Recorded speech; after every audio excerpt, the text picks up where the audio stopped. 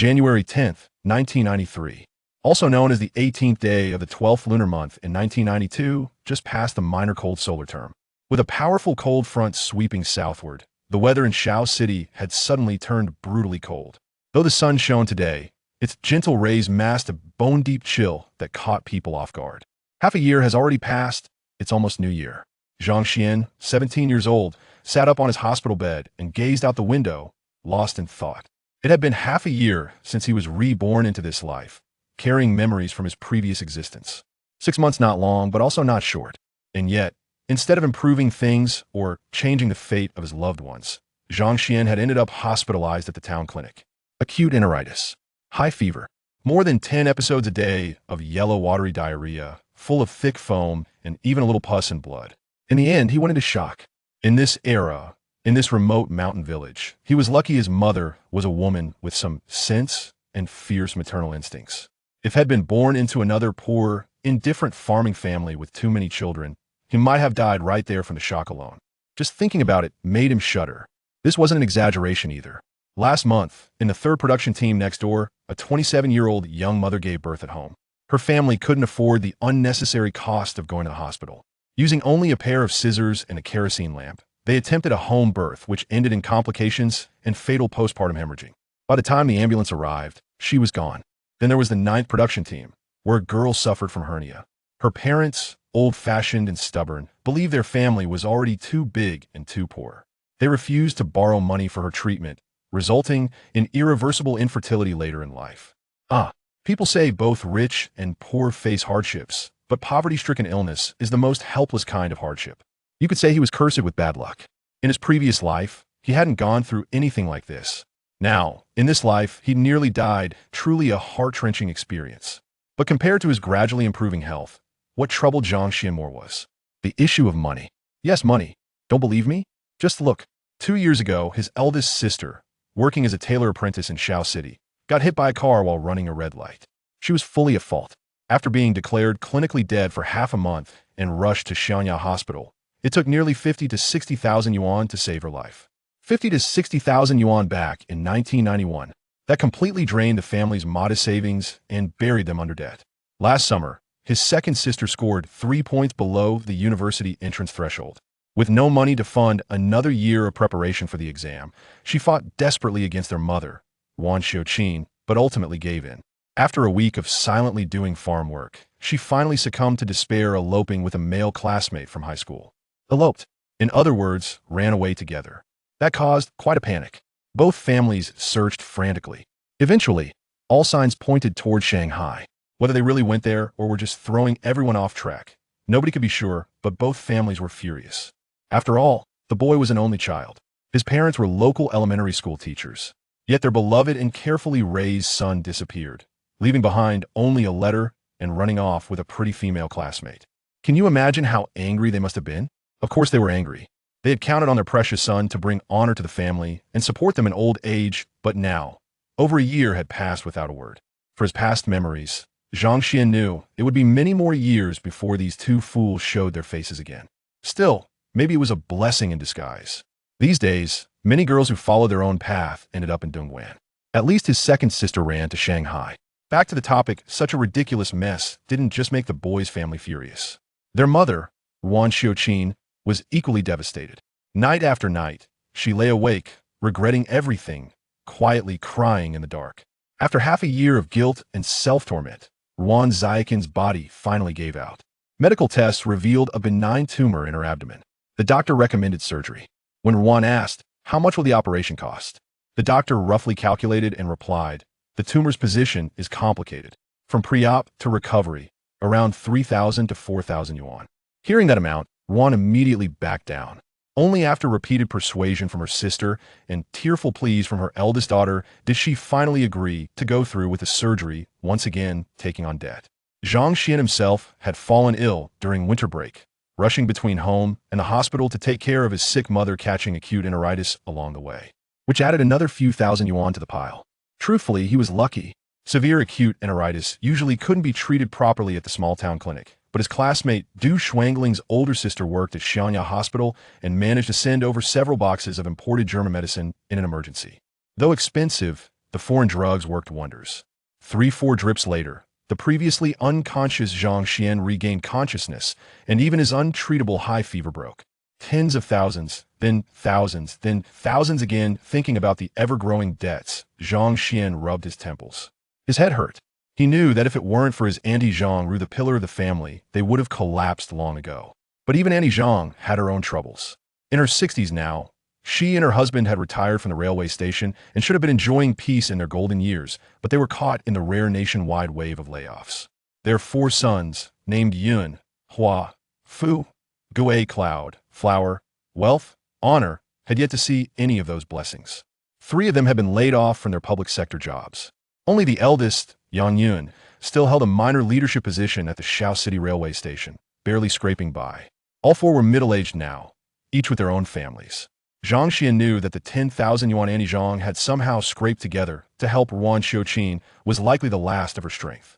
Actually, Zhang Xuan also had a biological uncle currently working at the Shenzhen Customs Bureau. During the Cultural Revolution, Wan Xiuqin's intellectual family fell from grace. Upon learning her parents had died unexpectedly in a rural area of a neighboring province, she followed government policy and married a local village boy on the condition that she could bring her younger brother with her. That village boy Zhang Xuan's late father was overjoyed when this beautiful city girl agreed to marry him. He would have agreed to raise a dozen brothers-in-law if that was what it took. Logically, the uncle was raised by their mother, educated through her efforts. Given this history, Zhang Xuan hadn't ruled out asking for further help. But life isn't heaven. Everyone has their own suffering. Having lived 2 lives, Zhang Xuan understood well that every family has its own unspeakable burdens. Besides, this uncle, for the sake of his own career, had married a divorced urban woman. Their household already tilted heavily in her favor. After sending 3,000 yuan in total aid, he simply couldn't do more. Zhang Xuan, you've got a letter. Just as Zhang Xuan drifted into thought, the ward door burst open. A sweating postal worker stood there, wearing a military green crossbody bag, handing him a package, probably books or newspapers. Then, the young mailman pulled out 2 remittance slips and handed them to Zhang Xuan. The first one was for 20 yuan. The second was far larger, a total of 583 yuan. Chapter 2. Remuneration. This marks the second time this month that Zhang Xuan has received a remittance slip. After exchanging polite pleasantries, he calmly accepts it, his emotions remaining largely unaffected. However, the postman's boisterous voice draws Wan Xiuqin, who was preparing hot water outside, back inside. Shaolin, I appreciate your help once more. Wan Xiuqin says to the postman, with whom she has become quite familiar over the years. After filling a clean enamel cup with steaming hot water, she hurriedly retrieves a jar of canned oranges from her bedside table and hands it to him. Aware of the Zhang family's hardships, the postman declines the jar, instead cradling the hot water, blowing gently on it before eagerly taking a sip. Your son Zhang Xuan is truly impressive. This is the 4th remittance slip I've delivered for him in the past 6 months. He is destined to become an exceptional individual, he exclaims. Wan Xiuqin quietly takes the remittance slip from Zhang Xuan's hand, familiar with the gesture, and tucks it into her clothing pocket, responding warmly to the postman. Thank you for your kind words. If he truly achieves greatness, it will certainly be thanks to your blessings. As she speaks, Wan Xiuqin once again offers the jar of oranges to the postman. No, I have enough at home, he quickly gestures, refusing her offer. Having enough at home is one thing, but braving the cold to be out here is not easy for you. Just take it to quench your thirst, she insists, directly placing the jar into his mailbag while quietly reminding him to keep it a secret for her son. Rest assured, I understand and will keep it confidential.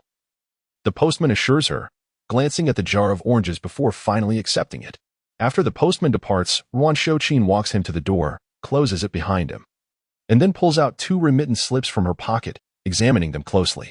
Although she speaks not a word, a radiant smile spreads across her previously somber face, her satisfaction evident. Zhang Xuan, with his eyelids lowered, discreetly observes this scene, remaining silent. In a past life, through relentless effort, he gained admission to a respectable university. When it came time to select his major, he inquired of Wan Xiuqin, what field should I pursue? After a moment's contemplation, she advised, we are a humble family. Do not overthink it. Aim for a career as a civil servant, teacher, or doctor. It will take 2 or 3 generations for us to truly escape poverty and enter the middle class. Ultimately, he followed his mother's wishes and became a teacher at a second-tier institution. Enjoying the tranquility of campus life, he would often stroll, read, practice martial arts, and converse with friends. Although he could be deemed a bookworm, he was reasonably sociable.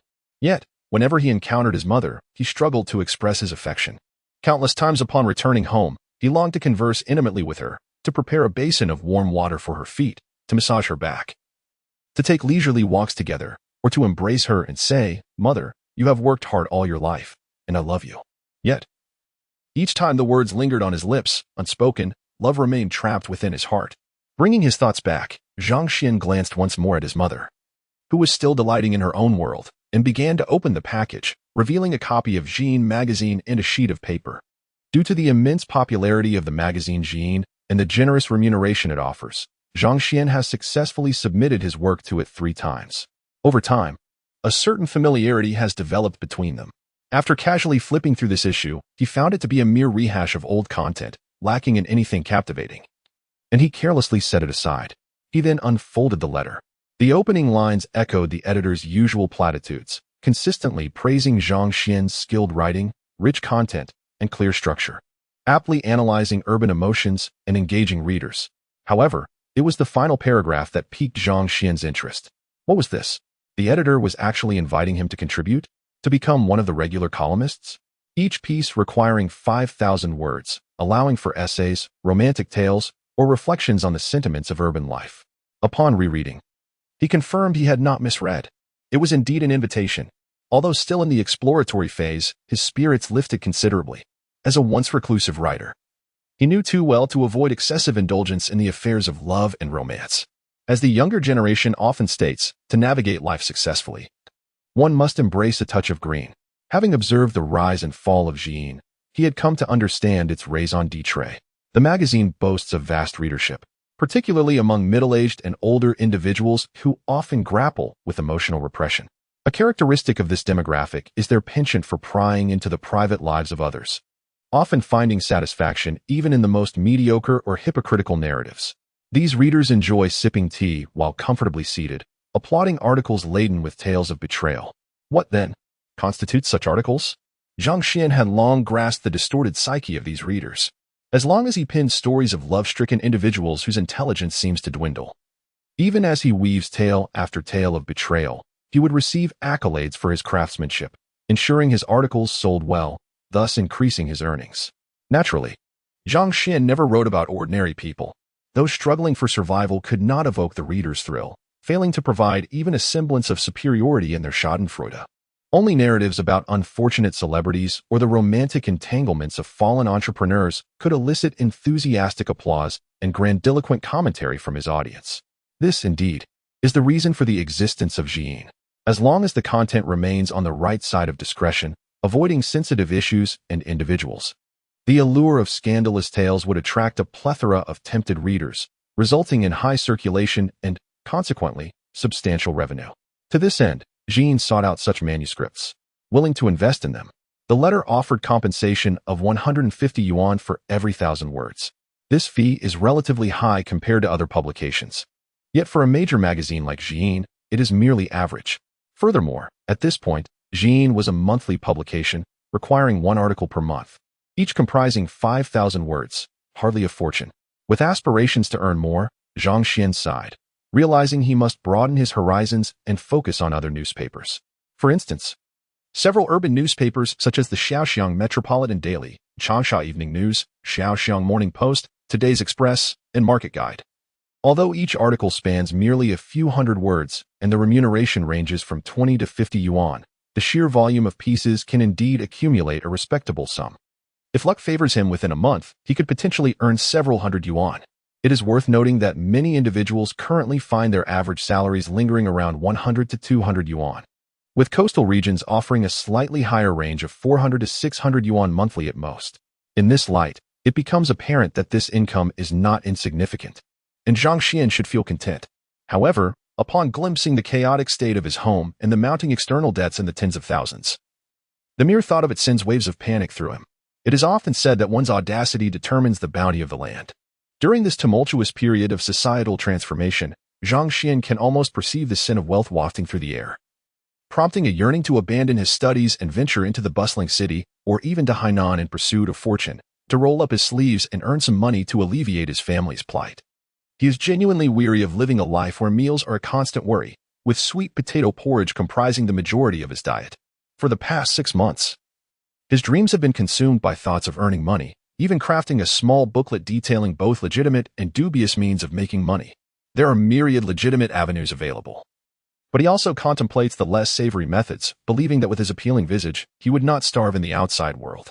As the saying goes, in youth, one often misjudges the allure of easy living and mistakenly invests their youth in the wrong pursuits. They fail to recognize the advantages of affluent patrons, mistaking youthful maidens for treasures.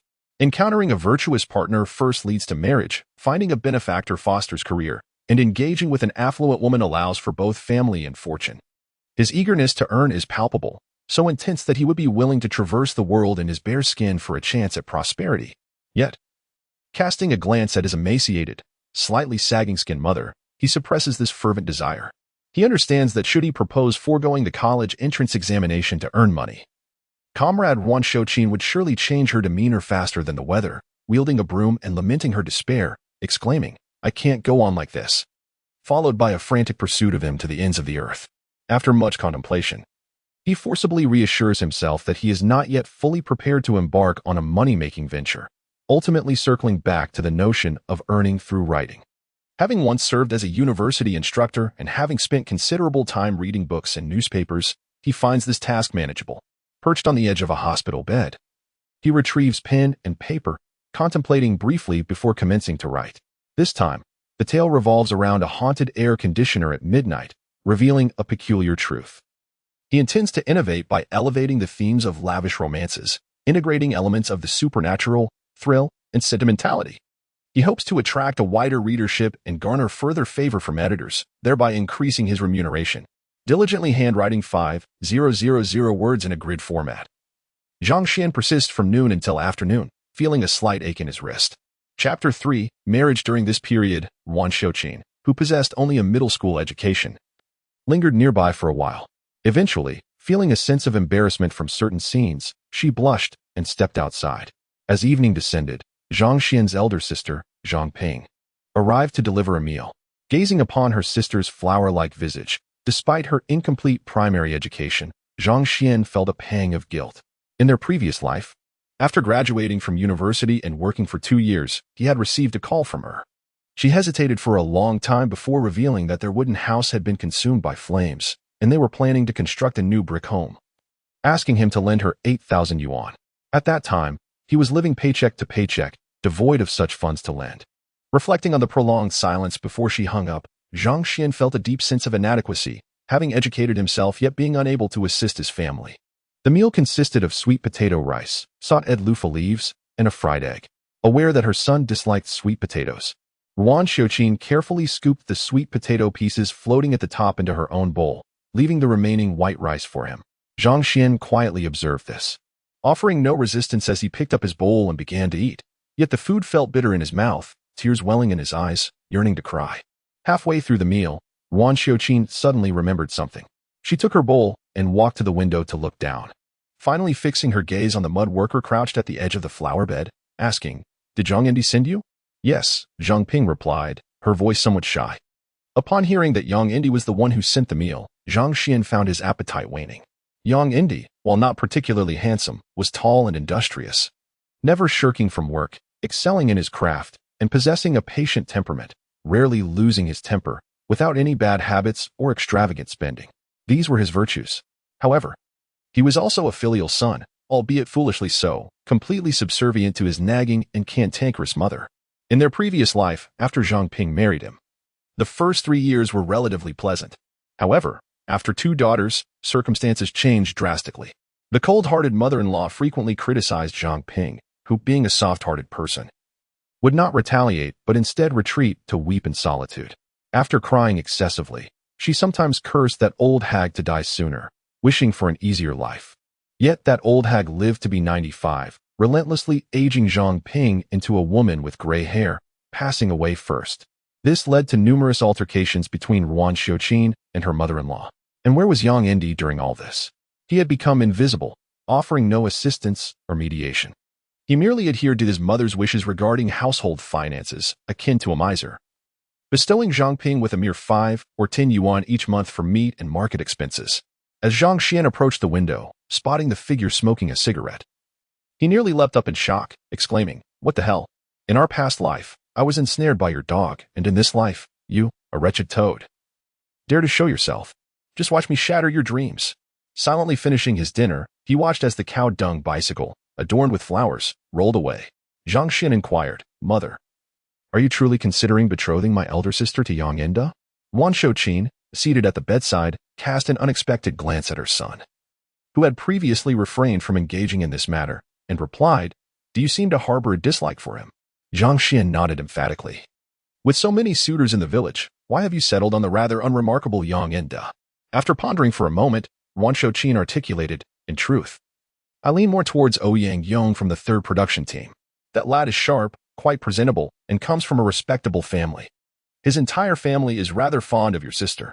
However, your elder sister has never been particularly bright, and after being struck by a truck, her faculties have further diminished."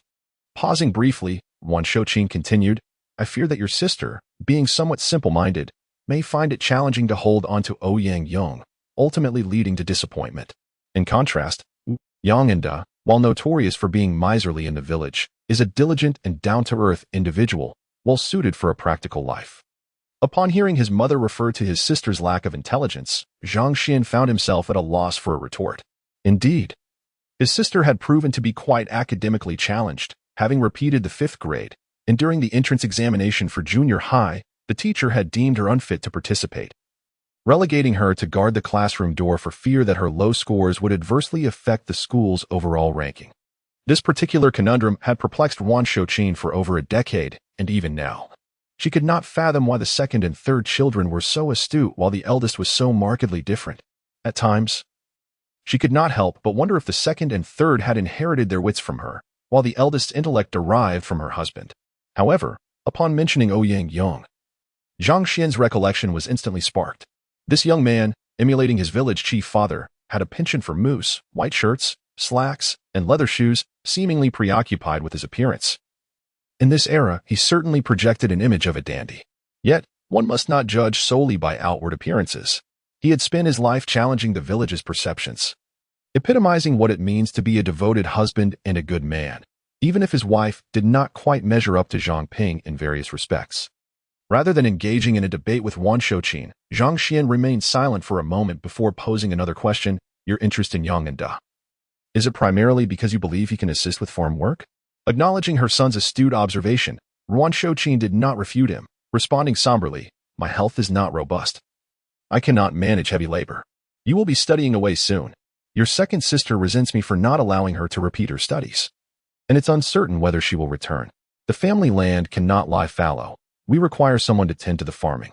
Zhang Xuan silently criticized. Hoping for Yang Enda to assist with farm work is akin to expecting a sow to climb a tree, though he withheld his thoughts. He found it impossible to convey to her the events that would unfold over the coming decades.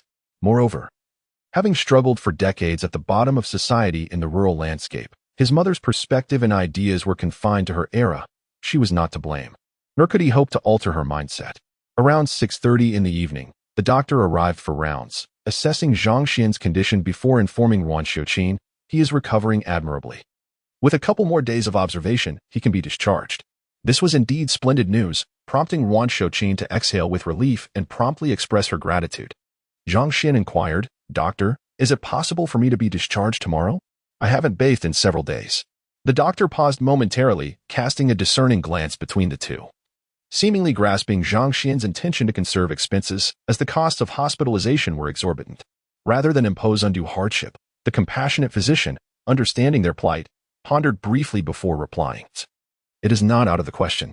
However, you must return to the hospital in a day or two for a follow-up assessment. Take the remaining medication back to your village, and should you experience any discomfort, do not hesitate to seek medical attention. Please do not delay." All right. Zhang Xuan had long desired to be discharged, but had refrained from insisting due to his mother's concern and stubbornness. With the doctor's acquiescence, his spirits lifted considerably. Observing her son's resolve and the agreement reached with the physician, Wan Shouqin opened her mouth to speak but ultimately remained silent. The family was burdened with substantial debt, Every penny saved was a blessing. That evening, Zhang Xuan continued to write articles for various urban newspapers, while Ruan Xiuqin meticulously organized their belongings in preparation for his discharge the following day. As night fell, the weather took a turn for the worse. The bright skies were obscured by ominous clouds, and a biting wind ushered in a flurry of rain and snow. The snowflakes cascaded from the heavens, blanketing the ground in layers. Breakfast consisted of a few cold steamed buns accompanied by pickled vegetables, hastily consumed before the mother and son completed the necessary procedures and exited the hospital. Their possessions, though lacking in value, were numerous and cumbersome, causing Zhang Xuan to feel akin to a beekeeper, with buckets, blankets, and a thermos clinging to him like bees. Walking became a source of melancholy. Sensing her son's burdens, Ruan Xiuqin, unable to lend a hand, peered down the path but found no sign of Zhang Ping or the tall figure of Yang Endi. And she sighed heavily. I shouldn't have skimped on the phone bill last night. It would have been better to call your sister to pick you up. She is more resilient, she lamented. Mother, that favoritism seems excessive, Zhang Xuan replied with a forced smile. I can handle it. Their initial plan had been to visit the post office to cash a remittance, but given their current circumstances, they had to abandon that idea. As the year-end approached, the streets grew increasingly crowded with market-goers, and the hustle and bustle of those purchasing New Year's goods filled the air with lively calls and chatter. Chapter 4. Zhang Xuan. I wish to be your brother-in-law. The road was exceedingly congested as Zhang Xuan and his mother, Ruan Xiuqin, struggled to navigate their way from the hospital to the Sherman station at the edge of the small town, almost gasping for breath and drenched in sweat. After a considerable effort, they finally found a small patch of ground to set down their luggage and catch their breath, eagerly awaiting the arrival of a tractor to transport passengers.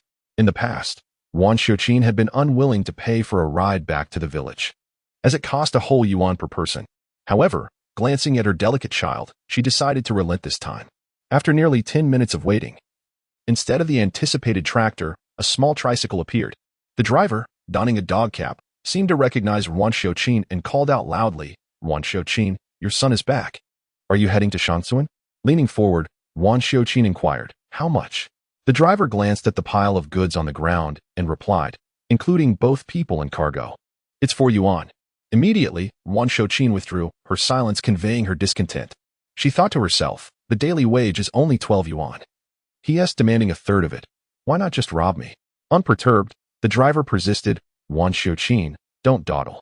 It's windy and snowy. Don't let your university student son freeze. Hurry and get on.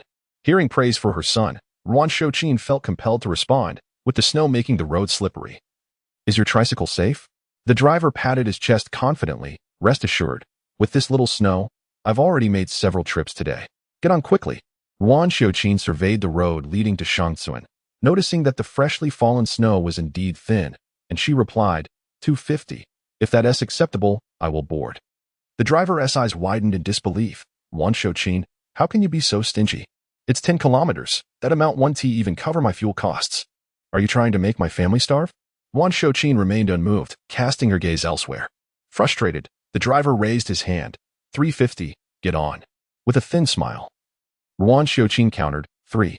Before the driver could respond, a Honda motorcycle approached, interrupting him. The rider was Ouyang Yong, the only motorcyclist in Shangsuan, who charged 10 yuan for each trip. Despite this price, his business thrived as villagers from nearby areas often called upon him in emergencies. Dressed in a leather jacket, Ouyang Yong dismounted and greeted Ruan Xiuqin with enthusiasm, then winked at Zhang Xuan before cheerfully lifting the luggage onto his motorcycle. Seeing this, the impatient driver shouted, Ruan Xiuqin, 3 yuan, get on. Ruan Xiuqin declined, never mind, perhaps another time. Enraged, the driver slammed the accelerator, and the tricycle sped away with a roar. Over the past 2 years, in pursuit of Zhang Ping, Ouyang Yong had become quite familiar with the family. Initially, Ruan Xiuqin and Zhang Xuan felt guilty about taking the inexpensive ride, but having done so repeatedly, they had grown accustomed to it. As Ruan Xiuqin helped secure the luggage, she amicably asked, how has business been today? Ouyang Yong replied, I've already made 4 trips. Ruan Xiuqin was momentarily taken aback, then hesitated a bit. Recently, there has been an influx of migrant workers returning home, making it the most opportune time for your business. Why not focus on that for now and leave us be? Ouyang Yong looked up and smiled, saying, it doesn't affect me. I will first escort you home. Due to the abundance of items, they couldn't all fit in one trip. So the motorcycle took Wan Shouqin away first. The biting cold made waiting excruciating. Zhang Xuan stamped his feet, exhaled warmth into his palms, and found his gaze irresistibly drawn to the waves of returning travelers. He listened to their boasts, their earnings, their tales of the bustling outside world, and their discussions about the young women out there. Although he was well aware that most of these individuals faced hardships beyond their hometown, witnessing their current spirited demeanor brought a subtle smile to Zhang Xian's face as he listened quietly. Somehow, in this second life, Zhang Xian found himself patient enough to chat with these weary souls returning home, understanding that life was indeed a challenge. After approximately 20 minutes, Ouyang Yong returned, this time with fewer items, allowing for a quicker departure. As the motorcycle started moving, Ouyang Yong asked, "Why did you leave the hospital so soon? Weren't you supposed to stay a few more days?" With the wind picking up, Zhang Xian had to raise his voice to be heard, replying, "Thank you for your concern. I'm feeling better now." As they traveled, a herd of cattle crossed the road, prompting Ouyang Yong to pull over briefly. He then inquired, "Did Zhang Indi take your sister to the hospital yesterday?" Hearing this question, Zhang Xian felt a mix of emotions. He replied, "I think so. I wasn't really paying attention." Once the cattle passed, the motorcycle resumed its journey. After a moment of silence, Ouyang Yong mustered the courage to ask, "Zhang Xian, how would you feel about me becoming your brother-in-law?" Zhang Xian glanced at his back, pretending not to hear. "What did you say?" "The wind is too strong." "I didn't catch that." Ouyang Yong, his voice raised within the helmet, repeated, "How would you feel about me becoming your brother-in-law?" Zhang Xian teased him. "Which brother-in-law would you like to be? The eldest or the second?" Ouyang Yong chuckled and pulled over to a secluded spot, removing his helmet to address Zhang Xian directly. "I like your eldest sister. Naturally, I wish to be her brother-in-law. Can you assist me by speaking well of me to your mother and sister?" Taken aback by such a candid request, Zhang Xian fixed him with a serious gaze and asked, "What is it that you like about my sister?" This was a probing question, yet Ouyang Yong seemed oblivious to its depth, responding bluntly, "I find your sister beautiful. Everyone says she resembles your mother, making her the most attractive girl in our village." "Damn it, I knew it would be something like this, but your unabashed honesty leaves me impressed," Zhang Xian thought. This was an era where even holding hands could cause one to blush. Did this fool not understand the concept of modesty? Zhang Xian retorted, "Have you heard the saying, beauty fades while heroes age?" "I am not satisfied with your answer." Faced with this artistic challenge, Ouyang Yong felt a bit awkward, but he had thick skin and quickly recovered, saying, "Our whole family thinks your sister is kind and sensible. She will surely make a good wife in the future." Upon hearing these words, Zhang Xian felt a pang of nostalgia for the future. Fast forward 20 years, and even a primary school student would possess a more eloquent way of expressing affection than this clumsy fellow. Noticing Zhang Xian's silence, Ouyang Yong assumed his lack of response indicated dissent, and he immediately grew anxious, promptly declaring, "I will treat your sister well.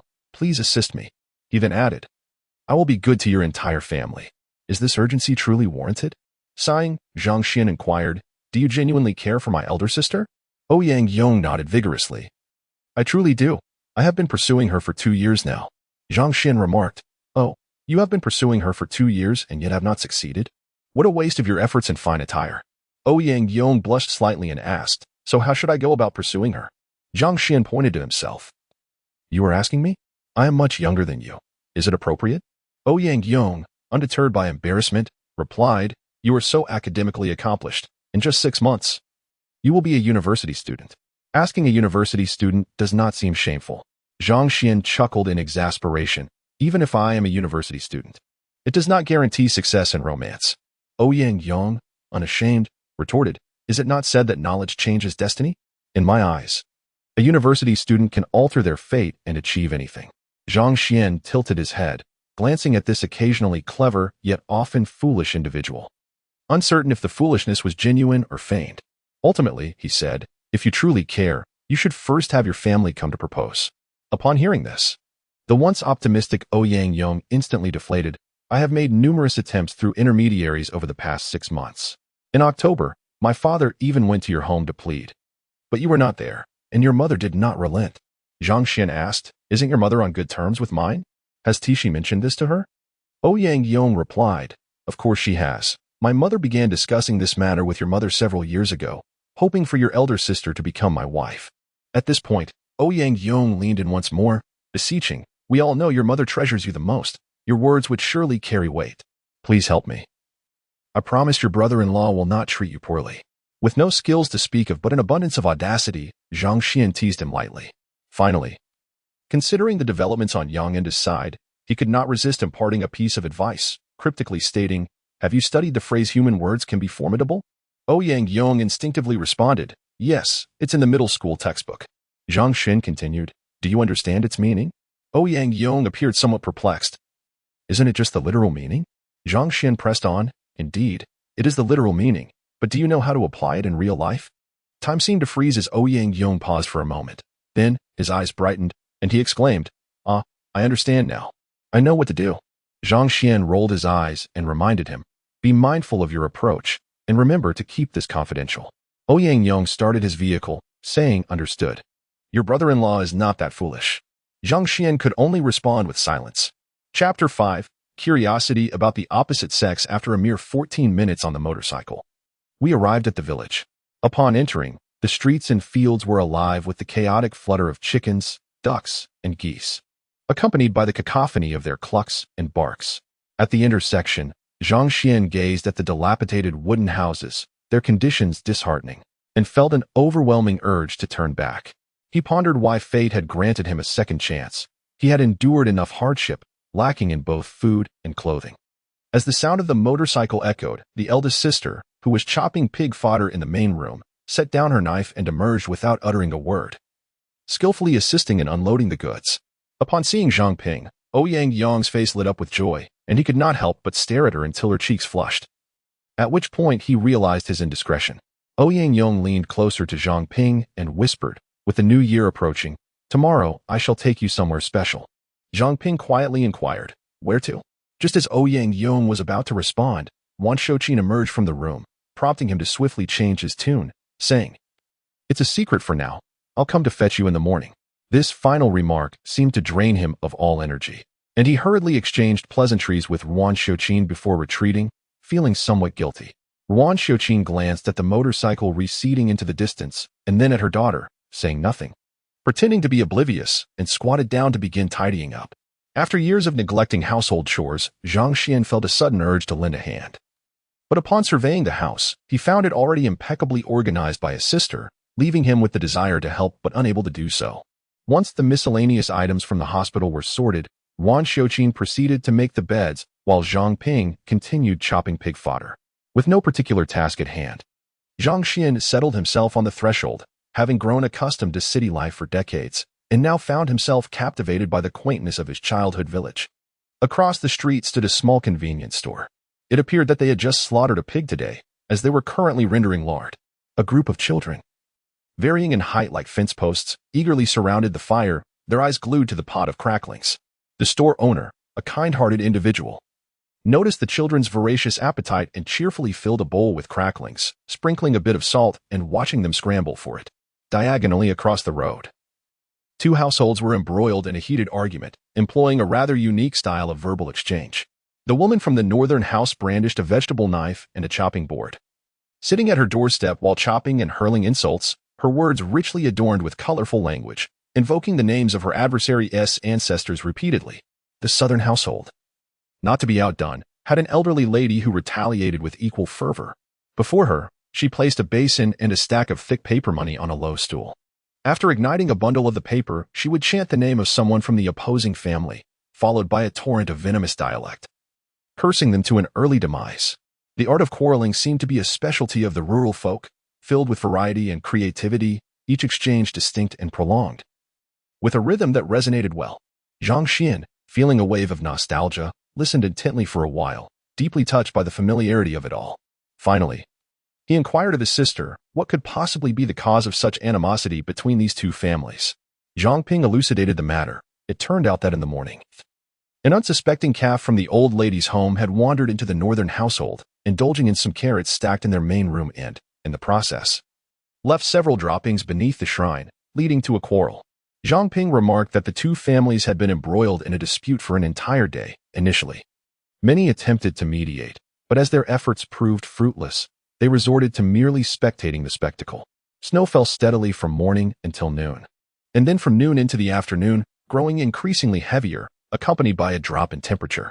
After curiously lingering at the threshold for half an hour, Zhang Xuan could no longer withstand the chill and retreated to his own room. Speaking of his chamber, although he had resided there for several nights since his rebirth, a sense of unease still lingered within him. The room contained merely a creaky wooden bed that groaned under the slightest weight, an antiquated desk, and a solitary stool, nothing more. There was not even a wardrobe, rendering the space stark and desolate, indeed too shabby to bear. Leaning against the headboard, Zhang Xuan's gaze instinctively fell upon the poster adorning the wall, a promotional image from a concert by Zhou Weiman. This poster was the only decorative element in the room, having been acquired from his classmate, Du Shuangling. Though he was not an avid follower of celebrities, he found Zhou Weiman captivating, and upon seeing the poster, he felt compelled to take it back and hang it by his bedside. In those times, such adornments were considered luxuries, costing several yuan. Ah, how beautiful it was! He admired it from various angles, feeling an appreciation for its aesthetic allure. The current entertainment industry felt like a battleground of deities, while the future would usher in an era of fantastical beings. For now, he thought, it was a luxury to steal a glance at such beauty. For in the days to come, he would be too busy to indulge in such leisurely pursuits. Lost in reverie before the poster, Zhang Xuan eventually succumbed to slumber, waking only when darkness had fallen. Stretching lazily, he realized it was time for dinner. Unsurprisingly, the meal was meager, the dishes equally plain. Zhang Xuan hastily finished his food, feeling it was a mere formality, and concluded that such a life could not persist. The blandness had rendered his palate nearly unresponsive. Wan Shouqin observed this scene closely and, upon seeing Zhang Xuan finish his meal, took the medicine and saline solution to prepare an intravenous drip.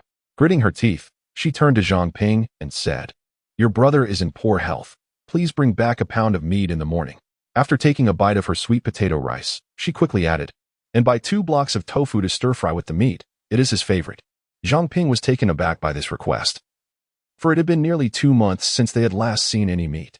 Traditionally, every time Wan Shouqin ventured out, she clutched 5 yuan with the intent to purchase some meat, only to change her mind upon reaching the market and instead buy 2 blocks of tofu from a nearby stall, lest she be perceived as overly extravagant. It was important to note that pork cost 3 yuan per pound, almost half a day's wages, while the family lacked any primary labor force to earn money. Financial resources were scarce, and expenditures were thus exceedingly tight. Furthermore, in stark contrast to the high price of meat, tofu was merely 15 cents per block. And with a bit of chili and garlic chives, 2 blocks could yield a large bowl, sufficient to feed the entire family. In the heart of Wan Shouqin, the significance of meat and tofu is weighed with precision. After an afternoon spent daydreaming with Zhou Weiman, she realized that time had been squandered, leading her to resolve to study diligently while receiving her intravenous drip in the evening. With merely 6 months remaining until the college entrance examination, time was of the essence, and she could not afford any waste. Fortunately, having been a university instructor in her previous life, she retained a sense of the academic atmosphere, allowing her to adapt swiftly during these months. However, a source of vexation arose as she occasionally found herself distracted by the eldest daughter of a barefoot doctor. This girl, now 15 and in her first year of high school, was at an age marked by a burgeoning curiosity about the opposite sex. Seizing the moment when her father had stepped out, the girl settled into the chair opposite Zhang Xuan and inquired, "Zhang Xuan, you'll turn 18 after the new year, won't you?" Without lifting his gaze, Zhang Xuan replied in a weary tone, "Yes." "And how tall are you now?" 176. "You study in a large city like Shao City. There must be many attractive girls at your school, right?" "Indeed." The girl paused before asking, "Have you encountered any girls that make your heart flutter?" "Why are you asking such things, you little child?" "I'm merely curious, and besides, I'm not a child anymore." "Is this never-ending?" Zhang Xuan raised his head and, with a languid gaze, inspected the girl's budding form. Noticing her large eyes sparkling with confidence, he felt compelled to employ his trump card. With a playful smile, he remarked, "Your approach is all wrong. Shouldn't you first arrange for a matchmaker to come to my house and discuss our compatibility before expressing your affections?" Chapter 6. A troubled heart with her secret thoughts exposed, the girl blushed, unable to remain, and fled in disarray. Time waits for no one, and every moment is precious. Embracing this belief, Zhang Xuan returned from his drip, still unable to relax. Concerned that Wan Shouqin might worry and nag him, he refused to waste electricity, which cost 6.5 per kilowatt. Instead, he lit an oil lamp and continued his arduous battle. First, he penned an article for the city newspaper, intending to mail it on his way to the hospital the next day. Once the article was completed, Zhang Xuan continued to immerse himself in his studies of politics, history, and geography. After midnight, Wan Shouqin woke from her slumber. Noticing light seeping through the crack of her precious son's door, she quietly approached to take a look, then proceeded to the kitchen to prepare a bowl of sweet wine with egg flowers. Having experienced the hardships of life in his past existence, Zhang Xuan found himself somewhat unaccustomed to his mother's particular affection, yet he could not express this to her directly. It was her way of showing love. Ultimately, he could only consume the midnight snack under Wan Shouqin's watchful gaze. 10 minutes later, Wan Shouqin left. For some inexplicable reason, after having eaten and drunk his fill, Zhang Xuan felt a tightness in his chest, suddenly losing focus on his studies. Leaning over his desk, he gazed through the window, observing the tranquility outside. He noticed it was still snowing, with the mischievous north wind swirling the snowflakes around, and this sight unexpectedly lifted his spirits. For him, in his previous life, after turning 40, moments of semi-consciousness would often conjure vivid memories of his childhood and adolescence, some of which had long faded but could suddenly resurface in clarity. Such snowy days were among those cherished memories. Zhang Xuan adored rainy days, but he had an even greater fondness for snowy ones. However, after watching for a while, he unknowingly grew weary and, at some point, closed his eyes, falling asleep before he could even wish the dear and lovely Zhou Huimin good night. He slept soundly until dawn, feeling remarkably refreshed, though his neck seemed to be stiff, causing him considerable discomfort. Zhang Xuan tilted his neck as he stepped out of his room, only to be greeted by his elder sister, adorned in a refined outfit, standing at the entrance, eagerly awaiting someone. "Who are you waiting for?" he teasingly inquired. "Brother, your neck is crooked." Zhang Ping initially felt embarrassed, but upon seeing Zhang Xuan tilting his head to look at her, she was taken aback. No wonder his academic performance faltered. His emotional intelligence seemed lower than that of a dog. Zhang Xuan silently critiqued, then said, "I am merely practicing my classroom exercises. Don't mind me. Are you waiting for Yang Indi or Ouyang Yo?" Although Zhang Ping was a young woman, she felt a bit awkward when confronted with such questions, much like most girls of her age.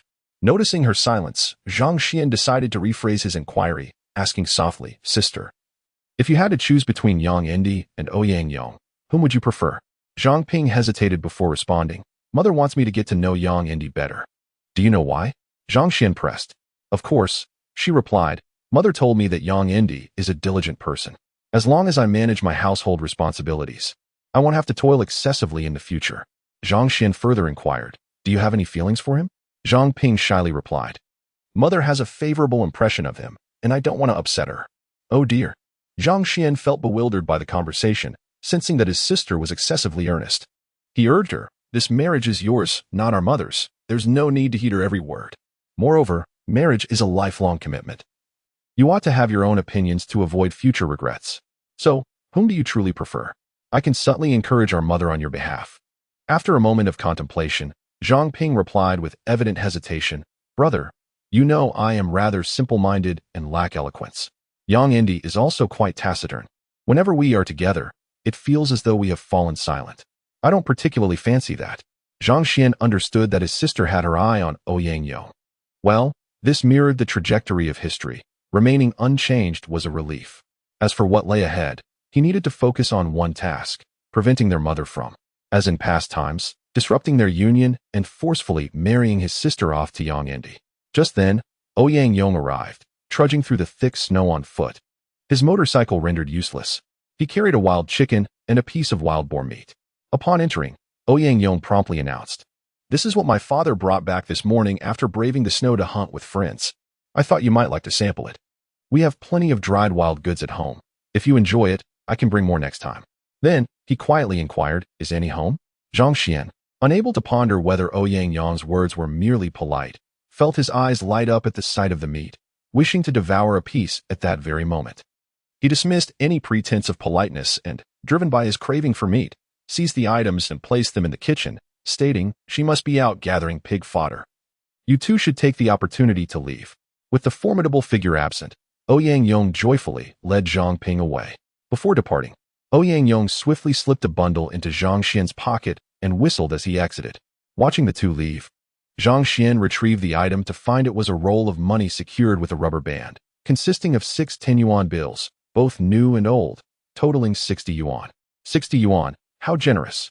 It would take 5 days of labor to earn such a sum, and yet it was given to him so unexpectedly. Clearly, this individual was not dull-witted. He knew how to win hearts. In desperate need of funds, with financial obligations looming over his family, Zhang Xuan accepted the gift without excessive sentimentality, allowing himself to remember this kindness and promising to repay it in the future. After washing up in the backyard, his breath visible in the cold air, Zhang Xuan noticed that Wan Xiuqin had yet to return.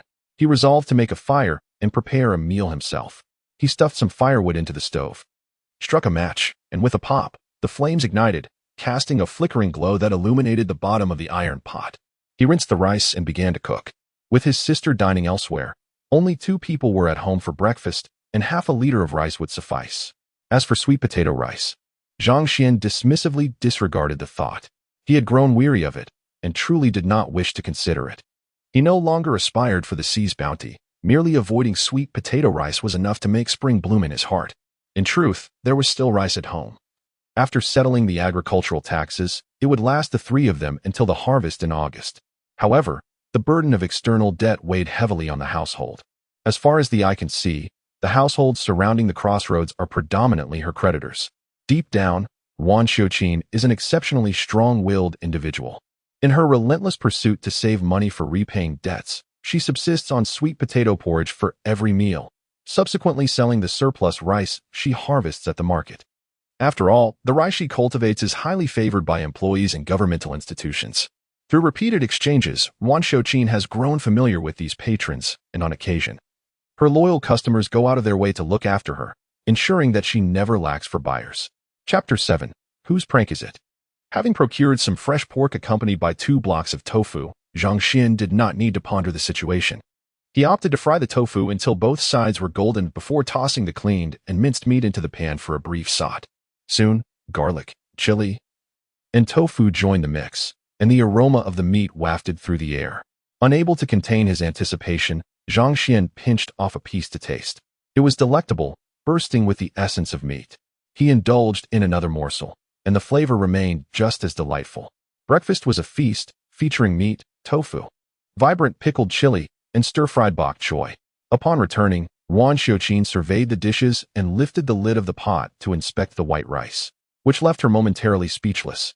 Ultimately, she said nothing and grabbed 2 bowls to serve rice, one for herself and another for her son, who was washing vegetables by the outdoor faucet.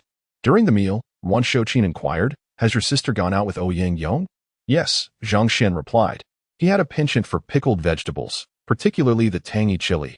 Each bite released a cascade of flavors upon his palate, prompting him to indulge several times before commenting, "Mother, have you noticed that when my sister walks with Yang, not a sound escapes them over several kilometers? Yet, with Yang, she is incessantly smiling."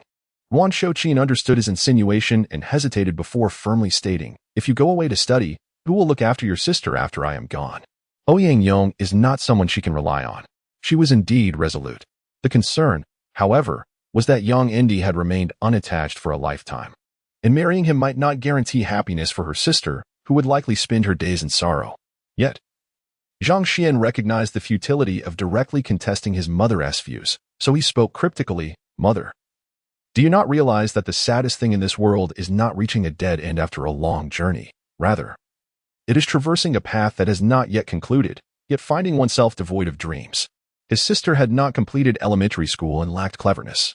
If she were to be with Yang, who shared the same educational background, her potential would be greatly limited. Whether she could find joy would rest solely in your hands. At this point, Zhang Xuan glanced at his mother, whose complexion was gradually paling, yet he pressed on. "The world has changed immensely over the years. Who can say what the future holds? As my high school teacher remarked, with China's rapid economic development, farmers will eventually earn substantial incomes, rendering rural lands worthless. At that time, will Yang, whom you hold in such high regard, still have a place? Moreover, given Yang's frugal family background, he might not willingly contribute to our household once he marries your daughter. There are countless examples in our village of sons-in-law who turn their backs on their wives' families. You cannot feign ignorance of this reality. And with the second sister already having left, please do not drive the eldest away as well. Our family comprises merely 4 individuals." With a sharp clap, Wan Xiuqin, incensed, put down her chopsticks and struck the table. Several times she opened her mouth to admonish her son, yet each time she swallowed her words. Finally, opting for solitude, she retreated to her room, closing the door behind her, sitting on the edge of her bed, and simmering in silence. Observing the irate silhouette of Ruan Xiuqin, Zhang Xuan refrained from uttering any words of persuasion or following her inside to offer soothing reassurances. He understood his mother well. From a young age, his words held considerable weight in her heart, although she might struggle to comprehend the situation now, perhaps even for years to come. The time had come to administer this potent remedy for the sake of his elder sister. After breakfast, Zhang Xuan tidied himself up and discreetly peeked through the door at his mother, who was seated on the edge of the bed knitting a sweater.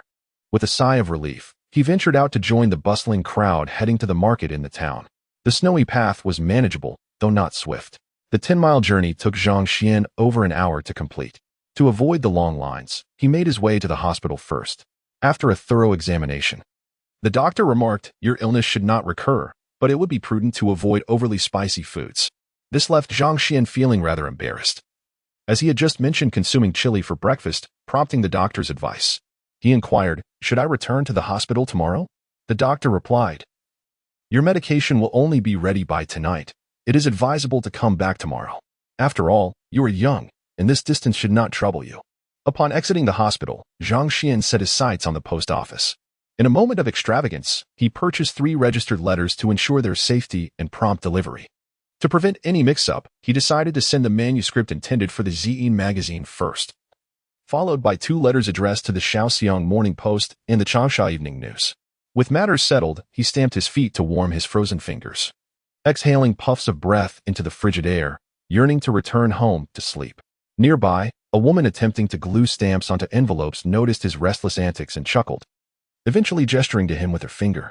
Feeling slightly embarrassed, Zhang Xuan, ever the polite individual, promptly vacated his spot, tucking his fingers into his sleeves as he prepared to leave. However, just a few steps away, he heard someone calling his name from behind. Zhang Xuan.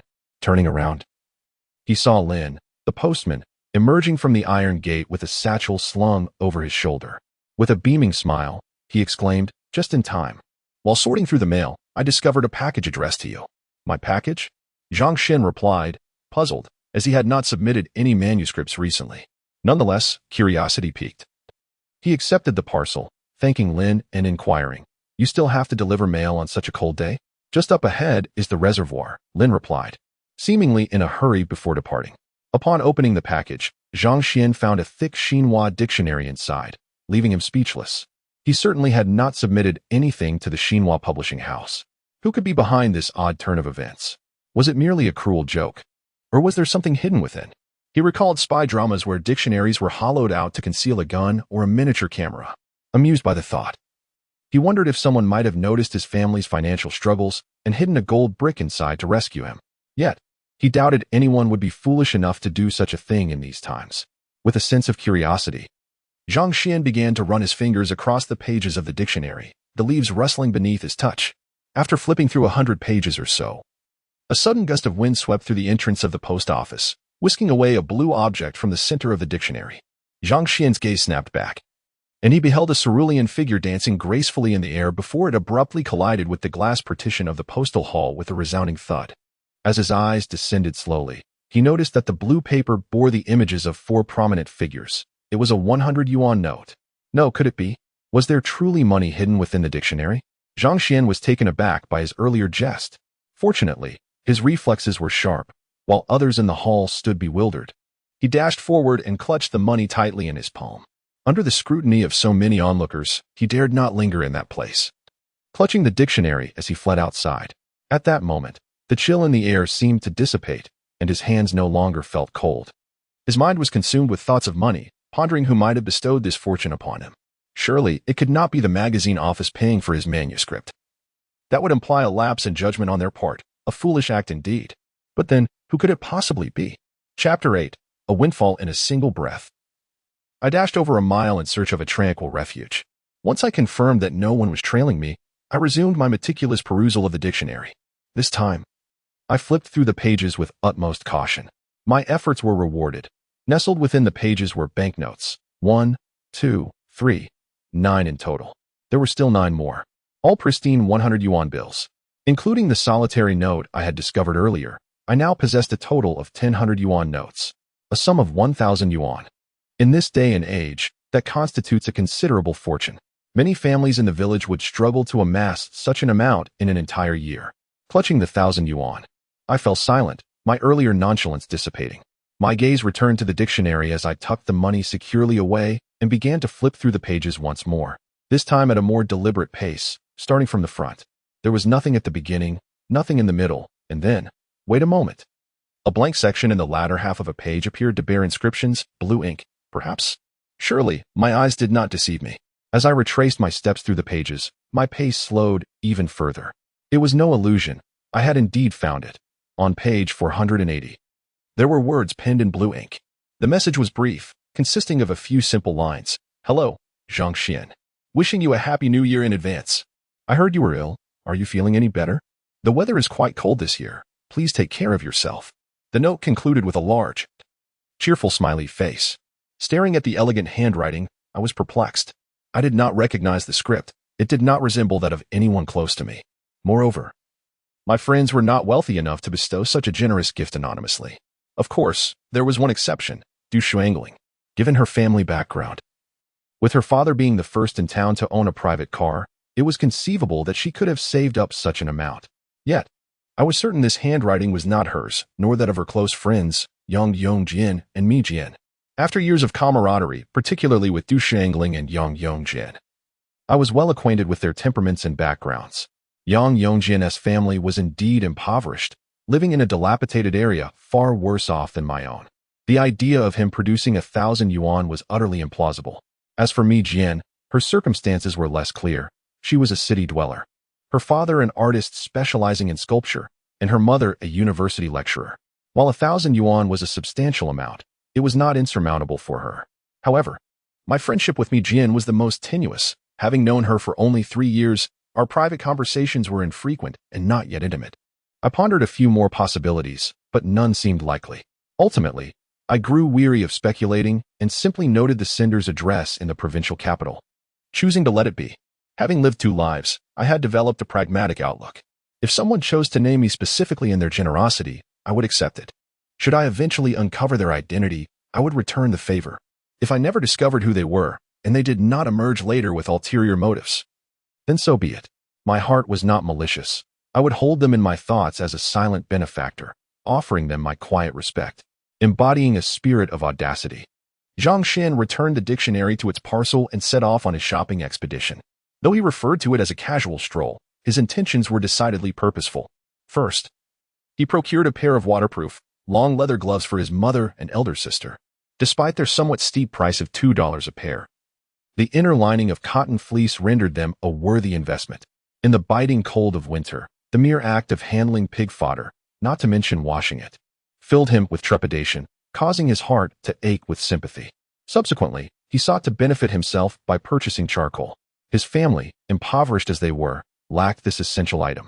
Typically, they would gather the ashes from burnt wood to stoke the firebox for warmth, but this method was inefficient, offering minimal heat and a fleeting lifespan, extinguishing within half an hour. In the frigid depths of winter, with vendors selling charcoal lining the streets, Zhang Xuan perused several stalls, yet found himself dissatisfied. The charcoal either showed signs of having been watered down, was inadequately fired, or was simply too small for his liking. After wandering for a considerable time, he finally discovered a vendor at a fork in the road whose wares pleased him. The seller's accent resembled that of the neighboring Huai city. Zhang Xuan inquired, "Where are you from, good sir?" The elderly man, puffing on a cigarette, replied, "From Shupu." Zhang Xuan then asked, "What is the price of your charcoal?" The old man answered, $15 for 100 pounds. The price was somewhat high, yet not unexpected, given the snowy weather. After all, how could one sustain a family without charging a little extra? Pleased with the quality of the charcoal, Zhang Xuan initially contemplated purchasing 100 pounds. However, with no transportation available in the wintry conditions, he deemed it impractical to carry such a load and asked, "May I buy a smaller quantity?" The old man inquired, "How much do you require?" After a brief moment of contemplation, Zhang Xuan decided on 40 pounds but swiftly reconsidered, fearing it would be too heavy for the long journey home. "Perhaps 30 pounds, he amended. The seasoned vendor, having witnessed similar scenarios countless times, chuckled and agreed. busily preparing his sale.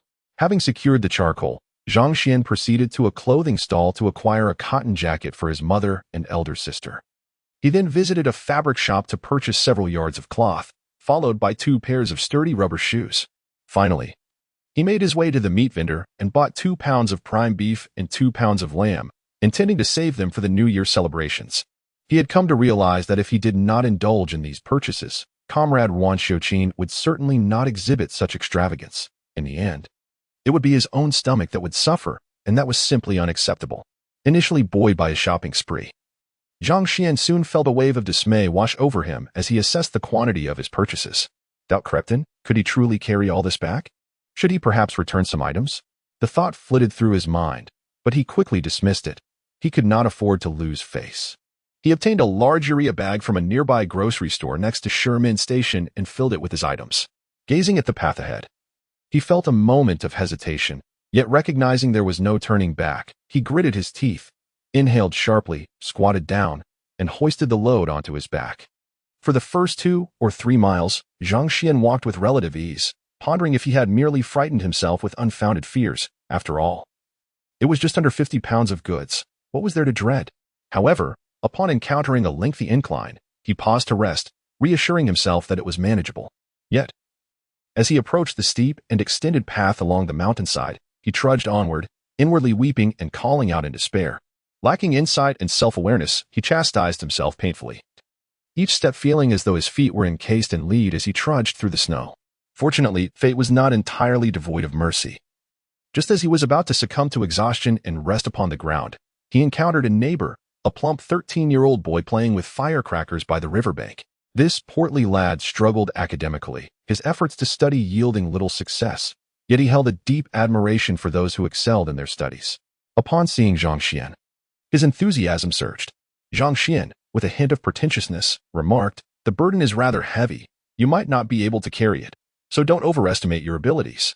The boy raised an eyebrow, shot him a disdainful glance, and effortlessly slung the bag over his shoulder, bounding through the snow with remarkable agility. Chapter 9. Rumors Run Wild. The fear of gossip Nong Shi Pai felt the disdain of a child, prompting Zhang Xuan to hasten his steps and inquire, "How is it that you find yourself here?" With 2 miles still to home, the chubby child replied, "I am looking for my classmate to play."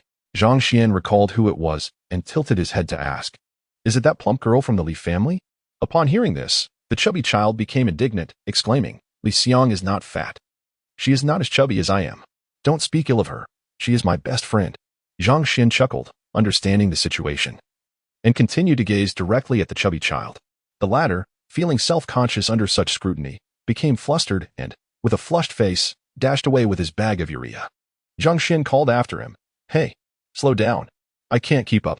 By 4 in the afternoon, after enduring numerous hardships, Zhang Xuan finally arrived home. The 10-mile journey felt more exhausting than a long march. He offered the chubby child a few homegrown oranges to quench his thirst, and when he attempted to leave, Zhang Xuan earnestly urged, "Why not stay a while longer and have dinner with us?" The chubby child, using brute force, pried open an orange, devoured half of it, and shook his head vigorously, emphatically refusing, "I won't eat at your house. Your food is terrible, just grass every day." Zhang Xuan, unable to tolerate such disrespect, picked up a mat from the ground and threw it at the child's back, shouting, "How dare you run away?" After 5 in the afternoon, Wan Xiuqin returned from the fields, carrying a bamboo basket filled with radishes.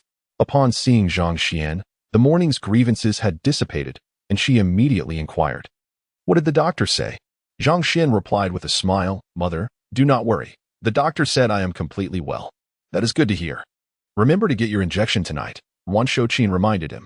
"Yes, I will go after dinner," Zhang Xuan assured her. With her son's health restored, Wan Xiuqin's spirits lifted as she began to inspect the items he had purchased. She examined the clothing, shoes, and fabric, giving them a cursory glance without comment. When she spotted the waterproof gloves, she murmured, "These are too expensive." However, upon seeing the charcoal, she fell silent, and after a while, she remarked, "Your taste is good. This charcoal is well chosen." Yet, when her gaze fell upon the beef and lamb, her expression soured instantly, and she could no longer maintain her composure. Staring wide-eyed, she exclaimed, "What will the creditors think of us, eating so well?" Zhang Xuan sighed, "I promise this is the last time. We will secretly enjoy this feast during the new year." Knowing this would be her reaction, he resorted to playing the rogue, understanding her son better than anyone. Wan Xiuqin was not fooled and continued to glare at him, with no other recourse. Zhang Xuan invoked the doctor as authority. The doctor advised me today that I am too weak and my immunity is low, especially in this cold weather. He suggested I eat more beef and lamb to recuperate, so I bought some. Though she recognized her son was weaving a tale, Wan Xiuqin paused, no longer glaring at him. She turned and headed to the kitchen with the lamb and beef, but as she walked, her eyes suddenly brimmed with tears. She felt a profound ache in her heart, a sense of sorrow and guilt, believing herself to be ineffectual and having failed her husband's last wishes, thus letting down her 3 children. Dinner again consisted of sweet potato rice, accompanied by leftovers from the morning, with merely the addition of some diced white radish, which left Zhang Xuan sighing for quite some time. Forcing himself to fill his belly, the weary Zhang Xuan then carried medicine and saline solution to receive an intravenous drip. This time, the granddaughter of the barefoot doctor, upon seeing him, lowered her head and hurriedly took a detour. Observing her awkwardness, he felt no remorse. Instead, he found amusement in the situation, for she was brimming with youthful vitality. The barefoot doctor, being somewhat timid, dared not administer the four too quickly, nor allowed Zhang Xuan to hasten it, fearing that the potency of the medication might lead to complications. Eventually, seeing that he was insistent on adjusting the speed, the doctor simply sat beside him and began reading a Jin Yong novel. It was not particularly captivating, featuring the melodramatic tale of Yu Yutong's unrequited love for Luo Bing. Zhang Xuan inquired nonchalantly, "What do you think of Yu Yutong?" The barefoot doctor, striking a heroic pose, replied, "That person deserves to die?" Zhang Xuan then asked, "And what about Luo Bing?" The barefoot doctor, clearly emotionally invested, responded with a glare, "She violates the code of womanhood. She too deserves to die." Dizziness overcame him, and thus the attractive face of the Red Flower Society met its demise. Such a waste, it was downright unjust. Casting a glance at the barefoot doctor, Zhang Xuan decided to let it be. After all, he was merely an antiquated relic. He smacked his lips, losing interest in further conversation, and commenced reciting history and politics, laboring through 3.5 hours. Upon returning home that evening, it was already quite late. At that moment, Zhang Ping had also returned, cheerfully chopping radishes. Meanwhile, Wan Xiuqin was beside her, weaving shoe soles, occasionally casting a cold glance. Zhang Xuan entered and asked, "Sister, why are you still chopping at this late hour? Isn't there enough pig feed for tomorrow morning?" Zhang Ping replied, "I'm preparing for tomorrow evening." "Oh, well, take your time and be careful with your hands." Zhang Xuan understood. His elder sister must have a date tomorrow, which explained their mother's less than happy demeanor. The following morning, Ouyang Yong indeed came to take Zhang Ping out for a day of fun. Wan Xiuqin, considering the game meat, remained silent. On the third day, Ouyang Yong appeared once more, this time bringing not game, but a large grass carp freshly caught from the pond. My goodness, it weighed a full 5 pounds. Its tail thrashing with vigor. The neighboring residents praised Ouyang Yong for his generosity, while teasingly questioning Wan Xiuqin about when she would be celebrating a wedding. On the fourth day, as the heavy snow melted, Ouyang Yong promptly arrived on his motorcycle to collect Zhang Ping, leaving Yang Endi, who came afterward, empty-handed. Yang Endi stood at the crossroads, gazing at the departing motorcycle, his gray face betraying no discernible expression. Nevertheless, Zhang Xuan humorously designated that expression as one of constipation. In the days that followed, Ouyang Yong's figure could be seen daily at the Zhang family's doorstep, adeptly discerning the right moments. Always arriving just a tad earlier than Yang Endi, whisking Zhang Ping away while leaving his rival in a haze of motorcycle exhaust. Eventually, rumors began to circulate in the village, though it was unclear when this gossip first took root. Villagers were abuzz with gossip. "Have you heard? It's quite extraordinary. My wife and I spotted Ouyang Yong and Zhang Ping clasping hands." A village woman animatedly chimed in, Indeed. I witnessed it as well. You should have seen it. Oh dear. The two were riding a motorcycle, with Zhang Ping embracing him. The sight was so intimate that it made my cheeks flush. When Wan Xiuqin first heard this news from a neighbor, her expression remained calm, revealing little emotion. However, upon returning home, she sat alone in silence for the entire afternoon. From that day forth, Yang Endi ceased his visits, while Ouyang Yong began to come around more frequently. Zhang Ping found herself oscillating between her mother and her beloved, living a life filled with both joy and trepidation. On the 27th day of the 12th lunar month, the Zhang family slaughtered a pig. It was a hefty beast. After removing the head and tail, The prime cuts amounted to over 260 jin. Everyone praised Zhang Ping for her skills, declaring her an exceptional hand at raising pigs. Ouyang Yong came to lend a hand, accompanied by his father, Ouyang Zhu, who assisted in selling the meat. After the slaughter and the sale, during lunch, Ouyang Zhu seized the moment amidst the jovial atmosphere to jokingly inquire, "Mother-in-law, when shall we choose a date to host the banquet? It would be perfect with everyone gathered at home, lively and merry. What do you think?" In the presence of outsiders, Wan Shouqin was typically gentle and soft-spoken. She responded with a warm smile, "This is a significant matter. I shall discuss it with her aunt this evening." Finally, a hint of progress emerged. It was the first time in 2 years that Wan Shouqin had shown any inclination to consider the proposal. Ouyang and his father were elated. Their spirits lifted as they indulged in their drinks, their faces glowing with delight. That afternoon, Aunt Zhang Ru and her husband hurried from town. And while the 3 adults processed the pig's entrails in the backyard, they deliberated on Zhang Ping's affairs for the entire afternoon. Chapter 10. Overly belligerent today. After slaughtering a pig, the Zhang family played host to an esteemed guest. And the dinner was nothing short of splendid, so splendid that it could momentarily overshadow their current state of misfortune. The feast included boiled fish, 3 varieties of pork, and pig bones stewed with radish, all expertly prepared by the uncle. 3 large bowls brimmed with hearty dishes, rivaling even the most festive of celebrations. As Zhang Xuan took his seat, his eyes gleamed with unrestrained joy, nearly moved to tears. In that moment, nothing mattered. Neither vast empires nor breathtaking beauties, only the sheer delight of indulging in meat. During the meal, Wan Shouqin turned to Zhang Ping and said, "Why not inquire about Ouyang Yong's birth time tomorrow? I shall go to town and calculate your compatibility." Unbeknownst to her, Zhang Ping, brimming with excitement, replied, "There is no need to waste money on that. We already consulted a fortune teller in town yesterday." Aunt Zhang Ru chuckled. "A compatibility chart is still essential. How else would you secure your marriage?"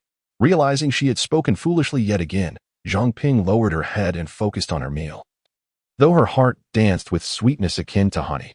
The following morning, Ouyang Zhu and his wife, along with the jubilant Ouyang Yong and a matchmaker, arrived at the Zhang residence. Although Zhang Xin hailed from the countryside, he had pursued education early in life and was entirely unfamiliar with local customs regarding marriage and funerals. Thus, he settled in a corner of the main room, munching on pumpkin seeds while eavesdropping on their discussions. The Ouyang family appeared quite eager, seemingly wishing to finalize the marriage before the new year, indicating their satisfaction with the eldest daughter. Despite their eagerness, Aunt Zhang Ru insisted that all traditional rites must be duly observed. Proposals, engagements, and the wedding itself had to follow the established customs. Her stance was clear. Despite the Zhang family's current hardships, they must not be looked down upon. A hasty arrangement might lead others to think they were selling their daughter. Ouyang Zhu, being the village chief, understood the importance of propriety, ultimately accepting Aunt Zhang Ru's conditions.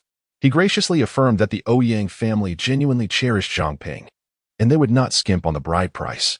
When it came to the bride price, Wan Shouqin did not dare to speak too boldly, merely insisting it could not be less than 2,000 yuan, as there had been no instances in the surrounding villages of it being lower. She could not allow her daughter to set a precedent by accepting a sum below this amount, lest she be the subject of gossip. Her request was modest, reflecting her lack of confidence. Deep down, she weighed the situation. The Zhang family was notorious for their misfortunes, while the Ouyang family, though not the wealthiest, belonged to a respectable middle class. In this rural setting, a few thousand yuan for a motorcycle was a significant sum, easy to procure if desired. Wan Shouqin maintained a humble view of her eldest daughter, believing that aside from her attractive appearance and diligent nature, she possessed numerous shortcomings, particularly when compared to her younger siblings, who were far more astute. Once the marriage arrangements were discussed, both families gathered to deliberate on the details of the banquet. Organizing a rural feast can be deceptively simple, yet it is fraught with rules and taboos, and fraught with the potential for gossip and petty grievances. For instance, if one inadvertently arranges the seating of an elder unsatisfactorily, it could undoubtedly offend a multitude. However, esteemed positions are limited. There are but a few, while the elders are numerous, thus testing the host's capacity for appeasement. In contemporary rural settings, hosting a banquet does not resemble the later practices of village chefs bringing their own utensils and furniture. Everything must be borrowed and assistance solicited. Fortunately, there exists a commendable tradition in the village. Each production team operates independently, and whether for joyful or sorrowful occasions, when the host reaches out, neighbors willingly come to assist.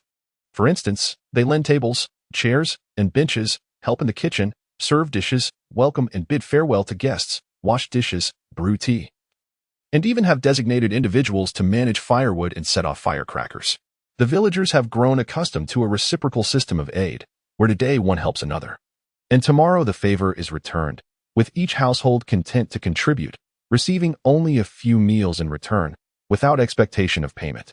Around 11 in the morning, driven by some news, young Indy's mother stormed into the Zhang household in a fit of fury. This old hag, with a stern demeanor, legs akimbo, hands on her hips, glaring with bulging eyes, raised her chin and unleashed a torrent of invective, spewing bitter, profane, and vulgar remarks, particularly targeting the widowed Zhang Xuan, whom she described as having a seductive face, cursing with fervor and gesticulating wildly, intent on disrupting the marriage proposal through her outburst. Goodness, how intolerable! Having been bullied in her own home, the usually mild-mannered Zhang Xuan felt an intense rage bubbling within, truly believing that her family lacked masculine protection. Without a moment's hesitation, her blood surged, and she raised her leg to deliver a fierce kick. Suddenly, upon witnessing Zhang Xuan charging at her like a wild beast, the old hag halted her tirade, visibly frightened. She stumbled backward, retreating so hastily that she eventually sought refuge behind the onlookers, too afraid to show her face. As Zhang Xuan reached the entrance, she was abruptly seized by the shopkeeper, who held her tightly, while the Ouyang father and son, rushing in, pulled her into the main room. Zhang Ru patted Zhang Xuan's shoulder, assuring her she would handle the situation, and then proceeded directly towards the old hag, commencing her remarkable performance that left the villagers astounded. Zhang Ru began with pointed inquiries. Do you suffer from heart disease? Is your blood pressure high? Have you undergone surgery? Have you had steel pins inserted? Have you ever lost a child? What sort of questions are these? The two parties were clearly not on the same wavelength. Young Indy's mother, the old hag, was momentarily taken aback, staring at Zhang Ru at a loss for words, instinctively shaking her head in response to Zhang Xuan's intimidating presence. Slap. A resounding smack across the face. Slap. Another swift blow followed. Zhang Ru, with a chilling demeanor, delivered 2 strikes, asserting, without any protective charms, "You dare to come forth and cause trouble? During this festive season, are you courting death?" Taken aback by the unexpected blows, the old hag was momentarily dazed, her ears ringing. Zhang Ru, a seasoned veteran, although having only served in the logistics department, had indeed witnessed bloodshed. Her temper was fierce, and dealing with a rural shrew was child's play. She seized the opportunity, pointing a finger at the old hag's forehead. Her voice sharp. "Today is a momentous day for my Zhang family, and you are woefully unaware. If you dare utter another ominous word, I shall summon an army of 10 or 8 vehicles to demolish your 3 dilapidated houses, break your legs, and stitch your mouth shut with a needle. Should you doubt my resolve, dare to release a sound now and see what ensues." Young Indy's mother had once heard of Zhang Ru's fierce reputation from others, dismissing it at the time. However, now, experiencing it firsthand, she trembles with fear. Like the immature Zhang Xuan, who strikes without warning, the aggression is unrestrained. It is utterly ruthless, so combative. The ferocity is palpable, as if ready to devour. Chapter 11. In the town she considered herself unafraid of the downtrodden Zhang Xuan.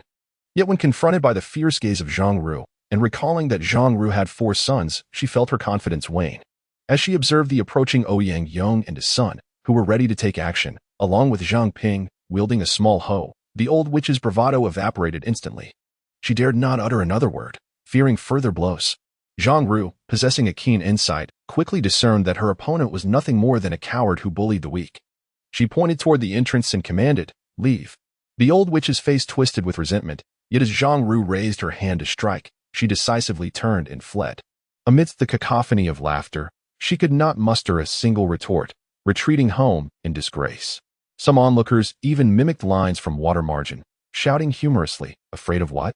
A headless giant with a scar the size of a bowl, still a hero after 18 years, come back and curse again," followed by uproarious laughter. In the afternoon, after paying homage to her aunt, Zhang Xuan visited the post office to send off her newly penned manuscript. This time, she did not walk. The ever-observant Ouyang Yong offered her a ride on his motorcycle, which he drove with great speed.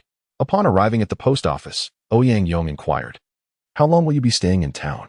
When shall I come to fetch you?" Zhang Xuan, uncertain, replied, "Don't mind me. Attend to your business. Making money is important." Indeed, The recent days had proven quite lucrative, with the motorcycle in constant operation from dawn until the late hours of the night. Most passengers were returning workers, flush with cash, who desired convenience and status, treating 10 yuan notes as if they were mere scraps of paper. Especially the factory girls, who, with their affected tones, were most concerned about the mud on the rural roads soiling their shoes and trousers. In response, the village's more irreverent residents could not resist the temptation to mock, exclaiming, "Look at how delicate these girls are. Oh no, the mud has ruined my shoes." Seeing Zhang Xuan urge him to leave once more, Ouyang Yong complied without hesitation. He slipped a 100 yuan note into Zhang Xuan's hands before speeding away like the wind. Today marked the post office's final day of operation before the new year, and the crowd was particularly dense. One had to queue for registered mail, and the glue for sealing envelopes was a hot commodity. To Zhang Xuan's dismay, after finally squeezing in with her envelope, she discovered that the glue was all gone, infuriating her. Some patrons, upon realizing the glue was unavailable, began to curse, while others resorted to sealing their envelopes with saliva. Zhang Xuan considered following suit, but realizing that her envelope contained money rather than mere paper, she opted for caution. She crossed the street to find a restaurant, requesting leftover food to use as makeshift glue. After successfully sending off her registered letter, as Zhang Xuan exited, she fortuitously encountered Postman Lin returning from outside. She immediately inquired, "Do you have any letters for me?" Postman Lin replied, "There are too many letters today. I haven't checked yours from your village yet. Please wait a moment while I go inside to check." Zhang Xuan responded, "Thank you." Postman Lin replied with a smile, "No need. It's my duty to serve the people." Within 10 minutes, Postman Lin emerged, handing him a parcel along with 3 money order slips. Lowering his voice, he whispered, "The speed at which you're earning money makes me downright envious." Zhang Xuan teased in return, "And here I am envying you, a loving wife, children, a warm home, free from debts, and a stable government job." Postman Lin couldn't help but feel a little smug. "Well, now that you mention it, I suppose I am living quite a fortunate life." As expected, the parcel contained a sample copy of Jean magazine and a letter. His manuscript had been accepted. The editor praised his article for its originality, stating it had garnered unanimous acclaim from readers, even prompting calls to the magazine requesting more of such content. A heap of empty flattery, yet not a word about raising the payment. Disgusted, Zhang Xuan crumpled the letter into a ball. What a waste of emotions. His mood improved slightly upon seeing the 3 money orders, one for 750 yuan, another for 42, and the last for 35. Altogether, a decent sum of 827 yuan. If he could secure a few more like this, it might even rival a rural dowry. Glancing back at the crowded post office, packed with uncles, aunts, and elders, Zhang Xuan wisely abandoned the idea of cashing them out immediately. Instead, he tucked them away and moved on. With just 2 days left before the new year, and his eldest sister's engagement looming after the festivities, Zhang Xuan, uncharacteristically, splurged on a set of festive couplets. He then stopped by a general store to buy needle guards and star-patterned shoe fabric for Wan Shouqin. She had complained about the house being overrun by demonically clever rats and asked him to pick up some rodent poison to mix with rice grains. But considering the toxicity and fragility of the reagent, he decided to postpone that errand. First, a bowl of wontons. Having been reborn into this life, he hadn't yet tasted the town's wontons, those childhood flavors he'd been craving for so long. Zhang Xuan was particular about his wontons. He ignored all other shops, heading straight for Qian Yuejin's wonton stall beside Sherman Station. Not only had the proprietress left an indelible impression on his younger self, but her wontons were truly one of a kind. To put it plainly, while there were 4 or 5 wonton stalls in town, their combined business couldn't rival hers. They merely scraped by on leftovers. As usual, the shop was packed, but luck was on his side. A seat had just freed up, and Zhang Xuan promptly claimed it. The wontons came in 3 sizes: large, medium, and small, priced at 5 yuan, 1 yuan, and 0.5 yuan respectively. Proprietress, a large bowl of wontons, extra spicy, he called out. The proprietress, surnamed Qian, was a woman of charm and ample grace, playfully dubbed the belle of the town by regulars. As children, they'd all envied her husband, half wishing they could lend him their own hands. "Coming right up," she responded warmly. Waiting was tedious, too young to let his gaze linger on the proprietress. Zhang Xuan idly observed the mother and son sharing his table, or rather, the boy's astonishing appetite. Watching the child devour 18 wontons in one breath, slurping without pause, Zhang Xuan could only marvel. Indeed, after finishing his meal, the boy fixed his gaze upon his mother, signaling his desire for more. His mother, feeling utterly helpless, gently implored, "Please, no more. You have already consumed 3 substantial bowls. Your father's daily wage has nearly been devoured by you. We simply cannot afford such indulgence, my dear." The boy, feeling quite aggrieved, noticed that his mother was resolute in her refusal. Without hesitation, he reached out and swiftly drank down the soup in one gulp, subsequently finishing off his mother's bowl as well. Finally, with a lingering taste on his lips, he departed.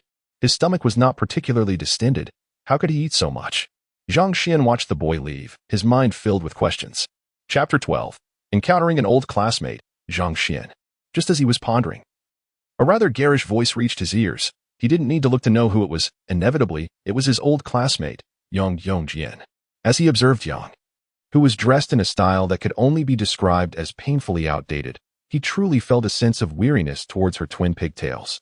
After more than a decade, couldn't she change her hairstyle? Speaking of this young lady, in her previous life, she ran a foreign trade company in the outskirts of the city, resided in a commodious apartment, and drove a Mercedes, an undeniable millionaire. During his teaching years, she had often looked out for him, frequently offering him foreign trade orders for part-time work to supplement his income. In fact, by the end of the year, the money he earned from part-time jobs often exceeded his official salary, and by a considerable margin at that. Despite her wealth and their lifelong friendship, it did little to alter Zhang Xian's rigid perception of this woman. She was as unrefined as one could be, a dullness that seemed ingrained in her very soul. Zhang Xuan ordered a large bowl of wontons and inquired, with the new year approaching, "What brings you here? How did you manage to come down from the mountains?" Yang Yongjian, clad in a drab gray knitted sweater, shot him a sidelong glance and retorted without reservation, "Half a winter break has passed, and you still look so casual." Zhang Xuan chuckled, "That's just my way. I reserve my straightforwardness and warmth exclusively for old classmates like you. Do you see me acting this way with others?" Yang Yongjian tilted her head, scrutinizing him closely, and remarked earnestly, "That seems to be the case. You treat others like a gentleman, ever so courteous. Yet you become particularly shy and bashful around attractive girls like me, Jian." Feeling somewhat exposed, Zhang Xuan quickly responded in annoyance, "All right, enough already. Do you still remember those embarrassing moments from our first year? Was I the only boy in class who blushed back then?" Having made her point, Yang Yongjin tactfully shifted the conversation, saying, "This morning, I passed by your house and intended to call out to you, but upon hearing the commotion, I thought it best not to intrude. Is everything all right now?" "All is well," Zhang Xuan briefly explained before asking, "Since you're in town, why didn't you seek out Du Shuangling?" Yang Yongjin replied, "She is at her sister's in Changsha and won't be back until tomorrow." Curiously, she then asked, "You often come to town. Didn't you know Shuangling was in Changsha? Or have you simply not tried to find her?" "Too busy, no time to look for her," Zhang Xuan answered candidly. Doubting his sincerity, Yang Yongjian regarded him with a playful smile but chose not to pursue the matter further. When the wontons arrived, the two fell into a comfortable silence, savoring their meal without the need for conversation. Their familiarity, cultivated since elementary school, rendered any extra words unnecessary. After finishing their wontons, Zhang Xuan insisted on paying the bill. Knowing his financial situation, Yang Yongjian persisted in offering him money as they exited the restaurant. Zhang Xuan frowned and refused. "Have we grown distant in just a few days?" Yang Yongjian replied, "There is no need for pretense between us. $1.50 is not trivial for me. Nor is it for you. Who is better off?" With a candid smile, she added, "You know, I had no intention of having wontons. I only came in to catch you sneaking glances at the owner. Yet, you had the audacity to order a large bowl when a small one would suffice. Truly wasting my money." Although this young lady's tongue was sharp, she still pressed the money into his hand, teasingly remarking, "We are all feeling the pinch. And you are at that tender age of secret affections. It would be wise to save your money for that future companion. A man without funds will find it difficult to seek a partner." Having said this, and understanding each other's temperaments, Zhang Xuan could not be bothered to argue further. He decided to let it be. Later, she inquired with curiosity, "I see you haven't purchased anything yet. Are you merely here in town to unwind?" Yang Yongjin replied, "No. I am waiting for my father. He is returning from his side business today." She continued, "You should head back. Your mother is unwell, and you ought to assist her rather than be idle." Zhang Xuan found himself at a loss for words. His long-standing habit of laziness had indeed been pointed out. However, he could hardly be blamed, as his mother had indulged him during his father's lifetime. Back then, Wan Shouqin forbade him from doing much, allowing only reading or even playing, under the pretext of relaxation. After his father's untimely death, he had wished to contribute more, but sadly, with his busy studies in the third year of junior high, he was rarely at home. Concerned that his old classmate might feel lonely in the cold wind, Zhang Xuan purchased rat poison and stayed with her for over an hour, until her father returned from coal mining. He then watched as the father and daughter set off to buy New Year goods before he hopped onto Ouyang Yong's motorcycle to return to the village. At the crossroads, as Ouyang Yong helped unload the luggage, he asked, "Was that tall, gaunt figure your classmate's father?" Zhang Xuan nodded yes. Ouyang Yong remarked on the drastic change. "He has become so thin. Perhaps it's due to the coal mining work. I heard he developed hyperthyroidism." Ouyang Yong volunteered, "I will go pick them up." Zhang Xuan, intrigued, asked, "What do you usually charge to go to Yangxing village?" Ouyang Yong replied, 30. Zhang Xuan raised an eyebrow. "Isn't that a bit steep?" Ouyang Yong explained, "Is this really expensive? Your classmate lives on that high mountain, and it's a 14-mile trek through perilous cliffs from our village. I wouldn't dare go up there at night for any amount of extra money." Zhang Xuan shook his head. "Then let us forget it. They won't part with that 30 yuan. Ouyang Yong whistled and chuckled. "With her stellar grades, always coming in first, she is bound for university. I'll consider it an investment, and I won't charge her." Then, with a playful thought, he added, "Given your close relationship, if by chance you were to become husband and wife, you would be family. That would make for a lovely story." Zhang Xuan waved his hand dismissively, signaling him to keep his distance. That night, after studying late into the early hours, Zhang Xuan once again fell asleep at his desk and dreamt. In his dream, 3 children, a boy and 2 girls, persistently clung to him, crying and demanding their father, calling out all night. Eventually, realizing their pleas were in vain, the 3 children raised a hatchet towards his head. Zhang Xuan was jolted awake, heart racing, as he rubbed his forehead in disbelief. He vividly recalled that the 3 children in his dreams were unmistakably the offspring of his elder sister from a previous life, beseeching him to restore the grace of the sun. Indeed, such audacious little rascals dared to treat their uncle in this manner. My intentions were noble, attempting to facilitate a transition to a more desirable family. Do you not understand?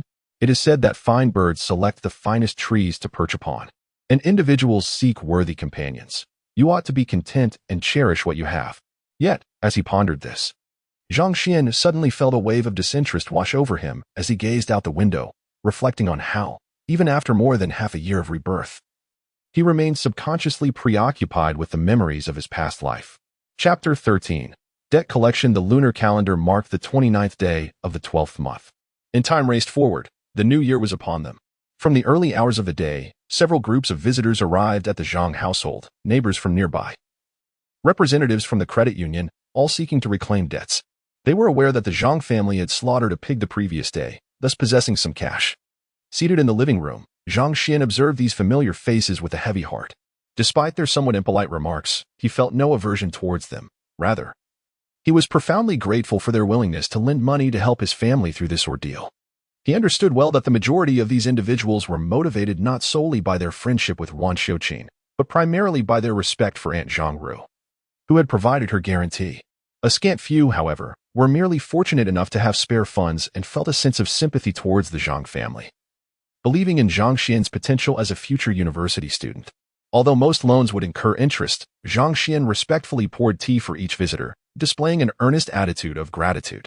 Wan Shouqin was direct. She laid out all the cash available in the household, including Zhang Xian's manuscript fees and the money from the pig sale, and repaid a portion of the debts based on how much each family had lent, striving to ensure no one left empty-handed during the festive season. She then spoke softly and graciously to the guests. Everyone was aware of the Zhang family's predicament, and witnessing Wan Shouqin's forthrightness, only a few made unkind remarks. Nonetheless, they did not press too hard. After receiving a modest sum, they departed in quick succession. Once the last guest had left, Wan Shouqin, having personally seen them off, suddenly felt drained of all strength, her face pale as she collapsed onto the threshold. "Mother!" Zhang Xuan and Zhang Ping rushed to support her, their concern palpable. "Are you all right?" "I'm fine." Wan Shouqin waved her hand, straightening herself. She then gently advised her 2 children, "Remember these people well. They are benefactors of our family. Should you ever find yourselves in conflict with them, do your best to accommodate." "Understood," Zhang Ping replied earnestly, while Zhang Xuan remained silent, his heart a tumult of emotions. In truth, he had over 2,100 yuan tucked away in his room, 1,000 of which was a donation from an unknown kind-hearted individual. while the remainder consisted of his secret manuscript earnings. He was not selfish. Rather, he aspired to save money for future ventures that could yield greater returns. Otherwise, the relentless cycle of earning and repaying, with their family's considerable debts, would be an endless struggle. In the afternoon, Wan Shouqin set out. She mentioned that the creditors who had come earlier represented only a portion, and although others had not yet arrived, the Zhang family needed to provide a resolution. This was a matter of principle. No sooner had Wan Shouqin left than Zhang Ping, carrying a bamboo basket, followed suit to gather pigweed. Although they had slaughtered one pig yesterday, 3 others remained in the pen, clamoring for sustenance daily. Zhang Xuan chose not to assist with the pigweed. Instead, he prepared firewood for the upcoming new year, which was no small task. Chopping would require skill and strength. But regardless, it was a laborious and dirty job. 6 stout pine trees, thicker than a vegetable bowl, constituted the task he must complete today. After tirelessly sawing through 3 substantial pine trees for half an hour, Zhang Xuan felt fatigued. His arm wielding the saw grew weak, compelling him to take a respite.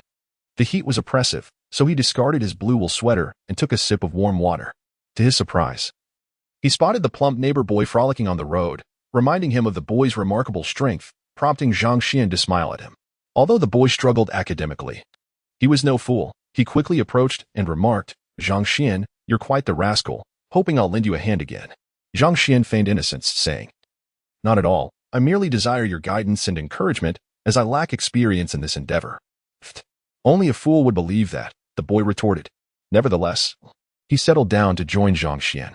As Zhang Xuan commenced sawing the 4th pine tree, he inquired, "Why are you alone today? Aren't your parents home?" The boy replied, "They went to Xinhua train station to pick up my sister." "Is she returning from her side job today?" "Indeed, and she has brought back a boyfriend." "From where?" "I heard he is from Pudong." "Pudong in Shanghai?" "Yes, that very place." Zhang Xuan mused, recalling that Pudong was affluent, exclaiming, "Your family is bound to prosper." As their conversation meandered, Zhang Xuan, after a flurry of activity, found himself drained and prepared to rest. However, the boy perched in the tree could no longer bear to watch and urged him on. "You haven't finished the last tree yet. You're slacking off, despite your height. Didn't you see I've already cut down 3? That is still inadequate." "Fine, why don't you give it a try?" Zhang Xuan offered the saw with a look of disdain. The boy rolled up his sleeves, declaring, "All right, I'll show you. I may not excel in studies, but when it comes to work, you're no match for me." "Is that so? Prove it today." "You sly dog, you just want me to chop wood for you." 2 hours later, the 6 pine trees had swiftly transformed into a pile of firewood. The boy, drenched in sweat and munching on an orange, asked, "Do you concede that I'm better than you?" Exhausted, Zhang Xuan nodded like a little chick, sipping warm water as he said, "From now on, you're my big brother. You must look out for me." The boy responded with a pig-like grunt of amusement. After finishing the wood chopping, they stacked the firewood neatly under the eaves. Spotting his older sister still busy in the backyard preparing pig feed, Zhang Xuan entered the kitchen to prepare dinner. However, upon being seen by Zhang Ping, he was promptly stopped. She seized the pestle with utmost seriousness, saying, "Brother, you haven't studied at all today. Go read for a while. The college entrance examination is only 6 months away. You must strive to bring honor to our family by getting into a good university. We cannot allow others to mock us any longer." Though aware that his sister's straightforwardness stemmed from genuine concern, Zhang Xuan understood her intentions. Yet, for reasons unbeknownst to him, Zhang Xuan harbored a reluctance to listen. This sentiment invariably evoked the image of his second sister's despairing expression when she failed her college entrance examination, casting a shadow over the Zhang family's existence, plunging them into a prolonged and burdensome darkness. However, constrained by the brevity of his eldest sister's intellect, Zhang Xuan found himself unable to articulate his feelings, ultimately forcing a smile and retreating to his room. Upon his rebirth, Zhang Xuan had always believed in the wisdom of parting ways amicably, each pursuing their own joy. Bidding farewell to the antiquated notions of the past was a form of enlightenment.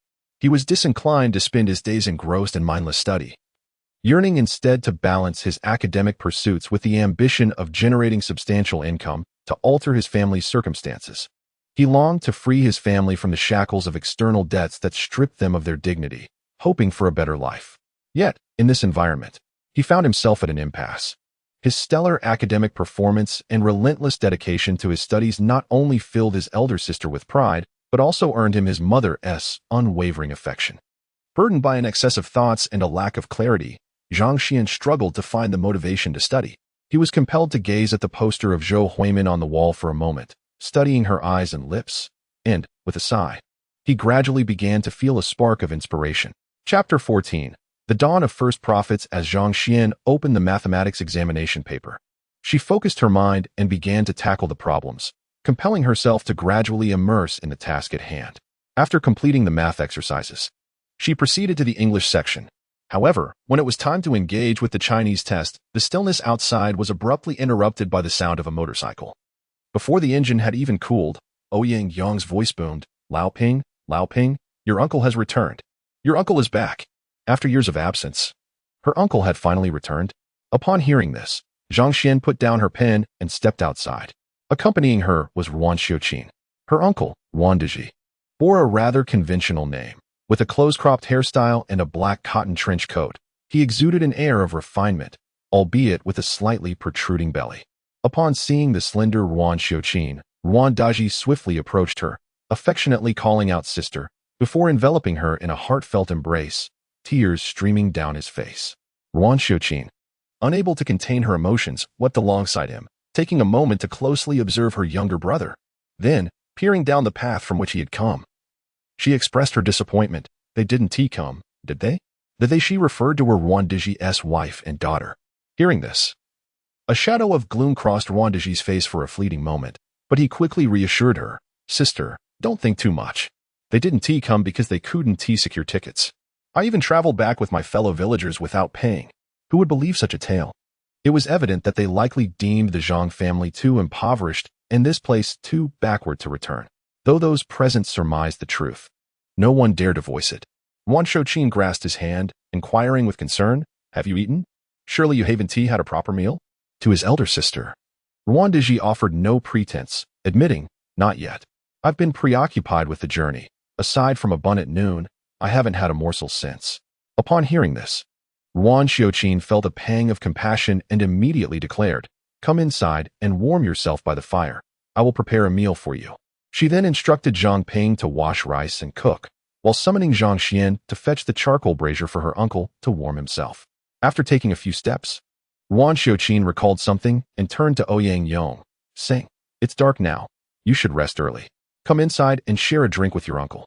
This was the first time Ruan Xiuqin had shown such kindness to herself in front of others, and Ouyang Yang beamed with joy, pulling out the motorcycle key and following her into the house. With the unexpected return of her brother after years apart, the once burdened expression on Ruan Xiuqin's face transformed into one of warmth and joy, making her appear years younger. Ruan Daji offered to help in the kitchen, but Ruan Xiuqin firmly declined, leaving him to chat with the younger generation around the open flames. During this time, he presented 2,000 yuan to the Zhang family for the new year. Ruan Xiuqin gazed at the money, refraining from accepting it, and instead, with a smile, inquired, where did you acquire such a sum? Does your wife know? Initially intending to fabricate a story, Ruan Daji, under his sister's scrutinizing gaze, ultimately confessed, sister, you can rest assured to use it. I've been saving it secretly without her knowledge. This revelation only heightened Ruan Xiuqin's concern, prompting her to press further. With your meager salary, how could you possibly save such a sum without her knowing? You haven't done anything illicit, have you? Ruan Daji firmly denied it. Ruan Xiuqin was skeptical. Was it really true? Ruan Daji found himself somewhat impressed by his sister, yet he understood that Ruan Xiuqin genuinely cared for him, so he bore no resentment. He patiently explained, I work at customs, you see. I often handle confiscated smuggled goods, which come with additional rewards, benefits beyond our salaries that all my colleagues share. Upon hearing about the handling of confiscated goods and listening to his uncle's lengthy explanation, Zhang Xuan, who had been silent until now, suddenly felt a rush of memories from a past life flooding his mind. After a moment's reflection, he regarded his uncle with newfound admiration.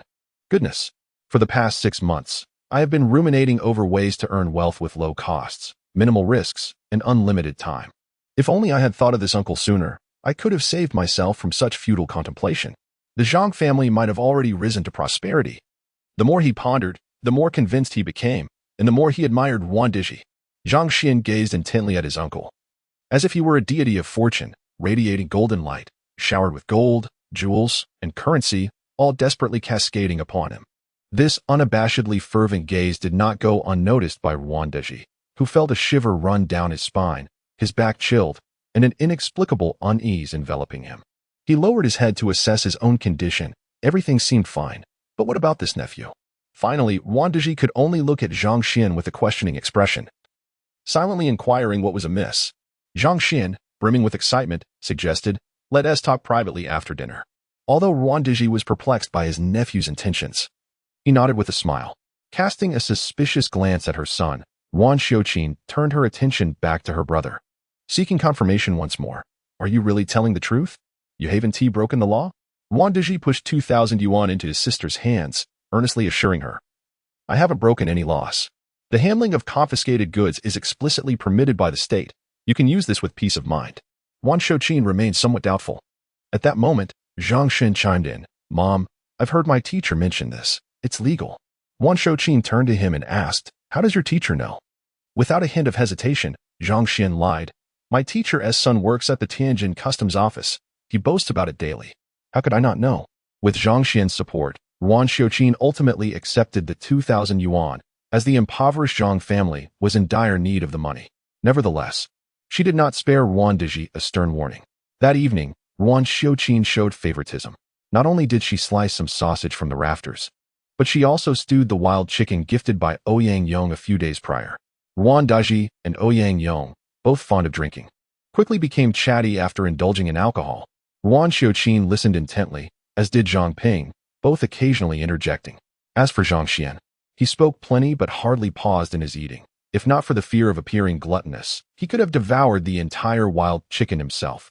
It was simply delectable. That night, Wandeji and Zhang Xuan shared a room, squeezed onto one bed. When the uncle climbed into bed, the wooden frame noticeably swayed, startling Zhang Xuan, who feared it might collapse. At that moment, Wandeji noticed the poster on the wall and remarked with a smile, "You also admire Zhou Weiman, do you?"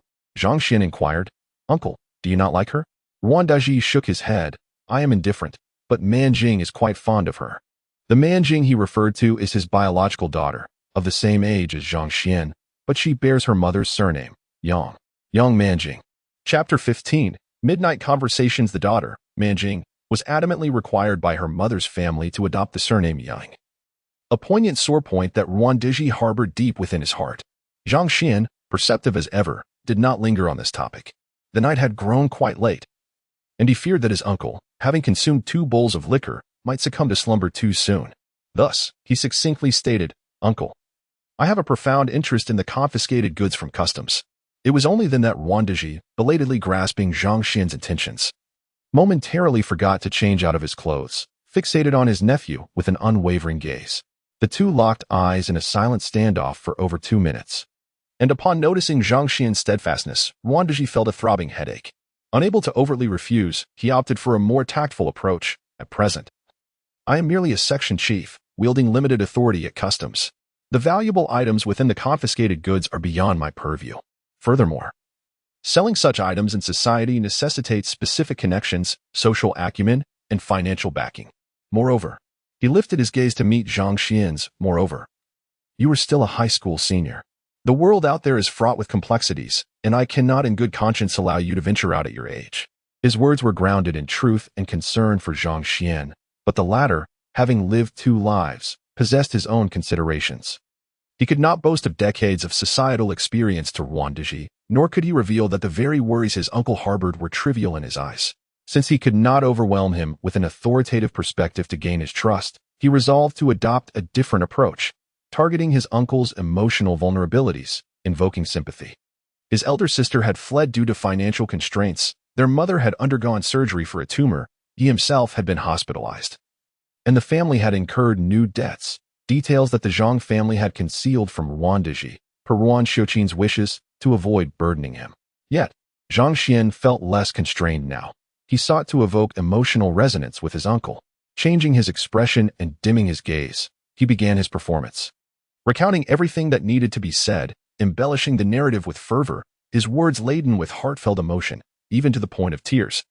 His eyes reddening from the depth of his portrayal. After approximately half an hour, parched from his fervent delivery, Zhang Xuan descended from the bed to fetch his enamel cup. Filling it with warm water from a thermos and gulping it down in one breath, He then seated himself on a stool, fixing an intense gaze upon Wang Dizhi. Falling silent, merely waiting, his demeanor suggesting, if you do not acquiesce, I shall not sleep. Wang Dizhi, his eyes heavy with emotion, had long been aware of the hardships faced by his sister's family, but he had not anticipated the extent of their suffering. In the days when their parents were alive, Wan Xiuqin had been a radiant figure, exuding vitality and warmth, pursued by a multitude of admirers. Yet, time had wrought its changes, and fate had dealt its cruel hand. The beautiful sister of now found herself enduring hardship in this remote valley. The pain he felt was profound, so intense that it stirred a desire to rip open his chest and wail in despair. As time passed, Zhang Xuan adjusted the wick of the kerosene lamp, illuminating the room a little more brightly. Before long, Wang Dizhi gradually calmed down. He glanced at his nephew, whose eyes were still alight with anticipation and feeling conflicted. He ultimately decided not to refuse outright. After a moment of contemplation, he said, I need to think this over carefully. Await my news. All right, thank you, uncle. Upon hearing this, Zhang Xuan was naturally filled with joy. Although his uncle had not yet given a definitive answer, he understood that such a statement was nearly tantamount to acquiescence. However, the word wait left him feeling somewhat disheartened. He could not fathom how long he would have to wait, perhaps a month, 2 months, or even half a year. The uncertainty gnawed at him. Yet he could not push for more at this moment. Zhang Xuan felt utterly vexed. Must he continue to subsist on sweet potato porridge for another 6 months? His fate seemed unbearably grim. No, he resolved to rise early the next morning and hasten to prepare meals, cooking sweet potato porridge for his uncle. With this mischievous thought, Zhang Xuan found himself bemused by his own audacity. That night, the two of them conversed at length about the seized goods. Eventually, Wang Dizhi fell asleep without even realizing it. Outside, winter thunder rumbled, accompanied by gusts of wind and rain. The raindrops pattered against the roof tiles, creating a melodious sound reminiscent of a beautiful lover singing beside him, lending an air of romance to the midnight hour. For Zhang Xuan, who relished such weather, it should have been a time for restful slumber. However, Wang Dizhi snored like a great, slothful beast, his thunderous snores echoing, the jarring sound capable of waking a dog half a kilometer away. After enduring for more than half an hour, Zhang Xuan lay with his eyes shut, counting stars, counting sheep, imagining the alluring charm of the wonton shop proprietress, envisioning the innocent beauty of the girls in his class, reminiscing about the enchanting figures he had encountered in society. Alas, such thoughts proved futile, as they did not distract him in the slightest. Finally, unable to bear it any longer, Zhang Xuan sat up, sighed deeply, and cast a 2-minute death stare at his slumbering uncle, before reluctantly averting his gaze and forcing himself to relinquish any bitterness. Wrapping himself in a garment, he descended from the bed, groped for a match in the darkness, struck it with a spark, igniting the kerosene lamp, and resumed his arduous battle with language and mathematics. He was compelled to remain awake the entire night. When the village roosters crowed for the 3rd time the following morning, Zhang Xuan put down his pen and realized that the outside world had gradually brightened without his notice. Stretching out his arms, he discovered he still possessed a surprising amount of energy, prompting him to reflect on the vitality of youth. Wang Dizhi remained deep in slumber, and Zhang Xuan chose not to disturb him. He capped his pen, closed his book, extinguished the kerosene lamp, and ventured outside for a stroll, inhaling the fresh air.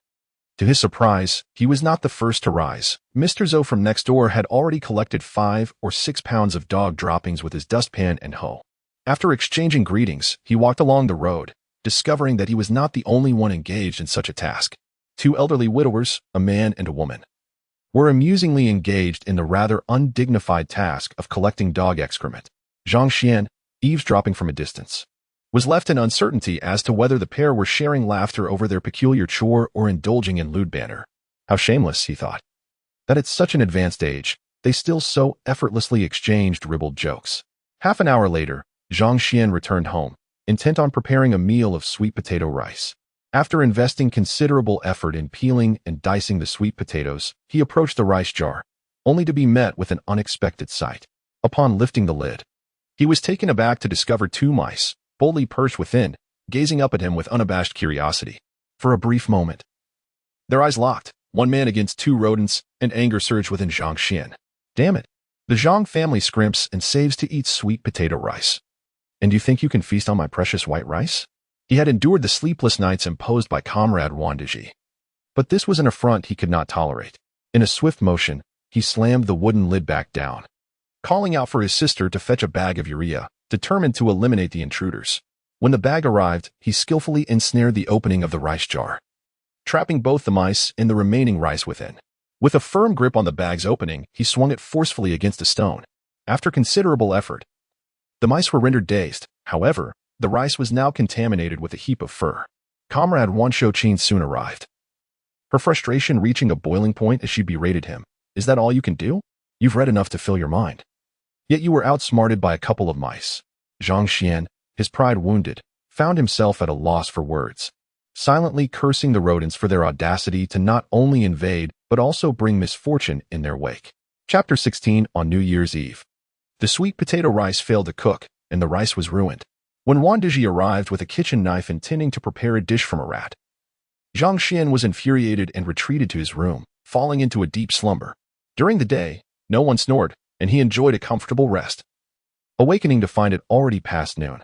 The wind continued to howl outside, and the rain persisted, with far fewer pedestrians on the street compared to the morning. Like weary birds returning to their nests, most had rushed home to prepare the New Year's feast. Upon rising, Zhang Xuan had barely taken a bite of his lunch when Zhang Xuan assigned him a task to deliver fish to the leader of the production team across the river. In the village, each production team possessed its own communal fish pond, which was contracted out to individuals. It was clearly stipulated that regardless of who the contractor was, and irrespective of profit or loss, every household was entitled to receive half a pound of fish per person at the end of the year. For instance, the Zhang family, with 4 members listed in their household registration, received 2 pounds of fish each year without fail.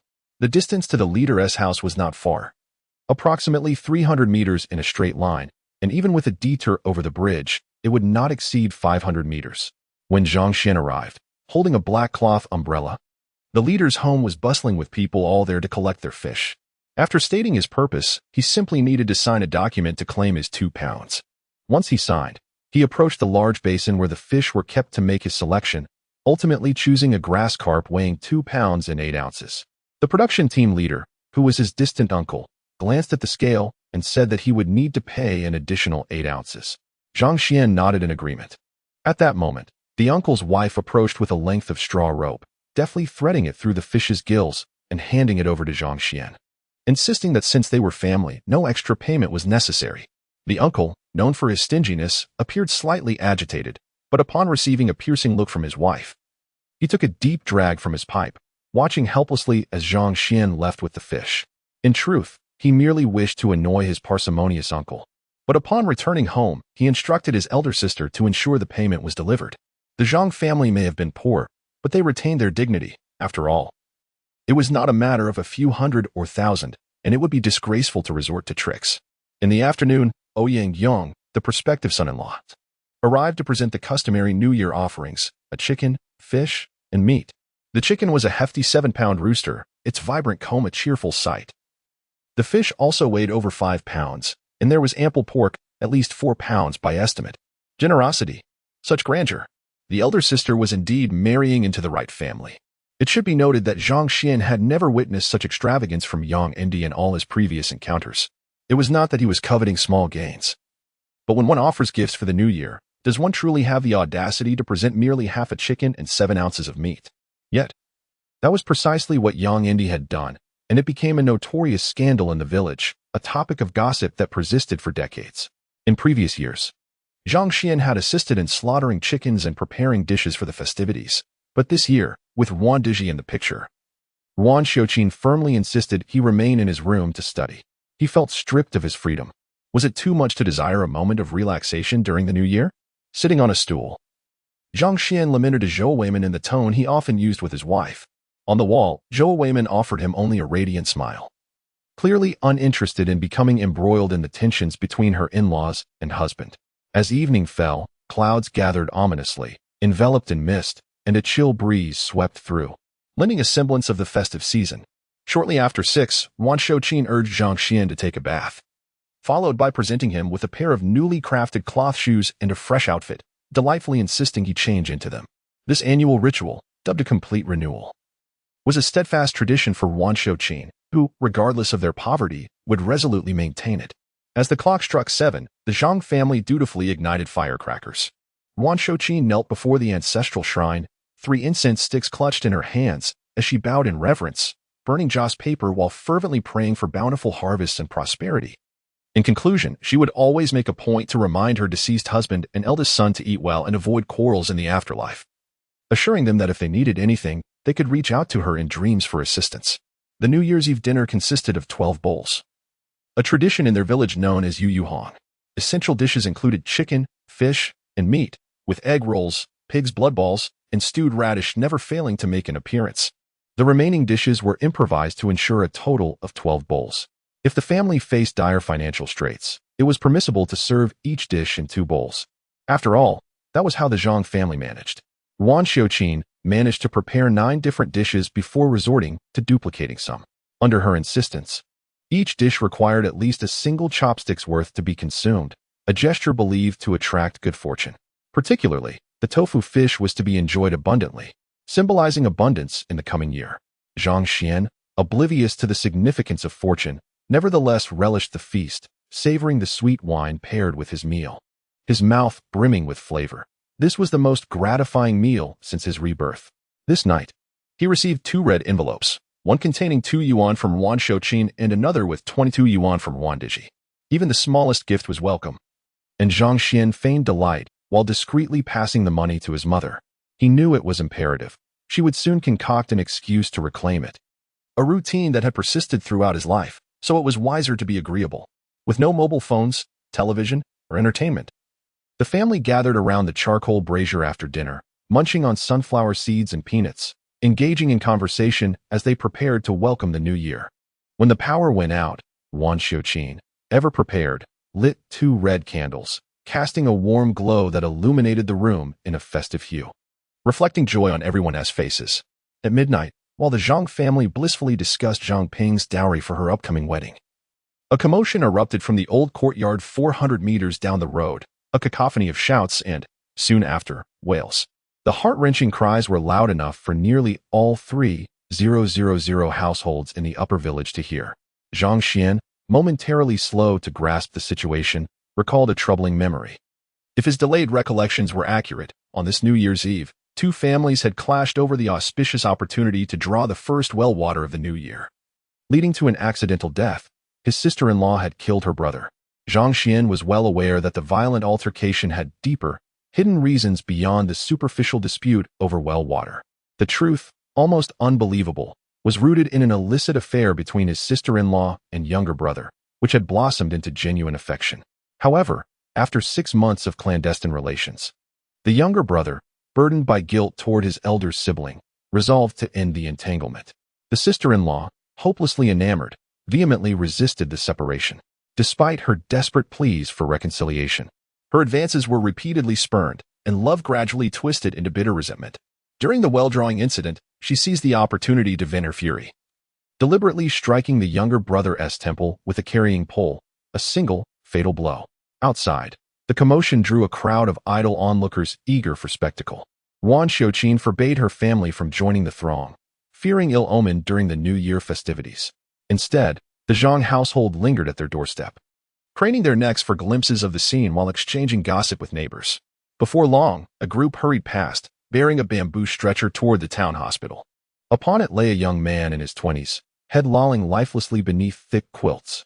"Come inside," Wan Shouqin murmured, her spirits dampened by the grim sight. She ushered the family indoors and, sensing the biting wind, secured the door with a heavy latch. Within 20 minutes, word spread door to door. The young man had succumbed to his injuries. As custom dictated, households would set off firecrackers when the body passed by, a ritual farewell repaid later with tokens of towels and cigarettes.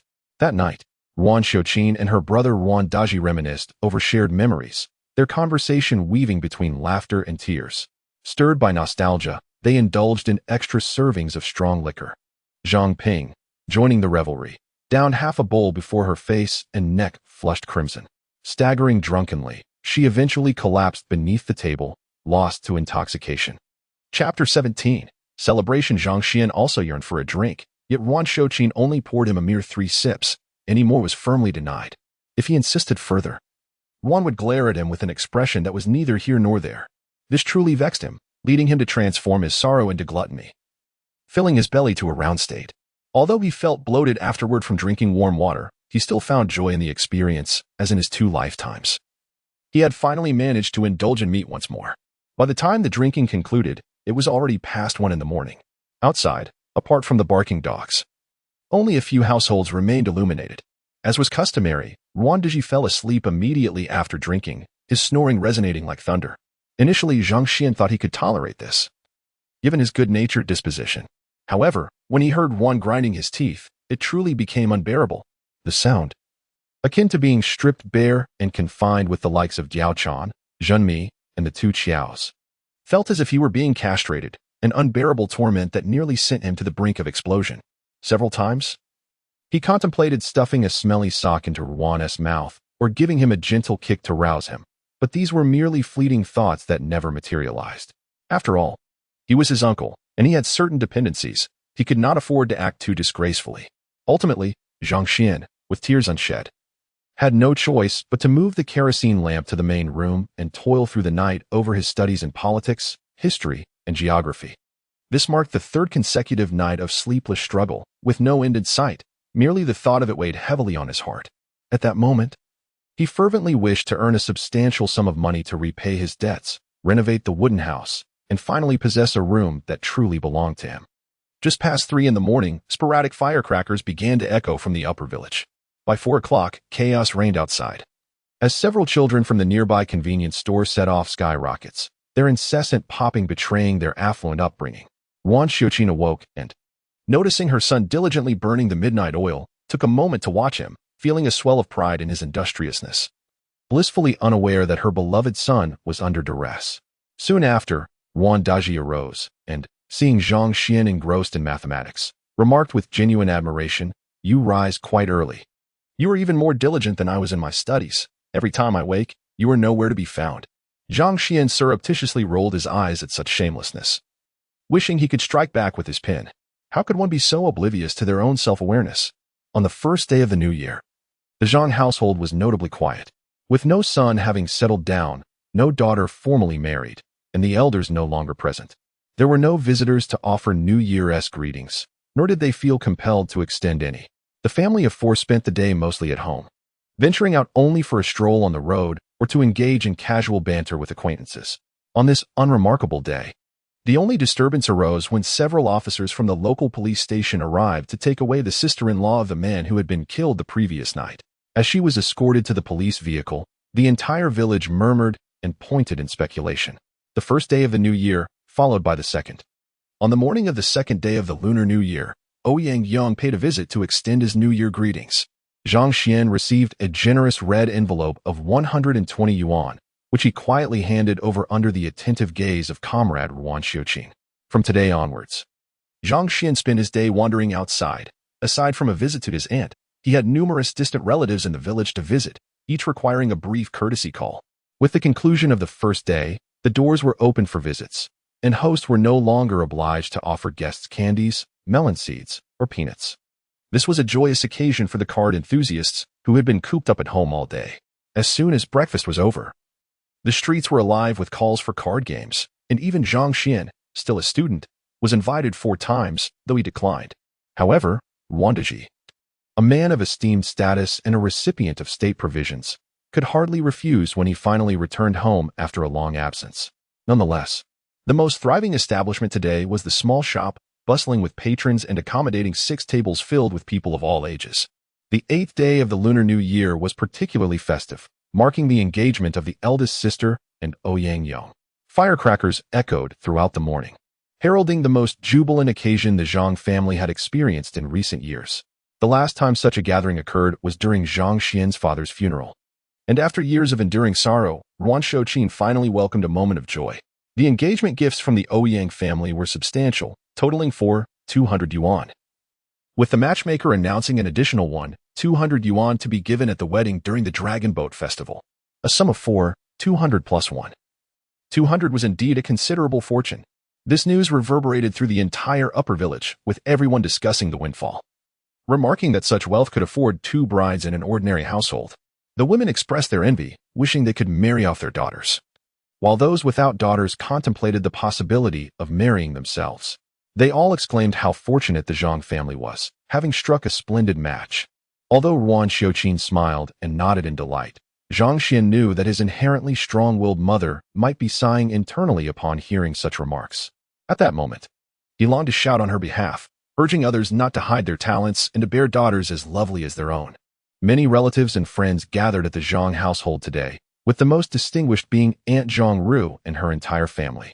However, the most attention-grabbing guests were undoubtedly Du Shuangling and her family of 5. Around 10 in the morning, amidst the lively crowd, someone shouted, "Look, a car." This exclamation was akin to dropping a cluster bomb on a tranquil lake, causing the entire village to erupt in excitement.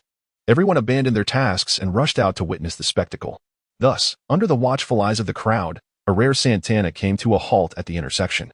As the car doors swung open, the first to step out was Du Ketting, a refined gentleman in his 40s, who happened to be Du Shuangling's father. Currently, Du Ketting operated a seed, pesticide, and fertilizer business in town, and was also involved in the trade of honeysuckle and other medicinal herbs. His father had recently retired from the position of town mayor.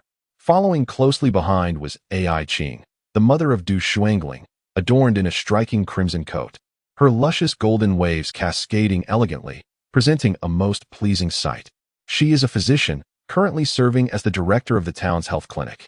Shortly thereafter, the next to descend was Du Jingling, the elder sister of Du Shuangling. This lady is married to Wu Guorui, the driver, and both are presently employed at Xiangya Hospital. The last to alight was the tall young woman, Du Shuangling, a classmate of Zhang Xuan from both middle and high school. Chapter 18. The grievances between Ai Qing and Ruan Xiuqin. Du Shuangling possessed a delicate visage, her features distinctly defined, and today she adorned herself in a beige trench coat. Her hair was casually gathered, with some strands softly cascading onto her shoulders, others draping along her neck, and a few resting temptingly upon her bosom. The tips of her hair seemed to resemble gaping mouths, echoing the unspoken desires of men. It is perhaps a trick of the light, for despite her youth, Du Shuangling radiated like the solitary beacon in a world shrouded in darkness, her demeanor exuding an effortless grace that was strikingly luminous.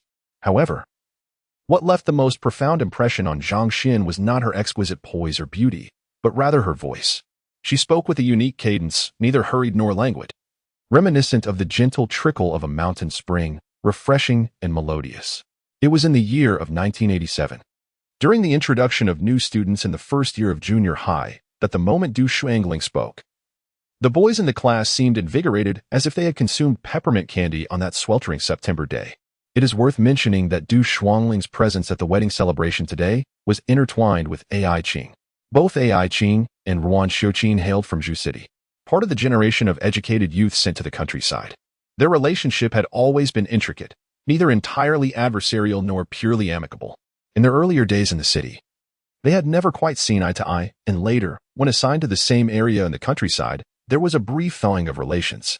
Yet, even during this period of seeming friendship, both regarded the other with disdain, subtly competing against one another. Their rivalry had persisted throughout their schooling and continued in the performing arts troupe, and even in the countryside, they remained evenly matched. Alas, in the end, Ai Qing emerged victorious. Although she had fallen from grace, she adeptly leveraged her beauty, marrying the town mayor's son. With his support, she attended a medical school and eventually became the director of the town's health clinic. In contrast, Ruan Xiuqin had received numerous benefits from Ai Qing, especially during times when Zhang's family required hospitalization at the clinic. Notably, when Zhang Xuan suffered from severe acute enteritis, leading to a state of shock due to blood loss.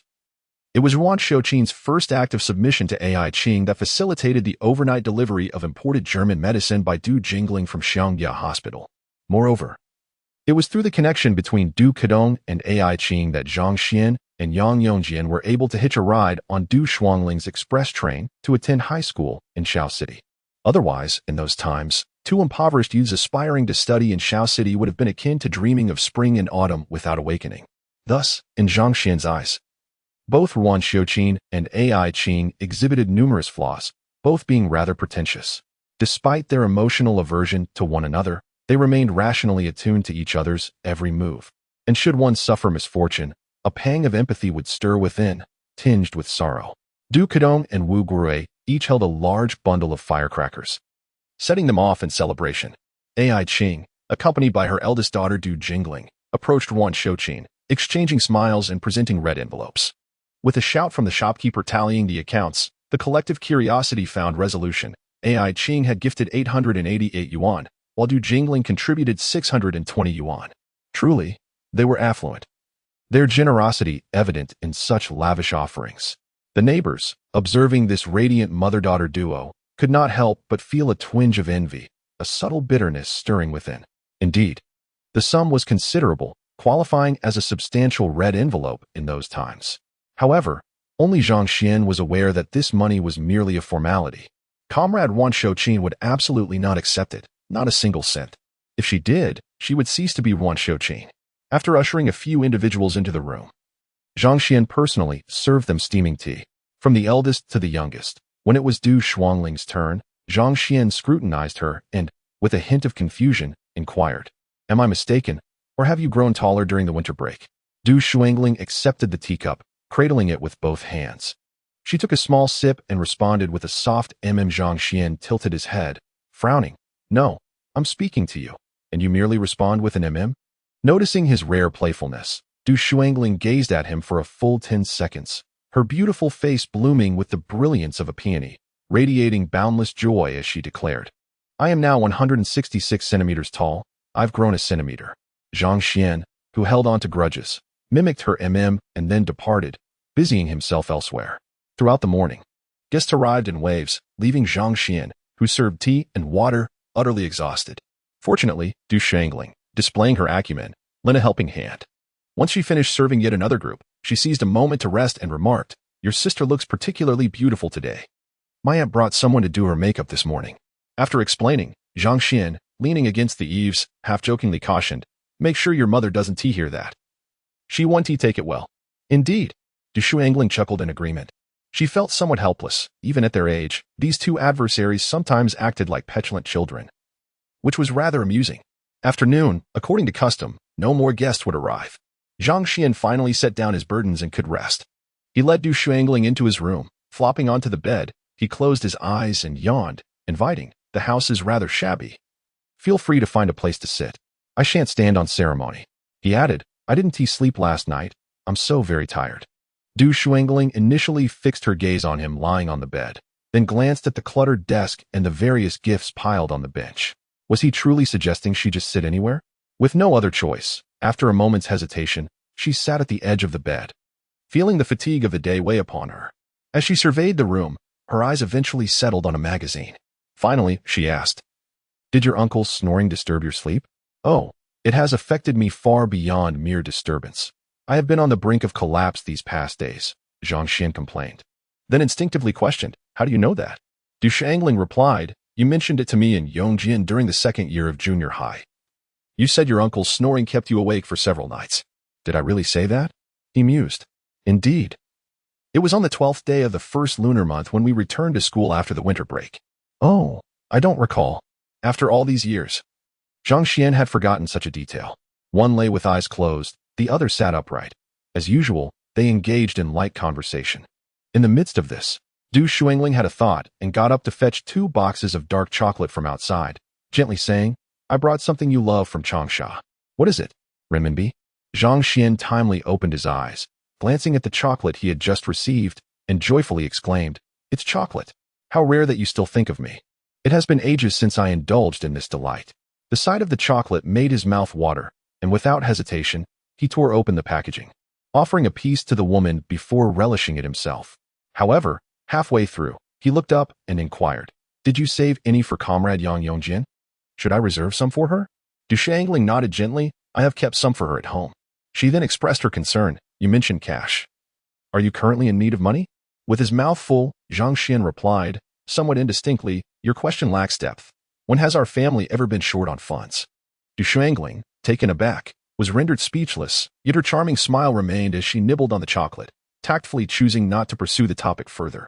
Observing her demeanor, Zhang Xuan dismissed her from his thoughts. It appeared his earlier speculation was correct. Neither the Xinhua dictionary nor the 1,000 yuan had been her gift. Chapter 19. Tales. After drinking. After seizing a brief respite of over 2 hours of slumber, Zhang Xuan was roused from his slumber by his aunt, Zhang Ru. Around 3 o'clock in the afternoon, she stood at the foot of his bed, bending slightly as she gently patted him awake, saying, "The banquet is about to commence. You must rise and freshen up quickly. Today, you hold the esteemed title of little brother-in-law."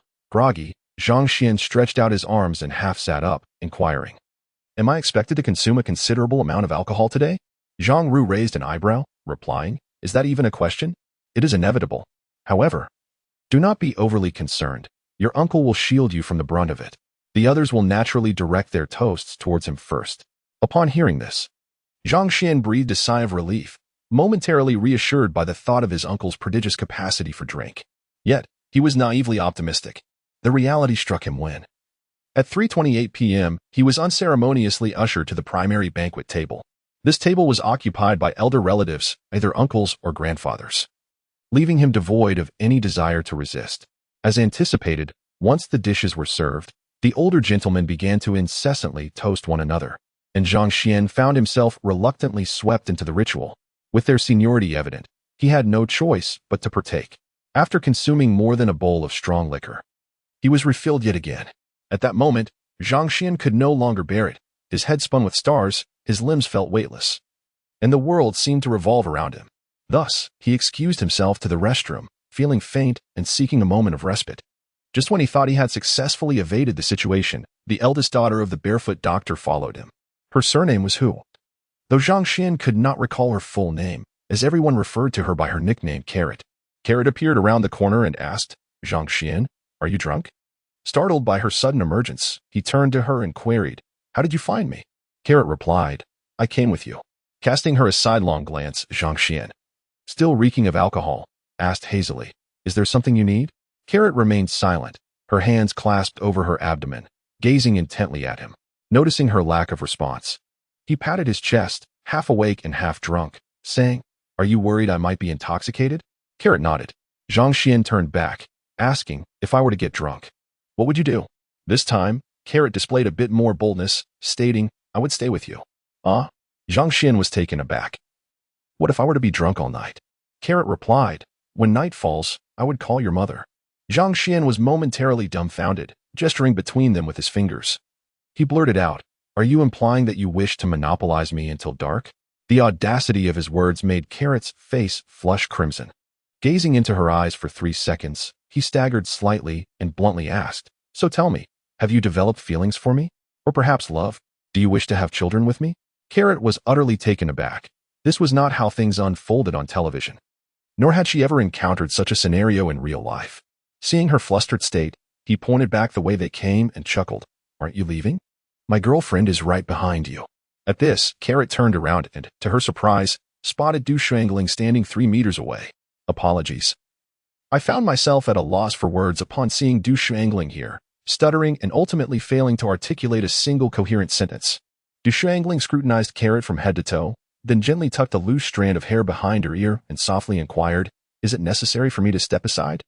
Carrot, in a daze, waved her hand dismissively and took a few steps to leave. Yet, after a mere few strides, she couldn't resist asking as she passed by Du Shuangling, Are you really dating someone?" Upon hearing this, Du Shuangling glanced at Zhang Xuan, who was thoroughly intoxicated, and then, with an enigmatic smile, fixed her gaze on Carrot, neither confirming nor denying, prompting her to speculate. Their eyes met, and the fragile courage Carrot had mustered dissipated with a sudden thud, leaving her powerless to resist as she fled in haste. Smiling as she watched Carrot escape, Du Shuangling approached, remarking, "Isn't it a bit cruel, considering she is still a minor?" Zhang Xuan, suffering from a throbbing headache that seemed to intensify, recognized it as the after-effects of the liquor, feeling increasingly incapacitated. Nevertheless, he managed to retort with the last vestiges of his clarity, "If you call me cruel, then why not tell her the truth? You're not my girlfriend." Noticing his resentment, Du Shuangling lowered her gaze to her toes, smiling in silence. Leaning against the wall, Zhang Xuan struggled to remain upright, asking, "Did you follow me here?" "Indeed," Du Shuangling replied, reclaiming her gaze and teasingly adding, "But I was following you. I came with her." "What were you doing with her?" "I heard everything just now." Zhang Xuan weakly shot a glare at the delightfully mischievous figure before him and extended his hand, saying in a low voice, "Lend me a hand and help me back to my room." I underestimated the potency of this liquor. His mind was growing increasingly foggy, and he feared that in this chilly weather, he might inadvertently collapse and fall asleep on the ground. Upon closer inspection, noticing his eyelids drooping, Du Shuangling cautiously supported his arm and began to speak slowly. My father has an engagement on the 12th and will be leaving for a trip. He just informed me that he will take the three of us to school on the 11th, so I wanted to let you know. The 11th? That's the day after tomorrow, I assenti it? Yes. Ah, I see. After a brief slumber, Zhang Xuan awoke to find himself in bed. To his surprise, Du Shuangling had not left. She was sitting in front of him, engrossed in several magazines and manuscripts. Feeling lethargic, he rubbed his temples and yawned, asking, "What time is it? How long have I been asleep?" Noticing he was awake, Du Shuangling set aside her manuscripts, raised her right hand to check her watch, and replied, "It's 17 minutes to 6. You've been asleep for nearly 2 hours." Then she stepped closer, expressing concern. "Are you feeling any better? Would you like some water? I can pour you a glass." Zhang Xuan shifted slightly, saying, "Yes, I am indeed feeling a bit parched." Du Shuangling retrieved an enamel cup from the desk, poured a little warm water from the kettle, swirled it to remove any dust, disposed of the dirty water out the window, and then filled the cup to the brim before handing it to him. Zhang Xuan took the cup and drank it in one gulp, then exclaimed, "The water is so sweet. Your skills are impressive." With a smile, she placed the cup back and gently inquired, "Do you wish to sleep a little longer?" "No need. A brief rest has already improved matters," Zhang Xuan replied. At that moment, he suddenly recalled his earlier conversation with the little girl and, tapping his head in frustration, lamented, "Did I perhaps go too far with what I said to that young girl?" Du Shuangling looked at him with a teasing smile. "So you've come to that realization?" Zhang Xuan attempted to defend himself. That was merely drunken rambling. Propping her head on her left hand, Du Shuangling replied, half seriously, "Even if it was drunken talk." The little girl cried. "Really? Is that true?" Zhang Xuan asked, skepticism evident in his voice. With a playful glint in her eye, Du Shuangling winked. "Why don't you go apologize to her?" Zhang Xuan retorted, somewhat irritated. "Do you think that's even a possibility?" He then glanced outside and asked, "It's nearly dark. Why haven't you left yet?" Following his gaze, Du Shuangling explained, "My father and brother-in-law have had too much to drink and can't drive. They are currently playing cards with your uncle." After exchanging a few more words, Du Shuangling shifted the conversation to the Zine magazine and the manuscripts. "Did you write all of these?" Noticing the manuscripts he had yet to submit in her hands, Zhang Xuan realized he could not hide the truth any longer and confessed, "I'm submitting them to earn a little extra money." They exchanged glances for a moment. Du Shuangling did not press further, but instead pointed to several issues of Zine magazine, seeking his opinion. "How about I take these magazines?" "Take them if you like." Zhang Xuan replied nonchalantly. Although they were merely his sample magazines, he was not particularly concerned and waved his hand dismissively. Having received his consent, Du Shuangling boldly handed him the pen and magazines, cheerfully stating, "Before you achieve worldwide acclaim, hurry and sign for me." Zhang Xuan. Chapter 20. Departure. On the 10th day of the first month, around 10 in the morning, braving the northern wind, the frostbitten Lin postman rode his cherished bicycle, its bells jingling as he delivered the mail. After pouring a cup of hot water to warm her hands, Ruan Xiuqin happily received 3 remittance slips, 2 for 40 and 1 for 50, a total of 130 yuan. Without consulting Zhang Xuan, she boldly tucked the money into her pocket. Satisfied, she casually patted her pocket with her right hand, feeling a sweet sense of pride akin to sipping honey. Who says the Zhang family lacks laborers who can earn money? One venture from her child is worth half a month's labor for others. Moreover, this income was earned through knowledge, which filled her with immense pride. It was also on this noon that Ruan Diji departed. The night before his departure, Zhang Xuan had not been spared, as the snoring and teeth grinding of his uncle drove him to the main room to toil through the night. At the small town bus station, as he helped load the luggage, Zhang Xuan leaned against the car window and reminded, "Uncle, I await your news." Ruan Diji paused, noticing his nephew's expectant gaze, and finally reassured Zhang Xuan, "The quickest will be a month, the slowest 3 months. I will reply to you." Zhang Xuan waved goodbye with a smile, saying, "All right, thank you, uncle. Safe travels." Ruan Diji leaned out to advise, "You must study hard. Do not slack off in the final months. Aim for a good university." "I know," Zhang Xuan replied. After bidding farewell to this endearing yet exasperating uncle, Zhang Xuan, with ears numb from the cold, shivered his way to the post office, mailing out all 5 of the manuscripts he had prepared for the new year, sending them to 5 different newspapers. Wan Shouqin went to sell rice. Ouyang Yong and Zhang Ping were indulging in their romance. Having just finished a photo shoot at a studio, they rushed off to take some sticker photos. Zhang Xuan watched the shameless couple chattering away, disdainful of their childish antics, especially their silly peace signs.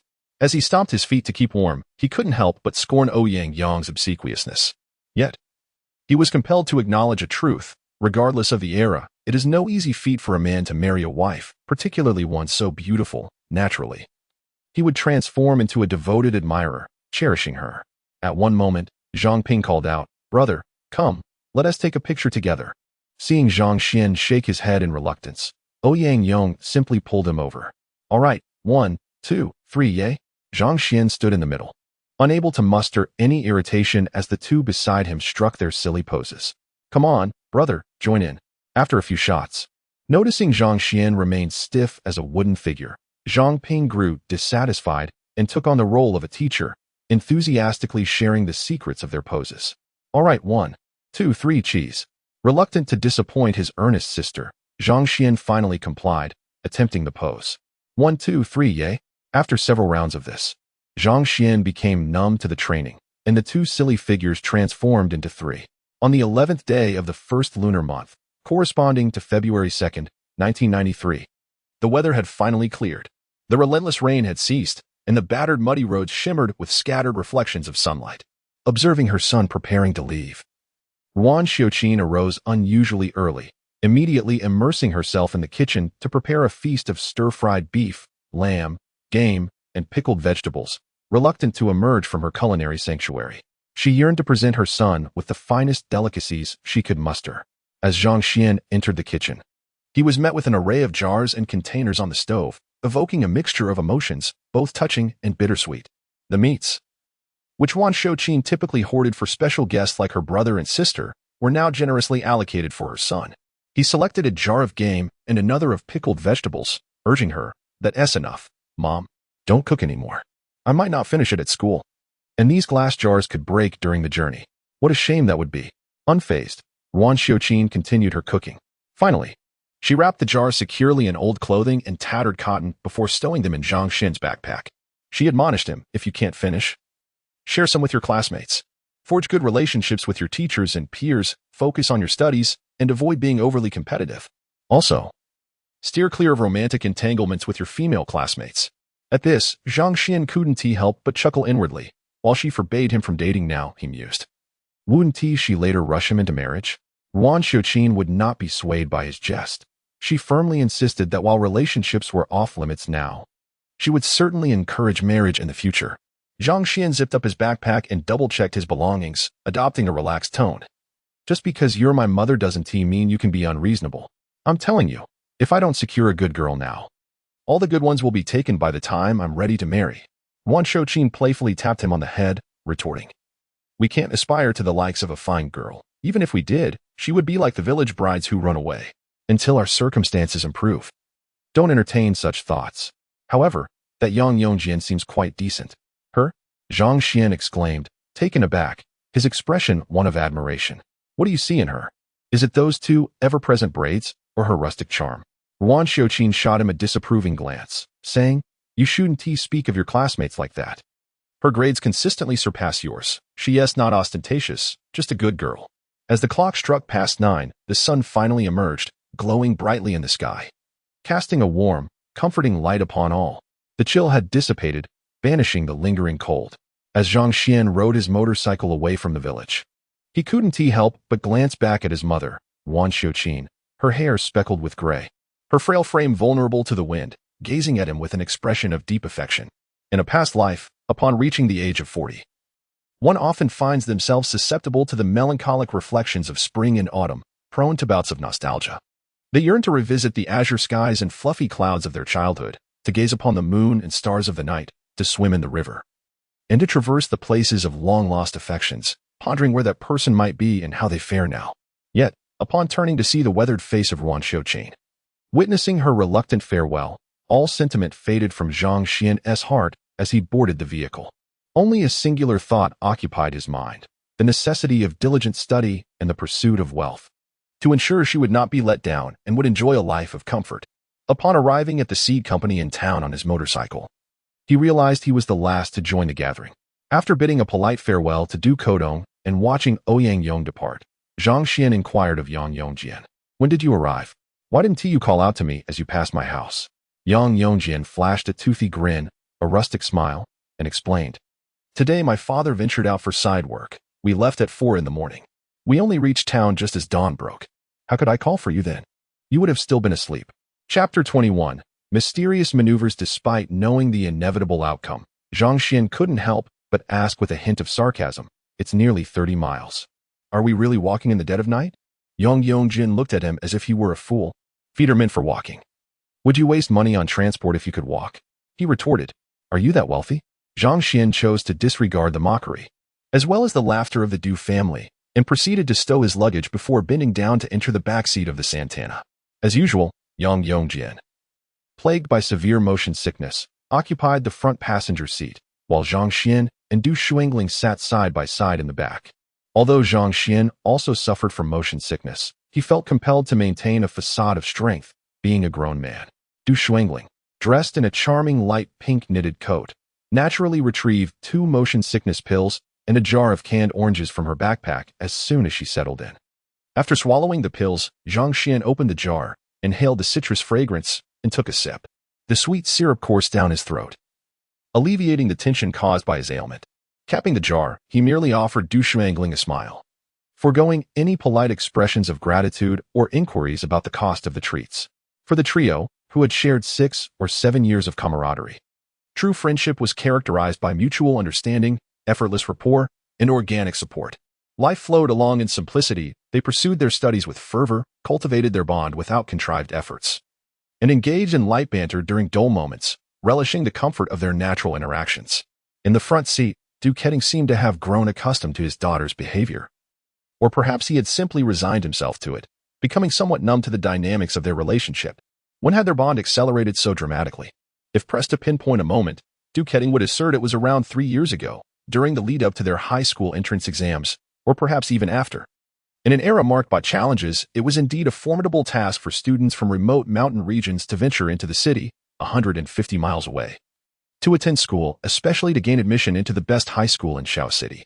The entire county had a limited number of students who succeeded, so it was hardly surprising that 3 close friends managed to enter the same institution.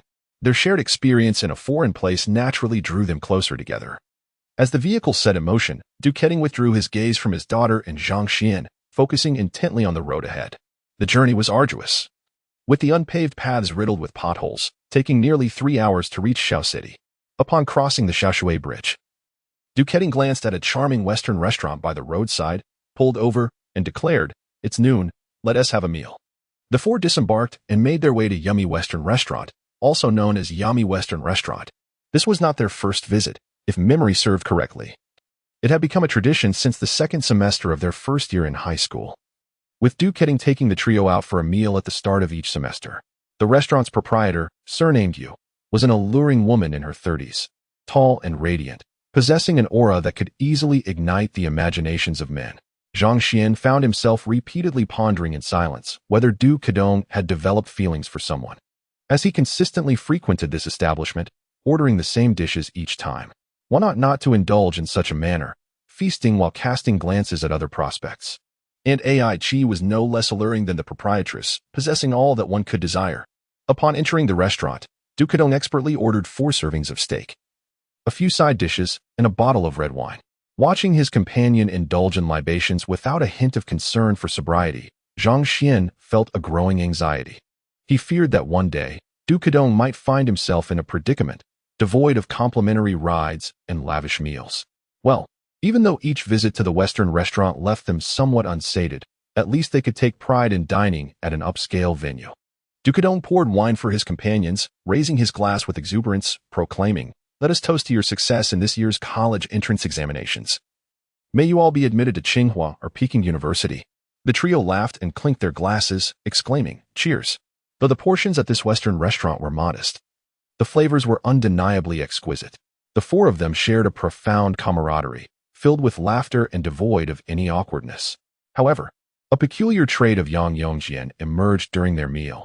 He seemed to exhibit a compulsion to grasp his food with his hands, finding the repeated use of knife and fork rather petty. This quirk amused Zhang Xuan and the others. Midway through their meal, the proprietress entered, presenting a complimentary dessert. This peculiar gesture had become a familiar routine. Since their first visit, she had seemingly forged a special connection with them, offering pastries, side dishes, and even wine, never once neglecting to do so. It baffled Zhang Xuan. Could one truly profit from such generosity? With a commitment to unearthing the truth, Zhang Xuan, seated near the entrance, observed the proprietress intently as she entered. However, after a brief moment of scrutiny, disappointment washed over him. From her gestures, gaze, fleeting expressions, and body language, it appeared that their interaction was entirely ordinary, an outcome that left him disheartened. Was it possible that they were simply adept at concealing their true feelings? Before he could wallow in his disappointment, the proprietress seemed to sense something amiss. She suddenly glanced up and bestowed upon him a charming smile, and as she departed, her fingers brushed lightly against his shoulder, almost imperceptibly. In that instant, a tingling sensation coursed through him, akin to a jolt of electricity surging between them. What was this? The older gentleman inhaled sharply, utterly astonished. He did not question the authenticity of the moment, nor did he dismiss it as mere illusion. Though the contact was fleeting, perhaps just a second or two, it had undeniably occurred. He was not as naive as he appeared. He was acutely aware of his own sensibilities. Sporting the visage of a youthful enigma, and the proprietress's actions felt rather excessive. Noticing his momentary daze, Du Shuangling was quick to detect the anomaly and softly inquired, "What is the matter with you?" Zhang Xuan responded, "Oh, it's nothing. I just need to use the restroom." After exchanging pleasantries with the three individuals, he stumbled out of the private room in a daze. However, after just a few steps down the corridor, he spotted the proprietress in an adjacent empty room. At that moment, she was seated with one leg crossed over the other, her left hand occasionally fiddling with a lighter, while her right hand held a slender cigarette.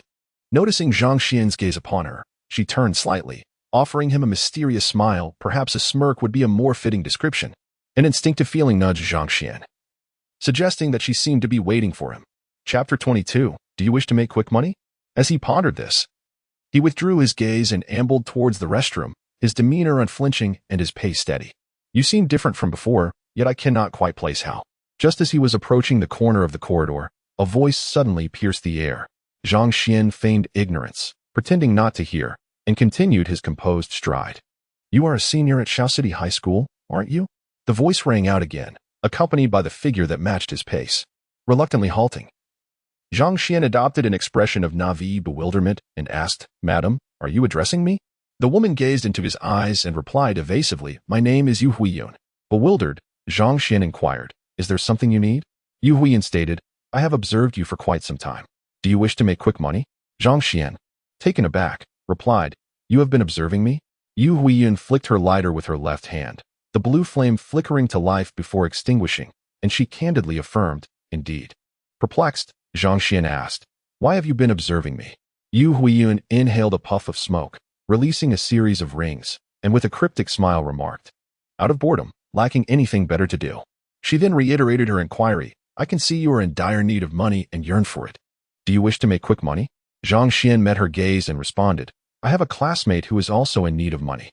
Yu Huiyun seemed to discern that he was referring to Yang Yongjian and bluntly stated, "That classmate of yours is too unsophisticated.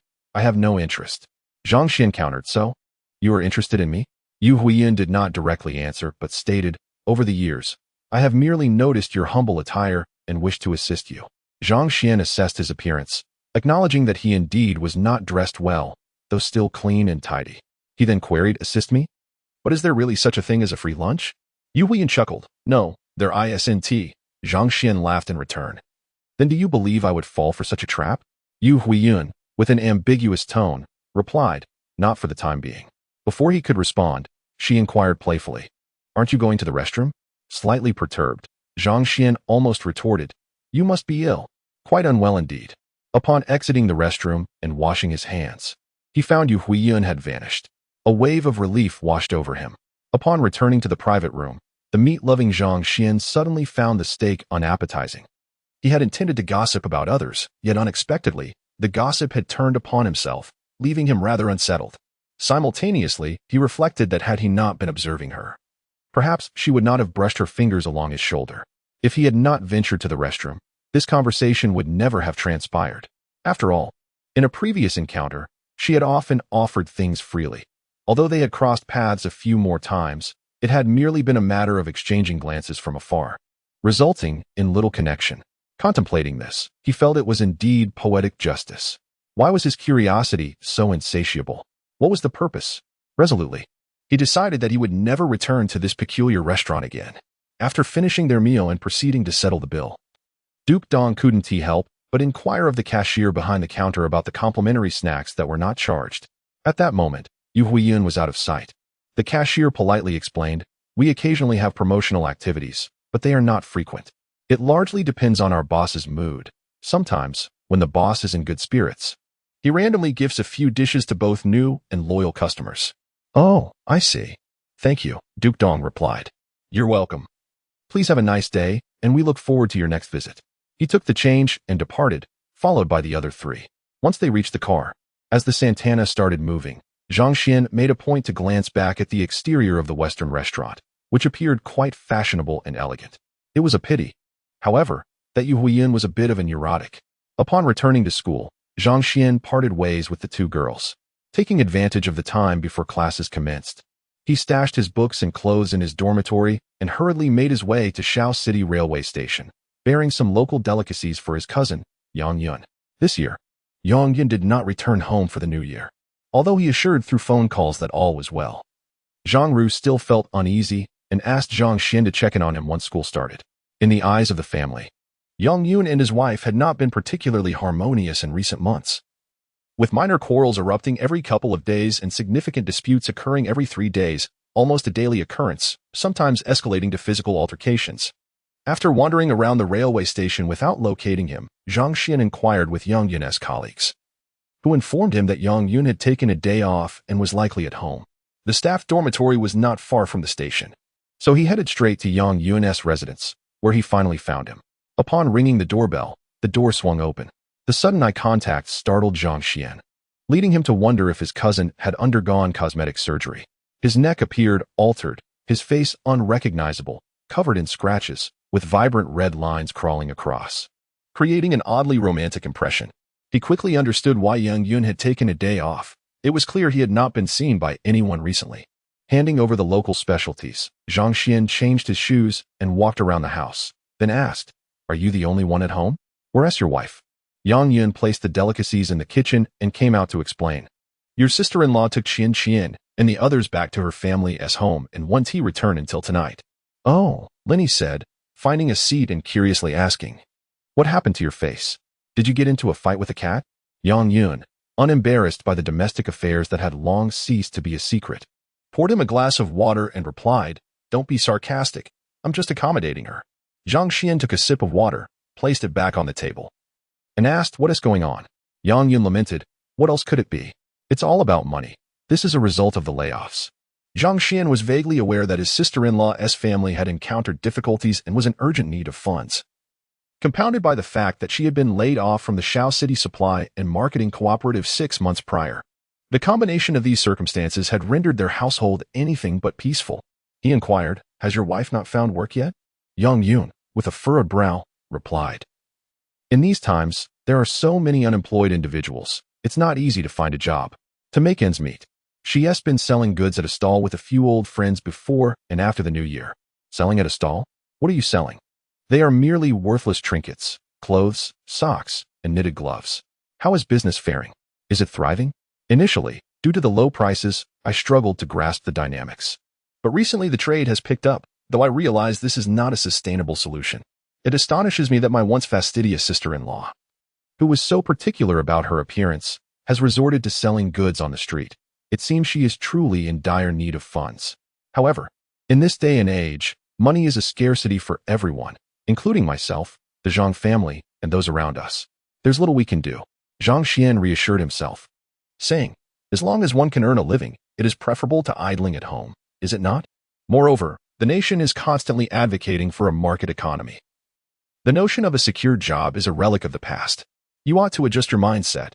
You must recognize that in recent years, many officials have ventured into business, including those of high rank. Therefore, broaden your horizons, seize the winds of reform and opening up. Even if one starts with a humble street stall, with gradual accumulation, substantial gains can be achieved." This could indeed be a viable path. Yang Yun gazed at him in astonishment.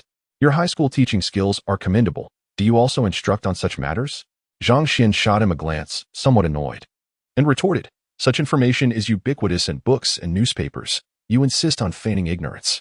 Stop spending all your time at home wrestling with the cat. Strive to observe and learn more. Venture out into the world and truly experience the tumultuous waves of this grand era. With that, he dismissed Yang Yun's chance to respond. Rising and waving his hand, I must take my leave and return to school. If your aunt inquires, I shall inform her that your household has recently acquired a cat. Quite fierce and exceedingly combative, Yang Yun also stood up. You're not returning to school today. You should eat dinner first. Zhang Xuan, without turning back, replied, No. If you two end up fighting again tonight, I wouldn't know whom to assist. It's best I leave. Yang Yun was momentarily speechless, wearing an expression of bemusement. With a slam, the door shut, and he hurried down the stairs. Chapter 23. The day of return the following day marked the commencement of the school term. The early morning air was tinged with a slight chill as the three of them enjoyed a bowl of rice noodles outside the school, adding chili for warmth before embarking on their busy day. Unlike the others, Yang Yongjin was a science student, while Zhang Xuan and Du Shuangling pursued the humanities. Due to her consistent excellence, having topped the school rankings for 3 consecutive years and hailing from a particularly impoverished background, Yang Yongjin received special consideration from the school, exempt from tuition and living expenses. Each semester, she merely needed to visit the academic office to obtain a slip from the director and then make a quick trip to the payment office. It was remarkably straightforward. There was a noteworthy incident regarding this. 3 years prior, when the results of the high school entrance examination were announced, Yang Yongjin emerged as the top student in the entire county, while Du Shuangling ranked 19th, and Zhang Xuan was placed beyond the 50th position. Given Du Shuangling's favorable family circumstances, her parents contemplated enrolling her at Xiao City No. 1 High School.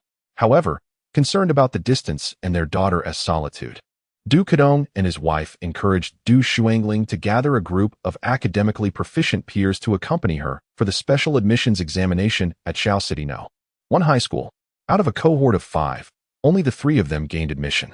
In this special examination, Yang Yongjin again secured the top position with a significant lead in scores, while Du Shuangling also performed commendably.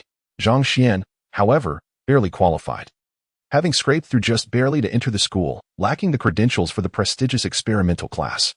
During the class allocation, Yang Yongjin, recognized for her academic prowess, attempted to advocate for Zhang Xuan's inclusion in the experimental class. Yet, her homeroom teacher, Mr. Chen Lei, shook his head upon reviewing Zhang Xuan's scores. Rejected. Du Shuangling, noticing Zhang Xuan's impending placement in a regular class and her intention to return to the county school, urged her parents to approach her homeroom teacher, Ms. Wei. A young English teacher, Ms. Wei was initially taken aback by the arrival of Du Kedong and his wife in their Santana car but did not dismiss them outright. After considering Zhang Xuan's scores from a different perspective, she recognized potential in Zhang Xuan, who, despite an overall low score, ranked 3rd in the core subjects of English, mathematics, and Chinese among the special admissions candidates. However, Ms. Wei did not hastily make a decision. Instead, she invited Zhang Xuan to her office, presenting her with an English exam, stipulating that passing it would secure her admission.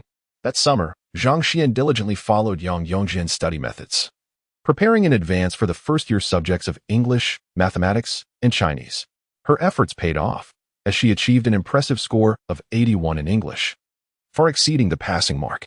Thus, Zhang Xuan entered another experimental class, thanks to Du Shuangling's support. The ensuing narrative did not unfold with the melodrama of struggling to keep pace with the experimental class, nor the unexpected triumph of claiming the top spot. Instead, motivated by the disdain she had faced, Zhang Xuan worked assiduously, consistently ranking within the top 30 of her cohort during her first year and even achieving a remarkable 8th place at one point. Following the division of subjects, she maintained her position among the top 10 in the humanities, never dropping out of that echelon, a remarkable feat that instilled both admiration and trepidation in her peers. Departing from the rice noodle shop, they crossed the road and entered the school grounds. Zhang Xuan then suggested to Yang Yongjin, "Why don't you head to the academic affairs office to find the director? Although it may take some effort, at least we have each other's company." Yang Yongjin glanced at the two and nodded, saying, "All right. It's only 8 o'clock. There's still time. You should take advantage of the quiet hours to settle your tuition fees and collect your books. Du Shuangling interjected, "Great, then we'll be off." The three parted ways, with Zhang Xuan and Du Shuangling making their way to their classroom on the third floor to report to their homeroom teacher, Wei Wei, and obtain their registration forms. Wei Wei, donned in a striking red leather jacket, sat at the classroom door enjoying her breakfast from a white porcelain bowl, which contained a delectable spread of meat, loach, and bok choy. Upon their arrival, she gestured with her chopsticks towards the registration book, prompting them to sign in. Du Shuangling perused the attendance list and exclaimed in surprise, "Teacher, Mi Jian and Lilith have already arrived?" Wei Wei adjusted her glasses and replied, "They just left as you two arrived. If you hurry to the finance office, you might still catch them." Upon hearing this, Du Shuangling quickly signed her name, then raised an eyebrow at Zhang Xuan. Just as she was about to pass him the pen, she abruptly withdrew it, opting instead to sign on his behalf without hesitation. This elicited a chuckle from Wei Wei, who couldn't help but glance back and forth between the two. Zhang Xuan, feigning grievance, remarked, "Teacher, please remember my face. I am here to report." Wei Wei waved her chopsticks playfully, teasing, "Hurry along. Just looking at you two is a distraction." Once they obtained their registration forms and arrived at the finance office, they found only a modest queue of over 10 individuals at the payment windows. A quick glance around revealed no sign of Mi Jian and Lilith. As they waited in line, Du Shuangling suddenly turned to Zhang Xuan and said, "It's been a while since I've seen Mi Jian. I find myself missing her." "Do you miss her?" Du Shuangling, Zhang Xuan replied, "Please, be a decent person and do not set me up like this. Let us not dwell on my past awkward moments, shall we?" He stretched lazily and dismissively added, "Why would I waste my time missing someone? She is not my girlfriend." Upon hearing this, Du Shuangling smiled at him. "Yongjian is right. You're becoming a bit too carefree for your own good." Zhang Xuan, at a loss for words, quietly murmured, "Don't pay her any mind. She just feels a bit out of place and envies my ease." As they stood close together, the warmth of the conversation enveloped them, and Du Shuangling, still smiling, lowered her gaze, pressing her lips together in silence, feeling her face flush with warmth. Unsure of where to look, the wait was brief. Within 10 minutes, they had completed their payment. Zhang Xuan held the payment slip up to the sunlight, exclaiming, "After so many years of schooling, this is the fastest I've ever paid my tuition. Arriving early at school certainly has its advantages. It's quite refreshing. Yongjian may not be as quick as us." Du Shuangling beamed in agreement and tugged at his arm. "Since the crowd is thin, let us quickly collect our books." With that, they set off without hesitation. To their surprise, they encountered Mi Jian and Lilith at the book distribution center, accompanied by Mi Jian's parents. Mi Jian, exuding grace in her simple white attire, awaited them in serene composure, her tranquil expression brightening with a lovely smile as she spotted them approaching.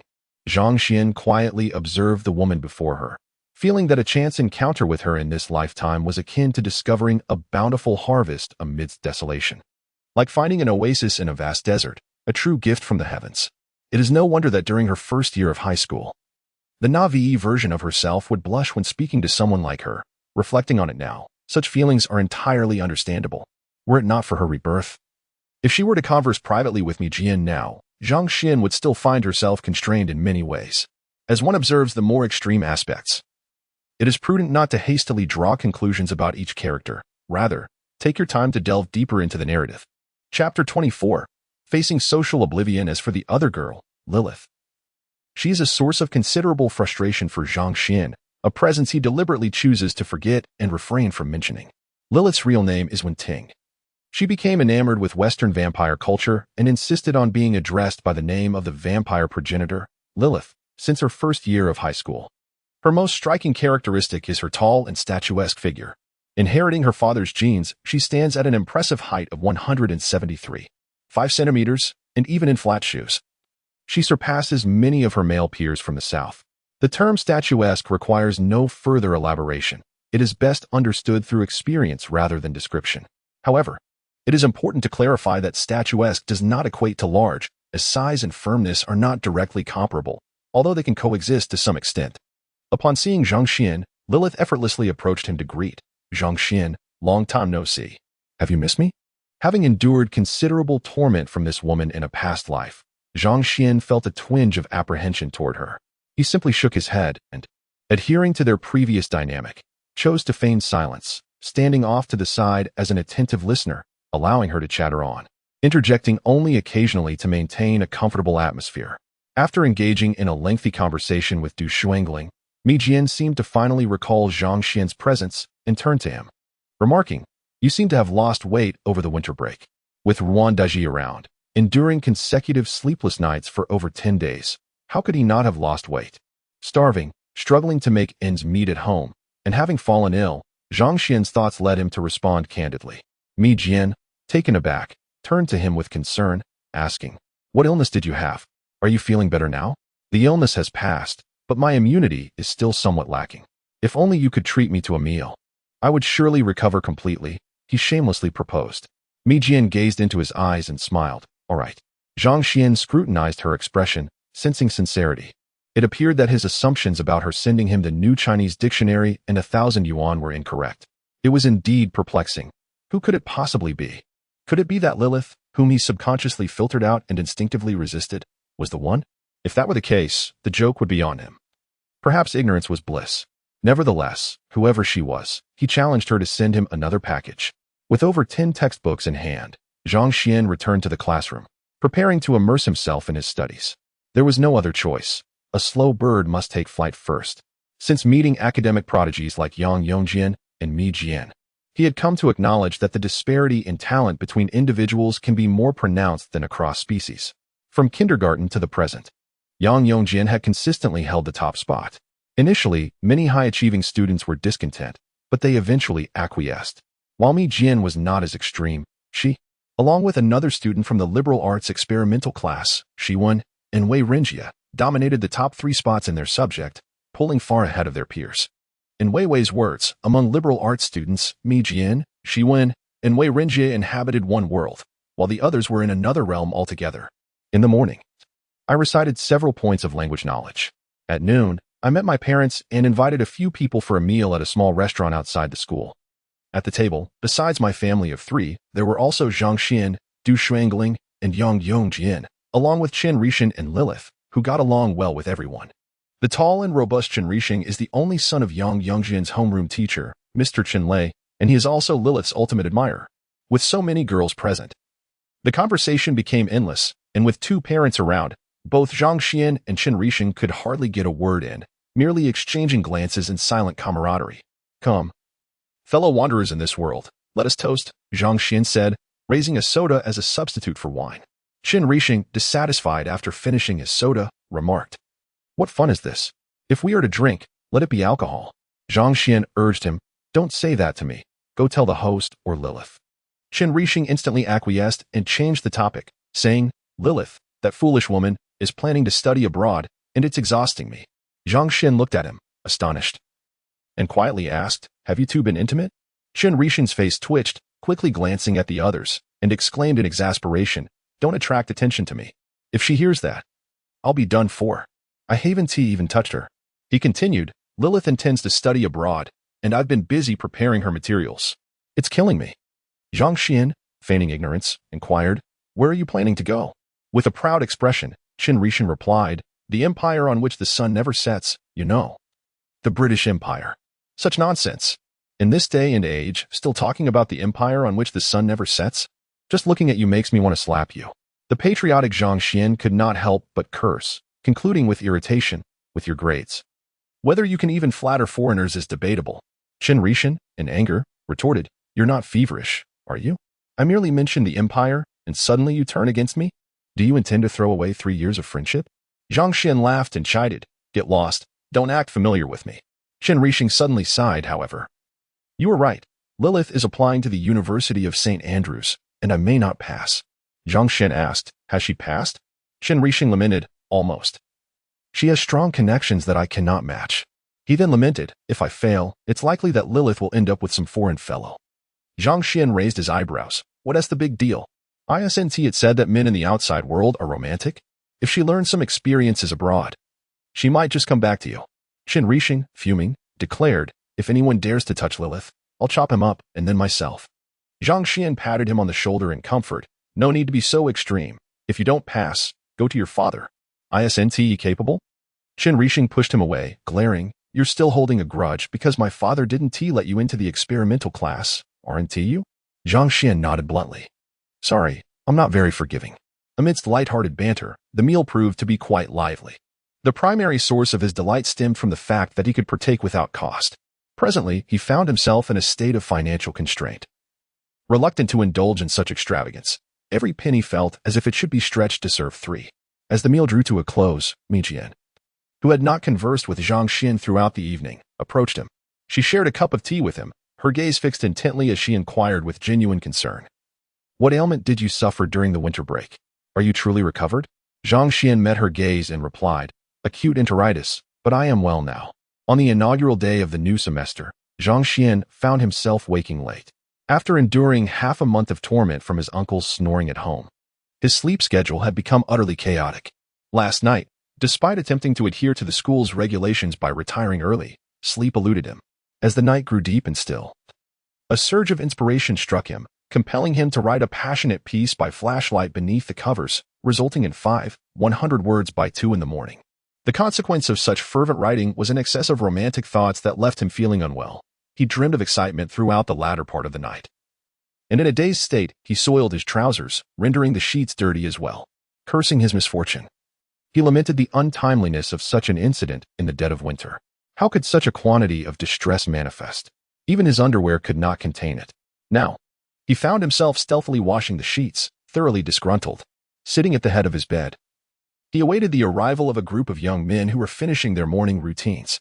Zhang Xuan finally rose slowly, compelled by an unpleasant odor and his discomfort.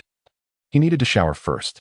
During this time, a male student rushed back, frantically retrieving his meal card, and as he left, he shouted, "Are you kidding me, Zhang Xuan? You're showering this early? Hurry up." On the first day of each semester, the old witch comes to inspect the dorms. Don't get caught. At that moment, Zhang Xuan was no longer the same person he had been 6 months prior. Fear had lost its grip on him. Calm and unruffled, he replied, "What is there to fear? If the old witch wants to catch me, let her. I have nothing to hide." He then entered the shower room, closing the door behind him while humming the tune of Leslie Chung's "Silence is Golden." Unbeknownst to Zhang Xuan, the well-meaning classmate who had warned him encountered a fright at the door, turning pale and nearly stumbling. Stammering, he said, "Teacher, Wei," with a stoic expression, stared at this classmate for a full 5 seconds before admonishing him. "What are you lingering for? Hurry to the playground and assemble." Chapter 25, The Duel of Magic. The night wind howled, and I found myself gazing back at the remnants of the past, filled with anger, accusations, and the weight of unexpressed frustration. My reaction to the rumors was exceedingly intense. Wei entered the dormitory, initially pausing at the bathroom door to listen to a Cantonese song. After a moment, she raised her hand and knocked on the door. "Zhang Xuan, you have 1 minute." Startled by the sudden female voice, Zhang Xuan, who was in the midst of bathing, quickly realized who was outside and immediately fell silent, ceasing his song and hastening his movements. After reminding Zhang Xuan, Wei did not linger at the bathroom door. As the homeroom teacher, she meticulously inspected each bed in the dormitory, as the conduct grades directly influenced her bonuses, which she valued greatly. The other beds were satisfactory, clean, and tidy. But when she reached Zhang Xuan's, she halted, her gaze fixed upon the fresh map on the sheets. A vivid image unexpectedly surged in her mind, and she did not need to guess what it was. Suddenly, she understood why Zhang Xuan had chosen to shower so early. Knowing the homeroom teacher was waiting outside made the minutes drag on painfully. Zhang Xuan took 2 minutes to emerge, and to his dismay, he realized that his change of clothes was outside on the bed frame. He had only brought his underwear into the shower. Trembling, he finally stepped out, initially feeling awkward. He soon thought it unnecessary, convincing himself that as long as he felt unembarrassed, the embarrassment belonged to her. If she, a woman, was unafraid, why should he be? However, despite this mental reassurance, he still felt somewhat uncomfortable, worried that his visible nervousness might frighten the teacher. Wei stood in the middle of the corridor, neither retreating nor avoiding him, her expression a blend of amusement and mockery as she scrutinized him. With a tone rich in sarcasm, she remarked, "Didn't you say you would show me if it came to that?" Zhang Xuan, feeling humiliated, experienced a twitch in his eyelid, overwhelmed by the absurdity of the world around him. In the end, he could only feign deafness, pretending not to hear or see, turning away quickly to get dressed. Noticing his unwillingness to meet her gaze, Wei finally averted her eyes and turned to leave, casually tossing over her shoulder, "Make sure to soak those sheets," and hurried to the playground for exercises. Zhang Xuan felt as if he had been dealt another harsh blow of humiliation. During the day, he attended classes and worked on practice questions during self-study periods. Zhang Xuan had heard a humorous anecdote. In this era, unlike in the future, if one practiced enough questions, they might just stumble upon the original exam questions. If he were to encounter the actual questions, it would indeed be a stroke of remarkable fortune. Although he did not fully believe this notion, he diligently completed his exercises, memorizing key points and occasionally taking time to write articles. Currently, Zhang Xuan was writing 4 to 5 articles each week, saving them to send out on Sunday afternoons. With this effort, he was nearly earning a steady income, bringing in between 120 to 150 yuan each week. He chose not to send this money home but intended to keep it for himself. Of course, this did not include the remuneration from the Xian magazine, which was a monthly publication, yielding approximately 750 yuan each month. In the narrative titled Rebirth in the Great Era of 1993, the protagonist reflects on his monthly salary of over 1,200, which places him among the fortunate few of his time, a fact that should inspire gratitude. However, the overwhelming burden of familial debts and the sight of his mother and elder sister frugally subsisting on sweet potato meals to gather funds for repayment dampen his spirits. Day after day, he navigates this heavy-hearted existence, spending his time reading and writing, while occasionally visiting Wei Wei's office for the latest newspapers. Following an embarrassing incident in the dormitory, Zhang Xuan feels utterly humiliated and is determined to avoid the fierce class teacher. Yet, he recognizes the necessity of staying informed through the newspapers. In an era devoid of mobile phones and the internet, communication relies heavily on shouting. Even using a landline or public phone is prohibitively expensive, often consuming a week's worth of food expenses with a single call. Thus, being confined to the school feels akin to isolation, reminiscent of imprisonment. For someone from a future time, the inability to access current events induces a deep-seated anxiety and a sense of missing out on significant happenings, yearning to comprehend the world beyond the school walls. Zhang Xuan steels himself to approach the office daily. Each time Wei Wei sees him rummaging through the newspapers, her expression remains impassive, scrutinizing him until he feels uncomfortable, at which point she gracefully departs with a smile. Initially, Zhang Xuan bears the brunt of this silent skirmish with a sense of duty, feeling like the target of amusement. However, growing weary of this dynamic, he resolves that he cannot allow himself to be bullied by a female classmate, especially one who is his teacher, as such memories would surely evoke embarrassment in retrospect. After much contemplation, he devises a strategy. If she seeks to mock him, he shall not retreat. He boldly takes a low stool in her office, disregarding her expression, and immerses himself in the newspapers. After several encounters, it becomes Wei Wei who loses her composure, relocating the daily newspapers from her office to the classroom. Yet, her dissatisfaction seems to linger as she stands at the back of the classroom, her gaze flitting between Du Shuangling, Lilith, and Mi Jian, finally settling thoughtfully on Du Shuangling. The outcome of this playful maneuver is a change in Zhang Xuan's seating arrangement, switching from Du Yu to Mi Jian. On one occasion, as Zhang Xuan descends the staircase, he unexpectedly encounters Wei Wei ascending. Noticing the absence of others, he casually remarks as they cross paths, "Old teacher, you truly know how to have fun." This time, Wei Wei abandons her usual restraint, tossing her long hair and laughing heartily, before teasingly advising, "Study diligently, strive to excel in the college entrance examination, and do not let my efforts go to waste." As she departs, she adds with a smile, "I find you quite appealing. Keep it up." The gaps between the fingers are wide, and time is fleeting. February has passed, and March has silently arrived. The north wind continues to howl, the sun remains hidden, and the weather is still bitterly cold. So cold that it evokes a longing to return home and embrace a beloved for warmth. As the process of reform and opening up progresses, the outside world is undergoing tremendous changes, flourishing and bustling with life. Yet, all of this seems to be unrelated to Zhang Xuan, who quietly accumulates strength for his little treasury while patiently awaiting news from his uncle. Although an entire month has slipped by without a single word, Zhang Xuan chooses to maintain his faith in Wan Dizhi's. In truth, at this juncture, he has no better alternatives than to trust Wan Dizhi's. With only a few months left until the college entrance examination, he cannot simply give up. After all, he was once a university lecturer at a second-tier institution in his previous life, and during his leisure time, he ventured into society alongside Yang Yongjian, gaining a clear understanding of what educational credentials signify in this world. Thus, he would never be so short-sighted as to sacrifice his future for a quick profit. The annual springtime has arrived once more, a season when all things awaken. Under the intoxicating scent of hormones, Zhang Xuan finds himself in trouble, and so does Mi Jian. Chapter 26. The Scheming Woman. On the afternoon of March 5th, following the conclusion of the first monthly examination of the semester, a half-day of respite ensued. Seizing this opportunity, Lilith exuberantly declared her intention to treat everyone, using the accumulated New Year's money from the past years to celebrate her acceptance into the University of St. Andrews in the UK. Henceforth, she could be considered a half-international student. Achieving such a remarkable milestone was undoubtedly a joyous occasion, worthy of celebration, and thus a lively gathering ensued.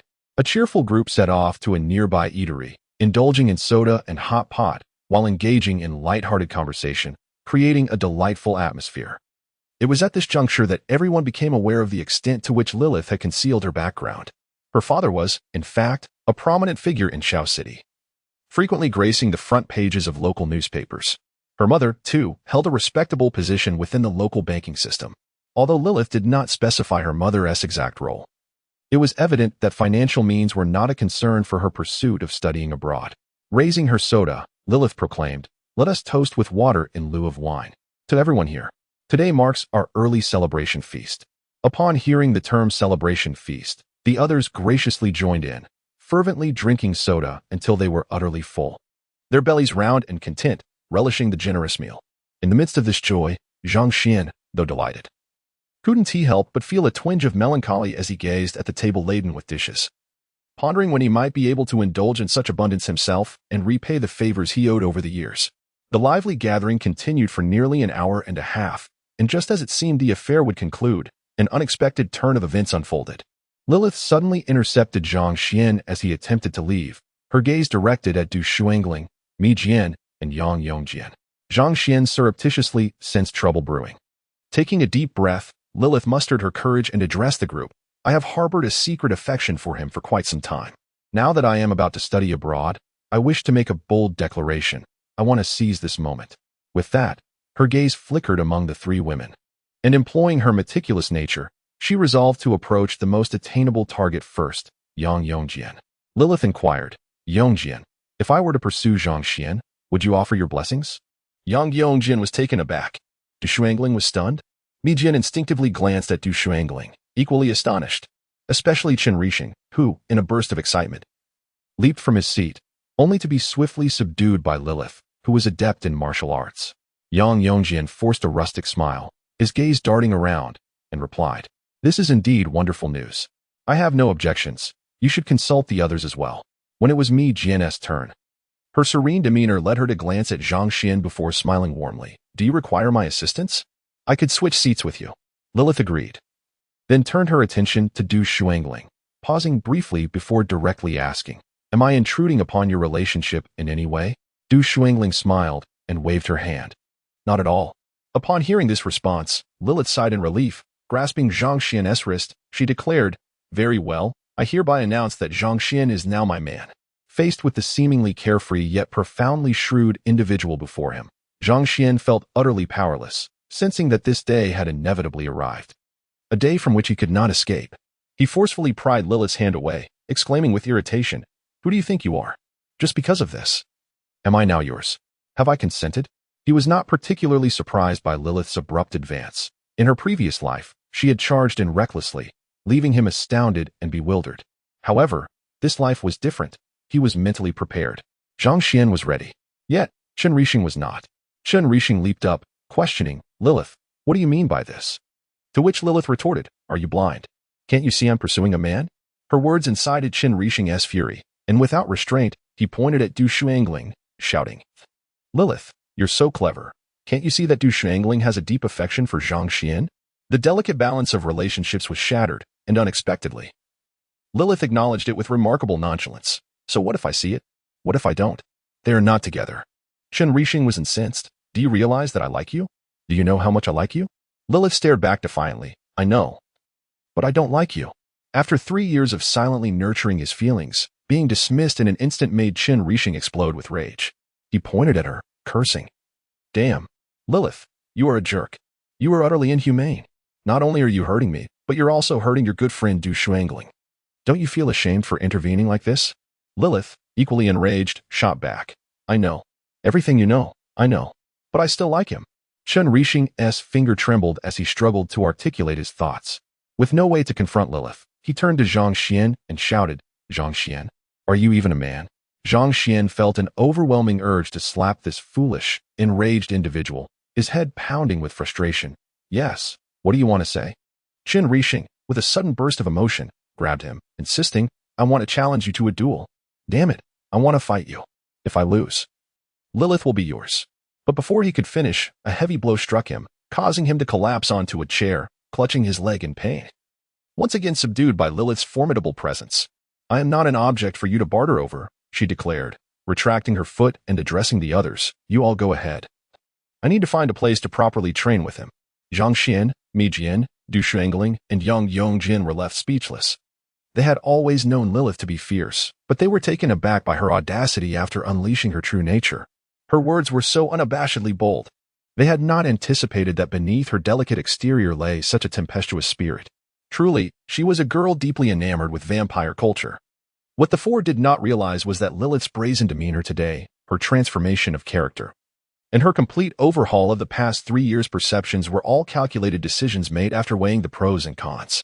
For 3 years, Lilith had been secretly enamored with Zhang Xuan, closely observing his every move and thus being acutely aware of Du Shuangling's profound affection for him.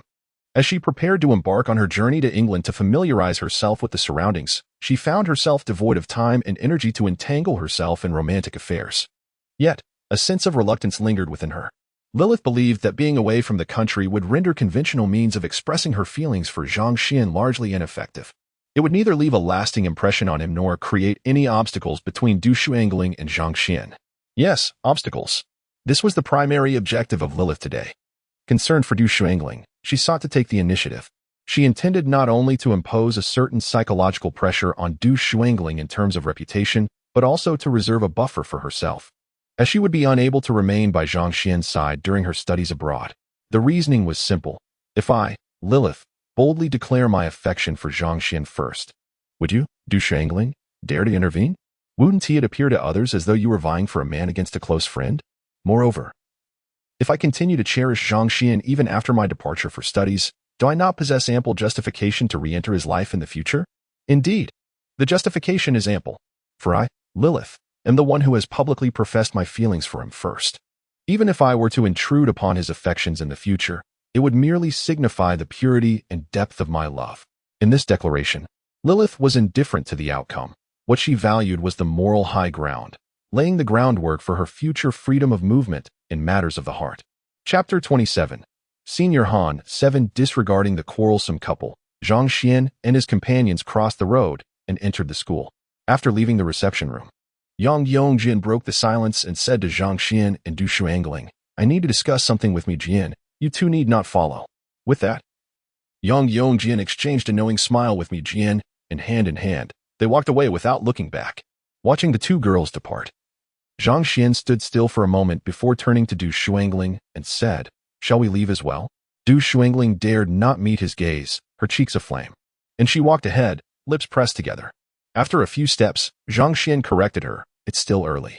If you don't wish to go to the classroom, let us take a stroll by the Zhejiang River. It's quite serene there. Du Shuangling halted, responding with a soft hum. As the evening sun cast its gentle glow and the breeze whispered softly, the two walked along the stone path illuminated by twilight, neither speaking nor breaking the silence. Nevertheless, there was no sense of awkwardness. Zhang Xuan knew he had to speak up today, otherwise, this girl could lead him on for days and nights without end. After a while, as they passed a convenience store, Zhang Xuan gazed longingly at the refrigerated display and remarked, I really crave milk ice cream. But it costs 50 cents each, which is beyond my means. What should I do? Upon hearing this familiar jest, Du Shuangling's face flushed, and she lowered her head. Laughing softly, her smile resembling a lotus blossoming from the water, a rose kissed by the rain, Du Shuangling pulled out $1 and bought 2 ice creams, one for herself and one for Zhang Xuan, and they continued their walk along the riverbank. The ice cream shattered the delicate balance between them, prompting them to walk side by side instead of one behind the other. Occasionally, their eyes met, a shared understanding passing between them that certain words need not be spoken, nor explanations offered, restoring their relationship to its previous state. Du Shuangling asked, Do you like the taste of this ice cream? Zhang Xuan cheekily replied, That question is rather superfluous. I enjoy any ice cream. Du Shuangling was momentarily taken aback, her eyes narrowing playfully as she expressed concern. You've only recently recovered. Take your time with something so cold. Yes, I'm being careful. After walking a bit further, Du Shuangling gently tucked a stray strand of hair behind her ear and inquired, after the college entrance examination, where do you wish to study? Zhang Xuan replied that he did not know and countered with a question of his own. What about you? Du Shuangling gazed into the distance, contemplating the river for a while before responding, you don't know, and I don't know. Is that so? It seems I have an inkling. Zhang Xuan said without reason, then opened his mouth wide and took a hearty bite of the last bit of ice cream, savoring it with delight, oblivious to the fact that such a cold treat might not sit well with his recovering body. Du Shuangling's face flushed again, and she laughed, and as she did, leaning on the railing, she said, Zhang Xuan, I find myself missing home a bit. Zhang Xuan spotted a long bench and sat down comfortably, stretching lazily as he casually remarked, you can miss home. I'll accompany you in your thoughts. Once you're done thinking of your home, we'll think of mine. And then we'll return to school. After indulging in their daydreams of home, the two returned to the classroom. However, upon entering, Zhang Xuan was taken aback to find his desk, which belonged to Mi Jian, adorned with roses. The vibrant roses adorned the surroundings, creating a breathtaking sight. Beside them stood an older male student named Han, clad in worn clothing, grinning as he gazed at Mi Jian, who had just returned to class from Wei Wei's office. He was referred to as an older student due to being 5 years senior to the average age of his peers, having repeated his studies for the 4th time this year, earning him the notorious title of a senior in high school. His classmates jokingly called him the living fossil of Shao City No. 1 High School. Rumor had it that his family owned a wedding dress shop and 2 photography studios, which in this era could be considered a modest fortune. More importantly, his uncle held the position of vice principal at the school. Whispers suggested that Han struggled academically, unable to secure a place in university, yet unwilling to face the world outside. He perpetually remained in school under the guise of repeating his studies. With 7 years of the same textbooks, he had long grown weary of them. Consequently, he occupied his time pursuing attractive young women, proudly dubbing himself a seasoned admirer. Half a year prior, upon first encountering Mi Jian in the school corridor, he was utterly captivated, leading him into a frenzy that rendered him unable to focus on anything else. Initially, he maintained a gentlemanly demeanor, refraining from bothering her. However, with graduation looming and Mi Jian's stellar academic performance contrasting sharply with his own dismal prospects, desperation took hold of him. Ignoring societal expectations and the judgmental gazes of others, he seized the opportunity during a brief break, emptying his wallet to purchase a plethora of roses. Today, he resolved to confess his feelings, determined to leave no regrets. Disregarding the onlookers surrounding him, he boldly addressed Mi Jian, Mi Jian, the first time I saw you. His emotion was genuine, his words rich and prepared for a long time. Yet, Mi Jian offered him no chance to finish.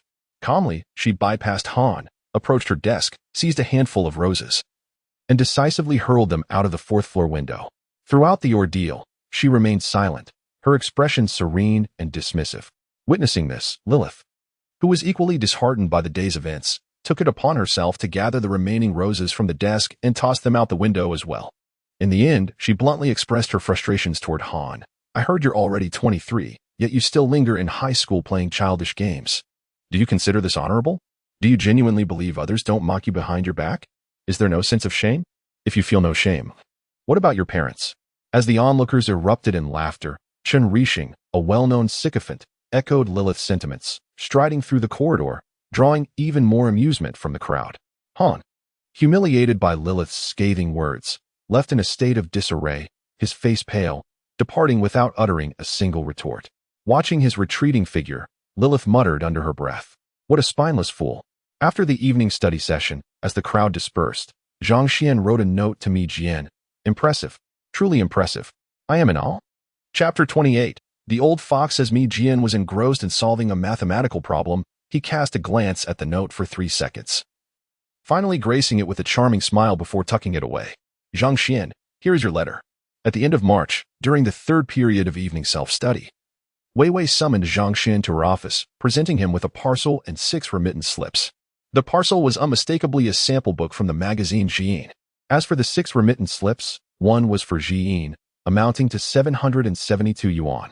The others included 3 slips of 20 yuan, one of 50 yuan, and one of 40 yuan, totaling 922 yuan. As Zhang Xuan carefully stored the slips, Wei Wei, hands on her hips, leaned against the desk and teased. With all this money, why not treat yourself? Perhaps purchase a nice outfit or a good pair of shoes. Aware that her suggestion stemmed from goodwill, Zhang Xuan felt the funds were insufficient and dared not squander them. Instead, he politely replied, "Teacher, allow me to treat you to some egg fried rice." Wei Wei met his gaze with a smile, nodding in agreement. She glanced at her watch and added, "There are still 8 minutes before self-study ends. I think it's better to seize the opportunity and go out for a late-night snack now, as I haven't had dinner yet and am a bit hungry." "No, I was merely being polite. You should take it so seriously," Zhang Xuan thought to himself, feeling somewhat exasperated but maintaining an expression of surprise. "Shall we go then?" Seemingly aware of his inner thoughts, Wei Wei adjusted her glasses, said little, and strode out. Zhang Xuan watched her retreating figure and sighed inwardly, recognizing her cunning nature. The final days of March were spent in examination halls, as it was time for the second comprehensive mock exam of the semester. Zhang Xuan felt he performed reasonably well and was in good spirits. After leaving the examination room, he joined others for lunch in the cafeteria. Yang Yongjin looked up and asked, "You didn't go home during the last holiday? Are you not going back this time either?" Zhang Xuan savored a spoonful of steamed egg before replying, "The moment I see the bus, I feel nauseous. I'm truly afraid of traveling. Moreover, the roads are poor. And I have to transfer buses. Sitting for 4 to 5 hours is unbearable." Curious, he inquired, "The round trip costs 24 yuan. How could you bear such an expense?" At the mention of this, Yang Yongjin traced the edge of his lunchbox with a spoon, his voice lowering, "My mother may not be well. I wish to spend more time with her in her final days."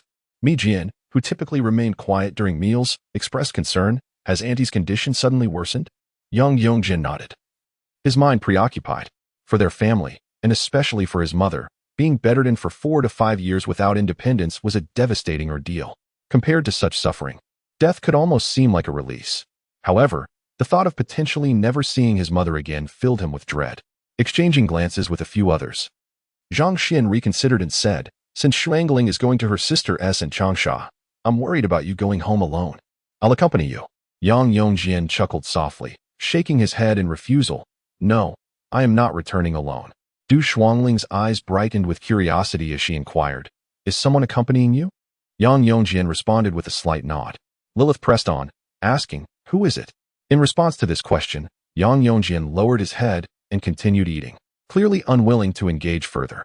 Zhang Xuan and Du Shuangling exchanged glances, likely deducing the identity of this companion, yet without a word from Yang Yongjin. They felt it inappropriate to speculate. Zhang Xuan finally remarked, "Well, if you have company, I shall refrain from intruding." After finishing their meal, the group proceeded towards the school gate. Yang Yongjin boarded a minibus on the campus playground. Just before she boarded, Zhang Xuan discreetly slipped her 300 yuan, whispering softly, "Take this to my mother." Yang Yongjin's mouth fell open in surprise, taken aback by the sudden influx of money, yet mindful of the surroundings. She nodded and quickly tucked the money away. Mi Jian departed with her parents, while Du Shuangling was picked up by her father, who drove her to Changsha. Lilith noticed Qin Rixing trailing behind her, feeling as if she had swallowed a fly. "What do you want following me?" she snapped.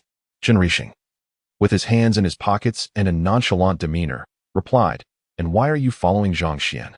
Lilith pointed at Zhang Xuan, unabashedly declaring, "I am pursuing a man." Qin Rixing's eyes widened in disbelief. "I see you pursuing a man." Zhang Xuan, waiting for the bus, felt his head nearly explode upon hearing this exchange, wishing he could silence the two of them with a single swift motion. How long would this go on? It was utterly exasperating. Casting a glance at Lilith, he reflected that although he had practiced martial arts in his past life, he might not necessarily prevail against her, and certainly could not out-argue her. Thus, he opted to say, "Ladies, could you possibly create your ruckus elsewhere? I am heading to a relative's home, not out for leisure." As fate would have it, just as Zhang Xuan was finishing his sentence, the bus arrived, prompting him to hasten aboard without further acknowledgement of the two. At this hour, one had to push their way onto the bus. There was no room for hesitation. The students at the school gate resembled a herd of migrating wildebeests, far too numerous. Truly, those with swift legs prevailed, while the slow were left behind. This was a battle devoid of gunpowder, where victory relied on strength and courage, and the most audacious prevailed. Of course, if one possessed quick wit, that too proved advantageous. Zhang Xuan soon realized he was a step behind, cursing under his breath. The entrance to the bus was as congested as a traffic jam, making it impossible to squeeze through. With no time to ponder, Zhang Xuan seized the opportunity. Yanking down a girl in a blue outfit who had already placed a foot on the bus, and with his height advantage, swiftly slipped into the gap. No pushing from the outside.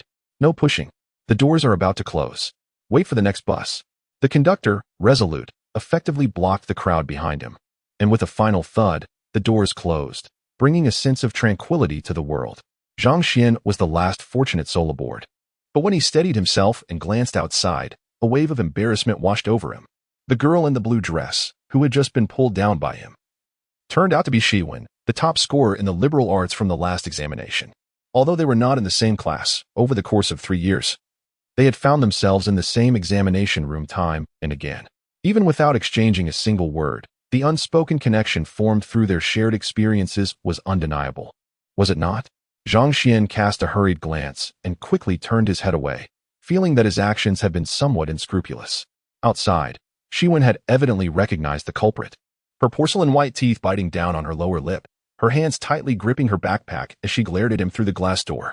What a transgression! What a transgression! Zhang Xuan muttered to himself, and as the vehicle began to move, he exhibited remarkable self-regulation, promptly choosing to forget the incident that had just transpired. Chapter 29.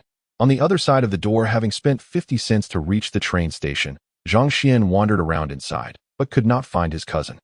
He hurriedly made his way to the workers' dormitory, where he discovered that Yang Yun seemed to be absent. Despite ringing the doorbell and knocking, there was no response. After knocking several times, the middle-aged neighbor next door, evidently impatient, opened the door with a wary expression and asked, "Who are you?" Zhang Xuan replied, "Hello. I am Yang Yun's cousin. I apologize for disturbing you." Seeing the youthfulness and politeness of the young man, the neighbor's demeanor softened considerably. He informed Zhang Xuan, "Stop knocking.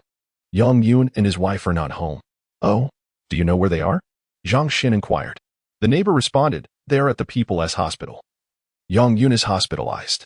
This news startled Zhang Xuan, prompting him to ask, "What illness does he have? Why is he hospitalized?" The middle-aged man scrutinized him again and said, "It seems he fell and fractured a bone." He then emphasized, "Do not knock anymore. Just go to the People's Hospital to find them." "Thank you." Upon arriving at the entrance of the hospital, Zhang Xuan looked around, contemplating what items to bring. He located a modest fruit store and purchased some apples and oranges. Next, he hurried to a neighboring grocery store to buy biscuits, canned goods, and candies. After weighing the bag, which felt quite heavy, he deemed it sufficient before entering the hospital. With a name and face, Zhang Xuan found his cousin with ease. On the 3rd floor of the inpatient department, he walked in to see Yang Yun lying on the hospital bed and his sister-in-law, Hui, tidying up nearby. After exchanging brief greetings, he handed the items to the smiling Hui and asked, "I heard from your neighbor that you fractured a bone. What happened?" Despite being hospitalized, Yang Yun appeared to be in good spirits. Turning his head to look at Zhang Xuan, he remarked, "Don't mention it. I've really had some bad luck. A few days ago, while helping your sister-in-law with inventory, I took a shortcut in the dark and fell from a height of 4 meters. I heard a crack. And well, here we are with a fracture." Zhang Xuan glanced at Yang Yun's left leg, which was clearly bandaged after surgery. "What did the doctor say?" he inquired. Yang Yun waved his hand dismissively, indicating it was not a major issue. At that moment, Hui poured him a cup of warm water, glanced at his face, and complimented, "Our little brother is looking more and more like Auntie. You're getting better looking." Yang Yun chuckled and replied, "Auntie's genes are good. All 3 of us siblings are not lacking in looks." Unable to bear such blunt compliments, even if they were sincere, Zhang Xuan, despite his thick skin, felt a bit embarrassed. After sipping some water, he shifted the topic, asking, "You mentioned you were still working on inventory late at night. Is business that good?" Upon hearing this, Hui became animated, her eyes sparkling as she exclaimed, "Don't underestimate street vending. Initially, I was upset, feeling embarrassed, but now, the business is actually quite good. The income from just a few days is equivalent to my previous month's salary." "Really? That is wonderful." Zhang Xuan expressed genuine happiness for the couple and then offered a small suggestion. "Then hurry and earn more. Once you have enough, open a store. Business could be even better." Upon hearing about the prospect of opening a shop, whose wife nodded and then shook her head. Just yesterday, she had been discussing this matter with her husband, contemplating not to open a retail store but rather to venture into the clothing wholesale business. Zhang Xuan instantly comprehended her mindset, whose wife was originally a saleswoman. Resourceful and articulate, naturally possessing commendable sales skills, coupled with her connections from her previous tenure at the supply and marketing cooperative. Along with a group of entrepreneurial sisters who sold goods at street stalls, embarking on a clothing wholesale endeavor indeed seemed a splendid idea. As it turned out, drawing from memories of a past life, despite the couple's current bickering and disagreements, their clothing wholesale business flourished remarkably, beyond maintaining a solid local customer base. Numerous neighboring counties and cities began procuring apparel from them. Their household boasted 4 vehicles, 2 delivery trucks, a Mercedes-Benz, and a BMW, all becoming the talk of the village. After a brief conversation by the bedside, whose wife suggested inviting Zhang Xuan to dine at a nearby restaurant, which he politely declined, Zhang Xuan informed her that Qian and the others would be returning home from school and she should attend to them first, given that it was getting late. He decided to head back to school himself. The couple was exceedingly hospitable, persistently urging him to join them for a meal, but Zhang Xuan, understanding their constraints, respectfully declined, promising to visit again another time. Finally managing to extricate himself, Zhang Xuan did not intend to board a vehicle immediately. From his previous experiences of near-death encounters, he knew that traveling on an empty stomach was akin to consuming poison. Not only would his stomach churn uncomfortably, but he would inevitably be sickened, to the point of feeling as though his insides were being twisted. He entered a relatively decent-looking restaurant, likely bustling due to the approaching mealtime, and waited for about 7 or 8 minutes before a seat became available. Once seated, he noticed a thick layer of greasy residue on the table's surface. A gentle scratch with his fingernail revealed a disturbing amount of dirt. Disgusted, he contemplated switching to another establishment, but then dismissed the idea, realizing that most street-side eateries were likely of similar quality. He raised his hand and called out, "Boss, I would like to order." With the restaurant in high demand, the harried owner finally approached him after tending to another table, asking, "Here are the menus. Please take a look and let me know what you'd like." Zhang Xuan, feeling rather indifferent to perusing the menu, simply replicated the orders from the neighboring table, homestyle tofu and stir-fried escargot. After placing his order, he immediately regretted his choice, feeling it was rather extravagant to indulge in 2 dishes. He considered canceling one, but felt too embarrassed to do so. "Very well, please hold on," the owner noted and hurried away. However, as time passed, the wait seemed interminable. Zhang Xuan, driven by impatience, eventually ventured to the kitchen to urge them on. The chef's wife assured him, "Young man, my apologies. Your dishes will be served within 10 minutes. Zhang Xuan regarded her with a mix of skepticism and hope, then returned to his seat. Yet, he felt it was unbearable to simply wait idly, as it was quite torturous. A glance around the restaurant revealed no entertaining happenings or interesting people to observe. In a moment of idle contemplation, I found myself wishing for a quarrel to unfold, relishing the prospect of witnessing others' faces flush with indignation. Perhaps, if the altercation were particularly entertaining, I might even reward the participants with a modest sum. Alas, in the absence of such delightful discord, an unexpected visitor graced the table beside me, Yu Huiyun. As she settled into her seat, she brazenly inquired, "Are you looking around?" "Waiting for me." Zhang Xuan, caught off guard by her presence, maintained a calm demeanor as he replied, "What brings you here?" Yu Huiyun, casually adjusting her hair, replied with a hint of mischief, "Haven't you ever seen a doctor who owns a restaurant?" Upon further inspection, I noted her attire, a collection of designer garments, undeniably fashionable. This small town of Shao City seemed unworthy of her elegance. Although Zhang Xuan harbored doubts about her claim, he was disinclined to voice them. Noticing his silence, Yu Huiyun took the initiative to ask, "What did you order?" It appeared she intended to share a table, and Zhang Xuan begrudgingly responded, "Homestyle tofu and stir-fried escargot." Upon hearing his order, Yu Huiyun turned to the proprietor and requested, "Please bring me a portion of homestyle tofu and a serving of stir-fried escargot as well." The restaurant owner, perplexed, glanced between the two, internally questioning, "Aren't they acquainted? How can they order the same dish? This is confusing." Chapter 30. A fatal encounter. After placing her order, Yu Huiyun remarked, "I never imagined that your taste in vegetables would align so closely with mine." Zhang Xuan, taken aback by the audacity of such a candid statement, responded nonchalantly, "Perhaps it is merely a coincidence." Yu Huiyun scrutinized him for a moment before inquiring, "Aren't you afraid of me anymore?" Zhang Xuan, puzzled, wondered how the word fear had entered the conversation. Yu Huiyun confidently replied, "It's a woman's intuition." Zhang Xuan, maintaining a stoic expression, retorted, "Is that so? Men may be taller and younger than women, but if a man still fears a woman, It can only be due to one of two reasons. Either she is a demon, exuding a menacing aura, or her background is such that he cannot afford to provoke her. Which one are you? Yu Huiyun's gaze wandered over him, and with an air of mystery, she replied, "What if I embody both?" Zhang Xuan, taken aback, sighed. "If others respect me a foot, I shall respect them a mile. But if they bully me a mile, then I must take down their entire family." Yu Huiyun laughed, her laughter vibrant and alluring, drawing the attention of several men at nearby tables. After a prolonged moment of amusement, she said, "I didn't expect you to be such an intriguing character." At that moment, the dishes arrived, 2 plates of homemade tofu and 2 plates of stir-fried snail meat, an odd combination for a single table. They each placed 2 dishes in front of themselves and began to eat. For the first half of the meal, they maintained a silent truce, each absorbed in their own world. However, midway through, Yu Huiyun suddenly looked up at Zhang Xuan, hesitated for a few seconds, then reached her chopsticks into his plate, taking a piece of tofu for herself. Zhang Xuan cast her a glance, but remained silent, perhaps tasting the thrill of the act or finding it amusing. Yu Huiyun continued to take from his plate, seemingly unending. Zhang Xuan furrowed his brow and halted his chopsticks. "You've crossed a line," he exclaimed. Yu Huiyun ignored him, continuing to eat until she finally remarked, "It's all the same dish. The restaurant didn't label them. Perhaps you mistakenly took mine."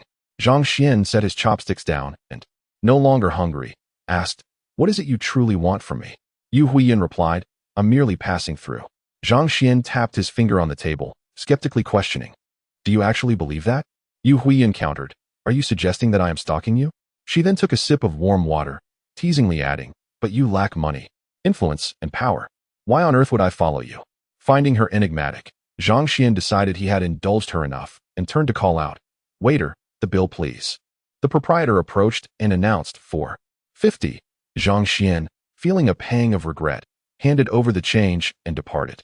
Yu Huiyun glanced up at him but continued her meal in silence, not pursuing him. Upon exiting the restaurant, Zhang Xuan felt unsatisfied, and the sight of passing vehicles triggered a sense of motion sickness. Left with no alternative, he surveyed his surroundings and headed towards a fruit stand to purchase a few oranges. Peeling one, he savored the flesh within. Then, pinching the orange peel and directing it towards the philtrum, he squeezed out a few fine droplets of juice, instantly feeling a surge of comfort as the oily scent dissipated considerably.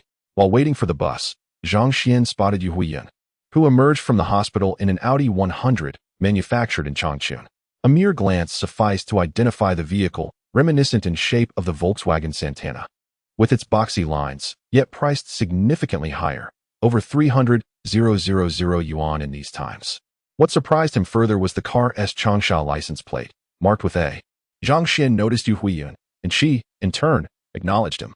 Seeing Zhang Xuan awaiting the bus, Yu Huiyun pondered for a moment before steering her vehicle closer. Lowering the window to inquire, "Did you see my car? Would you like to make some quick money?" Zhang Xuan took a couple of steps back, directing his gaze to the pavement, reluctant to engage. Noticing the lack of interest, Yu Huiyun smiled, rolled up her window, and drove away. What a nuisance. What is there to show off about? Just because you have money, can't you share a fraction with me? Externally composed, Zhang Xuan felt a simmering discontent within. Damn it. After approximately 10 minutes, the bus arrived. With the crowd too dense and the odor too overwhelming, he felt slightly nauseous. Fortunately, a few elderly men nearby were smoking, and he quickly maneuvered himself beside them, inhaling the smoke, which quelled his stomach's unrest. Safely returning to school, Zhang Xuan dialed the local convenience store at the intersection. The proprietor answered, recognizing his voice, and habitually said, "Wait a moment, I'll call your mother." Then, he bellowed, "Wan Shouqin, phone call.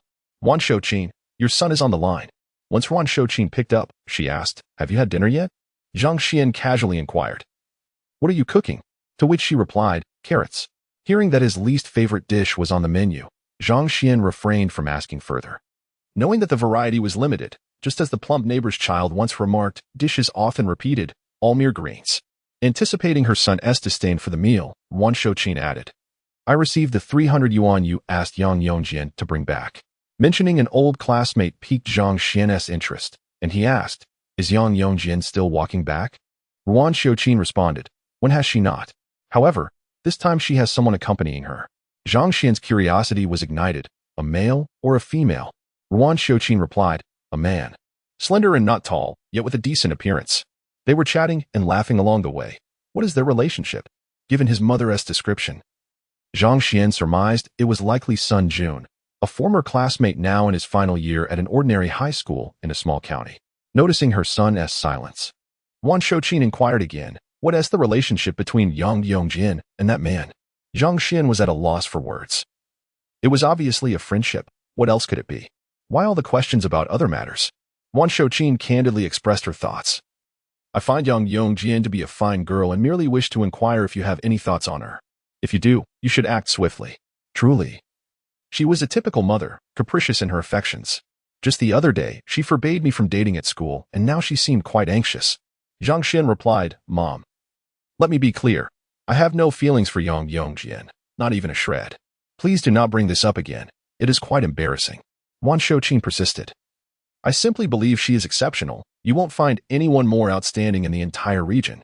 With her academic achievements, she will soon be a university student, attending a school far better than yours, and she will undoubtedly achieve greater success. Trust your mother. She has yet to experience the world. And a few sweet words can easily ensnare her. Capturing her would be a boon. Zhang Xuan was left both amused and exasperated. You have such confidence in me? Wan Shouqin suddenly remarked, I actually lack confidence in you, but I have faith in my own genes. Zhang Xuan chuckled. Wan Shouqin, I must commend your audacity. It is a pity you squander it in the countryside. By the way, let me reiterate, Yang Yongjin and I are merely friends and will remain so. Wan Shouqin's tone shifted, lowering in pitch as she reiterated, aside from her ordinary appearance, everything else about her is quite commendable. Do you truly regard her with such disdain? Encountering this different side of Wan Shouqin, Zhang Xuan felt an overwhelming urge to pound his head against a wall. What was the point of engaging with her in such confusion?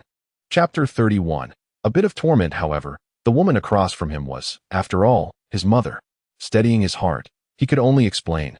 It's not that I look down upon her. I simply don't feel any spark. Please don't worry about it, all right? I haven't even finished my studies yet. So what significance does this discussion hold? Wan Shouqin fell silent. She genuinely admired Yang Yongjin. She was diligent, intelligent, tall, and resilient. There could be no better choice.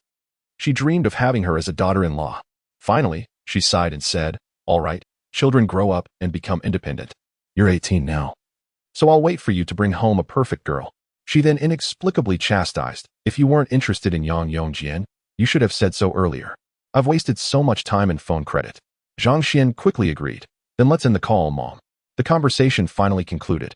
He removed the IC card and leaned against the public telephone booth for a moment, reflecting that he should never have made that call. In truth, he knew that Wan Shouqin had deviated from her usual demeanor to discuss personal matters with him for two reasons. She genuinely favored Yang Yongjin, and the appearance of Sun Jun by Yang Yongjin's side had instilled a sense of urgency in her, making her protective like a hen with her chicks. Yet, regardless of the reasoning, if the two lacked feelings for each other, it was all in vain. After securing his IC card, Zhang Xuan ambled around the campus under the dim glow of a few streetlights. On this spring night, the treetops were alive with the chirping of birds, their cacophony unsettling his thoughts. He felt a bit disoriented and longed to call Wan Detzi to inquire about the situation on his end. However, after much hesitation, he ultimately refrained from doing so. He feared his meager savings would not suffice. He was apprehensive about hearing Wan Detzi say that there were plenty of confiscated goods, but none suitable for him to take over. Lost in thought, he unknowingly walked out of the campus. To his surprise, he spotted Chen Rixing playing billiards and approached him, asking, why are you here alone? Where's your Lilith? Chen Rixing replied sarcastically, she's not my Lilith, she's yours. Zhang Xuan was taken aback. Did she go home? Yes. You left, and she left too. I'm just a ghost now, Chen Rixing said, handing him a cue stick. Come on, play around with me. Zhang Xuan shook his head. I don't want to play with you. Chen Rixing raised an eyebrow, clearly displeased. What do you mean? Do you look down on me? Zhang Xuan responded earnestly, don't overreact. It's not that I look down on you. I just find it pointless to crush you casually. Chen Rixing laughed with a hint of irritation. Hey, just half a year ago, you were my defeated opponent. Now that you've won Lilith's favor, you think you're invincible? Zhang Xuan looked at him with a tone of concern. I'm not bragging. Lilith's affection has indeed enhanced my skills. Ever since she confessed, I feel like I am no longer the person I used to be. After scrutinizing him for a moment, Chen Rixing suddenly pulled a handful of coins from his pocket and slammed them onto the table, exclaiming angrily, damn you, Zhang Xuan. 1 yuan per ball. Are you in or not? Zhang Xuan's eyes sparkled at the sight of money. Just moments ago, he had lamented over the 4-5 yuan meal. Especially knowing that his mother and elder sister were at home subsisting on meager fare while he indulged himself outside. This thought had weighed heavily on his heart. But now, fortune had smiled upon him, with a windfall of 32.6 yuan at hand, enough to recoup his earlier expenditure. He glanced at the pile of cash on the table and inquired, "How much is here?" Chen Rixing counted and boisterously declared, "Not much, just 32.6 yuan. Indeed. It was not a substantial amount, merely sufficient for 6 lavish meals, nearly equivalent to 3 days' wages, a worthy gamble. Zhang Xuan picked up the cue stick from the table, feeling its weight in his hands, and proposed, "Let us wager 32.6 yuan, a single game to determine the victor. Are you in? Come on. You say you don't look down on me, yet this is exactly that. Whoever doesn't join is a fool," Chen Rixing retorted, grabbing the cue stick in preparation. After applying a bit of chalk to his fingers, Zhang Xuan asked, "Will you break, or shall I?" "Allow me the honor," Chen Rixing replied confidently. With a decisive crack, he struck the cue ball. After a prolonged aim, the balls scattered across the table, yet none found their way into the pockets, prompting Chen Rixing to curse himself for being foolish. Zhang Xuan circled the table, remarking, "I was just pondering how to afford you some dignity. Yet you've opened with such a lackluster shot. It seems you're in for a rough time. Curse you. You expect to pot 8 balls in one go? Watch closely. Left corner pocket, ball 2, bank shot, score. Right corner pocket, ball 5, high shot, score. Right corner pocket, ball 6, ball 1, another high shot, score." With the cue ball aimed at ball 3, Zhang Xuan prepared for a left middle pocket bank shot. With a sharp crack, the ball went in again. Witnessing this impressive bank shot, Chen Rixing's eyes widened in disbelief. "Damn, you've got the luck of a dog. Are you convinced yet?" Zhang Xuan challenged. "Convince my foot. Prove you can pot them all. Just wait." The cue ball aligned with ball 7, and with a deft lift of his right hand, he struck, score. Returning to ball 4, he executed a pull shot, and score. As the cue ball, the black ball, and the corner pocket aligned perfectly, Chen Rixing's expression darkened. Zhang Xuan inquired with a smirk, "Shall I continue?" Through gritted teeth, Chen Rixing replied, "Go ahead." Zhang Xuan bent low, exerting a gentle push, sending the black ball into the pocket while the white ball remained unmoved. Standing tall, he extended his hand. "Be sensible. Hand over the money." "Damn it." Chen Rixing, ever honorable, never resorted to trickery. Defeat was defeat. He begrudgingly handed over the cash, still irked. "Wait until I save some money. I'll return." "Why let money slip away?" Zhang Xuan replied, patting the bills in his hand with a smile. "Do you have enough for a meal? Or shall I return half to you? Don't insult me. My home is near the school. A starving camel is larger than a horse. I want to starve." Chen Rixing pushed the money back, refusing to accept charity. "I knew you would possess such integrity," Zhang Xuan chuckled. And he then purchased 2 bottles of sports drink from a nearby shop, 1 for each of them, before heading toward the school. Upon reaching the base of the teaching building, Chen Rixing squeezed the empty bottle he had finished drinking from and earnestly inquired, "Zhang Xuan, what are your thoughts on Lilith?" Zhang Xuan waved his hand dismissively. "Do not concern yourself with me. Focus on your own endeavors and forge ahead." "That is good." Chen Rixing sighed in relief, then patted his chest. "Today's loss was worthwhile, wasn't it?" "Indeed. Next time, remember to gather more funds. If you fall short, just borrow a bit from your father." "Damn you. Enough of that. Hurry and pursue Lilith. Otherwise, she will come after me. Zhang Xuan, I curse you." As he watched the fortunate one return home, Zhang Xuan weighed the empty canister in his hand before tossing it into a nearby trash bin. He mused to himself that he could only do so much for a friend. Whether Lilith could seize the opportunity was entirely her own affair. Chapter 32. Du Shuangling's thoughts exposed upon returning to the classroom. Zhang Xuan discovered that he was not the only one striving to excel academically, despite the holiday. 5 others were diligently immersed in their studies. After taking a moment to settle into his seat, he refrained from immediately tackling his assignments. Instead, he chose to organize his thoughts and began drafting his manuscript, seizing the opportunity of the 3-day break to complete the week's work and send it off the following day. With a clear mind, extensive experience, and broad knowledge, Zhang Xuan found himself writing with ease. However, while refining his piece for the Zhiyin magazine, he invested extra effort to polish it, contemplating that several months had passed and it was time for a raise in his remuneration. If they remained unappreciative, once he amassed wealth, he would cease to contribute to them. It is said that only talent can contend with wealth, and if they failed to recognize his worth, it would be a blatant disrespect to knowledge and an insult to him. At that point, let them fend for themselves. After dispelling these resentful thoughts, he meticulously reviewed his manuscript. After 4 hours of writing in the evening and another morning dedicated to it, he finally produced 7 articles. Once he conducted a final check and found no significant issues, he rushed towards the postal office outside the campus. For lunch, he indulged in a humble worker's meal for 80 cents, which was quite popular among many eager patrons. The food was surprisingly decent, featuring cauliflower and pieces of braised fish. Yet, he remained uncertain if the fish was indeed fresh, but he dismissed the concern, as he had not witnessed it firsthand, and he was not the only one dining. They say that what is unclean won't harm those who consume it. Satisfied and well-fed, upon returning to school, he encountered Wei Wei and several girls from his class playing badminton on the playground. In his previous life, his interests were few, apart from reading. He practiced martial arts and engaged in games like badminton and billiards. While he wouldn't dare compare his skills to those of professionals, he fancied himself a dominant player in his village. Upon spotting him, Wei Wei smiled and raised her racket, calling out, "Zhang Xuan, come on. Let me give you a taste of defeat." Zhang Xuan approached, saying, "Old classmate, let us not be so harsh. We must cherish good times."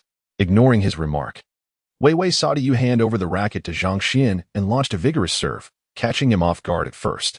But what was the point?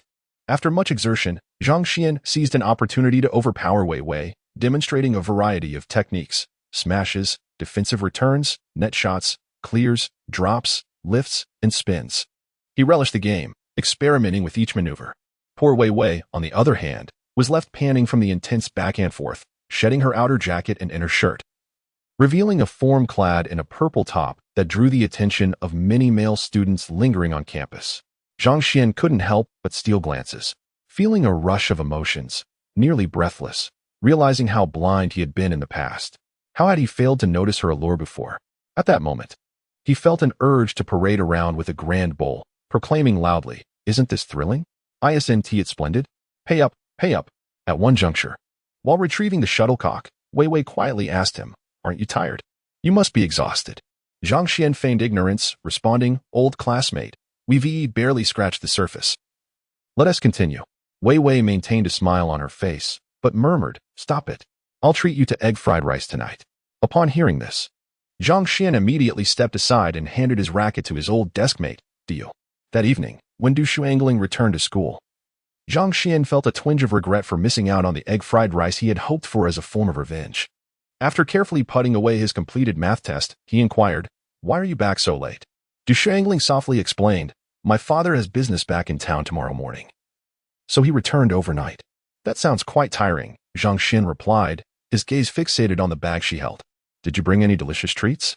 Placing the bag on the table, the young woman looked at him with a twinkle in her eye and replied, "I have chocolate, and I also brought you a chicken."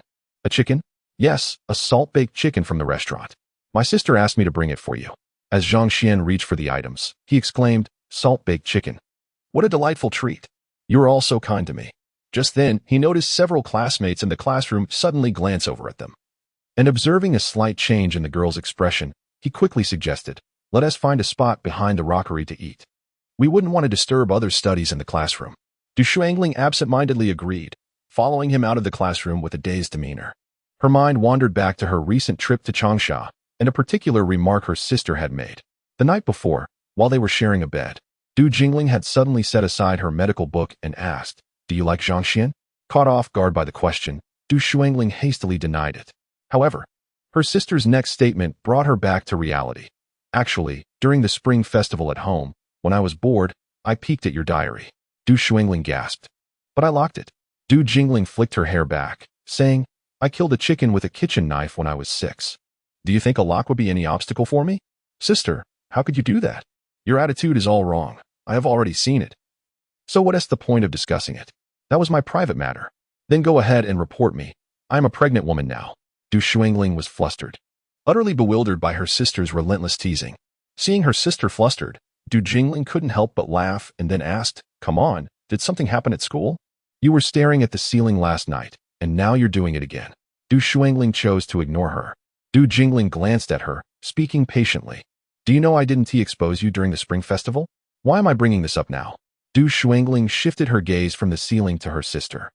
Du Jingling smiled and said, in just a month, my dear sister will turn 18, the very age of budding romance. Your grades are good now. As long as you perform normally, you will have no trouble getting into other universities, if not Tsinghua or Peking University. Thus, you need not worry about academic pressure. This evening, once again, the persistent distraction troubling you is nothing but the matter of love. Am I correct in my analysis, dear sister? After a prolonged exchange of glances, Du Shuangling closed her eyes and turned her back to her elder sister, still irked and unwilling to engage. Du Jingling, undeterred, propped her chin with her right hand and continued her role as a detective. The nature of affection, you see, culminates in either a favorable or unfavorable outcome, which is not particularly difficult to discern. Firstly, it may be that you have bared your heart and failed, leaving you heartbroken. Secondly, it could be the emergence of a rival in love, throwing you into disarray.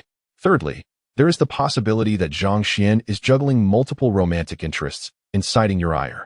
However, this last scenario seems unlikely. Although Zhang Xuan possesses commendable looks and exudes an overall pleasant demeanor, he remains relatively inexperienced and lacks the finesse for such romantic entanglements. Additionally, with the impending college entrance examinations and the pressures of academic life, compounded by his family's financial struggles, the notion of him being a philanderer can largely be dismissed. As she spoke, Du Jingling reached out and gently shook her sister's shoulder. So, which is it, 1 or 2? Chapter 33. The Sophistication of Du Jingling, Du Shuangling. With her long eyelashes resting upon her eyelids, continued to feign slumber. Noticing that her sister remained unresponsive, Du Jingling suddenly chuckled. Then seized the telephone from the bedside and began to dial the family's landline. If you want to speak to me, then tell Mom. After all, you have 2 journals at home. She can pick them up and read them. Startled by this, Du Shuangling bolted upright, swiftly rolling over to snatch the receiver, only to discover the call had already connected. She hastily engaged in trivial conversation with AI Qing to divert the attention. Observing her sister's frantic demeanor, Du Jingling could not help but burst into laughter. After a good while, she embraced her sister, saying, we have shared a close bond since childhood. I would never wish you harm. If it weren't for your impending college entrance exam, I wouldn't meddle in your personal affairs. Now, tell me, is it option 1 or option 2? Nestled in her sister's embrace, Du Shuangling closed her eyes. Pondering for a considerable time before finally speaking, you pride yourself on your intellect? Is this a multiple-choice question?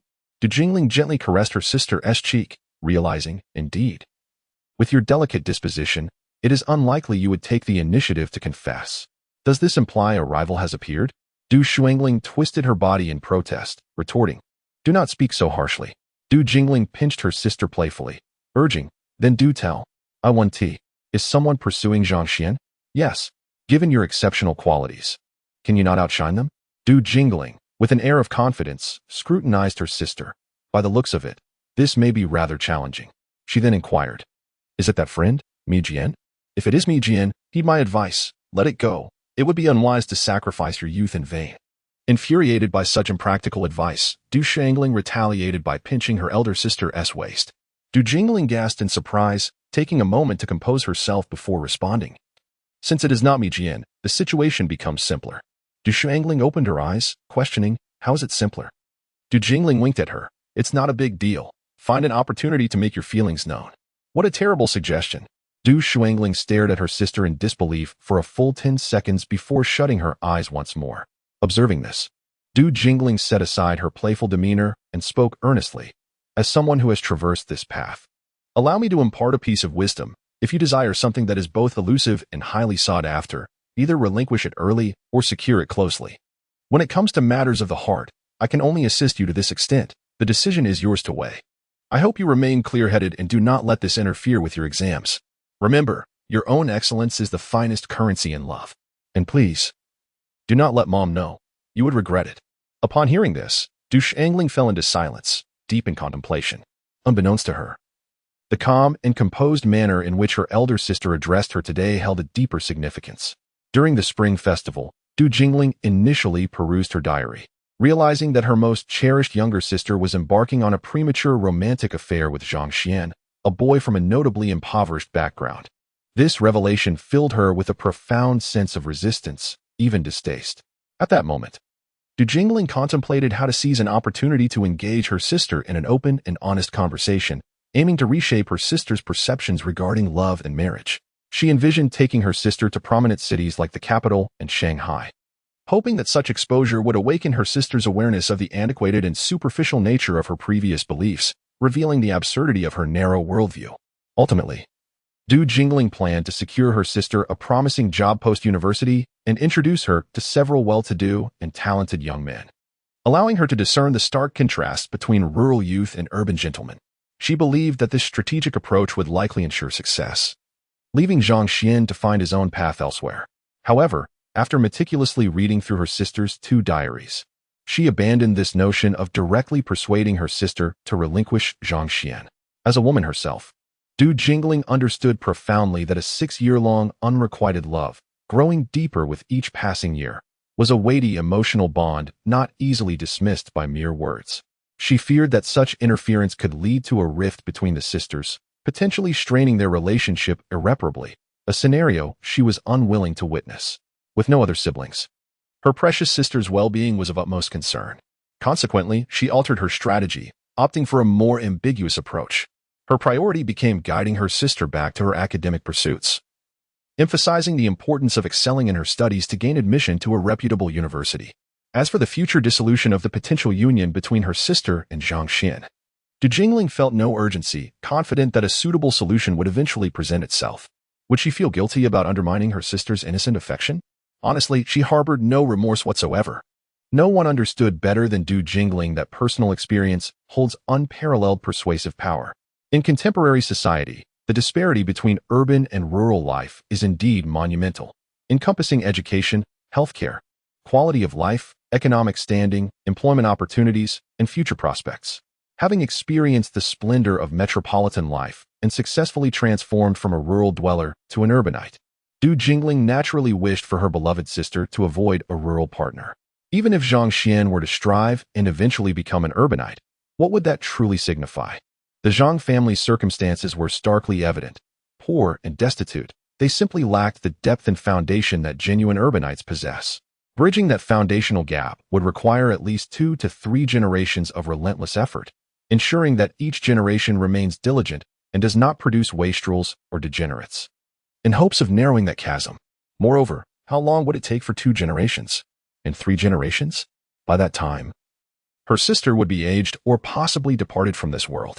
If immediate enjoyment were unattainable, what use were these empty promises of the future? Therefore, considering the span of time and the potential outcomes, Du Jingling is particularly reluctant to see her beloved younger sister involved with Zhang Xuan. It is not that Du Jingling harbors a cold disposition. Rather, after years of navigating the harsh realities of society, she is acutely aware of its cruelty and the starkness of human nature.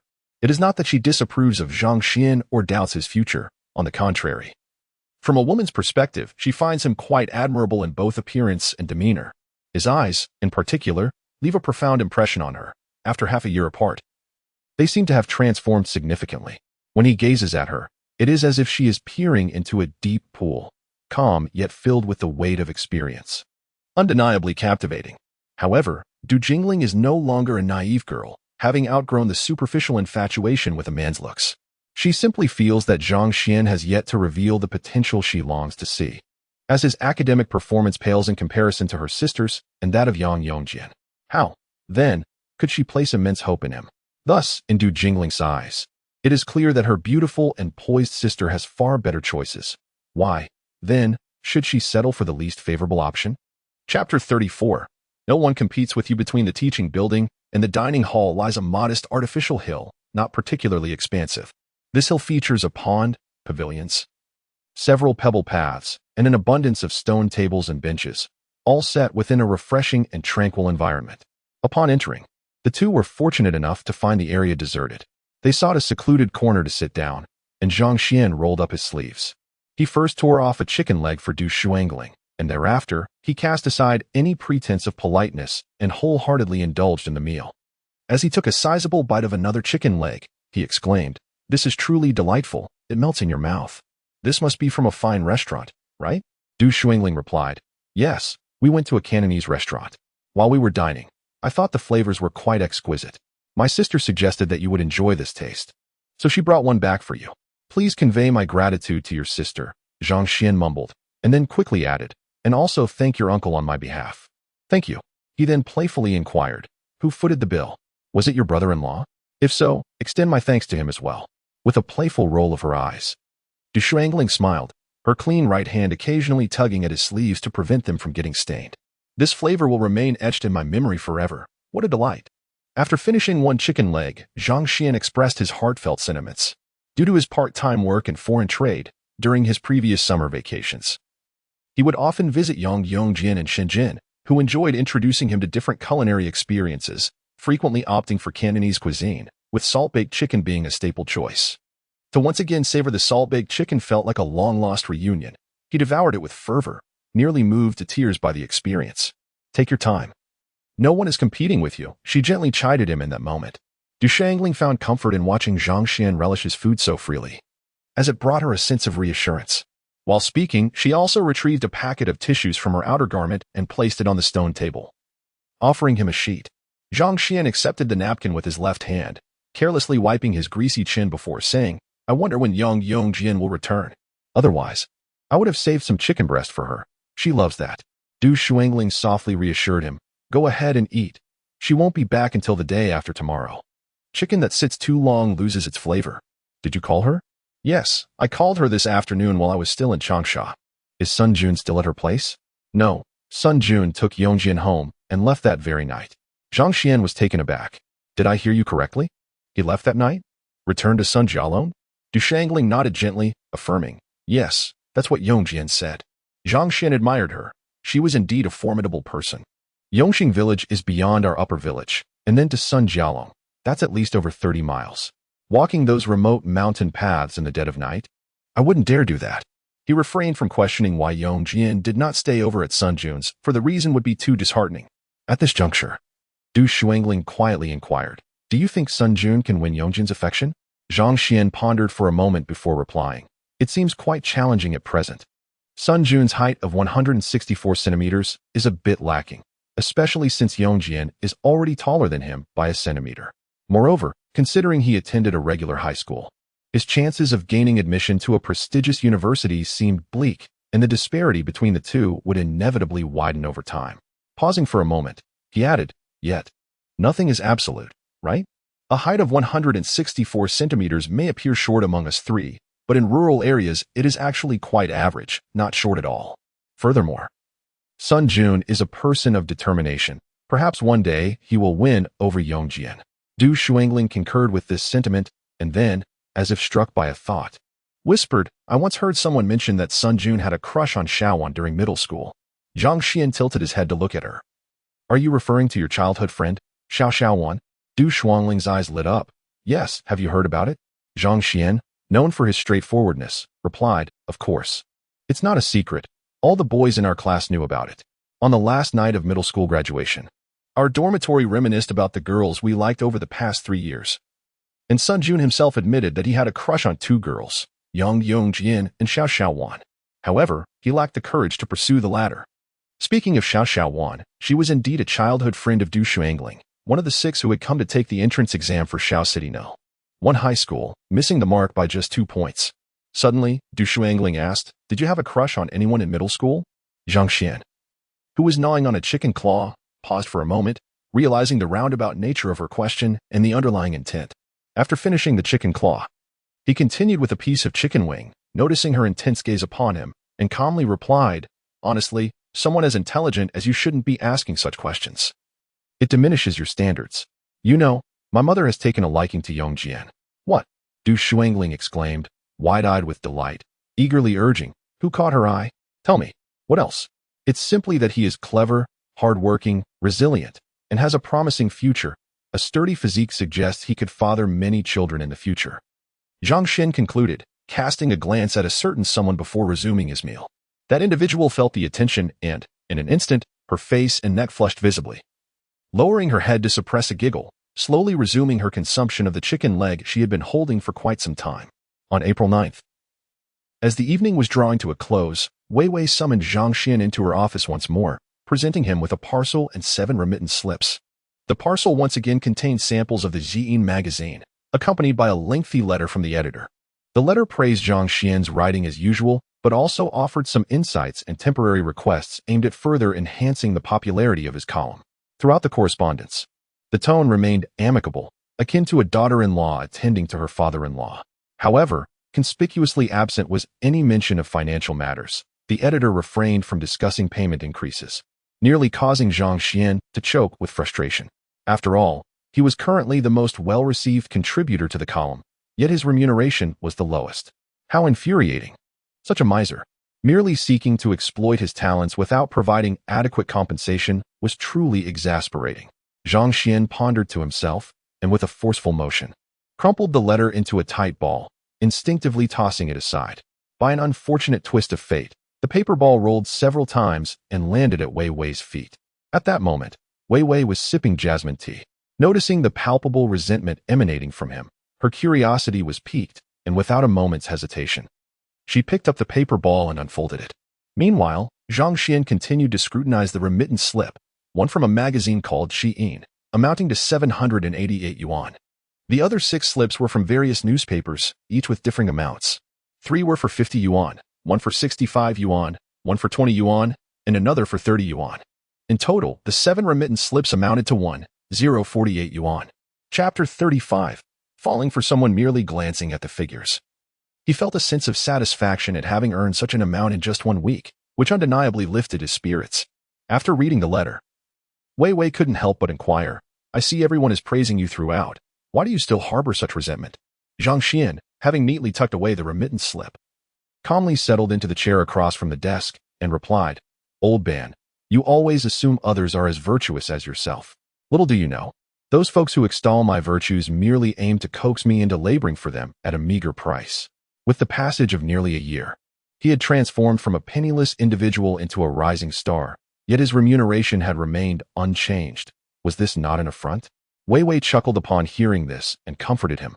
"I do not grasp the intricacies of your dealings, but considering you now earn more than I do in a month, spare me your woes. How about treating me to a plate of fried rice?"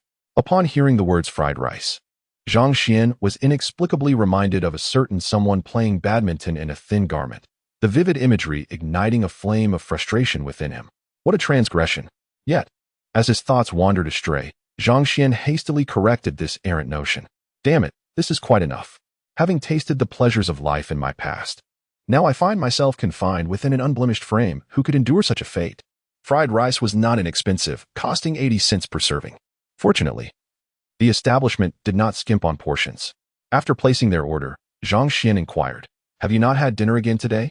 Wei Wei nodded, then shook her head. "Well, I did serve myself a bowl, but my appetite was poor, and I hardly consumed a few bites." Zhang Xuan speculated, "Are you tired of the school meals? The same dishes every year. I have grown weary of them. I now eat simply to stave off hunger." Wei Wei replied, "Then why not cook for yourself?" "I cannot cook. My attempts would be worse than the school's offerings." "Well, it seems you are accustomed to a life of luxury, only able to dine out." "Dining out on my salary is feasible once or twice, but anything beyond that is beyond my means." At that moment, the fried rice arrived, and they each tore open a pair of disposable chopsticks, savoring their meal. Once the proprietor had departed, Zhang Xuan jested, "Isn't your future spouse employed at the Land Bureau? If he cannot afford this modest expense, perhaps you should reconsider."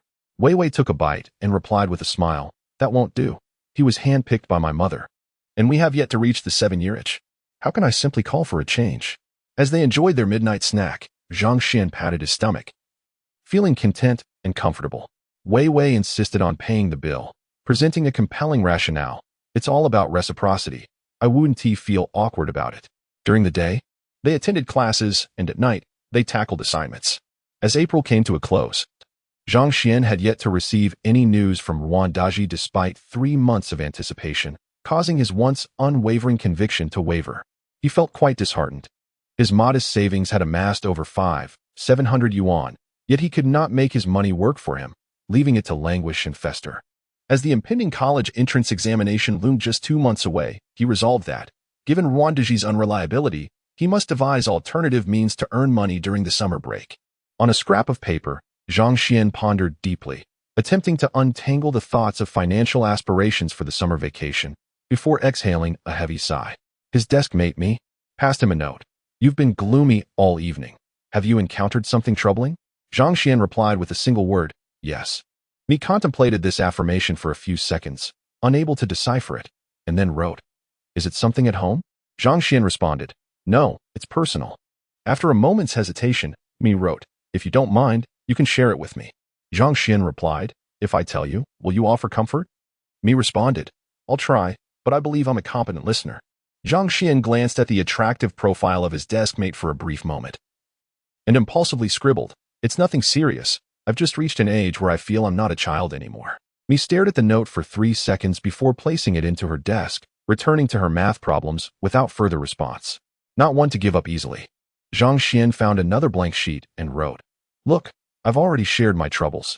You haven't comforted me at all. I've never seen someone like you. When an old friend is in distress, you don't even think to offer guidance. Mi appeared momentarily dazed, then took back the note. Though this time she didn't bury herself in her work, but instead turned her head to gaze into his eyes, quietly and intently. In that moment, Zhang Xuan felt as if she were a snow lotus on a glacier, pure and untouched by the mundane world. Yet, in the next instant, he perceived a different facet of me, a blend of reproach and indignation. Upon closer inspection, however, it seemed as if nothing had changed. Her expression was placid, as if the previous emotions had merely been an illusion. Conversely, Mi's eyes appeared to undergo a transformation in his view. No longer the clear and enchanting depths he once knew, but morphing into an unfathomable abyss, swirling with dark shadows that threatened to draw him in and obliterate him, instilling a deep sense of unease. Their gazes locked for 2 minutes, and Zhang Xuan was the first to falter, his eyes feeling dry and weary. Genuinely intimidated by this woman, he also recognized something amiss within himself. After his rebirth, which nerve had been misfired that every encounter with this deskmate provoked such frivolous thoughts? Feigning ignorance of the woman beside him, who continued to scrutinize him, Zhang Xuan calmly began to work on a math paper. He noticed her attempt to maintain a stoic expression had subtly shifted. A faint smile graced her features for a fleeting moment before she quickly reined it in, averting her gaze and returning to her studies, as if nothing had transpired. In the final 3 days of April, the school conducted its 3rd simulated examination for the college entrance exams of the semester. As usual, Zhang Xuan felt satisfied with his performance. During this period, he encountered Shi Wen, the top student in the humanities, in the corridor. Contrary to the anticipated scenario of adversaries meeting with intense animosity, she instinctively recoiled slightly upon seeing him, displaying a strong self-protective instinct. Realizing she may have overreacted, she briefly glanced at him, as if assessing empty air, and passed by. Indeed, this girl possessed admirable composure. The instant he had prepared his defense went unused, leaving Zhang Xuan in particularly high spirits. As is customary, after the examinations, a 3-day holiday is granted. At the entrance of the scenic spot, a group of friends gathered to share a meal before dispersing, each returning to their respective homes. Yang Yongjian contemplated heading back to his hometown and took the initiative to ask Zhang Xuan, shall I bring money for your mother? Sure, Zhang Xuan replied, handing him 300 yuan, and then inquired, aren't you curious about how I acquired this money? Yang Yongjian calmly responded, I have already inquired with Shuangling. Zhang Xuan remarked, then why aren't you surprised? Yang Yongjian replied, why should I be surprised? Shall I grant you the opportunity to flaunt it before me? Zhang Xuan. Chapter 36. Riding the tricycle. As Zhang Xuan choked on his words, the onlooker Du Shuangling gracefully intervened, saying, let's not press him too hard. It's best to leave it at that. Shall we go? Noticing Du Shuangling linking her arm with his, Yang Yongjin restrained his combative demeanor and, for the first time, teased her directly, you are spoiling him too much. You'll only end up ruining him. With her cheeks aflame, Du Shuangling averted her gaze to the ground, gently pursing her lips, choosing silence and feigning ignorance. After placing the bags belonging to his daughter and Yang Yongjian in the trunk, Du Keting inquired, are you not going home to visit during this month-long break? Zhang Xuan replied, I'm going to my cousin's house. Today is his 42nd birthday. Hearing this, Du Keting ceased his inquiries, merely stating, get in the car, I'll take you to the train station. Zhang Xuan intended to mention that this route would take them quite far, but Du Keting was already urging him into the vehicle. The journey from Xiaoshernau, one middle school, to the train station was neither too far nor too close, taking approximately 20 minutes by car. After bidding farewell to Du Keting and the others, Zhang Xuan wandered nearby, traversing several streets and inquiring of many individuals. After much effort, he finally located a modest cake shop and purchased a birthday cake of moderate size. After settling the bill, he navigated his way back to the two-building with the cake in hand. Bounding up to the third floor, he knocked on the door. Yang Yun opened it, exclaiming joyfully, "You're here. You're here." Zhang Xuan responded, offering his warm wishes. "Brother, happy birthday." Yang Yun received the cake. His face instantly illuminated with a childlike smile. As Zhang Xuan entered, he noticed Yang Yun's left leg and inquired with concern, "How's your leg? Is it healed yet?" Yang Yun lifted his left leg slightly and shook his head. "They say it takes 100 days to heal bone and muscle injuries. Recovery doesn't happen overnight. I can only manage to walk a little, and I can't bear any weight yet. I need crutches for the stairs." Zhang Xuan reassured him, "Don't worry. Being able to walk means you're not far from recovery." Just then, Hui Sa, who had just changed her shoes, emerged from the kitchen. Dressed in a red apron and wielding a spatula, she greeted him with a flurry of complaints. "It's enough that you came. You don't need to bring things every time. Come, sit and rest for a bit. I just need one more dish." Zhang Xuan intended to mention that he had already eaten due to motion sickness, but upon catching the delightful aroma of duck meat, he smiled and nodded eagerly. Given that it was Yang Yun's birthday and their relatives from both families resided far away in the countryside, Zhang Xuan found himself the sole guest. Though the guest list was sparse, the spread was lavish, particularly the braised pig knuckles and stir-fried eel, which Zhang Xuan found irresistible and enjoyed thoroughly. Hui Sa, proud yet hospitable, busied herself serving him dishes. As they dined and conversed leisurely, Zhang Xuan suddenly recalled something and asked, "Sister-in-law, didn't you mention planning to start a clothing wholesale business? Have you chosen a storefront yet?" Hui Sa, while serving her daughter Qianqian a piece of duck wing, replied, "Yes, I have. In the vicinity of Hongqi Road, not far from Chengnan Park, a shop is undergoing simple renovations and will be operational in a few days." Zhang Xuan remarked that in wholesale trade, the key factor is the source of goods. "Do you have a reliable supply?" he inquired. Hui Sa nodded, assuring him yes. "You need not worry. I have leveraged my connections from my time at the credit cooperative to secure a supply directly from Yangcheng, transporting it by train. Fortunately, your brother works at the train station, which saves us considerable effort." This seemed to be a fortuitous alignment of timing, location, and collaboration, suggesting that Hui Sa was poised for significant financial success. As Zhang Xuan raised his glass, he toasted, "Here's to wishing you a prosperous start and flourishing fortune." The couple joyfully expressed their gratitude, sharing a hearty drink of liquor. After the meal, they took a brief rest. Seizing the opportunity, Zhang Xuan broached the idea of obtaining a border pass, asking Yang Yun for assistance. Yang Yun appeared surprised. "Aren't you preparing for the college entrance examination? What do you need that for? Where do you plan to go?" Zhang Xuan had a ready explanation. "Isn't my sister-in-law frequently traveling to Yangcheng for supplies? My uncle works at the customs in Shenzhen and has always encouraged me to visit when I have the chance. It just so happens that I can accompany my sister-in-law on our next trip." He reflected, "It's been nearly 20 years since my uncle started his family, and his daughter is about my age. Yet our family has never truly understood what his household is like." Hui Sa, known for her bold and generous spirit, interjected, "That sounds like a wonderful opportunity. When you have time, come with me to visit." Hearing his wife's encouragement, Yang Yun ceased to inquire further, instructing Zhang Xuan to provide him with the necessary documents, assuring him that it could be arranged within a week. Zhang Xuan expressed his gratitude. "Brother, I appreciate your help." Yang Yun waved his hand dismissively. "It's no trouble. We're family, after all." As they continued to converse, time passed until the evening drew near. Hui Sa rose and told Zhang Xuan, "You should stay the night and spend time with your brother. I will head to Cheng'an Park to set up my stall." Just then, while changing her shoes in preparation to leave, Hui Sa lost her balance and stumbled, exclaiming as she fell to the ground. This startled both Zhang Xuan and Yang Yun, who rushed to assist her. Zhang Xuan quickly asked, "Are you all right?" Hui Sa examined her ankle, testing its movement. And after a moment of relief, she assured them, "Fortunately, it's just a sprain. Nothing is broken. A bit of ointment should suffice." In the meantime, Yang Yun had fetched the ointment and encouraged Hui Sa to sit on a nearby low stool while he carefully applied it. Zhang Xuan observed this scene, perplexed by how this couple appeared as one when harmonious, yet found themselves in discord so frequently. After some time, Hui Sa stood up again, intending to go set up her stall. Yang Yun insisted, "Given the circumstances, you should rest tonight." Hui Sa replied, "Rest? It's not that precious. A night off could cost us hundreds. We need every penny we can get." Yang Yun pointed to her leg, remarking, "Your ankle is swollen. How can you possibly have the strength to ride the tricycle?" Sister Hui lifted her foot and waved it dismissively, saying, "It's nothing to worry about. I can push through it." With that, she disregarded all objections and insisted on setting up her stall. Observing their impasse, Zhang Xuan interjected, "Brother, how about I accompany sister-in-law to the South Park? I can ride the tricycle." Yang Yin turned to him and inquired, "Do you know how to handle a tricycle?" The city is quite different from the rural dirt roads. There are more cars and people. Zhang Xuan confidently assured him, "No problem at all." Although his elder cousin had mobility issues, he descended the stairs to witness Zhang Xuan's driving skills. Zhang Xuan skillfully navigated the tricycle, making sharp turns and executing a drift. Then proudly declared, "What do you think? My driving skills are quite impressive, aren't they? Even in the capital, I could maneuver with ease and without obstruction.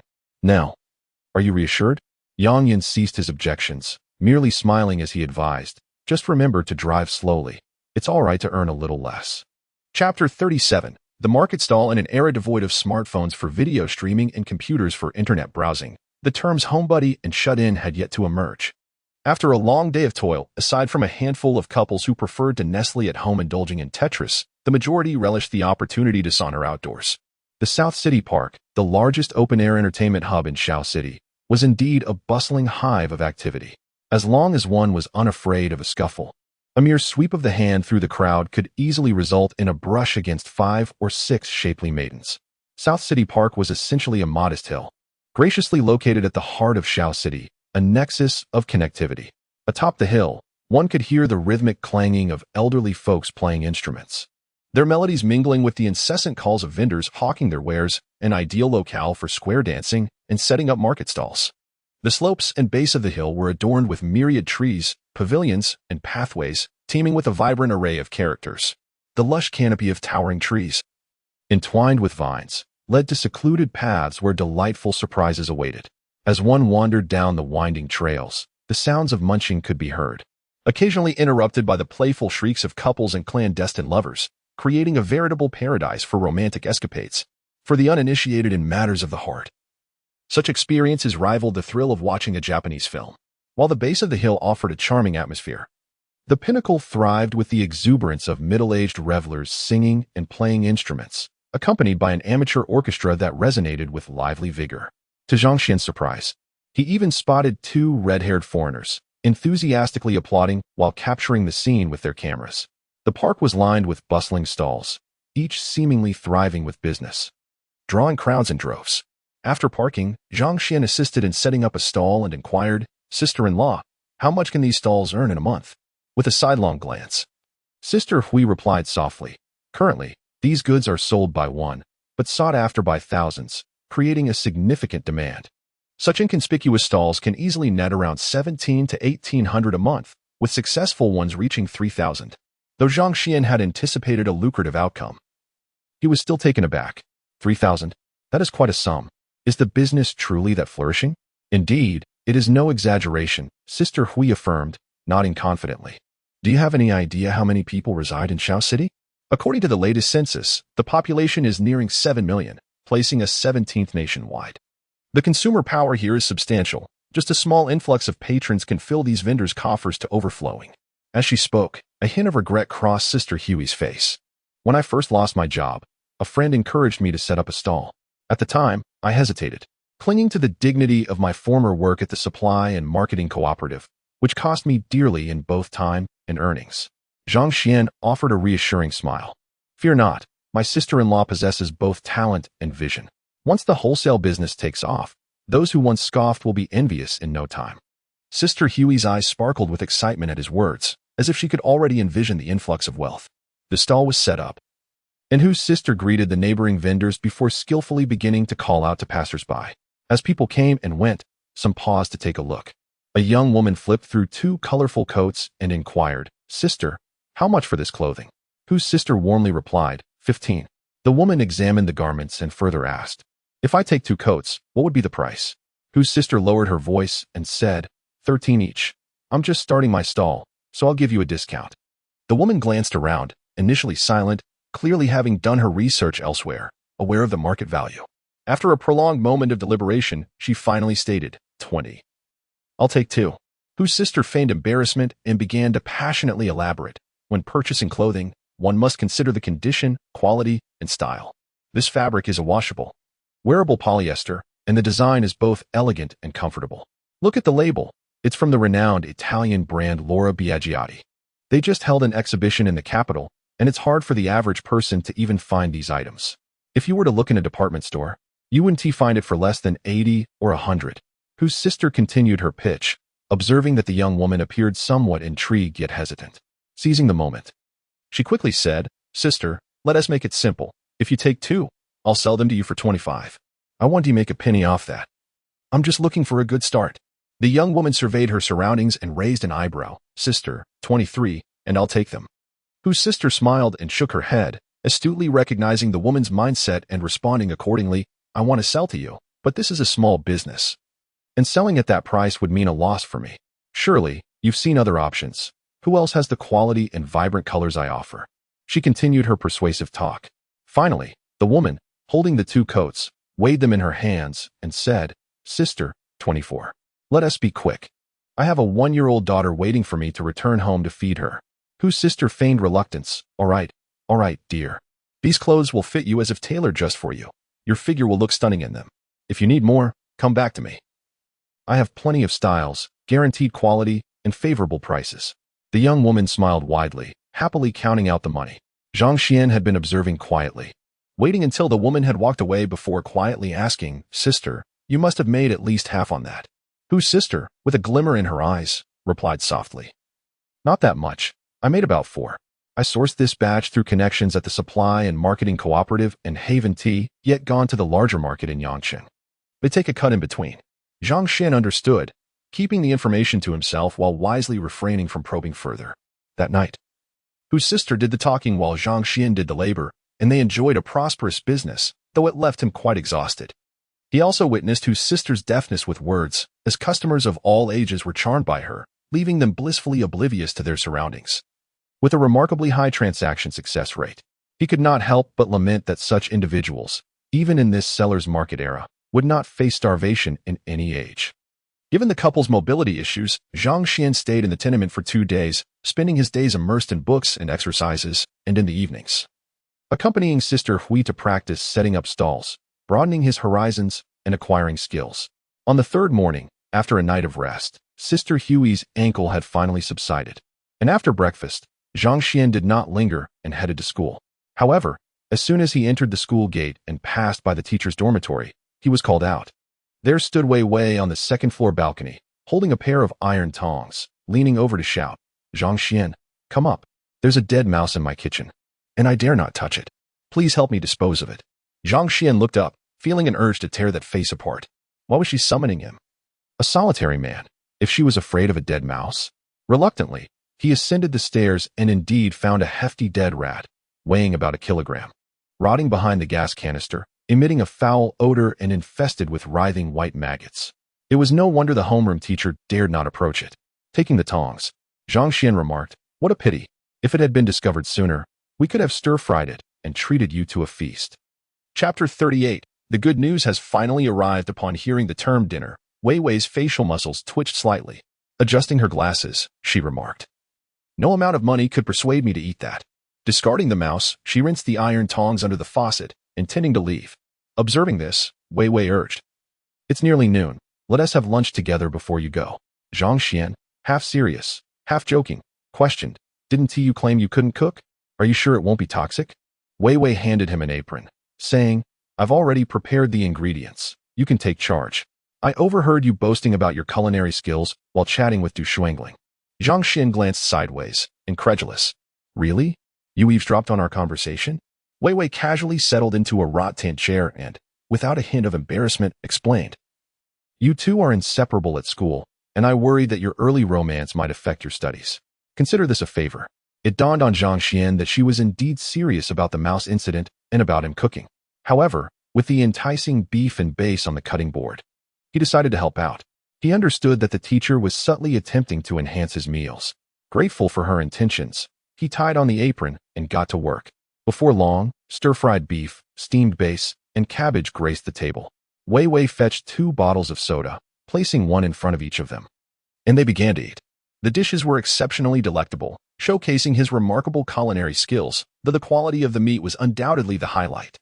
Zhang Xuan consumed 3 large bowls in one sitting, barely engaging in conversation, lost in the thought that this woman wasn't his to cherish, making the meal less satisfying than it could have been.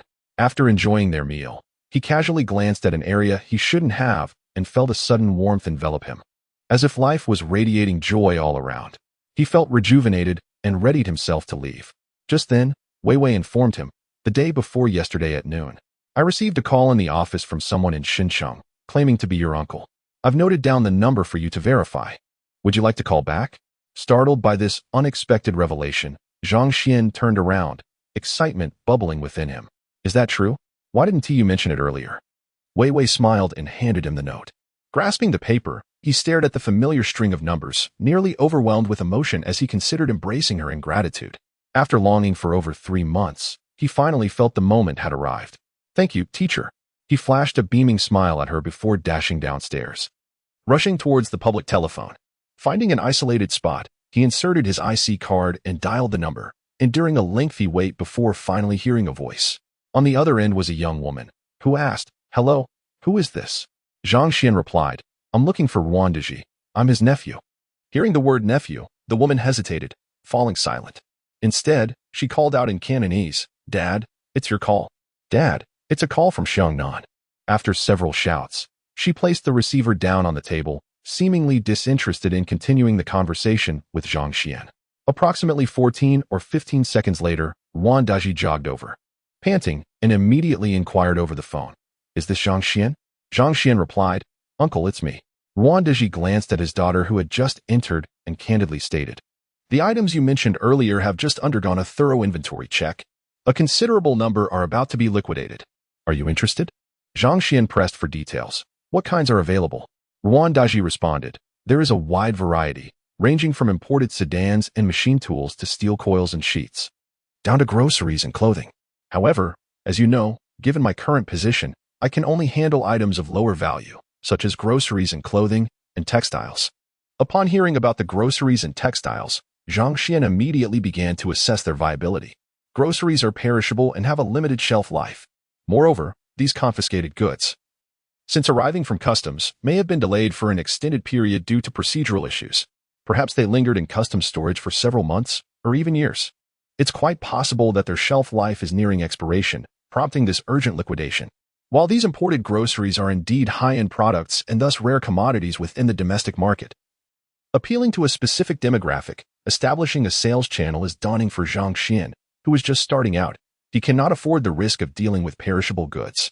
As for the textiles and clothing, he previously lacked a clear understanding, but after setting up a few stalls, he developed some insight. Coupled with the knowledge that his acquaintance, Hui, intends to open a clothing wholesale business, Zhang Xuan felt a surge of excitement. He mused that after years of obscurity, fortune had finally smiled upon him, presenting such a lucrative opportunity. It was akin to encountering a charming lady on a night filled with youthful exuberance, an extraordinary stroke of luck.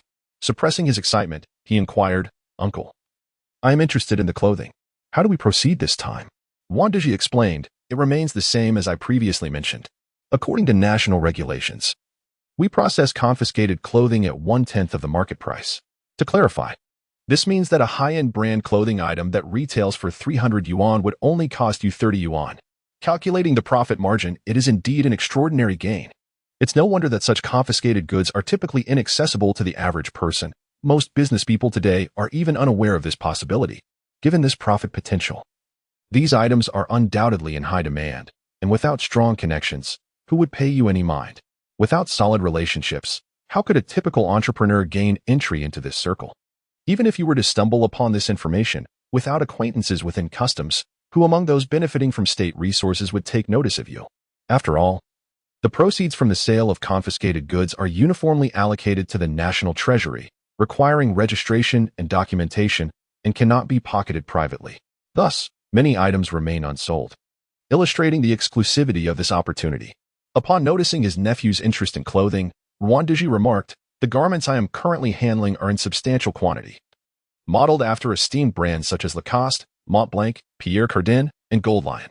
In total, there are approximately 83,000 items, with counterfeit pieces ranging in price from 4 to 50 yuan each. These were seized at sea 3 months ago, and their quality is commendable, with styles that remain timeless. If you desire, feel free to come and take a look. I shall reserve them for you. Absolutely. I dream of wanting them. Zhang Xuan thought. I am not foolish. This represents a significant sum of money. Once in hand, it is pure gold. In the current seller's market, there is no fear of losing these. After taking a deep breath and calming his emotions, Zhang Xuan eagerly declared, Uncle, please set them aside for me. I want them all and do not wish for them to be sold to anyone else. Very well, Ruandaji replied, seemingly unsurprised. As if he had anticipated his nephew's response. He then curiously inquired, with 83,000 pieces, you wish to take them all. How much have you saved from your manuscript fees? This question left Zhang Xuan feeling awkward. Although his modest savings amounted to over 5,700 yuan. It paled in comparison to the 332,000 yuan required if evaluated at the lowest market price of 4 yuan per piece. At this rate, the total would exceed 30,000 yuan, a considerable sum. If calculated at the market price of 20 yuan, the cost would soar to 166,000 yuan, a figure that he could not hope to amass. Should the price be 50 yuan, it would escalate to 415,000 yuan, a sum that would drive him to despair. Nonetheless, this opportunity was a rare feast, one that could not be overlooked. Such chances do not come frequently, and the next might not be as favorable. Thus, he resolved not to relinquish this easily. If he could not manage alone, he had Wazao to consider. Her wholesale shop was soon to open, necessitating immediate stock purchases. Where better to source than from him? Who could offer her a more advantageous price? Zhang Xuan was unperturbed by the thought of Wazao discovering his procurement source, for he understood Ruandaji's character well. He was a man of deep loyalty, who honored his words and commitments. If he would not assist his own nephew, would he help a stranger? If he were solely profit-driven, he would not entrust such valuable goods to Zhang Xuan. Nor would he have spent years at customs without being able to extract even a few thousand yuan, indicating that Ruandaji aspired to power rather than being motivated by wealth. Moreover, the customs department dealt with countless confiscated materials, and Ruandaji would not be troubled by such trifles. However, it must be acknowledged that the world is bustling with pursuits of profit, and there is an endless supply of wealth to be earned. Thus, there is no need for one to hoard it all for oneself. It is entirely feasible to allocate a portion of the profits to Huisa. He believes that binding their interests together will forge a relationship far more robust than the typical upstream and downstream supply chain dynamics. In the future, should their collaboration flourish, Huisa could undoubtedly serve as his representative in the fashion industry, thus allowing him to earn money without compromising his academic pursuits. As for any ambitions he may harbor later on, or if he chooses to venture into other domains, that would be a different matter altogether. With this notion in mind, Zhang Xuan felt a sense of satisfaction. It not only addressed the pressing issue of financial constraints but also alleviated the manpower dilemma, thereby saving precious time. Nevertheless, the feasibility of this plan hinges on gauging Huisa's sentiments. More importantly, it is crucial to acknowledge that his initial capital remains somewhat insufficient, necessitating strategies to augment it. In a whirlwind of thoughts, Zhang Xuan, holding the receiver, remarked, I do not possess a substantial amount of cash, approximately around 22 to 23,000. Uncle, could you assist me in calculating the precise amount required for this batch of supplies? I need to devise a means to procure the funds. Chapter 39. Raising funds. Ruandaji instinctively inquired, how do you intend to procure the funds? Zhang Xuan tentatively responded, I have a cousin who operates a clothing wholesale store. I will discuss this matter with them and strive to secure the supply. Noticing that her nephew had abruptly halted mid-sentence, Ruandaji pondered for a moment before resolutely assuring her, pursue your ideas with confidence. Everything concerning your uncle's affairs will be entrusted solely to you. Understanding the underlying risks, Ruandaji was wary of others potentially intercepting his nephew's plans, thus he solemnly reassured Zhang Xuan to quell her anxieties. Zhang Xuan promptly expressed her gratitude and continued. Besides my cousin, there are other clothing wholesalers in Shao City, a metropolis with nearly 7 million inhabitants. Considering the vast population of neighboring counties and cities, the sale of 83,000 garments should pose no challenge. This does not even account for the towns and surrounding urban areas. Indeed, that sounds feasible, Ruandaji replied. Then offered further advice. If it proves difficult, you need not take everything at once. Begin with a portion of the inventory to establish your market, and once sold, return for the remainder. Uncle can hold on to it until July. However, all items must be collected before July. Otherwise, alternative arrangements will have to be made, which could adversely affect me personally. Zhang Xuan, touched by his concern, asked, "Will this not cause you any trouble?" Wang Deji reassured her. "As long as everything is settled before July, there will be no issues. This is a common practice. I have colleagues who regularly engage in such arrangements. So you need not worry. Rather, you should remain vigilant as you venture into the world. Approach matters with humility, avoid excessive pride, and do not become embroiled in petty disputes over trivial sums. Be accommodating to others and create space for yourself. Always maintain an exit strategy." Zhang Xuan sincerely replied, "Understood. Thank you, uncle." Wang Deji, seemingly indifferent to her assurances, reiterated with stern seriousness, "It is imperative that you heed my words. You are the sole male descendant from our two families, and I do not wish to be overly concerned." Hearing this, Zhang Xuan felt a pang of sorrow. In her previous life, this uncle had only one daughter, surnamed Yang, and he had treated her as if she were a son. One spoke earnestly, while the other listened attentively. They discussed numerous vital details before concluding their call. Just before the call ended, Wang Deji mentioned, "Call me again in the evening. I will now calculate the specific amount." After hanging up, Zhang Xuan stood in a daze for quite some time before pocketing her IC card and departing. She planned to first retrieve paper and a pen from her classroom, then head to the report kiosk to explore new avenues for submissions in newspapers and magazines. Given her pressing need for a substantial sum of money, she recognized the necessity to expand her horizons rather than cling to a handful of established publications. Now, Zhang Xuan found herself somewhat regretful. She had been reborn for nearly a year, yet had she not acted sooner to earn more? How could she have settled for a few fixed sources of income without striving for greater ambition? Striving diligently, one might find that their modest savings have indeed multiplied beyond measure. Alas, when the need arises, one often laments the scarcity of funds. Why has one always been lacking in this regard? Although the deadline may be postponed until July, a mere month and a half remains. A month and a half for 83,000 garments, such a daunting prospect. Upon exiting the school gates and crossing the street, Zhang Xuan, relying on memory, adeptly located a sizable newsstand beside Shaoshui Bridge. In an effort to avoid antagonizing the elderly vendor within, he resolutely purchased a rather expensive bottle of soda. For reasons unbeknownst to him, he recalled a time in a past life when he was quite generous, harboring little concept of frugality. Yet, in this new existence, having witnessed the hardships endured by his mother and elder sister, especially the poignant image of his mother subsisting on sweet potato rice, he felt that every frivolous expenditure was akin to a transgression against their struggles. He hoped that this time the handling of the seized goods would proceed smoothly. If so, the Zhang family's circumstances might improve, and his aging mother could no longer be relegated to a diet of sweet potato rice. As his thoughts wandered, Zhang Xuan hastily sifted through newspapers and magazines in search of submission contacts. Initially, the old vendor presumed he was perusing for engaging content, but soon realized that the young man was recklessly rummaging through the stack, extracting submission details. The vendor contemplated intervening, as Zhang Xuan's actions had crossed a line. However, upon witnessing an exceptionally beautiful young woman discreetly hand him 2 yuan while signaling for silence, he acquiesced. How could he refuse such a lovely girl? Having pocketed the 2 yuan, the vendor's attention shifted from Zhang Xuan to the alluring young lady, his gaze clouded with nostalgia, reminiscent of his youth. As if a withered tree had suddenly blossomed in spring, he even fancifully mused that if he were 30 years younger, he would pursue her. After approximately 20 minutes, Zhang Xuan had successfully identified the submission methods for 6 urban newspapers and youth magazines, organized by category. As he was about to twist off the cap of his drink, he suddenly noticed Mi Jian smiling at him from nearby.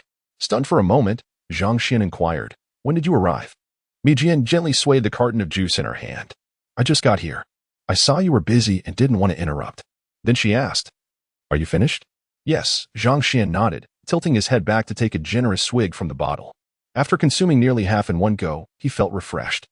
As he capped the bottle, he belatedly asked, "So you know about my submissions for pocket money?" "Yes." "Did Du Shuangling tell you?" "Indeed." Zhang Xuan was at a loss for words. When had she become so indiscreet?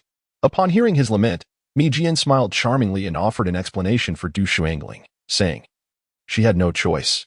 When Yong Jian pressed her about the origin of your 300 yuan, I was present as well." Zhang Xuan let out a sigh. Conceding that he had misjudged her, Mi Jian inquired with curiosity, "Will writing so many drafts at once affect your studies?" Upon mentioning this matter, a certain individual became rather bold. "Not at all. I am a naturally gifted writer, with a quick mind. Composing these drafts is effortless for me." and I do not intend to write long-term. I will focus intensively in May.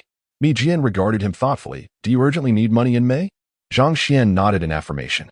After a moment of contemplation, Mi Jian asked, how much do you approximately need? Zhang Xuan sighed again. Money is one of those things that the more, the better. Having uttered this, he suddenly realized his audacity and shamelessly inquired, are you quite wealthy? Could you lend me some? Chapter 40, 138, 000 Mi Jian was amused by his frankness. Her slender fingers playfully twirling a strand of hair by her ear as she remarked, not too much. Over the years, considering the red envelopes from her parents, grandparents, and relatives during festivals, it amounted to approximately 1,800. Is that so? That's quite a sum. Zhang Xuan replied, staring intently at her. Receiving his fervent gaze, Mi Jian immediately understood his implication and responded, the money is at home, in a storage jar. If you need it urgently, I can fetch it right now. That won't be necessary. It's not that pressing. Bring it next Sunday evening. Consider this a loan from me. However, given our relationship, I want to charge you interest. I'll treat you to a meal instead. He was indeed in desperate need of funds, and didn't he wish to feign reluctance? After saying that, Zhang Xuan added earnestly, I will give you a promissory note. Seeing the seriousness in his expression, Mi Jian agreed. As they walked along the Zhejiang River towards the school, they maintained a tacit understanding, refraining from discussing the purpose of the money. Neither inquired, nor volunteered information. Upon returning to school, Zhang Xuan spent the entire afternoon in the classroom writing. In his drive to earn money, he managed to compose 5 pieces, each taking roughly an hour, with lengths between 400 and 500 words. After finishing, he meticulously reviewed his work, and to his surprise, he found himself quite pleased with the outcome. Even chuckling at his own writing. He had boasted at noon about his quick wit, and this afternoon, he genuinely reveled in the bounty of his creative flow. Feeling a swell of pride, it seemed that talent, much like a woman's allure, only flourished with encouragement.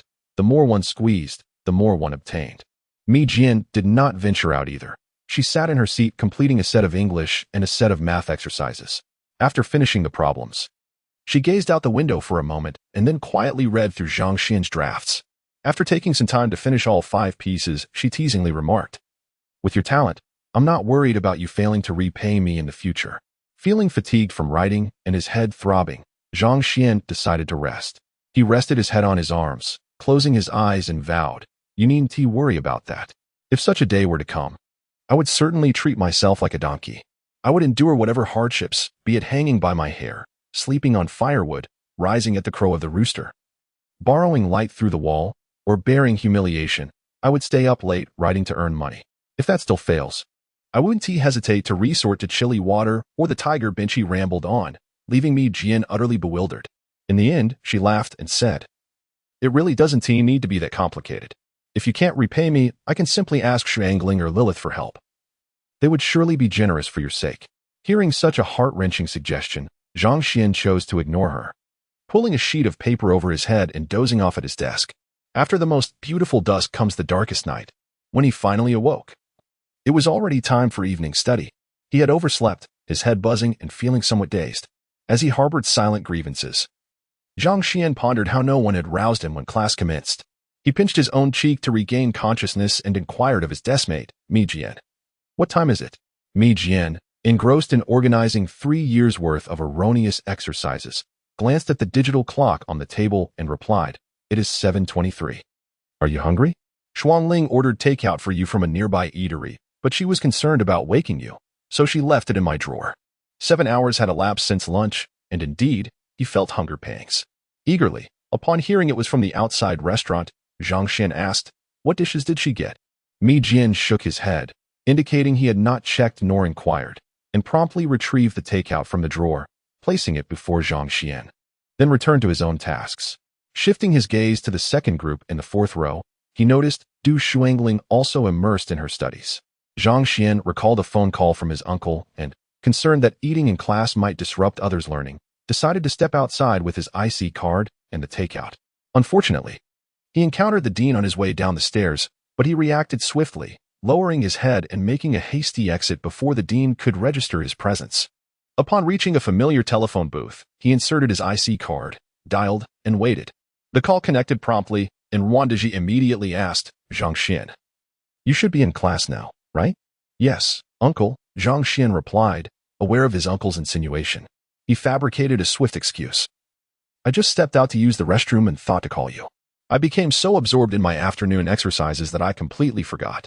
Wang Deji accepted this excuse without suspicion, instead consulting his notebook and stating, this afternoon, I calculated that among 83,000 garments, the majority are priced between 4 to 20 yuan. You will need to prepare a total of 138,000 yuan. Hearing this figure, Zhang Xuan felt a surge of panic. It was overwhelming. He currently lacked even the smallest fraction of that amount. As his mind raced, weighing his options, he finally replied, Uncles. I need to discuss this with my cousins before making a decision. If it comes to it, I will start with a portion of the goods to test the waters. I hope to trouble you with that. That sounds like a plan. Let me know once you reach a decision, Wang Deji concurred. Internally, he harbored a desire for his nephew to collaborate with others, as this would prevent him from facing the challenges of the deep city alone, significantly enhancing his safety. He even wished that Zhang Xuan would reconsider his ambitions. Having witnessed too many chaotic brawls and unresolved tragedies in the deep city, Wang Deji genuinely feared for Zhang Xuan's naivete and the potential dangers awaiting him. Due to the class schedule, Wang Deji kept the conversation brief and imparted several important warnings before ending the call. After leaving the telephone booth, Zhang Xuan settled onto a stone bench beside the artificial hill. Upon taking my seat, I unexpectedly discovered a couple concealed in the corner across the pond. Had the angle not been just right, I might have missed them entirely. At that moment, the pair transformed into woodpeckers, their faces nearly touching as they pecked at one another. Ah, spring has arrived. Have you both already accumulated so many pests within your bones? Such fervent pecking. Such vigorous enthusiasm. Be cautious, lest you break your tongues or shatter your teeth. In a flurry of concern, Zhang Xuan placed his boxed meal upon the stone table, removing the outer packaging in preparation for his meal. With eager anticipation, he lifted the lid of the box, only to find the food exceeded his expectations. A generous portion of boiled beef, the savory aroma wafting through the air, a scent he adored. He picked up a piece of beef, savoring the delightful flavor as he chewed. Casting a glance at the dew-kissed couple opposite him, he found it strangely appetizing. At one point, with his mouth full and glistening with grease, Zhang Xuan observed the couple repetitively engaging in their singular act, their kisses clumsy and lacking finesse. Far too mundane. Their technique was woefully inadequate, failing to satisfy the voyeuristic desires of onlookers. Unable to contain himself, he shouted, Hey, don't limit yourselves to just kissing. It's the dead of night, why not try something else?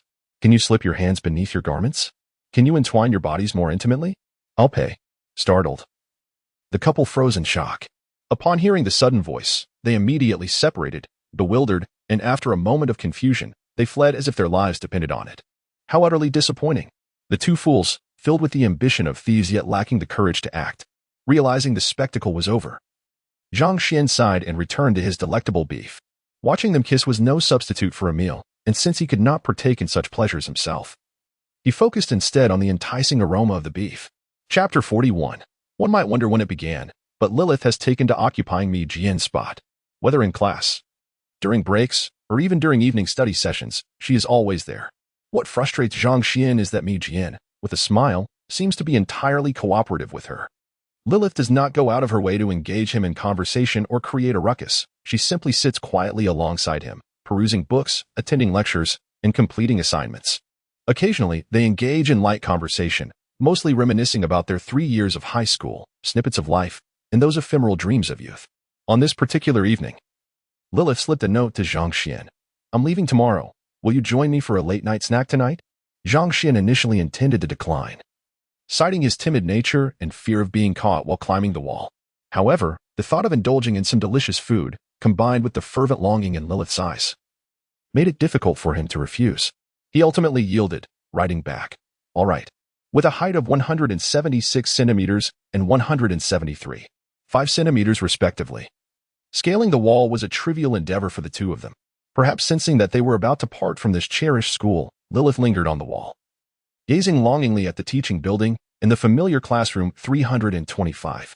It was not until a teacher's voice echoed, demanding to know who was climbing the wall, that Lilith leapt down, heading straight for the Old Lu restaurant, her favorite spot. The Old Lu restaurant boasts a modest faade with 10 tables. Yet tonight it was sparsely populated, with only 2 young patrons sipping soda and enjoying snails. Lilith, feeling extravagant this evening, ordered an impressive spread, sizzling beef, braised fish, stir-fried kidneys, home-style tofu, and dry pot duck, 5 substantial dishes in total. She even added a cucumber and century egg soup. Her lavish demeanor left the 2 young customers and the restaurant owner astonished, thinking that even a bank robber would hesitate to spend so recklessly. Zhang Xuan was taken aback and quickly raised his hand to protest. Don't order so much. We want to be able to finish it. It would be a waste. 2 dishes would suffice. However, Lilith insisted, you've been pinching pennies for 3 years, and it pains me to see that. My wish tonight is to indulge with you. Besides, I'm leaving for abroad. Who knows when we'll have a chance to dine together again. I want to relish this moment of freedom with you. Let us order 6 dishes, symbolizing good fortune for our future endeavors. Upon hearing this, Zhang Xuan reluctantly withdrew his hand and, patting his stomach, conceded, fine. I'll make an effort to eat more and fill up, so you don't waste your money. Once the dishes were ordered, Lilith eagerly inquired, how about we skip soda and have beer instead? Seeing her enthusiasm and remembering her flight the next afternoon, Zhang Xuan didn't want to dampen her spirits, responding, soda or beer, it matters not. Tonight I shall accompany you wholeheartedly. I adore your spirit, Lilith exclaimed, raising her hand to summon 8 bottles of beer. Zhang Xuan stared at her in disbelief. That's quite a lot. Can we possibly finish it? Lilith retorted boldly, 4 bottles each, whether we finish them or not is irrelevant. We shall drink until we're full, or even until we're sick. We can always take our time.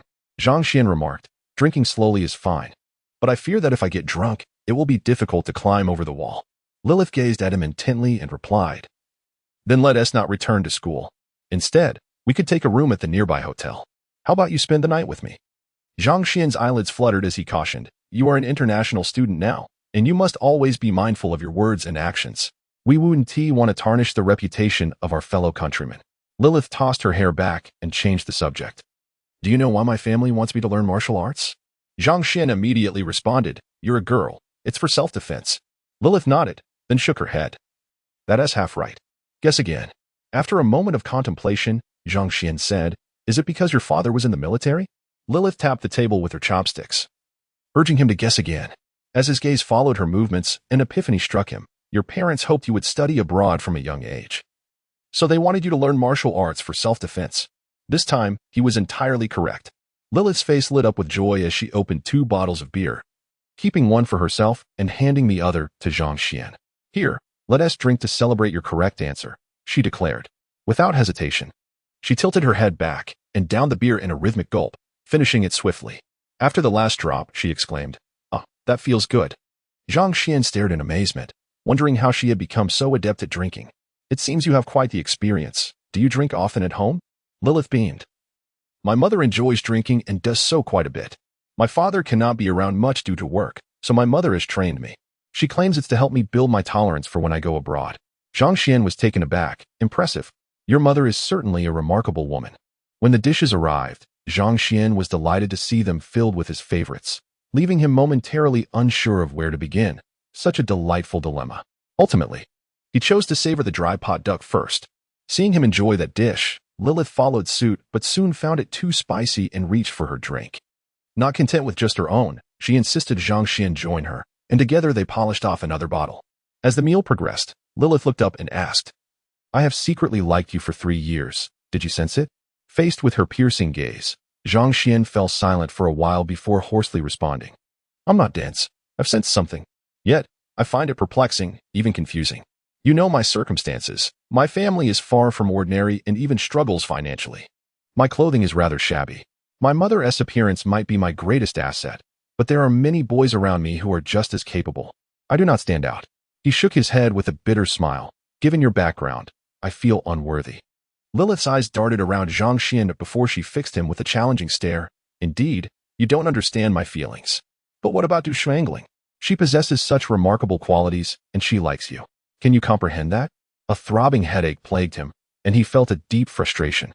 He had anticipated that the woman across from him would pose such inquiries, fully aware that she would not relent easily.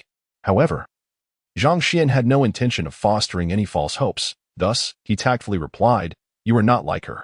Lilith feigned ignorance, seemingly unwilling to let the matter rest, and pressed further, in what way am I different from her? Do you think I lack her beauty, her elegance, her melodious voice? Or is it my figure that you find unsatisfactory, my modest bust? In a bid to assert her appeal, Lilith suddenly unzipped her jacket, letting it fall open, casting him a sultry glance, and feigning a bashful demeanor as she declared, "Actually, I'm quite ample in this regard. It's just that my height makes it appear less pronounced." As she spoke, she gestured with her hands, forming an exaggerated circle to illustrate her point about not being overly prominent or rounded. At that moment, she noticed two young individuals at a nearby table staring intently at her, their eyes wide with astonishment, mouths agape, as if they were about to drool. Their expressions were reminiscent of that of a simpleton. Lilith furrowed her brow, pulled her jacket together, and scolded, "What are you two staring at? Have you never seen a woman before? If not, go home and look at your mother." Chapter 42, Departure Abroad. Damn it, you wretched harlot. The young men, infuriated by the woman's insults, including a derogatory mention of their mother, were quick to anger, their minds clouded with rage as they stood ready to confront Lilith. However, Lilith proved to be swifter, and before they could gather their wits, she unleashed a high kick followed by a chokehold, swiftly bringing them to the ground. Her agility left the store owner, who had intended to intervene, utterly astonished, as did Zhang Xuan, who was also caught off guard by her fierce prowess. He had previously overestimated her capabilities, but now realized how formidable she truly was. No wonder the towering Remuneration was submissive in her presence. Seizing the advantage, Lilith unleashed a barrage of left and right hooks, combining her fists and feet with ferocity, leaving the two young men bruised and battered, scrambling to escape. The sight of a woman overpowering two men was dramatically intense, an exhibition of brutal ferocity. Each punch she landed elicited sympathetic cries of pain from Zhang Xuan and the store owner for the two fallen youths. After a flurry of blows, Zhang Xuan, concerned she might injure them severely, hurriedly intervened to separate them. Although Lilith felt a twinge of dissatisfaction at the interruption, she relented out of respect for Zhang Xuan.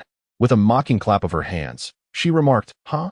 I expected to encounter worthy adversaries, yet instead, I found two mere weaklings. How utterly beneath me."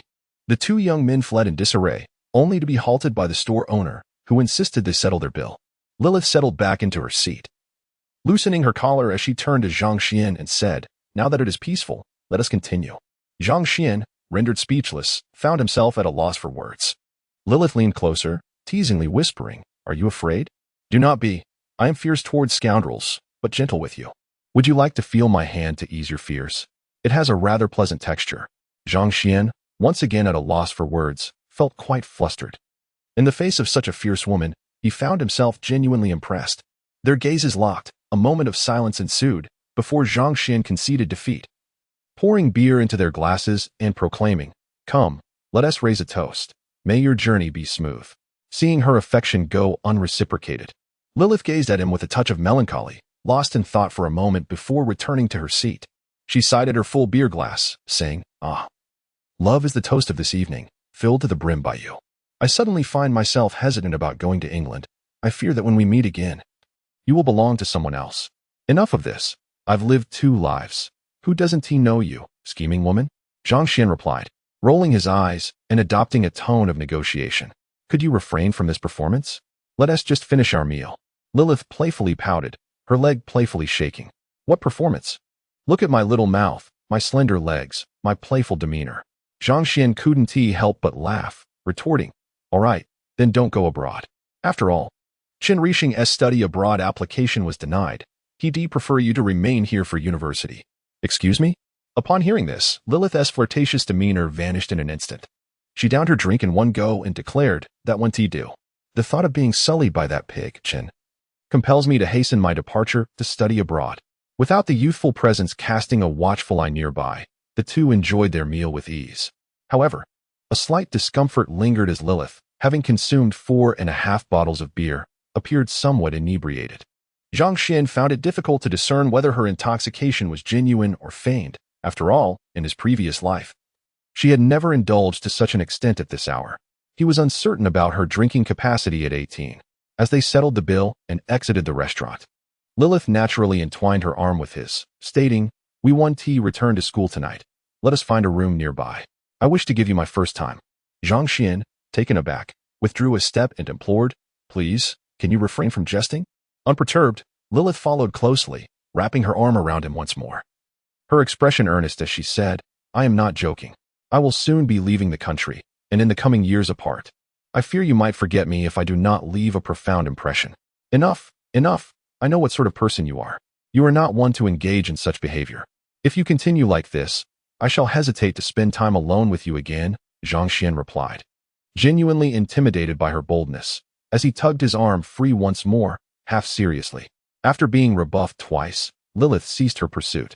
She placed her hand on her forehead, sighed dramatically, and then with a playful smile declared, "All right then, if you disdain me so, I shall take my leave and return home."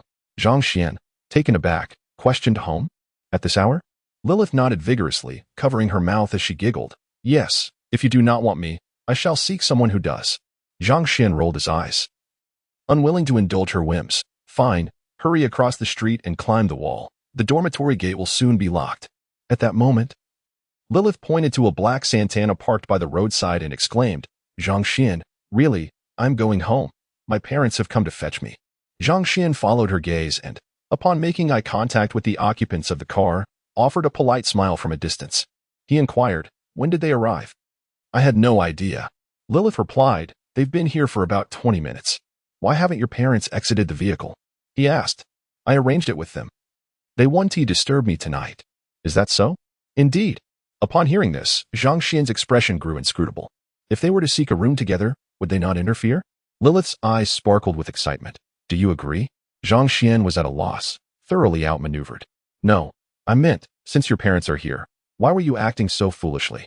"And so convincingly?" Lilith laughed. "I was not acting foolishly. As I said, why don't we go find a room now? I will not return home." Disdainfully, Zhang Xuan waved his hand and began to walk away. "Forget it. I'm leaving. Save that conversation for your parents." He truly departed, crossing the street. In the face of his sudden exit, Lilith surprisingly did not follow. She merely watched him until he vanished from sight before she approached the small car. The middle-aged couple in the car remained mere spectators throughout, neither stepping out to converse with Zhang Xuan nor intervening in their daughter's reckless behavior. The back door swung open, and Lilith bent down to enter. Only then did the middle-aged woman in the passenger seat turn her head and remark, "I have been observing for quite some time, and he does not seem particularly special to warrant your concern." Stretching and yawning, Lilith nonchalantly responded, "I care because I like him. I have never felt this way about anyone before."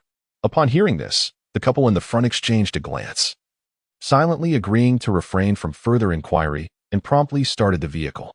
Lilith departed for abroad, leaving without a trace, except for Zhang Xuan, who was privy to the information. The others in their small circle were caught off guard, gradually realizing her absence from school. Heartbroken, Chen Rixing resorted to stealing 30 yuan from his father to buy beer, intending to drown his sorrows. By the artificial hill, Chen Rixing handed a bottle of beer to Zhang Xuan and lamented, "Why didn't you tell me she was leaving?" Zhang Xuan placed the beer on the stone table and replied, "What could I have said? Would it have kept her here?" Chen Rixing, momentarily at a loss for words, took a swig of beer and mournfully stated, "I feel like I will never be happy again." Zhang Xuan took a sip in response, "I don't believe that."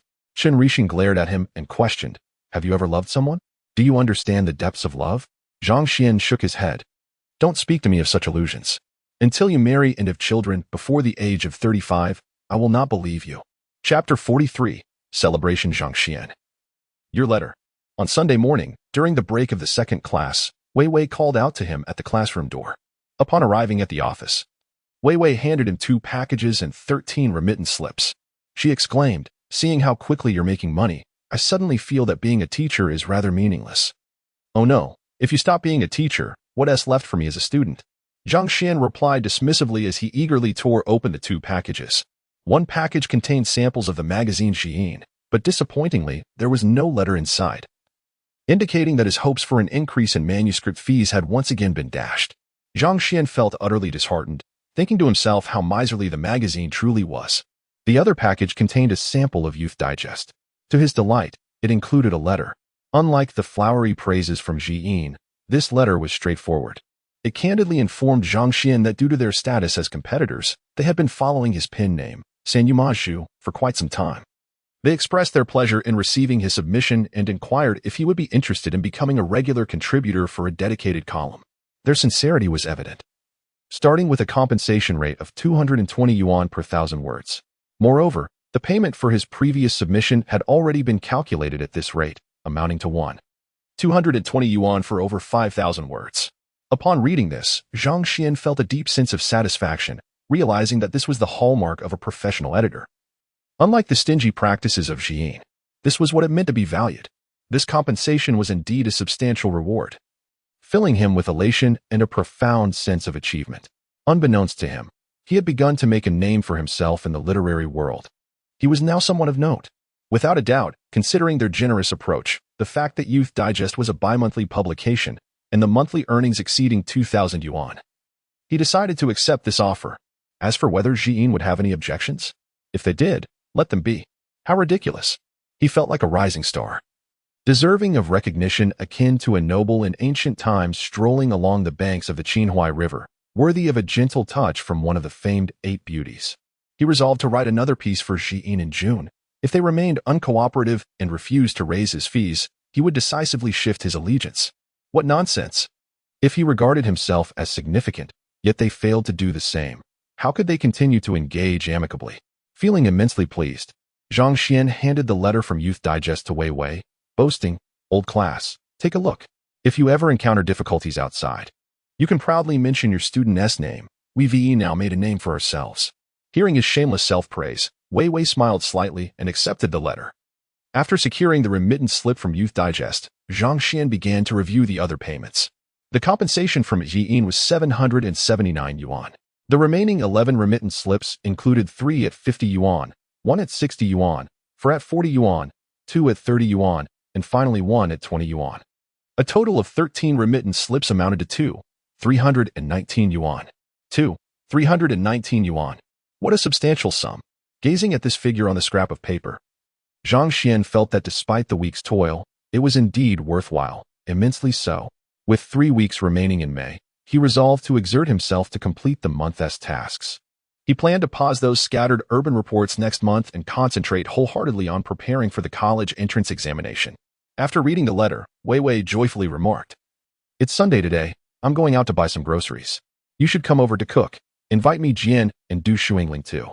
This is a significant moment in your life, deserving of a celebration." "Ah," Zhang Xuan happily replied, quickly adding, "I'll treat you.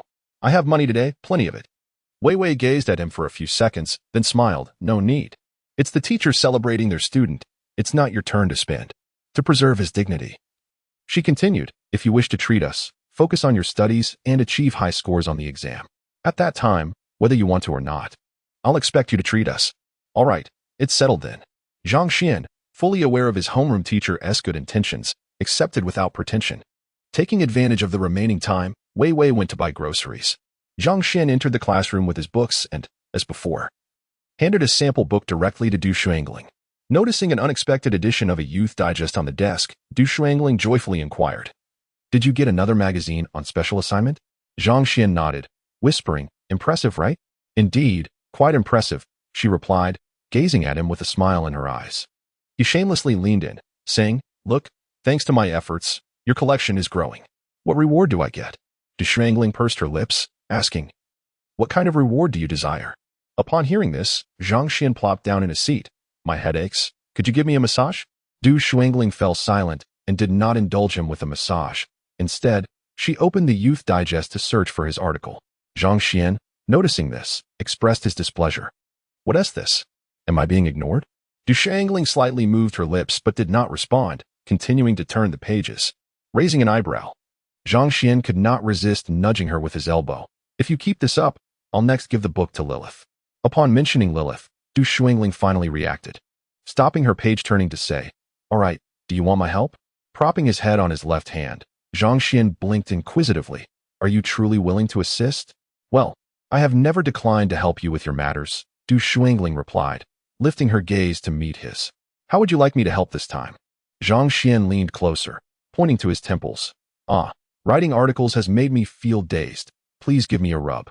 Hearing this, Du Shuangling remained still, though the fingers gripping the pages of the book gradually relaxed. Zhang Xuan urged, "Did you not promise to assist me? Why the delay?" She lowered her gaze, continuing to turn the pages of her book, and after a considerable pause, murmured, "There are too many people in the classroom." Seizing the opportunity, Zhang Xuan inquired, "Is there a place devoid of onlookers where you might assist me with a massage?" The woman finally located his article, reading several passages before responding. "I may assist you with a massage, but on the condition that you shall not gift your book to anyone else henceforth." This remark amused Zhang Xuan, who then fixed her with an intense stare, concluding with, "Shouldn't your face flush when you utter such words?" Du Shuangling maintained her composure, but as time passed, her face gradually turned crimson, the flush spreading from her cheeks to her neck. Noticing this change, Zhang Xuan stretched languidly and exclaimed, "Ah, what splendid weather! Akin to your face, radiantly red. Truly, you lack self-awareness, thinking you can rival my boldness. Can you truly compare?" Du Shuangling shot him a glance, her flushed face slowly transforming into a smile. The meal was prepared at Wei Wei's residence, with Zhang Xuan taking charge of the kitchen while 3 women assisted. They feasted on sweet and sour fish fillets, stir-fried celery with beef, braised pig's trotters, a plate of pickled green bean sautéed with chili, and concluded with a 3-flavor soup. Once the dishes were presented on the table, he untied his apron, washed his hands, and inquired of the 3 who had already begun eating, "How does it taste? Is my culinary skill satisfactory? How does it compare to that of chefs in fine hotels?" Wei Wei, uninterested, ignored him, savoring her braised pig's trotter with her left hand. Mi Jian, mirroring her actions, smiled at him before returning to her bowl of soup. Du Shuangling, however, exhibited a sense of conscience. Not only did she serve him a bowl of rice, but she also ladled him a bowl of soup. Upon receiving the chopsticks from her, Zhang Xuan felt a wave of emotion, letting out a pitiful sigh. "Ah, you are truly the best to me." He then added, "If only you would serve me some vegetables as well." Upon hearing this, Du Shuangling smiled sweetly and reached for the chopsticks to offer him a piece of the braised pig's trotter. However, upon noticing Wei Wei and Mi Jian simultaneously glance at her while eating, she chose to conform and disregarded the man.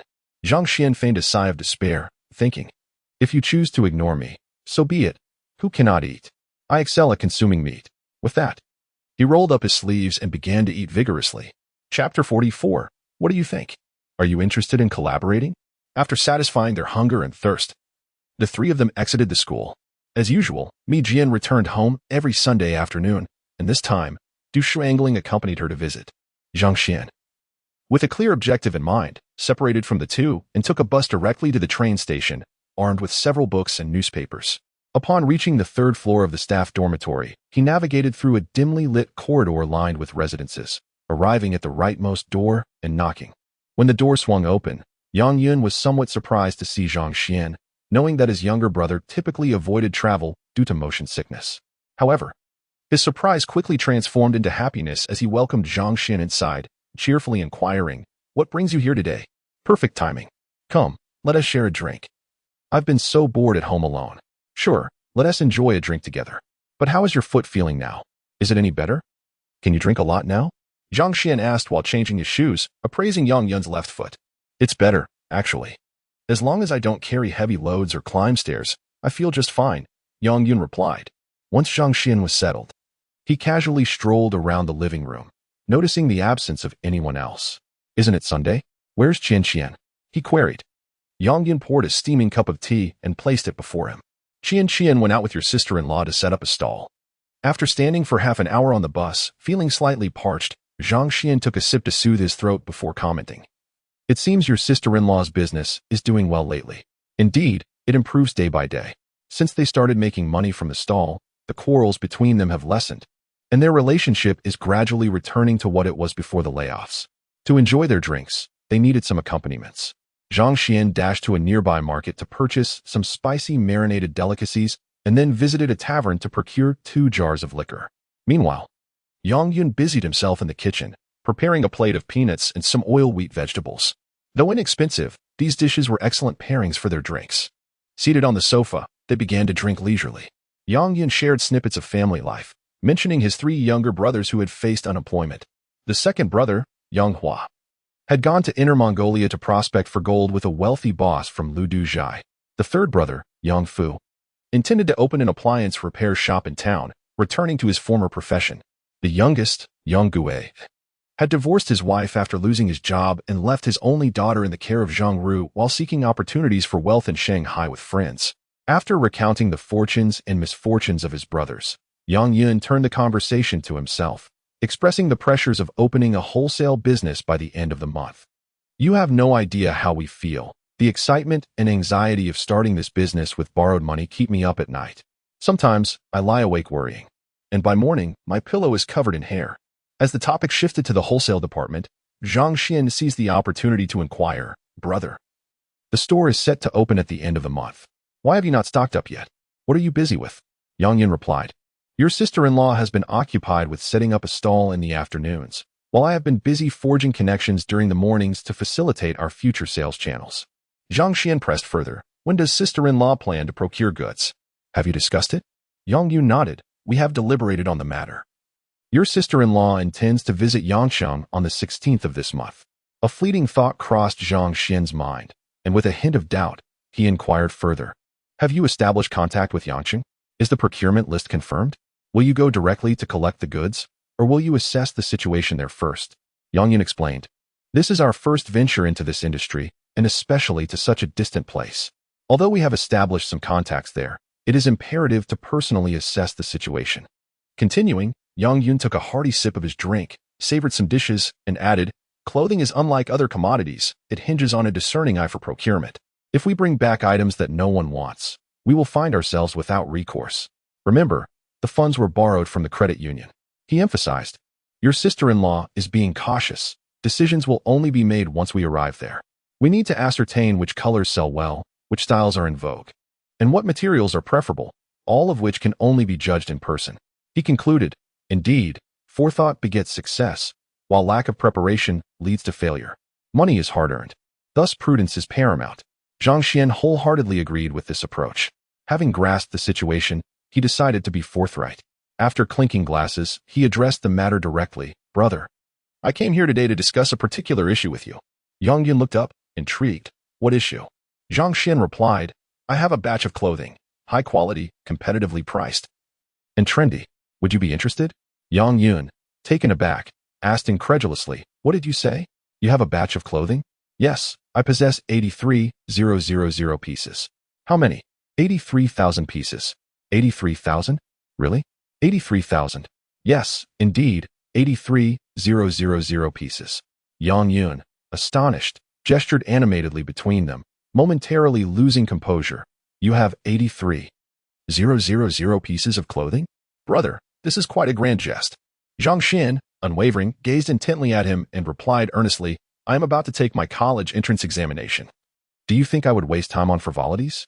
Without waiting for his elder cousin to respond, he promptly elucidated the origin of the clothing. Naturally, Zhang Xuan adhered to certain principles, refraining from disclosing sensitive information, such as the price he obtained from customs. This was not out of intent to conceal, but rather a necessity in a world where trust is elusive, especially in an unestablished partnership. After all, ignorance can be bliss. Were they to discover his procurement price was so low, it might disrupt their equilibrium. As for whether he could maintain this secrecy in the future, that remained to be seen.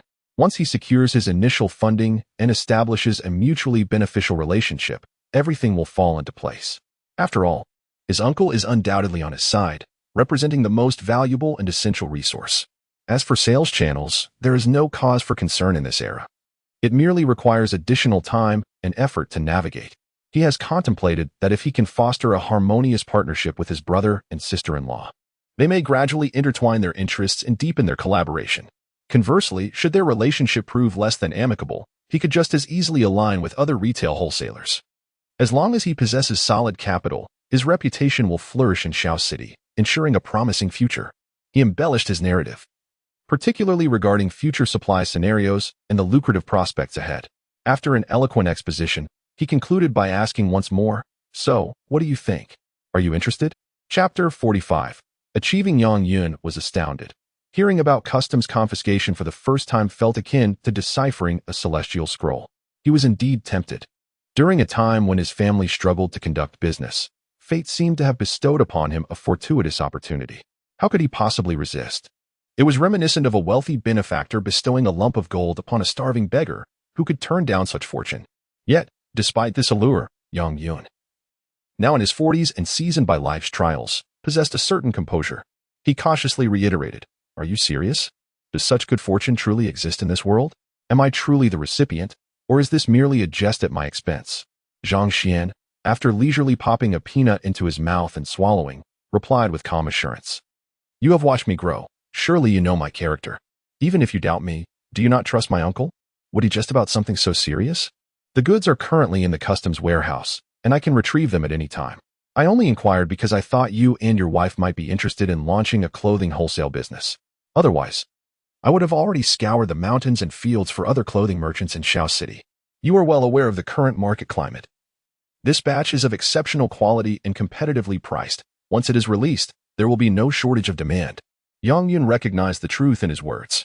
If the garments were indeed as remarkable as described, bringing them to Shao City would guarantee sales. With such a vast population and insatiable demand at this extraordinary price, he need not seek other wholesalers or retail merchants.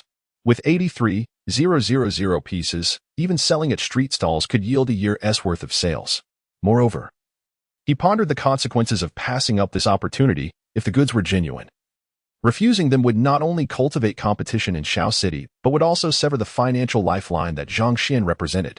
It would be a foolish decision. Lost in thought, Yang Yun gathered his scattered reflections and took a sip of wine before saying, "If what you say is true, this would be a monumental blessing for both me and your sister-in-law. However, I find myself bewildered and in a state of confusion. I must consult with her before providing you with a definitive answer." Zhang Xuan nodded in agreement, of course. After all, the market value of this batch is 1.38 million, a significant sum. If you were to hastily agree without proper consideration, I would be left in uncertainty. At this juncture, the two brothers exchanged knowing smiles, then resumed their conversation over drinks, delving into more intricate details. They did not rush to discuss the price of the transaction. In his previous life, Zhang Xuan had accompanied Yang Yongjian in foreign trade, dealing primarily in LED lighting. However, whether in Yang City or Shenzhen, one soon realizes that the business circle is rather small, with familiar faces recurring. Over the years, he had come to know many individuals across various industries, gaining insights through hearsay and experience. Take the clothing industry, for instance. Typically, garment factories in later years yield profits of around 10. In the primary wholesale market, the profit margin for wholesalers is approximately 10, while in the secondary clothing wholesale market, it rises to around 20. However, certain stalls operate both wholesale and retail, achieving profits as high as 50. Clothing stores typically enjoy profit margins between 50 and 70, with malls and supermarkets often yielding even greater returns. Nevertheless, this remains a vague consensus within the industry, as significant fluctuations are inherent in actual operations. The intermediate stages of clothing sales involve distributors, agents, and retailers, each experiencing variations in profit margins. Generally, in the clothing industry, distributors add a markup of 30 on the factory price, followed by an additional 30 markup by retailers. Consequently, an item priced at 100 yuan at the factory may retail for over 170 yuan in the marketplace. Considering this standard for reference adjustments, alongside the prevailing seller's market characterized by high demand and low supply, Zhang Xuan is not overly ambitious. He has already calculated that, by sourcing goods from customs, he can sell a garment priced at 20 yuan in the market to his partner for merely 7 yuan, allowing the couple to retain the remaining profit. Is 7 yuan a high price? Relative to his acquisition cost of 2 yuan, it certainly is. However, compared to the prices at the primary clothing wholesale market in Yangqing, this price is significantly lower. After all, his supply cost is substantially beneath the manufacturer's ex-factory price, and the couple is spared from the profit margins typically extracted by the primary wholesale market. As for how much Yang Yun and his partner sell the goods for in Shao City, that is beyond Zhang Xuan's concern. Whether they sell more or less is entirely their own business acumen. Offering a discount serves to liberate himself, allowing the couple to earn a profit for him. Zhang Xuan has a clear objective: to save on labor and time, swiftly securing his initial capital, while improving his family's living conditions. He also aims to gather resources for greater endeavors. He refrains from discussing binding agreements with the couple, recognizing that without tangible benefits, such talks are meaningless and may diminish his standing. Moreover, given Hu Weizhao's astuteness, it is unlikely she would agree without seeing concrete advantages first. Only after providing them with some incentives will they be inclined to seek him out, at which point discussions of further collaboration can take place. As evening descended, the sun began its descent, the fiery hues of dusk gradually dimming. Yang Yun's daughter, the 14-year-old Qian, arrived home punctually to fetch dinner.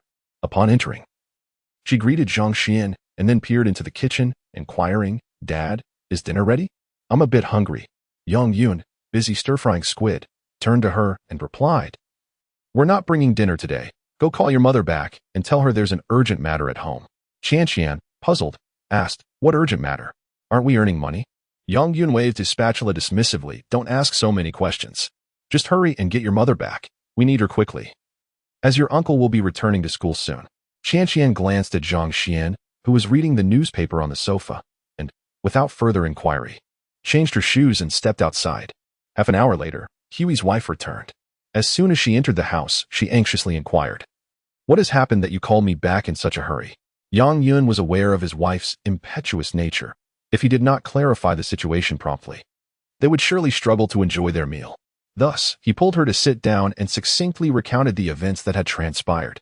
Upon hearing the news, Huey's wife, much like Yang Yun at the outset, was momentarily taken aback, overwhelmed by the wave of happiness. After a brief pause, she turned to Zhang Xuan and asked, "What are the odds of this actually happening?" Understanding that she was still in the process of calming her emotions, Zhang Xuan replied with a reassuring tone, "Absolutely certain." 100%. Huey's wife excitedly asked, "Do you currently have this batch of goods in your possession?" Zhang Xuan affirmed, "Indeed. They are with me and can be retrieved at any moment." "Is it truly 83,000 pieces?" she pressed. "As good as gold," he replied. "What is the quality and style like?" "My uncle has assured me they are exceptional. You can inspect the goods upon arrival and decide whether to proceed." Having worked at the supply and marketing cooperative for over 20 years, Huey's wife possessed a sharper business acumen than her husband, cutting straight to the heart of the matter without unnecessary elaboration. Noticing Zhang Xuan's earnest demeanor and logical reasoning, she nodded with delight. After a moment of contemplation, she posed the most critical question, "Brother, what price do you seek?" Zhang Xuan looked at the two of them, raised his right index finger, and stated, "We are all family, so let us not dance around the issue. For each piece of clothing, I will only require 35 of the market standard price. All other profits are yours." Upon hearing this proposal, Yang Yun and Huey's wife exchanged knowing glances, each able to see the spark of excitement in the other's eyes. "Excellent," Huey's wife declared, promptly making a decision. Chapter 46, 30,000. Furious to the point of bloodshed. With the most crucial matters resolved, the tense nerves of the three men relaxed. When the topic of money arose, Yang Yun glanced at Zhang Xuan, his earlier ambition dissipating, and with a hint of uncertainty said, "Brother, I do not fear your mockery. You are well aware of our family's predicament. According to your assessment, the garments valued at 138 million, let alone whether I can even appreciate them. The cost price alone amounts to 483,000. We simply do not possess such funds. I am acutely aware of this. Not to mention you, in Shao City with a population of 7 million, few can muster such a sum at once. However, business is business. Where there is a will, there is a way." At this juncture, Zhang Xuan feigned silence for a moment, wrestling with his thoughts before inquiring, "How much do you and your wife have at your disposal?" Yang Yun cast a glance at his spouse, his voice dropping further. "We have no savings. All the money was borrowed from the credit cooperative. After renting the storefront and completing renovations, we currently have about 30,000 left." Zhang Xuan, upon hearing this meager sum, was incensed to the point of nearly spitting blood. "Is this a joke? You dare to propose engaging in wholesale garment business with such a paltry sum? Are you certain this is wholesale and not retail? Are you jesting?" Internally vexed, Zhang Xuan concealed his surprise. Were it not for financial constraints, the proud Hui sister-in-law would not have resorted to selling goods on the street. Had it not been for her brother's illness, she would not have clashed so fiercely with her cousin. In Zhang Xuan's view, although Yang Yun received a steady salary, it was utterly insufficient for business. Merely a drop in the ocean. Meanwhile, Hui's sister-in-law managed to earn a modest income from her street sales, yet it was hardly enough to save. If his suspicions were correct, most of her earnings were likely sent back home to his sister's ailing brother, who lay in Xiangya Hospital, incurring substantial daily expenses. Zhang Xuan composed himself and asked the couple, "Can you borrow from other credit cooperatives?" Yang Yun hesitated, his mouth opening and closing, yet words failed to escape. At this moment, Hui's sister-in-law interjected, "With so many people laid off, the number of borrowers is vast. We have exhausted what we could from the credit cooperatives to scrape together this amount. Furthermore, the staff at the cooperatives are discerning. Your brother left a poor impression, making it difficult to secure a substantial loan. Some cooperatives outright refuse us, denying even a single penny." Left a poor impression? Zhang Xuan cast a glance at his cousin, pondering the unspoken burdens he bore. Why had he never heard of this in his previous life? Yet, he soon found solace in understanding. During that time, he was preoccupied with his studies, blissfully unaware of the affairs of others. Later, as he ventured into the workforce. Years passed without a reunion, and when they did meet, it was in haste. Who would bring up trivial past grievances? Moreover, everyone tends to conceal their misdeeds. Who would dare to air their dirty laundry in public? Upon reaching this point in his thoughts, Zhang Xuan sighed, silently calculating his finances. He had 8,000, and Hu Weijie had 30,000, totaling nearly 38,000. With a purchase scheduled for the 16th, even accounting for the 1,800 he borrowed, and considering that he could earn a bit more in the following week, he estimated he would barely exceed 10,000. Adding that to the 30,000, he would have 40,000, which fell short of the 138,000 he needed to retrieve his goods from customs. The distance to the 483,000 the couple intended to take from him was even more daunting. With 40,000, he could only claim a small portion of the goods, valued at approximately 400,000 in the market. His uncle had given him until July to retrieve the goods. However, the calculations could not be so straightforward. If the first batch was worth 400,000, how much profit could he anticipate? A margin of 35 would yield 140,000, quite sufficient. Zhang Xuan understood that as long as the first batch sold smoothly, he could utilize that capital to acquire the entire shipment, store it properly, and wait for the right moment to sell. Should the couple prove incapable, he could always sell to other wholesalers and retailers once the borrowing period expired. Nevertheless, he remained hopeful, for Hu Weijie had already demonstrated exceptional sales prowess in her previous endeavors. Noticing Zhang Xuan's silence, the couple exchanged anxious glances, with Hu Weijie speaking up first. "Brother, we only have 30,000 as our principal. Could we possibly obtain the goods in batches? Sell the first batch, and then use the proceeds for the second batch?" Repeating this process, Zhang Xuan scrutinized them for a few seconds before finally responding, "That is acceptable." Yang Yun, unable to contain his excitement, asked for confirmation. "Is that truly feasible?" Zhang Xuan smiled. "Of course it is. In fact, my uncle had already considered this before I came to your home. After all, there are very few families in Shao City who can produce 483,000 at once. To demand a single bulk purchase would be unreasonable." Hearing this, Hu Weijie exhaled in relief and replied with a smile, "As long as we can do it in batches, I am confident we can manage this shipment." "Indeed, I share your sentiment," Zhang Xuan enthusiastically agreed, before tempering the mood with a dose of reality. "However, our time is limited. The customs deadline is just 1 month." Hu Weijie was taken aback. 1.5 months? Zhang Xuan clarified, "Yes, if it isn't sold within that time frame, the goods will be subject to alternative processing by customs." Hu Weijie lowered her head to ponder, then looked back at him. "I want to give it a try. It should be fine. But in that case, we must head to Shenzhen as soon as possible. When would you be available?" Zhang Xuan replied, "I am free at any time. Additionally, I have saved a sum of money, allowing me to bring back a larger quantity of goods." The couple exchanged bewildered glances, thinking to themselves, what could he possibly earn while at school? His family is barely making ends meet. How could he bear to see his mother eating sweet potato rice every meal? Yang Yun and Hu Weijie simultaneously inquired, "How much have you saved? How do you earn your income?" This pertains to the interests of both parties in the future and touches upon the issue of one's own credibility. Zhang Xuan, well prepared for this pivotal moment, naturally would not yield. He straightened his posture, presenting a substantial stack of books and newspapers he had prepared for the day, and spoke slowly. "My pen name is March. I am a special contributor for Jian Magazine and Youth Digest, earning several thousand yuan each month. Additionally, I provide articles to over a dozen newspapers, which also generates a considerable monthly income. Over the past year, my personal savings have accumulated to a remarkable sum." Chapter 47. I am a person of culture to avert any malicious speculation from the two. Zhang Xuan swiftly sealed the gap. "Do you know why I am reluctant to utilize this money despite my family's meager circumstances? It is because I have long coveted the goods seized by customs. This clothing opportunity is my best chance," he went on, weaving a tapestry of truth and falsehood, leaving Yang Yun and Sister Hui utterly dumbfounded. At that moment, the couple had no time to ponder his words. They hastily flipped through the magazine. After a flurry of pages, they exchanged glances, both astonished. Indeed, it was sheer astonishment.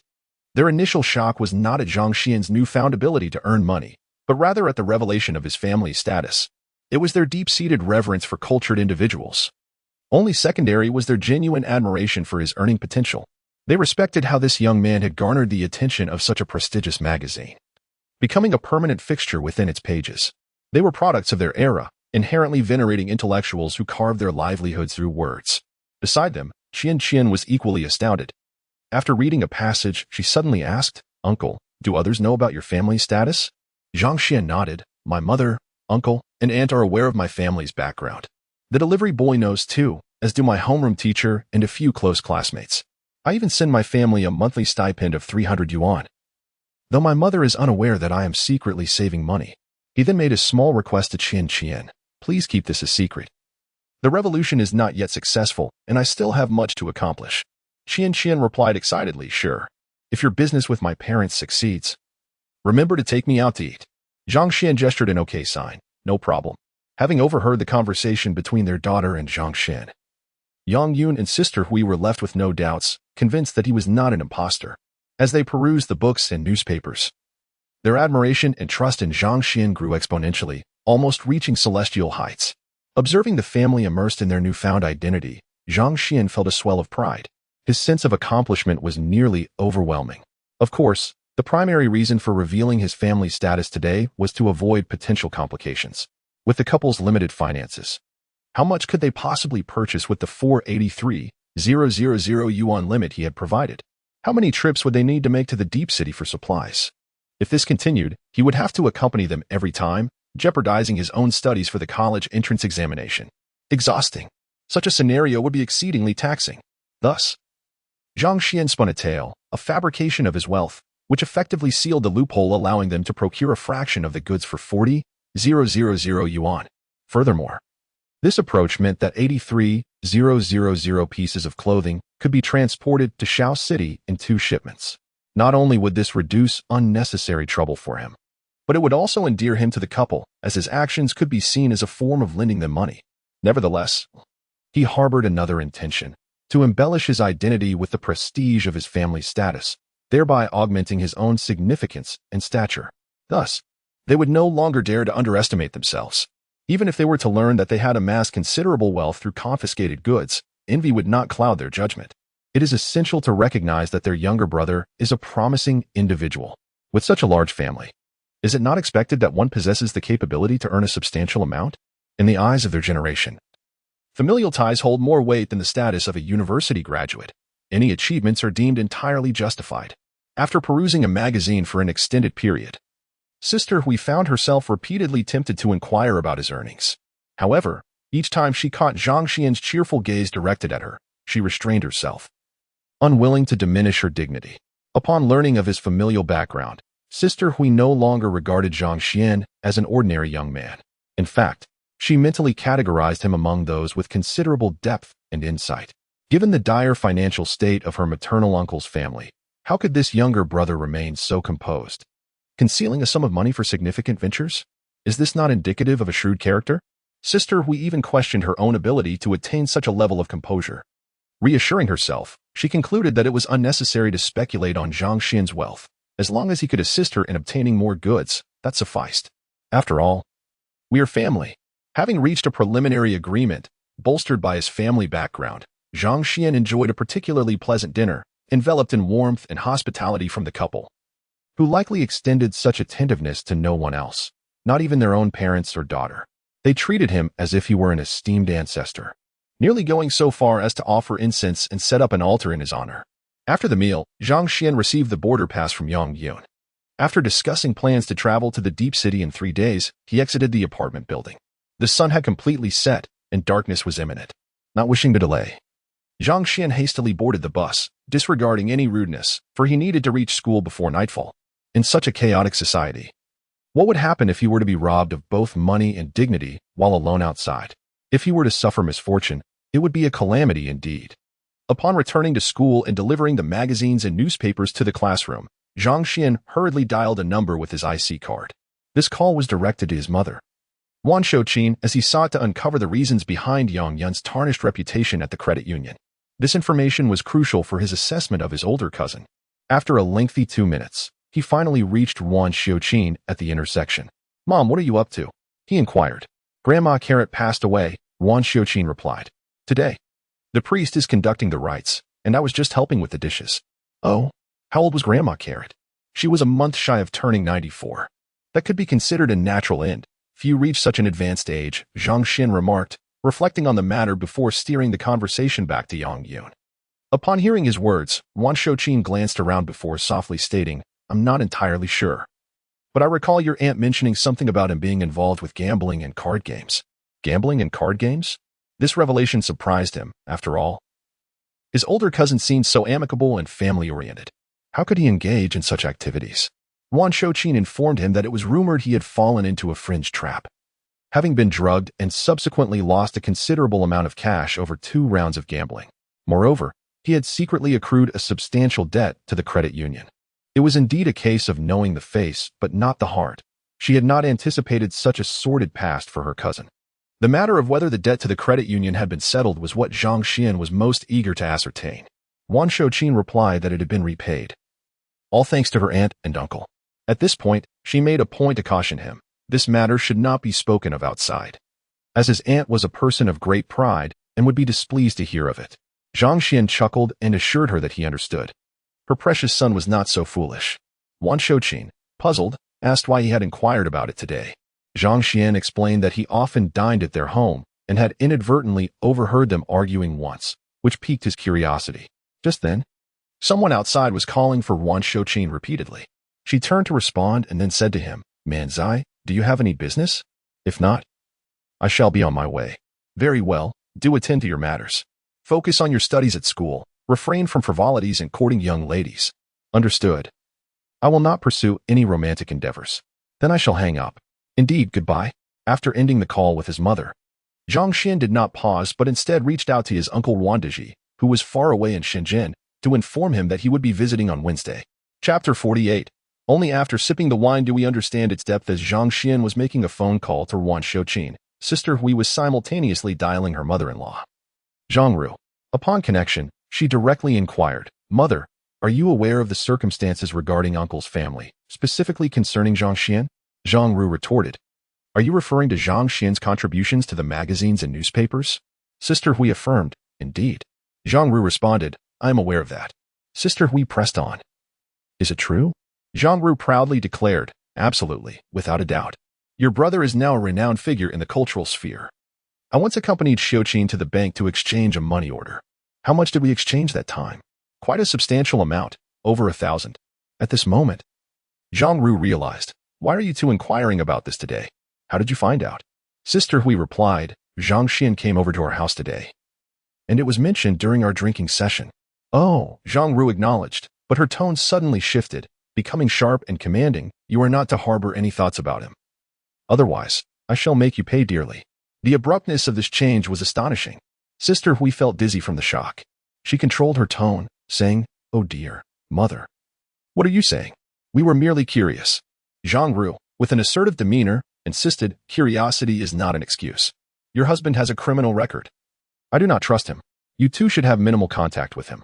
Unable to endure any longer, Sister Hui thought that if she continued listening, she might erupt in anger. She turned, handed the receiver to Yang Yun, and exited the house. She contemplated that rather than endure such indignation, she might as well set up a stall to earn some money. Simultaneously, she mused that her brother Zhang Xuan was, indeed, formidable, so much so that it challenged her understanding of the world. Zhang Xuan, you have received a letter. During the evening self-study period, Wei Wei handed Zhang Xuan a letter. This was neither a package nor correspondence from a magazine or newspaper. The return address was, surprisingly, local to Shao City. Who could it be? Such triviality intrigued him, and he could not resist tearing it open on the spot. Upon reading, he exclaimed, Oh! It turned out to be a letter sent by Lilith on the afternoon of her departure abroad.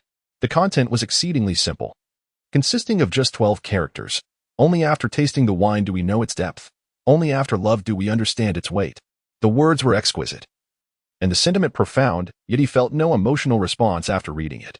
Glancing at the letter, he neatly folded the paper and proceeded to discuss his request for leave on Wednesday with Wei Wei. Wei Wei frowned. At such a critical juncture, why are you not focused on your studies? Why are you going to Shenzhen? Zhang Xuan spun a web of deceit, invoking the plight of his perceived, underappreciated aunt. My aunt is gravely ill and may not survive. I need to accompany my mother to see her. You know my mother is a rural woman. I cannot let her travel such a long distance alone. Wei Wei scrutinized him for a few moments before nodding. All right. But I must first call your mother to confirm. With that, she opened the roster, located the family contact information, and picked up the landline to make the call. Initially, Zhang Xuan did not take her seriously, thinking she was merely putting on an act. Later, when he encountered Wei Wei during the actual fight, he was momentarily dazed. Without a second thought, he lunged forward, gripping her dialing hand, and complained, "No way, are you serious? What did you think?" Wei Wei cast him a scornful glance and, with a voice barely above a whisper, demanded, "Let go of me." Upon hearing this, Zhang Xuan realized, to his dismay, that he had inadvertently shoved her against the wall. Their bodies nearly pressed together, their breaths intertwining. The sin of the woman was rather pleasant. How could he entertain such thoughts? He chastised himself the very next moment. Nevertheless, her body felt incredibly soft. What a sin! In a fluster, Zhang Xuan hastily released his grip, taking a step back, and then another, only to find her unperturbed, her cheeks unflushed. He took a breath and declared, "All right, you need not make that call anymore. It's true I'm heading to my Uncle S place in Shenzhen, but it's not because my aunt is gravely ill. I'm going there to earn some money." Earning money? Wei Wei's expression deepened with confusion. "You're studying. How can you earn money?" "I'm currently writing to earn as well, and I'm making more than you," Zhang Xuan retorted, seizing the opportunity to deliver a heart-stabbing remark. Without allowing her a chance to respond, he continued, "This opportunity to earn is fleeting and crucial for me, as well as for our Zhang family. Surely, you wouldn't want me to show up at university dressed so poorly, would you?" Wei Wei scrutinized his attire, his clothes, trousers, shoes, and socks, and couldn't help but chuckle, though she refrained from replying. Understanding her thoughts, Zhang Xuan elaborated further, "Don't worry. I'll be working alongside my brother, sister-in-law, and uncle. I'll earn a sum and return promptly, within 3 days." 3 days? You make it sound as if you're going to pick up money off the street. Wei Wei remarked curiously. "What exactly are you doing? Robbing a bank? The planning must take more than 3 days." Zhang Xuan smugly countered. "Do you really think I would divulge such a grand secret about earning money to you?" Wei Wei fell silent, her curiosity abruptly stifled, akin to being blocked by an unsightly obstacle. Seeing that he had made his point, Zhang Xuan stated, "I'm merely informing you about this leave. Whether you agree or not, I will go. I truly wish to avoid returning home to eat sweet potato porridge." With that, he strode out of the office. A few seconds later, he re-entered, seized a pen from the desk, and hastily scribbled a series of numbers on a blank sheet of paper. "This is my cousin's phone number. If you doubt it, feel free to inquire. As for bothering my mother, I'd appreciate it if you refrained from doing so. I'll treat you to a meal upon my return." With that, he exited again and returned to the classroom. Upon his return, evening self-study had commenced. Zhang Xuan first returned the magazines and newspapers to Du Shuangling before settling back into his seat, ready to tackle some problems. He was working on a mathematics paper. But before he had even completed half of it, Mi Jian silently passed him an object. It was wrapped in white paper, elongated, neither thin nor thick. Zhang Xuan cast a glance and took a sheet of white paper to write, "Is there money inside?" Mi Jian replied, "Yes." Zhang Xuan inquired, "How much?" Mi Jian responded, 3,000. Zhang Xuan looked at her in astonishment and panned, "Didn't you say it was 1,800? How did it increase so much?" Mi Jian paused for 3 seconds and honestly wrote, "I borrowed a bit from my dad to make it a round number for you." Zhang Xuan remained silent for a moment, refraining from asking her how she managed to borrow it, and meticulously inscribed 2 words, "Thank you." Mi Jian replied, "No need to thank me. It must be repaid." Zhang Xuan chuckled and mischievously wrote, "What if I can't repay?" Mi Jian smiled elegantly and answered, "It's all right. I can find Shuangling." Taking a clean sheet of paper from his notebook, Zhang Xuan began to compose an IOU.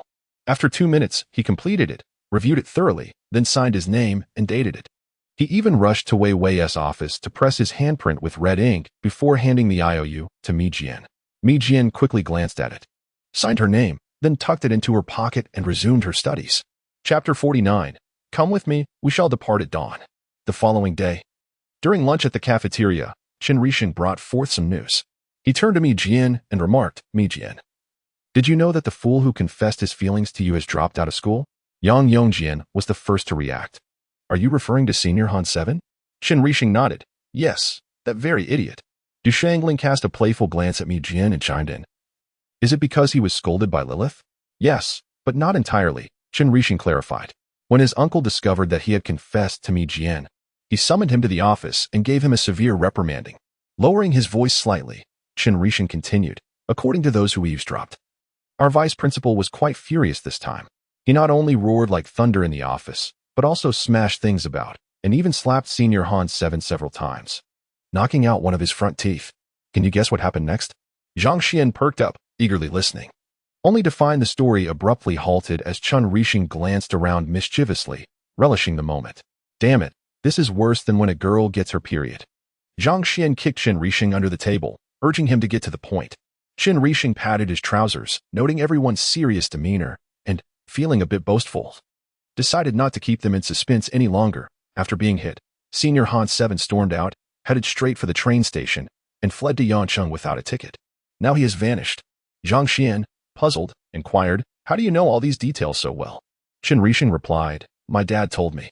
Zhang Xuan regarded him thoughtfully. "Is the one eavesdropping your omnipotent father?"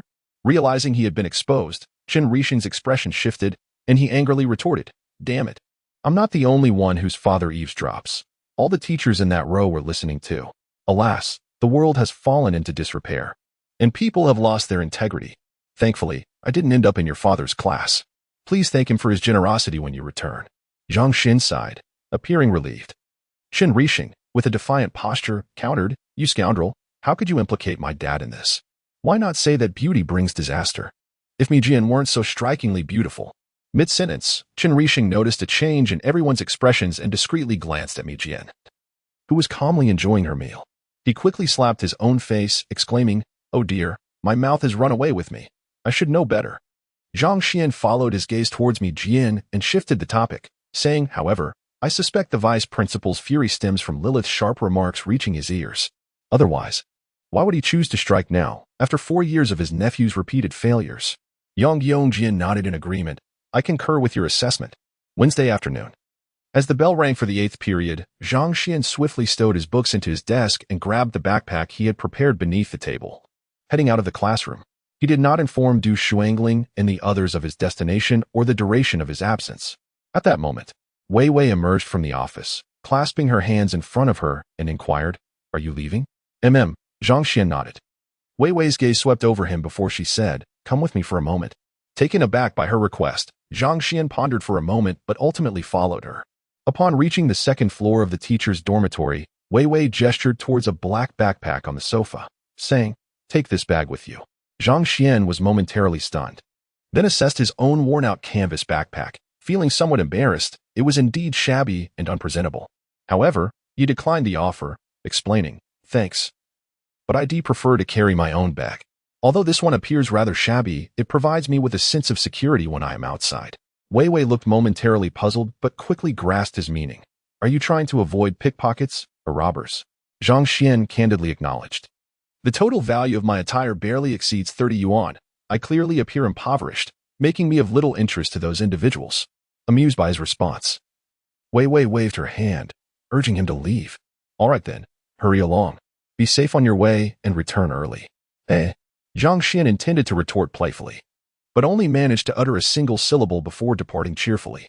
It was not the weekend, and the bus ride was relatively manageable. He settled into a seat behind a smoking elderly man and inexplicably felt a sense of relief, thinking that the smell of smoke would prevent him from feeling nauseous this time. Accustomed to motion sickness, the sudden absence of it left him feeling rather bored.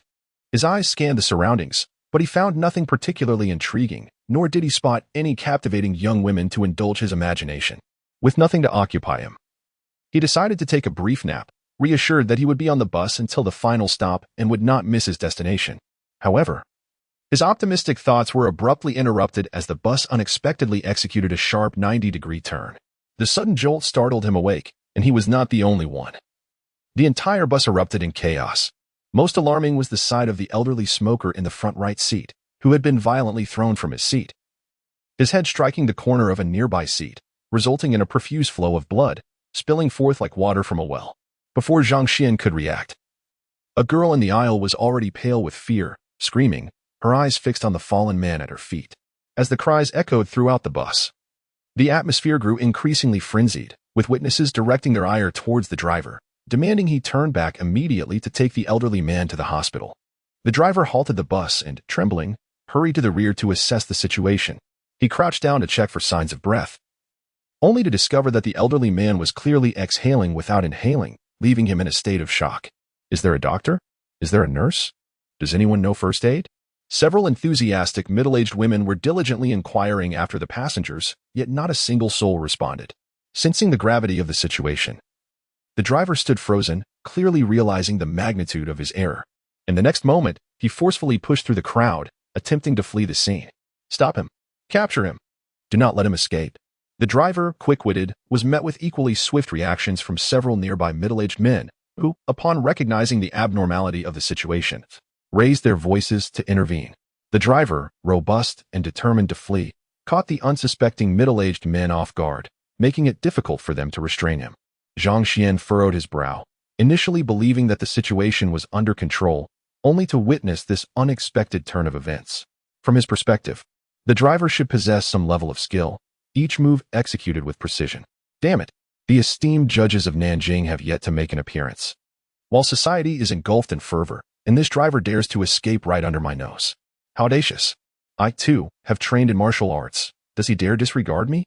Without further hesitation, he lunged forward, delivering a swift kick that sent the driver sprawling, swiftly following up with a series of grappling techniques. The driver was effectively subdued. At that moment, several furious middle-aged men converged, collectively restraining the driver with firm hands. Zhang Xuan, having secured the situation, released his grip and cast a glance at the elderly smoker surrounded by concerned onlookers, sighing heavily, feeling a sense of unease. To think that a simple journey could lead to such chaos, especially when he had plans to travel far that evening, it seemed the fates were decidedly unkind. On his very first venture outside, he encountered bloodshed. What a stroke of misfortune. Soon, an ambulance arrived alongside the authorities, and after a brief inquiry, Zhang Xuan, pressed for time to catch his train, was permitted to leave. Rushing to the train station, he felt a sense of relief upon spotting Sister Hui still present. Out of breath, he gasped, "Did I cause everyone to miss the train?" Chapter 50. Will you try to squeeze in again? Yang Yun shook his head and replied, "It's not too bad. Your train is delayed, but you haven't missed it." He then inquired, "Why did you arrive so late? Did something happen on the way?" "Oh dear. Thank heavens. Thank heavens. As long as I didn't miss it, I was quite anxious just now." Zhang Xuan briefly explained before turning to Hui Sa and the sturdy tall man beside her. This robust figure was Hui Sa's father, Sun Fuqing, 54 years old. Looking quite strong. Sun Fuqing had once been involved in the underworld, but after a few skirmishes, he fled to the south to avoid trouble, only daring to return home in recent years. It was precisely because of his presence that Hui Sa contemplated the idea of procuring goods in Yaqing. "Good day, old sir." Zhang Xuan greeted him warmly. "Ah, hello there." Sun Fuqing responded with a beaming smile. After exchanging a few words and waiting for nearly 10 more minutes, Zhang Xuan, Hui Sa, and Sun Fuqing finally boarded the train.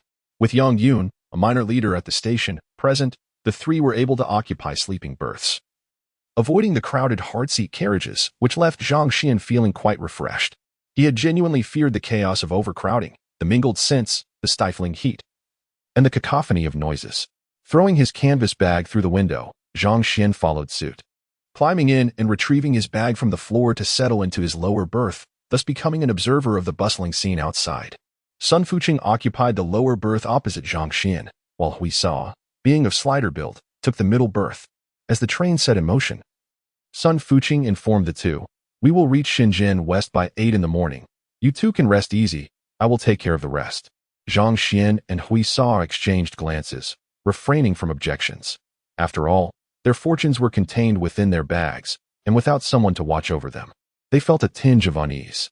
Zhang Xuan said, "Fine, I will take a moment to rest. I will take over in the latter half of the night." Upon hearing this, Sun Fuqing merely smiled and, rolling up his sleeves, moved to the aisle to sit.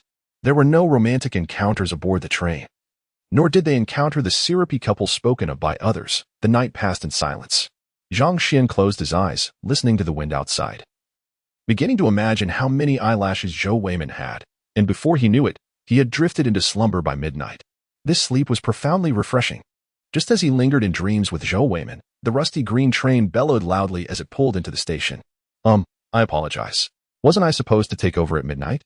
Alas, he was awakened by someone else. "Zhou Weiman, you have thwarted my endeavors."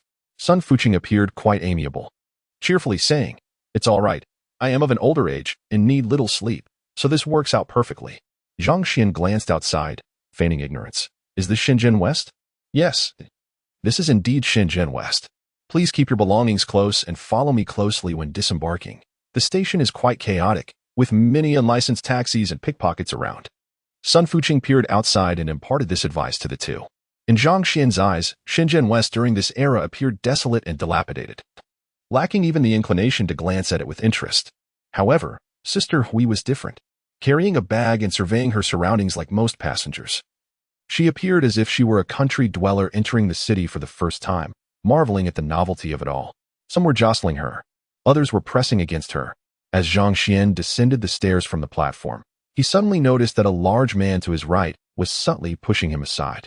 Had he been an inexperienced youth, he might have attributed it to the crowd and the man's size. But he was no Navi youth.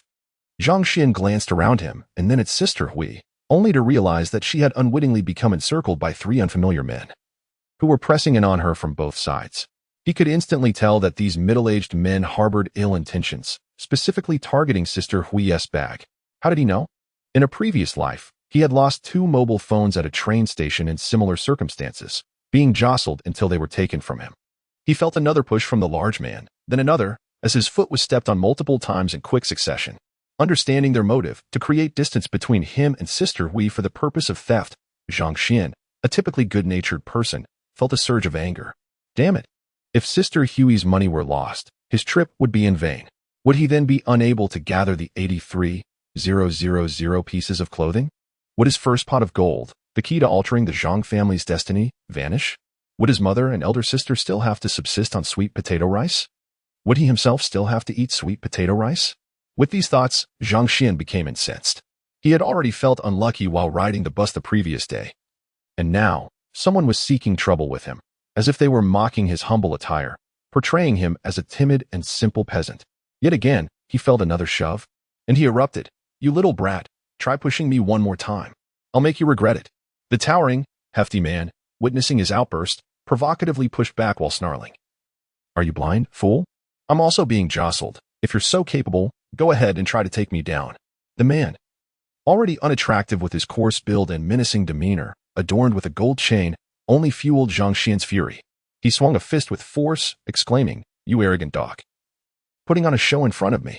In the crowded underground passage, the large man had no room to evade. And Zhang Xuan's punchel, even when confronted with the formidable Zhang Xuan, who shows no mercy, one can only instinctively flail their arms in desperation. Indeed, this rotund figure has carelessly struck many bystanders in his reckless aggression. You've hit me, you fool, I thought. This clumsy oaf, despite his imposing size, proves utterly ineffectual. Yet he still managed to collide with me. This individual is a pickpocket. I have encountered him numerous times at the train station, and he certainly knows how to fight. Is he truly a pickpocket, though? How can one be so incompetent at their craft? A brawl ensues, with many seeking refuge from the chaos. However, a portion of the crowd, displeased, seizes the opportunity to deliver a few kicks to the fallen rotund figure. Amidst this turmoil, Sun Fuqing, a seasoned traveler with years of experience, quickly perceives the escalating situation. Aware of the overwhelming numbers against him, he bides his time until the attention of the 3 men momentarily shifts to Zhang Xuan. Seizing the opportunity, he launches himself into action, deftly maneuvering to take on 3 adversaries single-handedly, managing to bring 2 of them down. Yet, in a twist of fate, he is ultimately subdued by the 3rd pickpocket, who mounts him and proceeds to rain down blows. Just as Sun Fuqing lies incapacitated on the ground, his right hand reaching behind to retrieve a dagger in a desperate attempt to stab the pickpocket in the thigh, salvation arrives. Chapter 51. Customs with a flurry of vigorous punches and kicks directed at the corpulent figure. Zhang Xuan swiftly recognized the peril faced by Sun Fuqing and noted that Huijia was entangled with another man who had risen. Without hesitation, he released the flabby adversary and executed a high whip kick that struck the shoulder of the 3rd pickpocket atop Sun Fuqing, sending him sprawling to the ground. Following this, Zhang Xuan pivoted and performed a throw, toppling yet another thief and liberating Huijia. Just as he prepared to press his advantage, Sun Fuqing scrambled to his feet, urgently pulling both him and Huijia towards the station exit. As they ran, Sun Fuqing cautioned, Do not speak. Comrades are approaching. We must leave the station at once. The crowd surged, the lighting dim, and the air was filled with shrieks, creating a chaotic scene as the trio twisted and turned until they vanished into the throng. After swiftly passing through ticket inspection and exiting the station, Zhang Xuan spotted Wandiji at the exit. Upon seeing his uncle, he urged, "Uncle, we must depart from here immediately." Noticing the disarray among the three, Wandiji sensed something was amiss and, without further inquiry, ushered them into a van. This uncle was decisive. As soon as the door closed, the vehicle sped away. Seated by the window, Zhang Xuan gazed intently outside, observing the train station recede from view. And Sun Fuqing finally relaxed. Taking a deep breath, he retrieved a sinister-looking Mitsubishi knife from his belt, stating, "I brought this." When confronting comrades, reason can swiftly dissolve into chaos. Moreover, I observed that those pickpockets were armed with folding daggers. Our assault caught them off guard, had we remained in a stalemate. The outcome could have been dire. He examined the Mitsubishi knife, its 3 blades approximately 20 centimeters long, appearing somewhat dull. Yet Zhang Xuan dared not underestimate it and felt a twinge of fear. He understood all too well. Should this weapon pierce flesh, the consequences would be fatal. Wandiji, driving, glanced back after inquiring about the situation, then fell silent. Zhang Xuan sensed his uncle's mounting frustration, restrained by familial ties. Indeed, Wandiji was perturbed. His nephew was remarkably gifted and the sole male heir of both families. Should calamity befall him, how could he reconcile with his own conscience? How would he explain it to his sister? Especially upon realizing that Sun Fuqing had brought such a lethal weapon, Wandiji's eyelids twitched uncontrollably. He feared that any life-threatening incident might implicate his nephew, as they were in this together.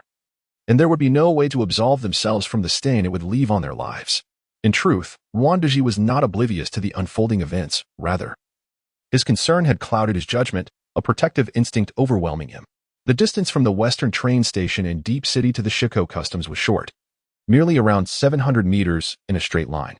After the van navigated a series of turns away from the station, it halted on a bustling street. Wandiji, regaining his composure, inquired of the group, "Since last night, you must be hungry. What cuisine would you prefer? Seafood, Cantonese, or Hunan?" Perceptive as he was, Sun Fuqing sensed Wandiji's discontent and, after stowing the knife, chose to remain silent. Hui's sister is a perceptive individual, and she, like Wandiji, was taken aback by the concealed weaponry of the father. Even though her stomach growled with hunger, she refrained from voicing her thoughts. A glance at the 3 men made Zhang Xuan understand the situation. He realized it was up to him to make a decision. After peering outside, he pointed to the nearest Cantonese restaurant and declared, "Let us go with this one. The sooner we eat, the sooner we can get to work." His suggestion received unanimous approval from the trio. Upon entering the establishment, Wandiji ordered 5 main dishes in one go and candidly stated, "In a moment, I will take you to the customs warehouse to inspect the goods. If you are satisfied, we can discuss the next steps. If not, I shall escort you to the bus station for your journey to Yangqing." This statement resonated well with Hui's sister, who appreciated the efficiency of the plan, promptly agreeing. "Thank you for your assistance. Do not mention it. We are all relatives, after all," Wandiji replied, finally managing to muster a smile. The dishes arrived swiftly and were generously portioned. Although there were 5 dishes, Hui's sister, unaccustomed to the non-spicy Cantonese cuisine, found little desire to partake. Her appetite diminished by the blandness. Ultimately, she only sampled a few bites of the roasted goose while primarily consuming plain rice. In contrast, the 3 men, accustomed to Cantonese fare, indulged heartily. They displayed a sense of humor by largely leaving the roasted goose for Hui's sister. After approximately 20 minutes of feasting, the group returned to the vehicle, heading straight to the customs warehouse. The distance was not far, and upon reaching the entrance, Wandiji instructed Sun Fuqing to leave the knife in the car before proceeding with the necessary formalities. Zhang Xuan observed that Wandiji's interpersonal skills were remarkable. Every customs officer greeted him with friendly banter or a warm call of Wanke. At this juncture, Wandiji made a point to introduce Zhang Xuan to a few of them, saying, "This is my nephew. Please look after him in the future." However, he neglected to mention Hui's sister and Sun Fuqing, merely referring to them as relatives from my nephew's side when prompted.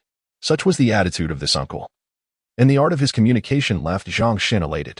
He recognized that Wandiji was intentionally treating the group differently, clearly to assert his status and to cultivate Hui's sister's dependency on him, effectively curtailing any inappropriate thought she might harbor. He quietly observed Hui's sister and Sun Fuqing, noting that Hui's sister maintained a constant smile, engaging little and never overstepping her bounds.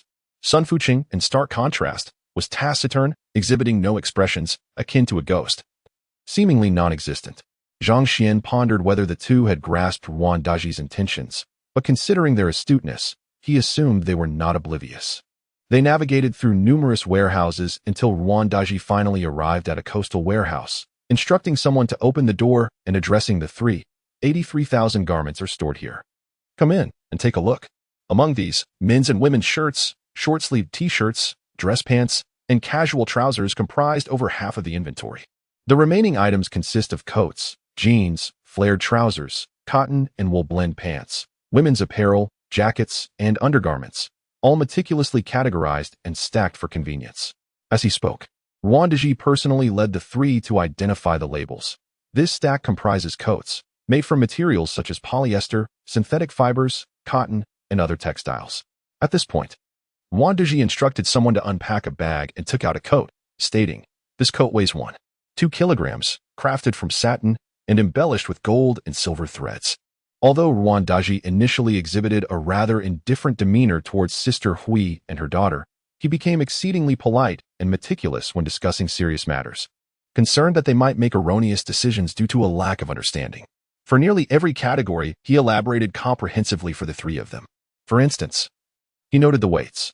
A men's shirt weighs between 200 to 300 grams. Cotton and wool blend pants weigh 200 grams. A women's shirt weighs 100 to 150 grams. Women's clothing ranges from 350 to 500 grams. A short-sleeved t-shirt weighs 100 grams, and underwear weighs approximately 50 grams. His message was clear. As you embark on this endeavor for the first time, I will elucidate every aspect of the garments, their quality, and specifications. You may choose to purchase or not. The decision rests solely with you, but once the goods leave the warehouse, I assume no further responsibility. After expounding for nearly half an hour, Yuan Daji then allowed the three to browse at their leisure while he engaged in light-hearted conversation with a colleague, occasionally gesturing towards Zhang Xuan with a few complimentary remarks, such as, "This is my dear nephew, a university student, and also." From noon until sunset, Sister Hui remained quietly absorbed in examining each stack, meticulously inspecting the goods, her eyes gleaming with anticipation. Seizing a moment, Zhang Xuan whispered, "Sister, what do you think?" Sister Hui suddenly brightened with a smile, responding, "Excellent. The quality, style, and condition of this batch of clothing exceed my expectations." Hearing this, Zhang Xuan felt reassured and pressed further. "So, shall we proceed with the purchase?" Sister Hui nodded several times, decisively affirming, "Yes, of course, we'll take them all. Opportunities like this come once in a millennium. Not seizing it would be a grave mistake." Chapter 52. Securing the deal. Upon hearing these words, Zhang Xuan, half seriously, half jokingly remarked, "If there are more treasures like this in the future, I shall have my uncle reserve them for me. I will be the first to inform Sister Hui to come and inspect the goods." Sister Hui instantly grasped the underlying meaning of his words, chuckling as she responded, "I have been waiting for you to say that." As dusk approached, the four of them reached a consensus regarding the transaction. Zhang Xuan, casting a discreet glance at his uncle, boldly declared, "Uncle, the funds we have brought this time are insufficient. I have decided to request a small portion of the goods first." Yuan Daji inquired, "A small portion? Approximately how much is that?" Zhang Xuan patted his bulging canvas bag, stating, "Let us start with 25,000 pieces. The combined funds from Sister Hui and myself are only sufficient for this quantity." Upon hearing the figure of 25,000 pieces, Sister Hui was momentarily taken aback, instinctively glancing at the stuffed canvas bag. She had never imagined it contained such a substantial sum. Calculating in her mind, she thought, "This must amount to 2 digits? 110,000? Although doubt flickered in her mind for a brief moment, she quickly recalled Zhang Xuan's impressive capabilities at such a young age, coupled with his evident talent for making money. Moreover, the scene at the train station that morning lingered in her memory. Zhang Xuan had acted decisively and calmly, demonstrating both responsibility and authority in the face of numerous pickpockets. Contemplating this, Sister Hui felt a sense of admiration for the remarkable talent emerging from her uncle's household. Not only was he able to earn money, but he also possessed a remarkable depth of character. She resolved not to judge him by conventional standards. With her thoughts thus settled, she reassured herself, why overthink it? After all, she intended to rely on this younger brother to prosper. What right did she have to question it? The more goods they procured, the more advantageous it would be for her. This was indeed a splendid opportunity in her eyes. Yuan Daji chimed in, 000 pieces, and you have brought all this cash? Zhang Xuan grinned widely, patting the bulging canvas bag once more. Wan Diji's gaze wandered over the bag, and after a brief silence of 4 to 5 seconds, he thoughtfully suggested, "You should come home with me tonight. I am uneasy about you carrying so much money outside. It could be quite perilous as night falls." That was precisely the response Zhang Xuan had hoped for. It was perfectly executed. Silently, he commended his uncle and replied, "Good. I was just thinking of visiting Aunt and my cousin Manqing." Their exchange, unscripted yet flawlessly performed, resembled a well-rehearsed play.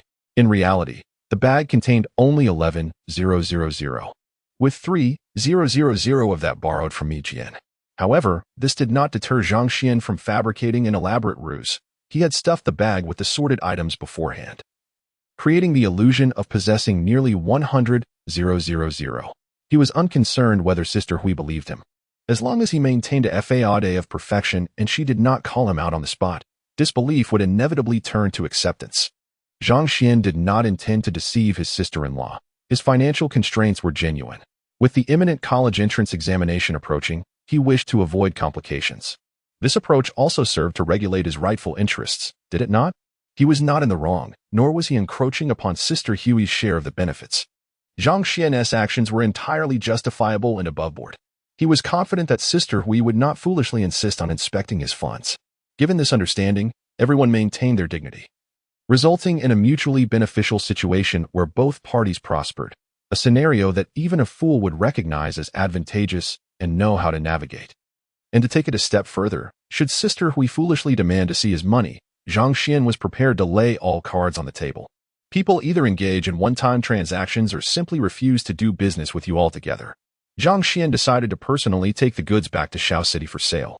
It may be arduous and time-consuming, yet he remains confident in his ability to sell, having previously worked in foreign trade for many years. While his business negotiation skills may not be exceptional, he believes they are quite adequate. Upon reaching a verbal agreement, Zhang Xuan and Sister Hui promptly ordered 25,000 pieces of clothing, which included shirts, trousers, jackets, and underwear, all thoughtfully coordinated for their upcoming shipment. Once everything was settled and they exited the customs warehouse, Wan Diji invited Sister Hui and her daughter to his home for a visit. However, Sister Hui, being perceptive, graciously declined. Observing this, Zhang Xuan informed Sister Hui, "Tomorrow, I will handle the customs clearance, and you should contact your cousin to arrange for the goods to be transported by train to Shao City." Sister Hui quickly agreed. Acknowledging their unspoken understanding, the seized goods from customs had to pass through Zhang Xuan's hands alone, as it pertained to the pricing of the merchandise, which he could not disclose to her. Thus, two astute individuals shared a silent agreement. After ensuring Sister Hui and her daughter were comfortably settled in a hotel on the street, Zhang Xuan excused himself and followed Wan Diji out, carrying a canvas bag. As they departed, Sun Fuqing broke his silence with a question. "Is Zhang Xuan the son of Yang Yun's uncle?" Sister Hui approached the window, peered outside, and replied, "Indeed." "Impressive, isn't he?" Sun Fuqing nodded. "He knows how to navigate situations with both advancement and retreat. He appears amiable, yet possesses depth and cunning, demonstrating remarkable capability at a young age. He will undoubtedly become someone of significance." Sister Hui smiled. "My brother will soon be a university student. And he already has a family." Sun Fuqing nodded again. The two observed the foreign scenery outside for a while, and at a certain moment, Sister Hui inquired, "Dad, what about your Mitsubishi knife?" Sun Fuqing shot her a glance, and, after a prolonged silence, finally said, "I understand your concern. I am aware that this object has caused Wan Diji to harbor some aversion towards both you and me. However," at this, he gazed upwards, drifting into thought, "I have carried it for 10 years. Without it, I would have perished at least 3 times over these years."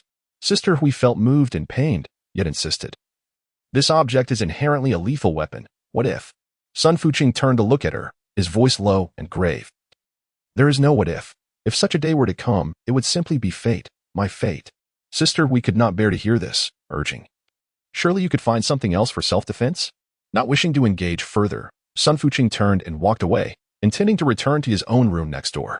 Yet after taking 6 or 7 steps, he paused, facing away from his daughter, and said, "This object is, in fact, a symbol of authority more authoritative than a dagger. The moment it is unsheathed and displayed to an adversary, the aura is overwhelming." With that, Sun Fuqing departed, leaving Sister Hui in the room, lost in contemplation. Wang Diji resided in a modern 6-story building, occupying the 4th floor. Before entering, Zhang Xuan disregarded his uncle's objections and purchased some fruits, sweets, and alcohol. The two individuals strolled leisurely down the corridor, taking their time to reach the doorway. Wang Diji, realizing he had forgotten his keys in his haste, resorted to ringing the doorbell. After approximately 20 seconds, the door swung open, revealing Yang Yingman. Zhang Xuan promptly exclaimed, "Aunt." She merely acknowledged him with a faint her gaze swiftly assessing Zhang Xuan's rather shabby appearance before she accepted their belongings and ushered them inside. Zhang Xuan had long since grown accustomed to his aunt's indifferent demeanor and was largely unfazed by it. Were it not for his uncle and the promise of future financial prospects, he would have been disinclined to make this visit. Nevertheless, now that he was here, he felt it necessary to observe the customary formalities. After all, one ought to regard the Buddha rather than the monk, as the saying goes. Having changed his shoes, Zhang Xuan followed into the living room. The interior boasted opulent decor, with a dazzling golden ceiling that nearly left him dizzy. Surrounded by such elegance, he felt conspicuously out of place, an unsophisticated country bumpkin amidst a refined setting. On the sofa sat a figure, his cousin, young Manjing, who, sporting a pair of pink glasses, was engrossed in the television. Upon noticing the guests, she shifted slightly, as though contemplating rising, yet hesitated, ultimately choosing to appraise Zhang Xuan with her gaze before returning her attention to the screen. Wang Diji, observing his wife and daughter's demeanor, furrowed his brow momentarily but quickly suppressed it. Since they were not inclined to engage him in conversation, Zhang Xuan feigned shyness and awkwardness, sitting on a side sofa at his uncle's behest. Finding the atmosphere tedious, he began to watch television as well. Young Manjing, disliking commercials, frequently changed the channel, leaving Zhang Xuan no choice but to close his eyes and gradually drift into slumber. Realizing he was genuinely asleep rather than merely pretending, Yang Manjing finally seized the opportunity to scrutinize this cousin she had not seen in over a decade. While technically cousins, they were born in the same year, with merely a half-month as difference in their birthdays. His clothing was unremarkably generic, his pants equally so, and his once white shoes had taken on a yellowed hue, quite shabby indeed. She glanced at him, then at her own attire, adjusting her glasses with her right index finger before returning to the television. After a while, she cast a glance at Zhang Xuan and her father, contemplating before lowering the volume of the television. Initially, she had felt a twinge of curiosity upon hearing of Zhang Xuan's impending visit. After all, they had exchanged a few words over the phone, albeit limited to polite greetings and inquiries about her father. Yet, upon seeing him in person, she suddenly understood why her mother had refrained from accompanying her father back to Hunan for a decade. Dinner was rather mediocre, featuring 4 dishes for 4 people. Zhang Xuan could only manage a few bites before feeling nauseated. The food was overwhelmingly fishy. What sort of culinary sorcery was this? Had everything simply been boiled in water? It seemed that was the extent of their culinary skills. The dishes were subpar, the cooking atrocious. He hastily finished a few mouthfuls, even feeling a strange nostalgia for the taste of carrots. At least that would be preferable to this. He realized that his aunt was expressing her sentiments through this unwelcoming meal. With this thought, Zhang Xuan glanced at the mother and daughter across from him, longing for an excuse to rise and depart. However, the moment he glanced at his uncle, who could endure even more than himself, he suppressed the resentment that had been brewing within him. Later that night, when Wang Diji returned from work, he brought rice rolls into the study and placed them before Zhang Xuan. "It's quite late, so I picked this up from the street for you. Enjoy it while it's hot," Wang Diji said. The rice rolls, adorned with eggs, meat, and chopped chili peppers, were generously drizzled with a glistening sauce that was utterly appetizing. Zhang Xuan set aside his book and inquired, "Uncle, have you eaten?" Wang Diji replied, "I didn't have a proper dinner either, so I grabbed something on my way back." Zhang Xuan contemplated asking about his aunt and cousin's meals, but decided against it. Instead, he picked up his chopsticks and began to eat. The rice rolls were smooth and tender, with a hint of chili, and with just a few bites, his hunger was satisfied. Observing his nephew's contentment, Wang Diji, who had maintained a stoic expression all evening, finally cracked a smile. He informed Zhang Xuan, "I spoke to some colleagues tonight. All you need to do tomorrow is go to the finance department to pay the fees, and then you can collect the goods with the receipt and release order." With his mouth full, Zhang Xuan mumbled a grateful "Thank you, uncle." Hearing this expression of gratitude, Wang Diji nodded with a smile and continued, "Tomorrow morning, I have an important meeting with the leadership, so I may not be able to take you to the train station. You'll have to manage on your own." Without waiting for Zhang Xuan's response, he shifted the conversation back to dinner, Your aunt has always had a bit of a spoiled temper and isn't particularly skilled in the kitchen. You might find her cooking less than to your taste, so bear with it. Indeed, it was not a matter of poor culinary skills but rather a deliberate choice. Yet Zhang Xuan nodded in agreement, feeling an unspoken sense of appreciation. With such an uncle around, despite any dissatisfaction with his aunt's cooking methods, he found no desire to dwell on it. Chapter 53. Efficient management. As dawn broke after a night's rest, Zhang Xuan rose early. Without greeting the still sleeping Yang Ying man and her daughter, he departed with Ruan Diji. The pair soon met up with Sister Hui and another companion, and together they savored a steaming bowl of rice noodles at a roadside stall. Sister Hui, perhaps weary of Cantonese cuisine from the previous day, immediately began to liberally add chopped chilies to her bowl upon its arrival. Once she completed this act, she chuckled to herself, remarking, "I have loved spicy food since childhood. I cannot eat without it." Zhang Xuan smiled in response and inquired, "Sister, how did you sleep last night? Are you adjusting well to this place?" Sister Hui replied, "Fairly well. I am not too particular about my sleeping environment. I generally fall asleep as soon as I hit the bed." She continued, "I spoke with your brother last night. He mentioned that there is a cargo truck that isn't fully loaded, and we can arrange for our goods to be added at 2 o'clock this afternoon. Is that timing a bit tight?" Ruan Diji interjected, "As long as the necessary paperwork is handled smoothly, we will be just fine." Zhang Xuan nodded, affirming, "All right, I will expedite the process." All were of efficient disposition, and after finishing their noodles, they prepared to attend to their respective tasks. After handing Zhang Xuan 40,000 yuan, Sister Hui set off with Sun Fuching to find the truck for loading. Zhang Xuan tucked the money into his pocket, first visiting a tobacco and alcohol shop to purchase a pack of Hong Shuangxi cigarettes, and then accompanied Ruan Diji to the Shiko customs.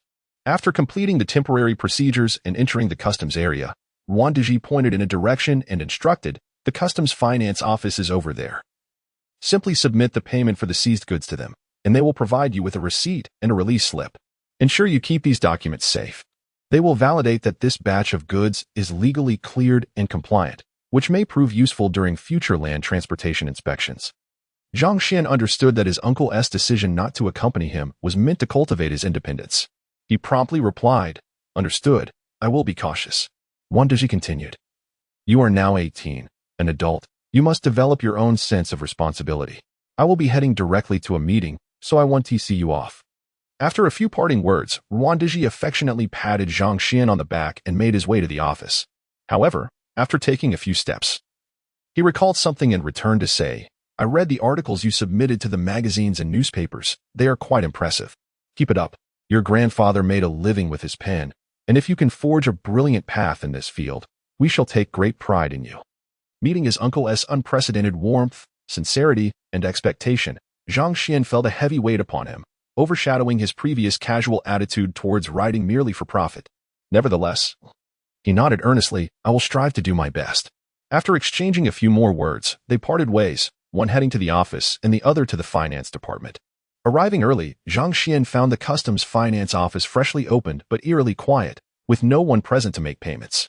Inside, a woman in her 30s, who had been admiring herself in a small mirror, casually asked as he peered in, "Payment?"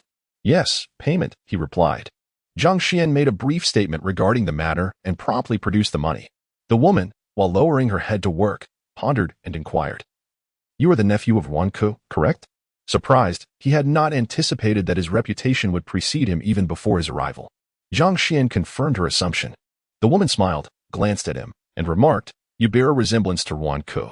"Indeed, he is my uncle," he replied politely, returning her smile with utmost cordiality, as his objective was clear, to establish rapport with the customs officials for smoother future dealings. After counting the money, the woman issued him a receipt and provided a release slip, kindly advising, "Be sure to keep this safe. It is essential for retrieving goods from the warehouse." "Thank you," he replied, hurrying out of the finance office and making his way directly to the warehouse. As the saying goes, while the king of hell is easily approached, the little devils are more troublesome. In his efforts to cultivate relationships with the warehouse staff, Zhang Xuan generously offered packs of double happiness cigarettes to those who assisted him or engaged in conversation, showering them with compliments. Even the security guard was not overlooked, as his cheerful demeanor and sweet words worked their charm. The results were evidently beneficial. When Sister Hui arrived with her team to load the truck, The employees who had received cigarettes not only enthusiastically shouted and cheered, but also willingly lent a helping hand. After a busy morning, they finally exited the customs warehouse.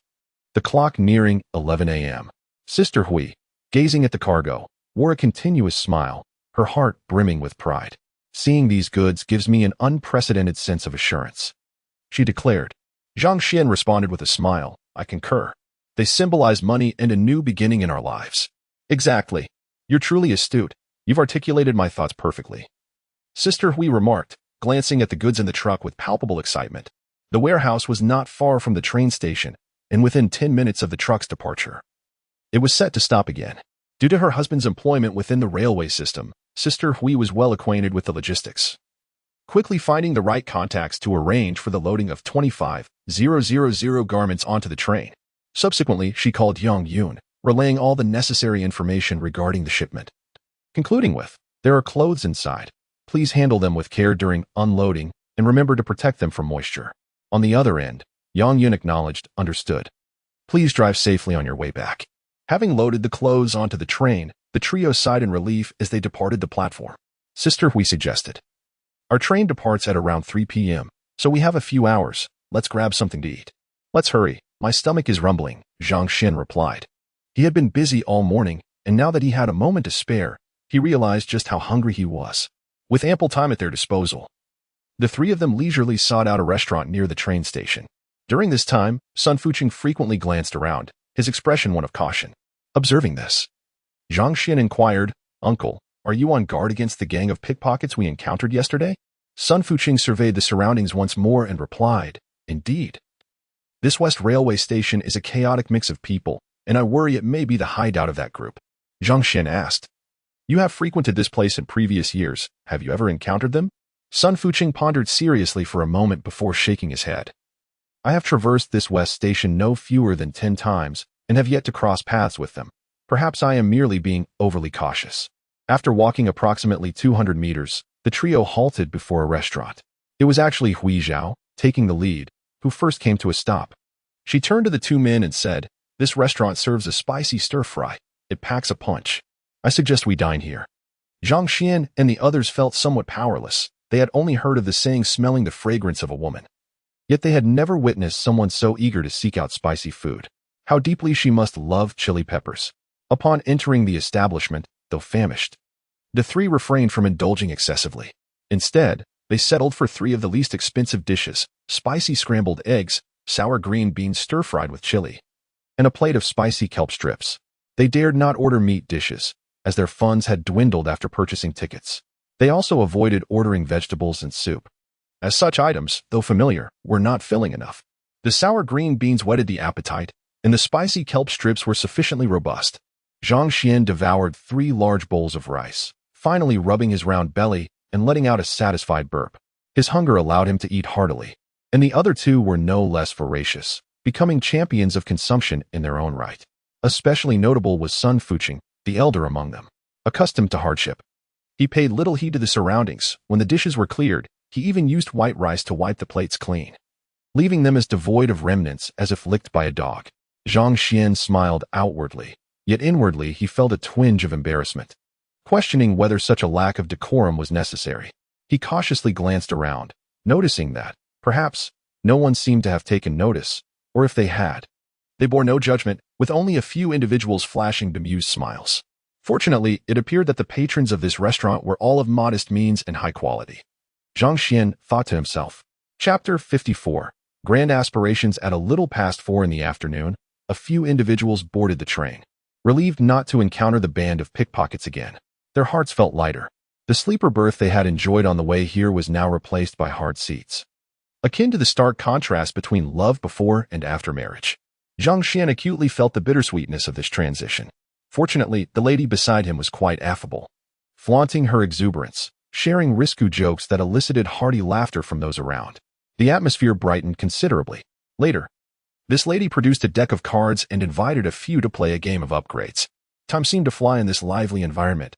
Before they knew it, the night had deepened, and they had yet to finish the first round. Zhang Xuan, utterly fatigued, passed the cards to the spirited Sun Fuching, saying, Uncle, it's your turn. Although Sun Fuching was engrossed in the game, he waved his hand, claiming he wasn't adept at it. Zhang Xuan insisted. It doesn't matter if you don't know how to play. There's no money involved. I'm simply too tired and need to catch some sleep. I have classes tomorrow. Upon hearing this, Sun Fuqing reluctantly accepted the cards. As he closed his eyes and opened them again, the sky outside had brightened significantly. The brilliant sun evaporated the damp mist from the mountains, and in the blink of an eye, the signs of spring had vanished from the ground. With a flock of egrets appearing intermittently in the distant fields, Zhang Xuan sighed inwardly. It had been a year since his rebirth, and the college entrance examination loomed ahead. Brother, we've arrived.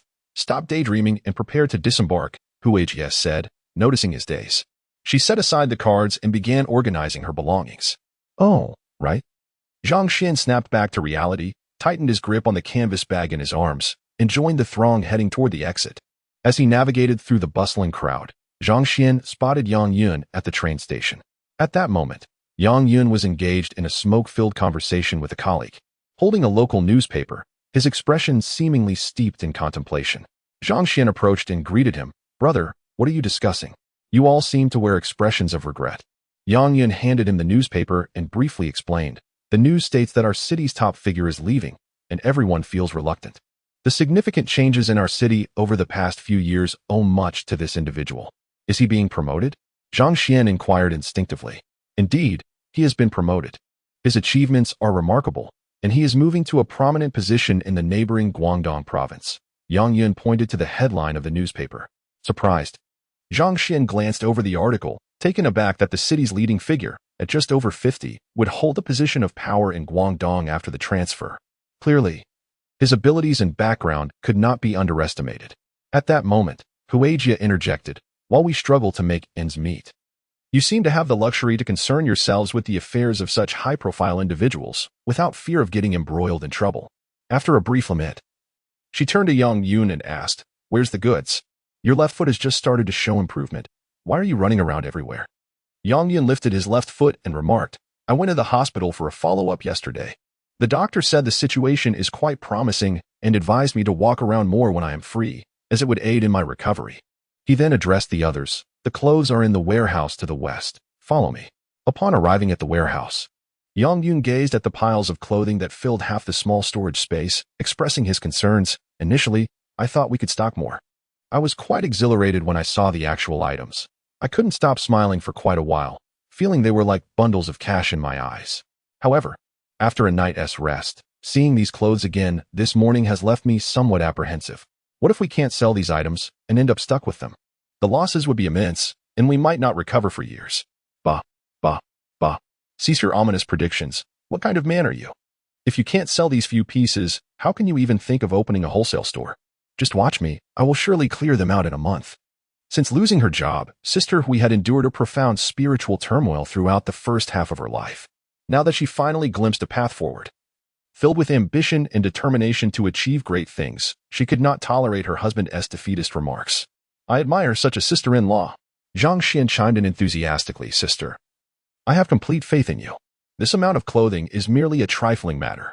With a price list and samples in hand, I bet we can sell them within a month.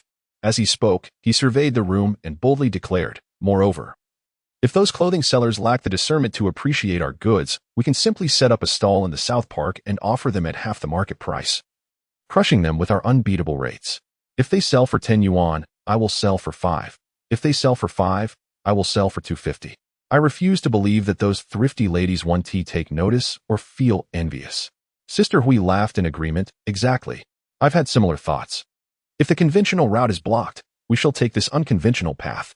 Even if we earn less this time, we can establish our reputation and expand our market, teaching those competitors in Shao City a lesson. Hearing their spirited exchange, Yang Yun smiled wryly and shook his head, as if realizing he might have misjudged the situation. He had examined the clothing. The quality was impeccable and the colors vibrant. As for the styles, they were the most fashionable trending designs from major brands.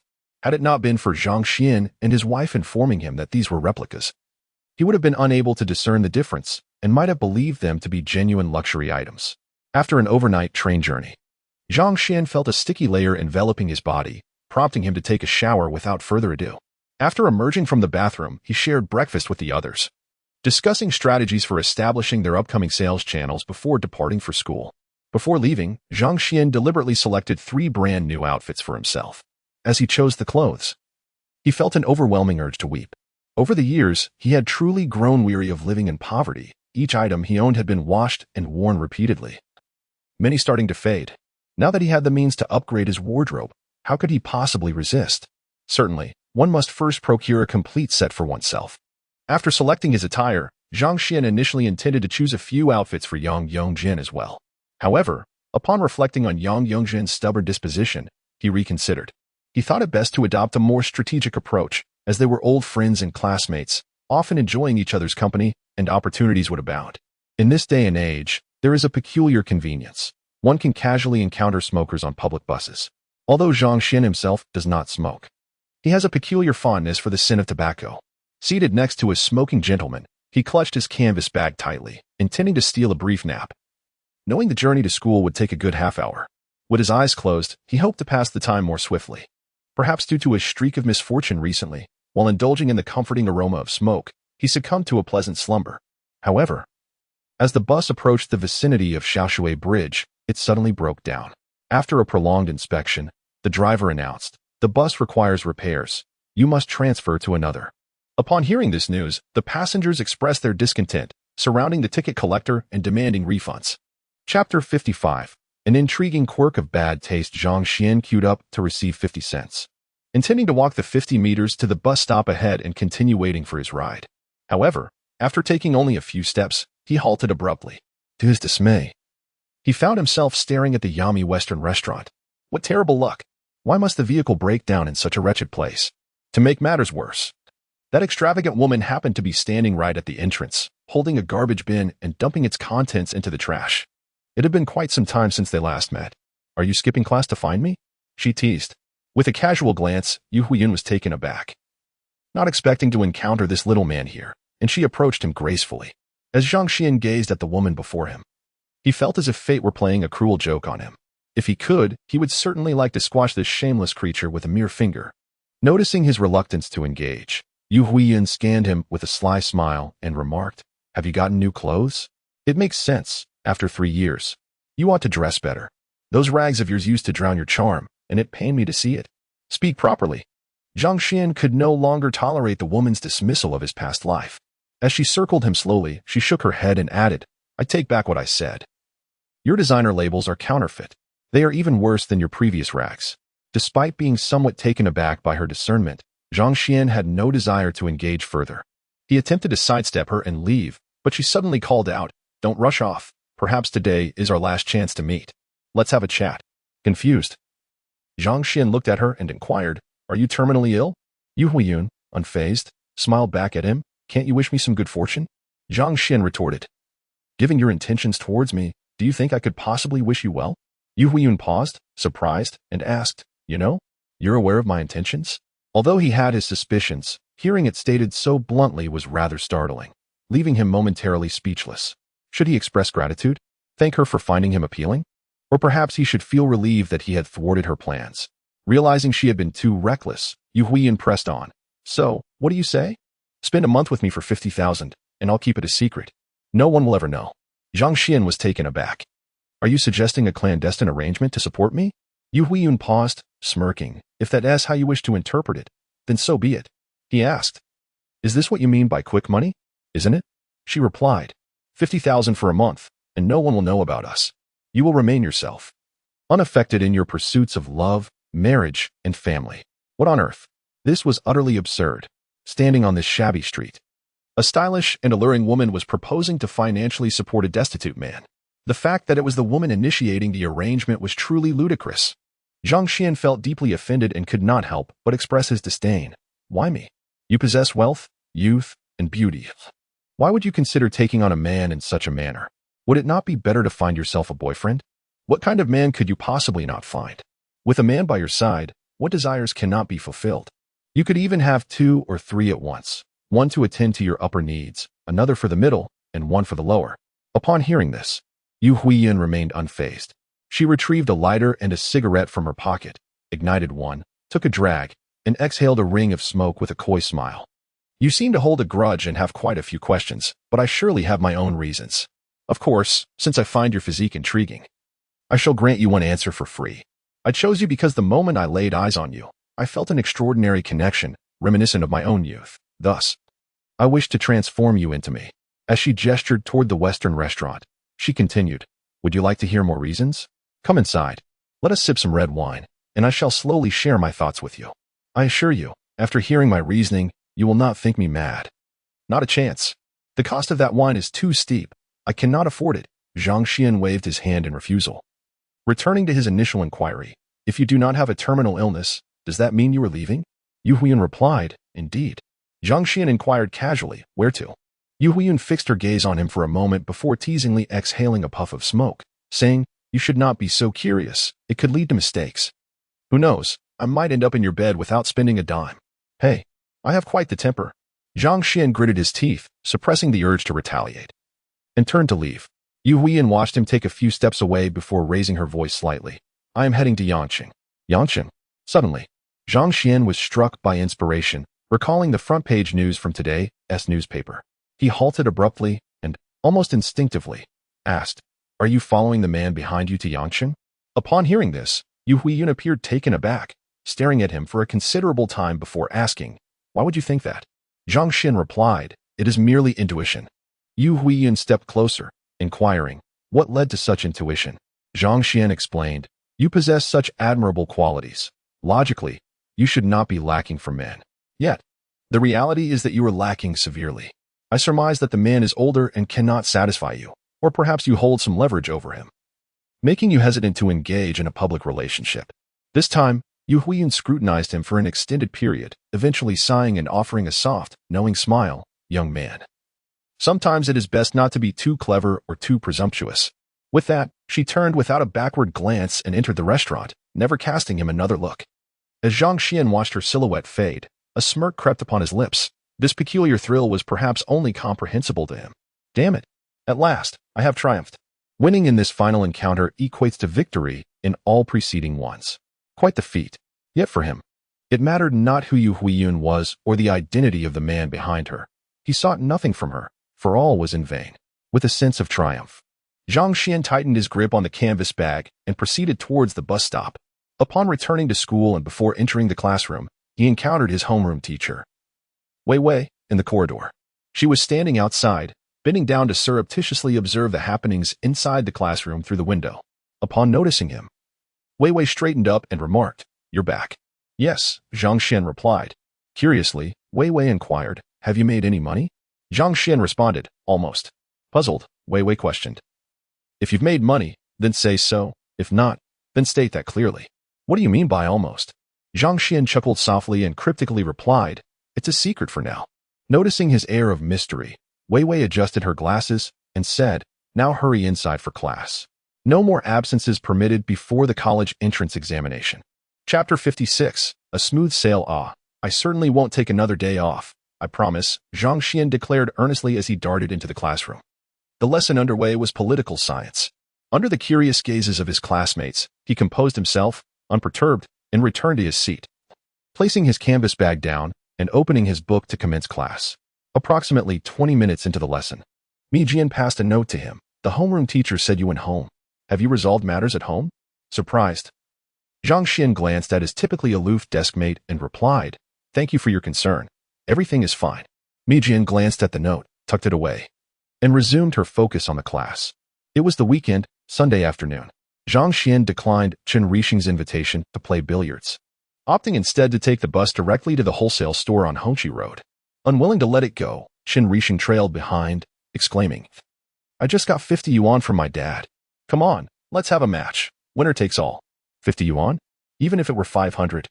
I lack the inclination to play right now. I am on the verge of becoming wealthy, a tycoon, Zhang Xuan thought to himself, reveling in his own excitement as he boarded the bus. By sheer coincidence, he encountered Shi Jie on the bus, and they found themselves squeezed together among the throng of passengers, making it difficult to avoid each other. Their eyes met inadvertently, and they quickly averted their gazes, the awkwardness palpable.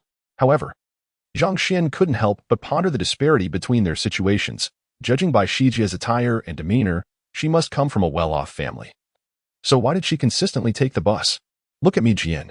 Her family, equally affluent, always came to pick her up. and they would stroll home together as a family. But Shijie? She seemed to have no qualms about commuting alone. Zhang Xuan mused silently. Do you have a peculiar penchant for riding the bus alone? Yet he dismissed the thought, too preoccupied with his own concerns about clothing to dwell on it further. As they crossed a bridge, an elderly woman suddenly shouted for the bus to stop.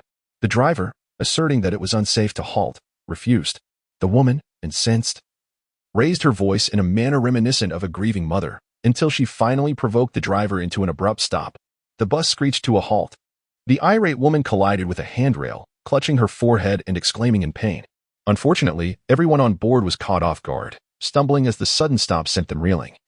And Zhang Xuan nearly lost his balance. Shijie fared even worse, falling directly onto his foot. Zhang Xuan instinctively reached out to help her. Noting how soft she felt, "Are you all right?" Shijie cast a glance at his outstretched hand, remained silent, and simply shook her head, using him for support to rise. Zhang Xuan awkwardly withdrew his hand, glancing at his shoe with a pained expression, and sighed, "Oh dear, your mouth has dirted my shoe, which I bought for 8 yuan. Upon hearing those words, Shijie, who had been lowering her head to arrange her clothes, instantly erupted with indignation. She bit her lip, yearning to glimpse the individual audacious enough to utter such a statement. Could it be that my words are more sullied than the soles of your shoes? Your tattered footwear is worth a mere 8 yuan. Do I truly fall short of even that amount? Yet, as she lifted her gaze, the instigator had already vanished, having exited the vehicle in haste. After mocking the esteemed girl from the school, Zhang Xuan took a shortcut, jubilantly sprinting toward the clothing wholesale store on Hongqi Road. Before even stepping through the door, he noticed the establishment was teeming with people, a diverse assembly predominantly composed of middle-aged women. Some faces appeared familiar, and upon closer inspection, he recognized them as vendors he had encountered at the South City Park, friends of Hui's sister. At that moment, Hui's sister was fervently attending to customers. Her face flushed with excitement, her hands a whirlwind of activity. Standing outside for approximately 20 minutes, Zhang was astounded to observe that within such a brief span, a staggering 370 articles of clothing had been sold. The speed and volume left him utterly astonished. At last, Hui's sister spotted him, waving her hand and exclaiming, "Brother, your timing is impeccable. Help me with the sales." "Here I come," Zhang Xuan replied with a beaming face, entering the store. After familiarizing himself with the operation for a few minutes, he began to engage in the process. "And Zhang, 50 white shirts and 50 pairs of dress pants. Antly, 120 white shirts, 80 pieces of lingerie, and 100 pairs of dress pants. Grandma Lu, 50 white shirts, 20 pairs of casual trousers, and 20 vests." Perhaps due to the arrival of summer, white shirts, dress pants, and casual trousers were flying off the shelves. Throughout the afternoon, Hui's sister continued to take orders from customers, while Zhang Xuan and Sun Fuqing handled the packing and shipping. Yang Yun managed the finances. When Qian Qian arrived after school, she wasted no time joining the fray. This bustling activity continued until 9 in the evening, when the group gradually began to wind down. Wiping the sweat from his brow with his right hand, Zhang Xuan eagerly inquired, "Sister, how many items did we sell today?" Hui's sister pulled out her notebook and calculated, revealing, "Today we sold a total of 320 items. "How many?" Zhang Xuan thought he had misheard and asked again in disbelief. "You heard correctly. It's 320 items." Hui's sister handed him the notebook. Her face flushed with excitement, her eyes sparkling with joy akin to the exhilaration felt moments ago. Clearly, business was thriving, exceeding her expectations and those of everyone present. The sales volume was explosively successful, akin to a meteoric rise. Wonderful. Zhang Xuan clenched his jaw, nearly leaping with joy. He had waited for this moment for far too long. After reveling in the excitement, he recalled another pressing question. What about yesterday's sales? How much stock do we have left? Hui's sister answered with confidence, stating, "Yesterday, we sold 210 items, and the day before, we sold several hundred. Currently, we have 370 articles of clothing remaining." Upon hearing that half of the stock had been sold in merely 3 days, and over 10,000 items had flown off the shelves, Zhang Xuan could no longer contain his excitement and exclaimed passionately, "We are destined for wealth. We shall prosper." His exuberance was infectious, and everyone around him shared in his joy. Even Sun Fuqing, known for his stoic demeanor, wore a smile on his face at that moment. Yang Yun suggested, "Let us settle the accounts first, then we shall celebrate with a drink." Qian Qian interjected, "But uncle still has to return to school." With a grand gesture, Zhang Xuan proclaimed, "What do you mean returning at this hour? No one is going back. Today is a day for celebration, and we must commemorate it." Sister Hui chuckled in agreement, All right, I'll call your homeroom teacher and inform them that you have matters to attend to tonight, and you'll return to school tomorrow morning. At that moment, Sun Fuqing, noticing his daughter and son-in-law preparing to close up and settle the accounts, playfully suggested to his granddaughter, Qian, come, accompany Grandpa to buy some snacks for our drinks. With the prospect of their parents having earned a substantial sum, Qian was elated. And without a moment's hesitation, she followed him outside. Today's revenue amounted to 330 yuan. As they counted, Yang Yun was the first to announce the figure. 330 yuan, he confirmed. Sister Hui followed suit, verifying the amount was indeed correct. Listening intently, Zhang Xuan quickly calculated in his mind. From the 55,000 yuan, his share was approximately 37,000, leaving them with a profit of 17,000. With 320 pieces of clothing, Zhang Xuan's cost was about 11,000, implying a net profit of 26,000, nearly 10,000 more than Sister Hui and her husband. If all 83,000 pieces were sold, he estimated a potential profit of around 345,000 yuan, nearly reaching 350,000. Contemplating this fortune, Zhang Xuan felt a deep sense of contentment. His brother and sister-in-law understood they could no longer hide the truth from him. Thus, they were quite forthright during the settlement. Zhang Xuan, not one to be petty, believed that wealth should be shared. After all, collective success is in everyone's best interest. He grinned and remarked, "Congratulations to my brother and sister-in-law. If today's sales trend continues, you two will become affluent individuals." They had long calculated that if all 83,000 pieces sold out, the gross profit would be approximately 220,000, with a net profit nearing 190,000 to 200,000 after expenses. The mere thought of such figures brought smiles to their faces. Sister Hui laughed, saying, "Indeed. Thanks to our younger brother, we too shall become wealthy." Yang Yun sighed, "You two truly have an eye for opportunity. I, on the other hand, lack the courage and resolve." Zhang Xuan waved his hand dismissively. "I had no idea my sister-in-law's strategy was so audacious, with such an extensive network. Even the street vendors at South City Park have come to know her name. This is what we call instant fame. From here on, business will surely flourish." Hui Sa shared this sentiment, expressing her delight mixed with a sigh. I am no longer troubled about selling these 83,000 garments. Rather, I am concerned about what follows after this batch is sold. I fear the disparity will be too great for me to bear." Upon finishing her words, her gaze burned intensely as she fixed her eyes on Zhang Xuan, unabashedly focused on him. In her eyes, this younger brother was akin to a fortune god, someone she could not afford to let slip away. Observing his wife's candid expression of her thoughts, Yang Yun chuckled. Knowing they both understood that to earn money in the future, especially substantial amounts, they needed to firmly grasp this younger brother's support. Feeling their sincere attention and their humble demeanor, Zhang Xuan promptly declared, "We are family. In the future, if such fortunate opportunities arise, I will certainly think of you both first." Satisfied with this clear affirmation, Yang Yun nodded in approval. The meal that evening was delightful, even extravagant.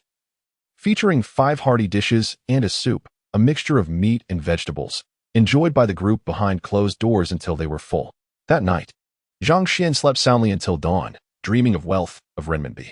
He was filled with excitement and nearly brought to tears, thinking that from this day forward, his mother and sister would no longer have to eat sweet potato porridge. The old Zhang family was on the verge of a turnaround. No longer would he endure disdainful glances. Cars, houses, money, and even women were no longer mere dreams. All were within his reach. He shouted in his sleep. After a satisfying meal and restful night, the next morning, Zhang Xuan woke early, hastily finishing breakfast with steamed buns, siu mai, and tofu pudding. He informed the couple, "I think we should schedule the next shipment for the end of the month. I'll have a few days off after my mock exams, just enough time." "All right. Hurry back to school, make the most of the final moments, and strive for a good university.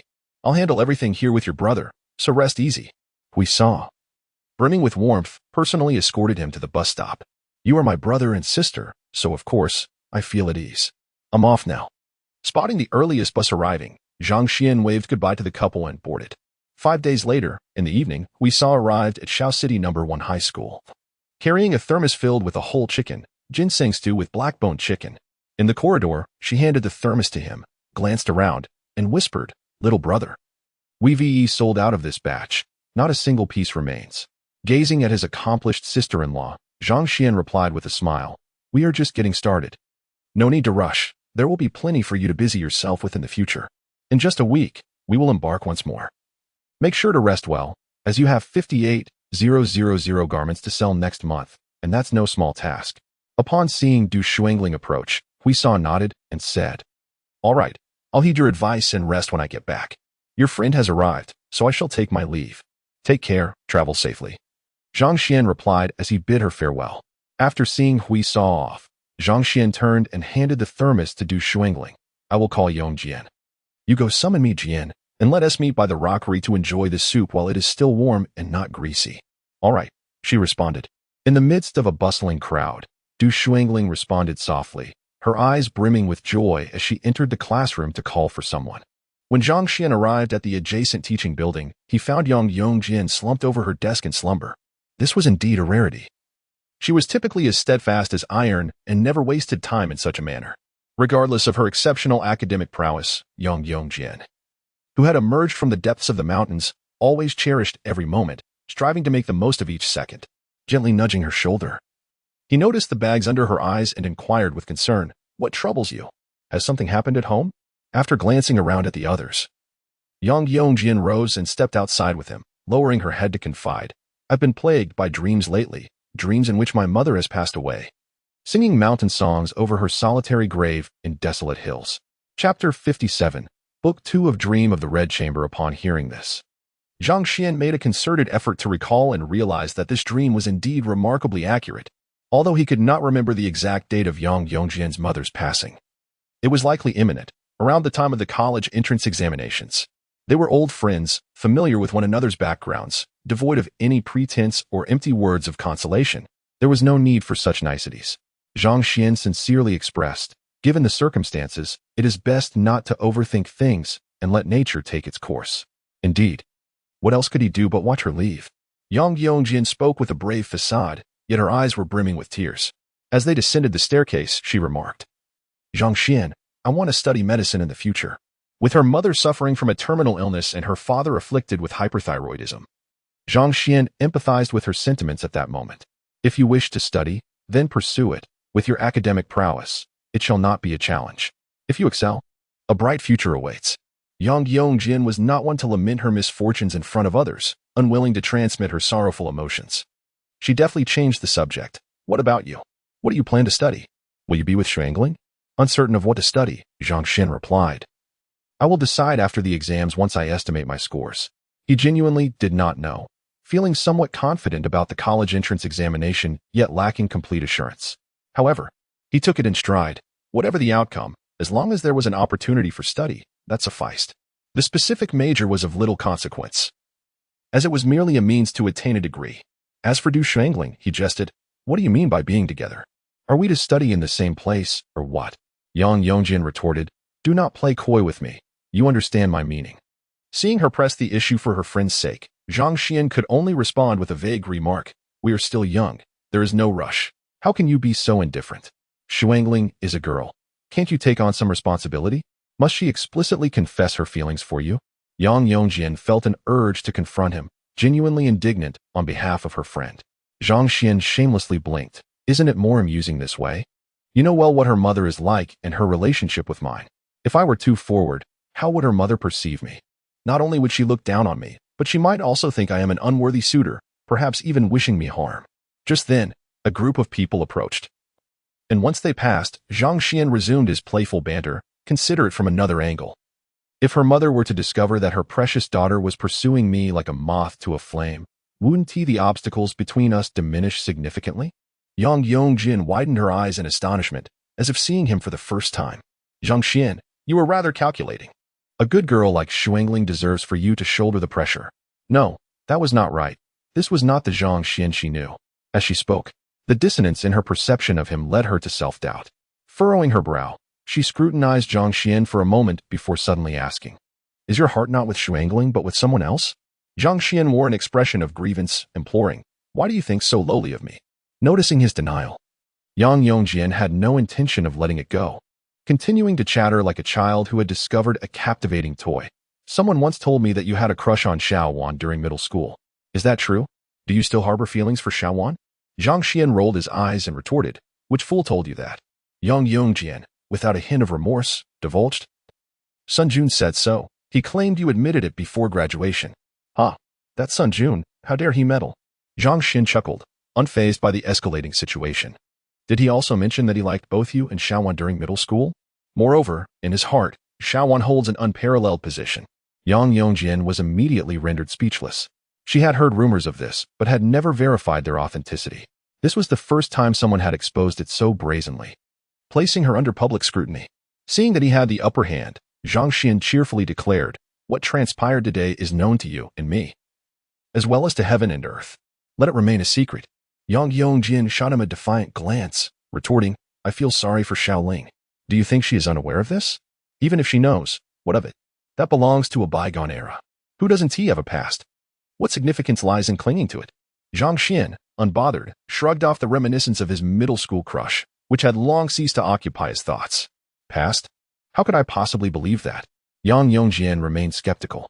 Zhang Xuan gave her a look of disdain, choosing to ignore her.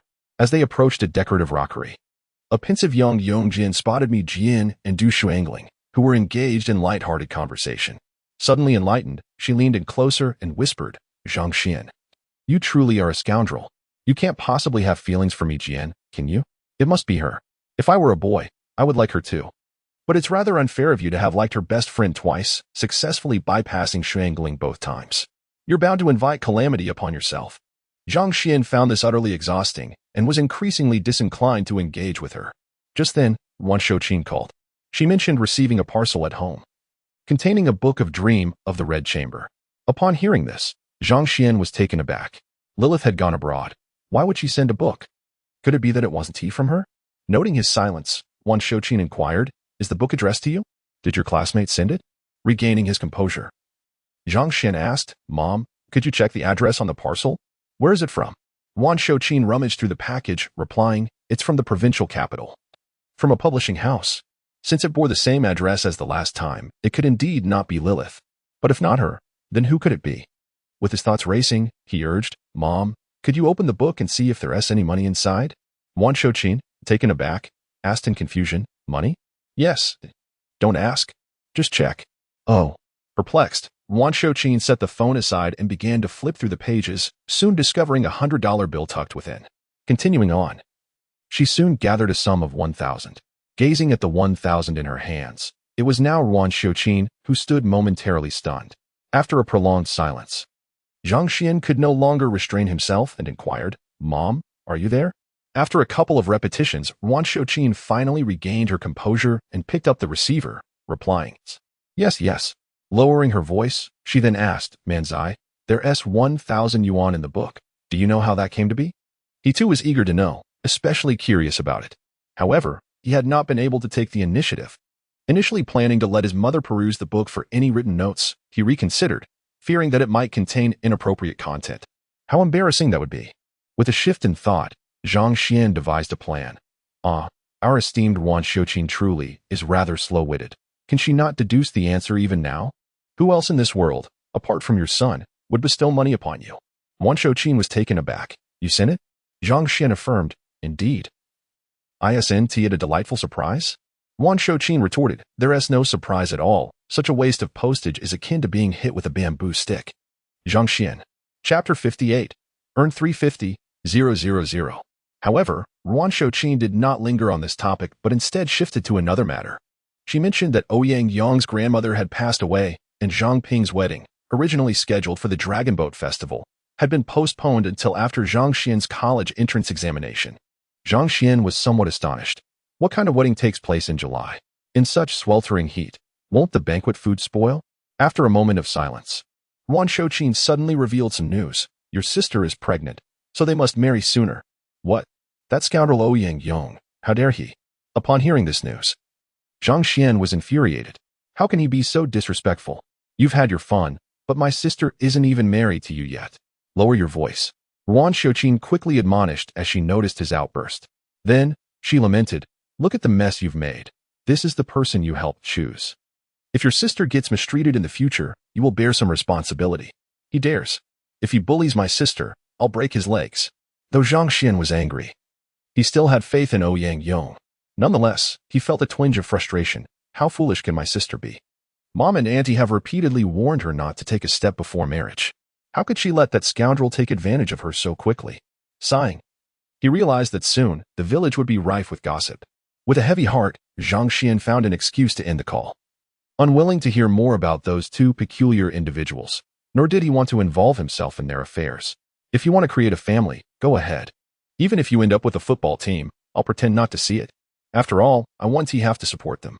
At the end of May, during the final comprehensive mock examination of the senior year, Zhang Xuan performed admirably, feeling even better than in previous tests. As was customary, once the exam concluded, everyone gathered in the cafeteria for a meal before heading home. Chen Rixing continued to cling to the topic of billiards. After we eat, let us play a match. $50 a game, winner takes all. Zhang Xuan declined, stating, I don't want to play with you. Chen Rixing angrily retorted. What do you mean by that? Zhang Xuan lazily replied, it means I've moved on. I'm above $50 now. Chen Rixing exploded, you little brat. Say that again, and I swear I'll spit in your bowl. Zhang Xuan, at a loss for words, considered that this fool might actually do it. So he candidly explained, I don't have time. After I finish eating, I'm heading to the train station. I'm going to Shenzhen. Upon hearing this, the four of them turned to him in unison. Yang Yongjian could not contain himself. What are you going to Shenzhen for? Zhang Xuan replied, to make money. Yang Yongjin was taken aback. What can you earn in just a few days? You can't be serious. You might not even cover your travel expenses. Zhang Xuan rolled his eyes, unwilling to elaborate, knowing that a few words wouldn't clarify anything in their minds. At that moment, Chen Rixing interjected. You're not going to sell yourself, are you? With your looks and physique, you might fetch a good price from an older woman. But can you face Du Shuangling like that? Zhang Xuan could no longer tolerate it and kicked him away. However, Mi Jian looked up at him and said, Shuangling's 18th birthday is the day after tomorrow. Can you make it back in time? Upon hearing Mi Jian's proactive remarks regarding the matter, Zhang Xuan quickly grasped the underlying message. This was a veiled rejection of his extravagant plans for that evening. A fleeting moment of embarrassment washed over him, only to be swiftly replaced by composure. The older gentleman then turned to Shuangling and inquired, will your parents come over for your 18th birthday the day after tomorrow? Yes, they will, Du Shuangling replied softly, informing him that her parents had mentioned over the phone that they would arrive in the morning and leave after lunch. Is it really that early? He asked. Yes, she confirmed. Zhang Xuan realized he might not make it back in time for lunch, and after a moment of contemplation, he said, I will try to return the day after tomorrow, but I might be a bit late. Please don't wait for me, if I'm delayed. I'll celebrate with you separately. All right, Du Shuangling beamed at him, reassured by his promise. Her previously anxious heart settled, and her gentle eyes sparkled with joy in that instant. After lunch, Zhang Xuan hurriedly made his way to the train station with his canvas bag. The station remained bustling, filled with travelers, many carrying large snakeskin bags, all preparing to seek work in the south. After reuniting with Huisao and Sun Fucheng, they boarded the train once more, this time with sleeper tickets. They embarked around 1 in the afternoon and arrived the following morning, having slept soundly through the night. Zhang Xuan felt invigorated. Breakfast was sourced from a roadside stall, where they settled for some rice rolls. The food was surprisingly palatable, and the famished trio devoured 2 portions each. Oh, but Sun Fucheng, this insatiable glutton, managed to consume 4 portions without batting an eye, leaving the vendor astounded. With their hunger satiated and spirits lifted, the 3 walked to the entrance of Shiko Customs, where Zhang Xuan said to Huisao, this is it. I feel safe here. As usual, I will handle the paperwork inside, and you can take care of the freight matters at the train station. Understood, Huisao replied. Having been well versed in their routine, she handed Zhang Xuan a bag of money, and after watching him enter the customs office to complete the temporary procedures, she took Sun Fucheng along with her. Having spent a night on the train, Zhang Xuan felt sticky and uncomfortable, initially contemplating a quick wash at a temporary inn. However, the thought of carrying a bag of money quelled that desire. He first headed to the customs office building to find his uncle, Ruandaji. Please have a seat. I must attend a meeting first, Ruandaji said, pouring him a glass of drinking water before grabbing his folder and preparing to leave. Seeing this, Zhang Xuan replied, Uncle, you carry on. I believe I should take care of the paperwork first, as I'm pressed for time. Ruandaji paused momentarily before nodding. That works. I have already informed them. This is not your first time, so you may go ahead. Thank you, Zhang Xuan said, downing 2 glasses of water before stepping out. After navigating the familiar corridors, he returned to the finance office after more than half a month. The staff member remained the same, a woman in her 30s, but this time she sported a bun, dressed in a white shirt and a suit, exuding a strong professional aura. Her youthful beauty, particularly accentuated by her figure, unconsciously reminded him of the alluring uniforms often depicted in Japanese films. If only this environment could host a gathering, with impeccable lighting and photography. Ah, the experience would surely be delightful. Here you are again. She gazed at him with a smile. Indeed. It seems we meet once more.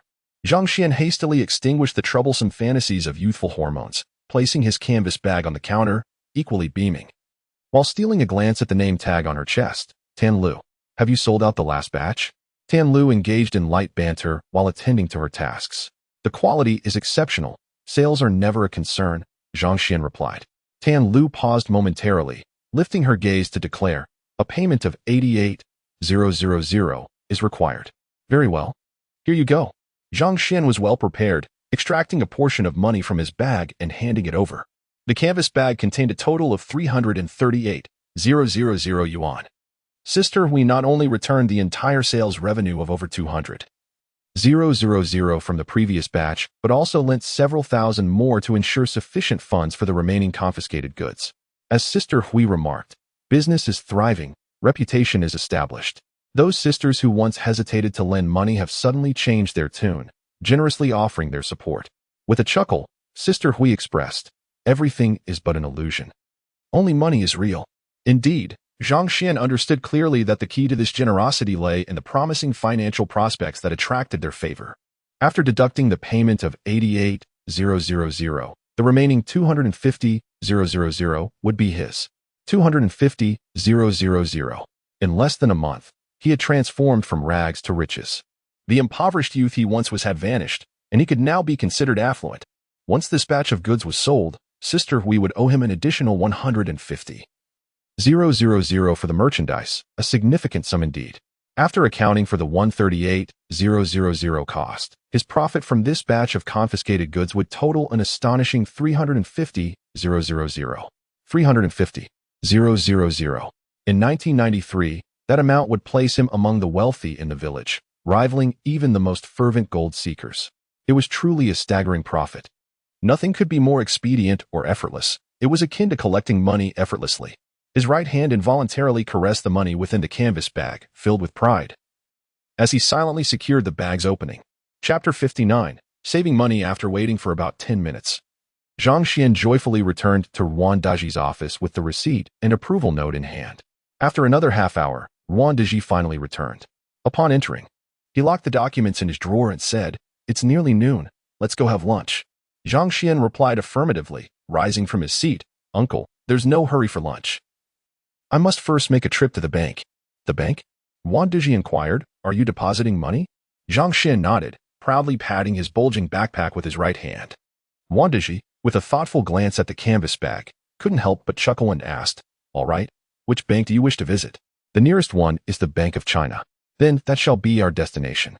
Upon exiting the office building, the two boarded a van. After driving a short distance from the Shiko customs, Zhang Xuan retrieved 100,000 yuan from his backpack to hand to Ruan Daji. With a blank expression, Ruan Daji glanced at the money and said, "Put the money away. Your uncle has no interest in this." Having anticipated this response, Zhang Xuan feigned ignorance, understanding the underlying sentiment. Although he was his uncle, he felt the need to express his gratitude. Without further ado, he replied jokingly, "Since you refuse the money, I shall treat you to a lavish meal later." "That sounds agreeable." Ruan Daji, glancing through the rearview mirror at the passing vehicles, readily accepted this offer. After about 10 minutes, they arrived at the bank, where Zhang Xuan first opened a savings account and then deposited the money. However, he only deposited 235,000 yuan, keeping the remaining 15,000 yuan for himself. Upon leaving the bank, he first bought 2 packs of Zhonghua cigarettes for Ruan Daji, followed by 2 bottles of Matai liquor. He then rushed to Lao Fingxiang to purchase a platinum bracelet, a pair of gold earrings, and a gold ring. Additionally, he bought a pair of Hong Shuangxi and a few red envelopes. As Ruan Daji smoked, he silently observed Zhang Xuan stuffing 200 yuan into each red envelope. Instantly comprehending his nephew's intentions, Yet he did not intervene. They enjoyed lunch at a high-end seafood restaurant, without inviting Hui Sa and her daughter. Just the two of them in a close-knit gathering. After several rounds of toasting, Wan Deji remarked, "You've earned some money. When you return home, consider renovating the house." Zhang Xuan raised his glass in respect. "I understand. I plan to build a red brick house this summer." "Good." Thinking of his sister soon residing in a red brick house, Wan Daji's gaze softened towards him. After finishing their meal and drinks, Wan Daji left for a meeting. Zhang Xuan, not wishing to delay, hurriedly took Hui Sa and Sun Fuqing to the customs warehouse. Throughout the journey, he discreetly distributed red envelopes and cigarettes. Those who benefited from his generosity were eager to assist him and even divulged additional information. A young man known as Xiaolu quietly informed him, "I heard that your uncle is getting a promotion." This was splendid news, prompting Zhang Xuan to quickly offer him a pack of cigarettes. "Is this true? How credible is this information?" Xiaolu cast a glance at those around him, discreetly tucking the cigarette into his pocket, and gestured. "My uncle told me that your uncle is about to be promoted to deputy director, and it's a position of real authority, overseeing all matters related to imports and exports." As he spoke, Xiaolu draped an arm around his companion's shoulders and, in a conspiratorial tone, continued. "I've heard that your uncle's father-in-law is retiring, which means all future resources will be directed toward your uncle. Just wait and see. Being a deputy director is merely the beginning of a meteoric rise. You, my friend, are destined for greatness." Zhang Xuan chuckled. "Is that so? Is it true? If that's the case, I'll treat you to a grand feast next time."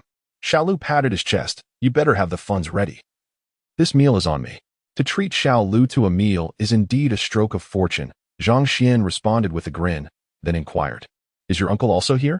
"Look over there, the portly gentleman," Xiaolu said, nodding toward a middle-aged man with a prominent belly in the distance. Zhang Xuan turned to look and was taken aback. That man was none other than the head of the warehouse division. No wonder this carefree Xiaolu could frequently slack off without anyone saying a word and subtly ingratiate himself. This was the reason behind it. Ah, Xiaolu is quite the opportunist. After exiting the customs warehouse, Sister Hui gazed at the full freight train of clothing, exhaling deeply with relief. She half-jokingly remarked, "Brother, you have no idea. When these clothes aren't in our possession, it's always a source of anxiety. Now that I see them, I feel a sense of security." Zhang Xuan raised his hand in jest. "I understand. I comprehend. After all, they represent money, substantial amounts of money." This remark elicited laughter from Sun Fuqing, who looked at the shipment with fondness, contemplating that if his daughter was well, there was hope for his son's recovery in the hospital. After the confiscated goods arrived at the train station, Sister Hui busied herself running around, while Zhang Xuan followed closely, learning and assisting. Transporting such a large quantity of goods left them all drenched in sweat and utterly exhausted, necessitating a brief respite. Their dinner consisted of quick street food. Not for any particular reason, but merely for convenience and ease, as they were too fatigued to move. A stall at the train station sold cassette tapes. And from a distance, Zhang Xuan spotted the familiar face of Zhou Weiman on the tape cover. She still looked stunning, yet her situation was rather dismal. Being displayed on a makeshift table, determined not to let his wife suffer a similar fate, Zhang Xuan approached the stall. He picked up a cassette featuring Zhou Weiman and asked, "How much for this tape?" The vendor replied, 5 yuan for a single tape. "What if I buy 2? That would be 9 yuan, a discount of 50 cents. Zhang Xuan selected 3 tapes, one of Zhou Weiman, one of Leslie Cheng's, and one of Teresa Ting's. Knowing that comrade Wan Shouqin particularly adored Ting's songs. 3 tapes for 10 yuan, will you accept that? Please, boss, at this price. My 80-year-old mother and I might as well go hungry." Zhang Xuan chuckled, setting down the tape and saying, "But I have an elderly mother at home who is 80 years old. In that case, it's truly not worth selling. I shall seek others." Upon hearing this, the vendor nearly wept, hurriedly gesturing, "Boss, please don't be so candid. I will sell it to you at a discount. Consider it a personal favor. Should you require anything in the future, remember to seek me out. I shall remain here.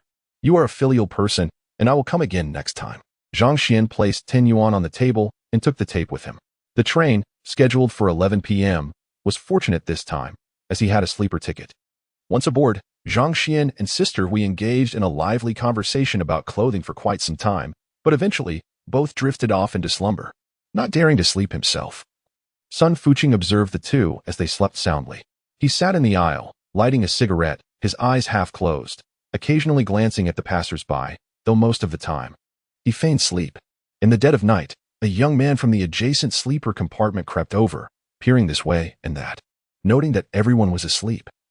He fixated on Sister Hui's backpack, rummaging through it until he discovered over 200 yuan. Chapter 60, Mother. We shall no longer feast on sweet potato rice. Human greed knows no bounds. The insatiable heart seeks to devour an elephant whole. Even 200 seemed insufficient. And as they prepared to leave, someone attempted to stealthily snatch Zhang Xuan's canvas back, just as the young man's fingers grazed the strap. He felt a firm hand pat his shoulder. Instinctively turning around, he was met with a colossal fist crashing into his face. Alas, the youth was caught off guard. Collapsing to the ground as his head struck the iron bed with a resounding thud, pain radiating through him as he grimaced, tears welling in his eyes. Hearing the commotion, Zhang Xuan immediately opened his eyes, grasping the situation with a mere glance. Without hesitation, he directed a powerful kick towards the young man at the edge of his bunk. After sending the lad sprawling, Zhang Xuan, still unsatisfied, approached and delivered several more vigorous kicks, contemplating alerting the trained police. Do not call the police. Let us settle this privately, the young man pleaded. Observing that others remained asleep, Sun Fuqing swiftly intervened, restraining Zhang Xuan, and proceeded to search the young man, particularly focusing on the large waist bag. To their astonishment, the search yielded over 100 yuan in cash, several square gold rings, and a bracelet. Sun Fuqing weighed the money in his hand and addressed the young man on the ground. You have a choice. Settle this with me privately, or shall I escort you to the police station? The young man, realizing he had been outsmarted, seethed in silence, ultimately bowing his head, too intimidated to escalate the matter, and departed without uttering a word. This unexpected turn of events left Zhang Xuan dumbfounded, seated in disbelief, unsure of what to say. Noticing his astonishment, Sun Fuqing handed him 2,000 yuan, explaining, as you know, my son urgently requires funds for surgery at Xiangya Hospital, so I shamelessly took a larger share. Zhang Xuan hurriedly waved his hand, declining the money, and voiced his concern. Uncle, are you not worried he might report this, leading to a mutual downfall? To this, Sun Fuqing nonchalantly replied, he is a habitual offender, he would not dare to do so. Such individuals, deep down, fear the law above all else, preferring to suffer loss than to alert the authorities. Zhang Xuan was left speechless, his perception of Sun Fuqing transformed once more. From the incident with the knife to the recent altercation, it became evident that this man was no fool, possessing a heart and hands as dark as night. As time passed, the stars in the sky faded, and the moon concealed itself. When the blinding rays of sunlight pierced through the train compartment, Zhang Xuan sighed heavily. They had only just arrived in Hung City. The train still needed to traverse Juzhou and Laodi before reaching Shaoyang. At this pace, it would certainly be afternoon by the time they arrived. It seemed he would miss Comrade Du Shuangling's 18th birthday celebration, feeling an urgent need to relieve himself. He rose to head to the restroom, but only took a few steps before Sun Fuqing discreetly tugged at his clothing. Confused, Zhang Xuan inquired, Uncle, what is it? Without a word, Sun Fuqing merely gestured towards the restroom with his chin, urging him to take a look for himself. Perplexed yet obedient, Zhang Xuan settled in the aisle of the sleeper compartment, simultaneously preparing a packet of instant noodles. 5 minutes later, the restroom door swung open, and a middle-aged man peered out. Upon locking eyes with Zhang Xuan, the man appeared momentarily dazed before quickly lowering his gaze and departing. A minute later, a young woman emerged from within. The woman Zhang Xuan remembered, cradling a crying infant as she boarded the vehicle. The child had been wailing for at least half an hour.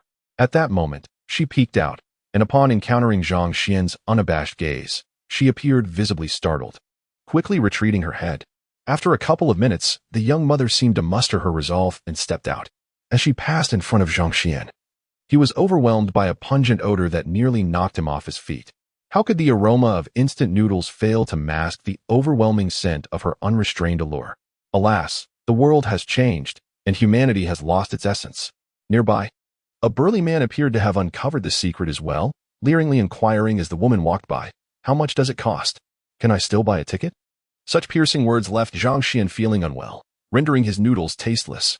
Observing the woman enter the adjacent sleeper compartment, Sun Fuqing gestured with his fingers, remarking, that lady has entertained 3 gentlemen this evening.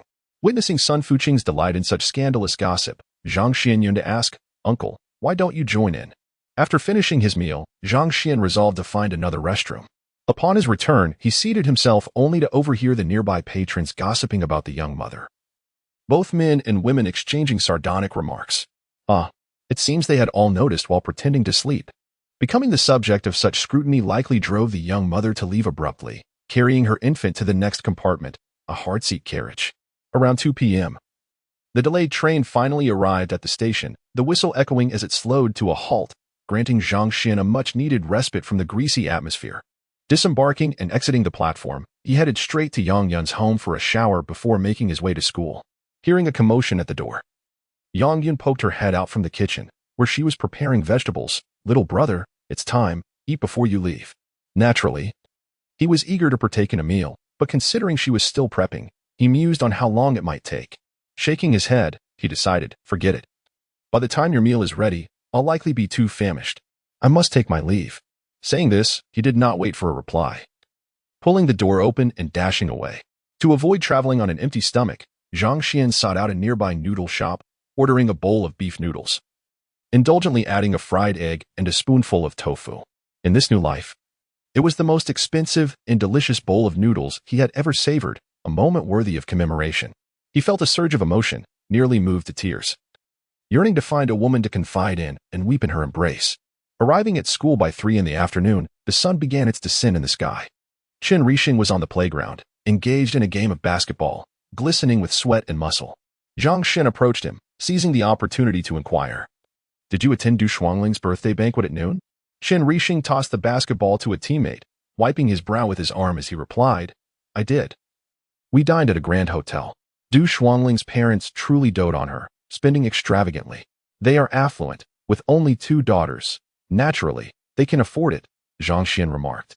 "Where are they now?" he asked. Chen Rixing scratched his head, feeling somewhat bewildered.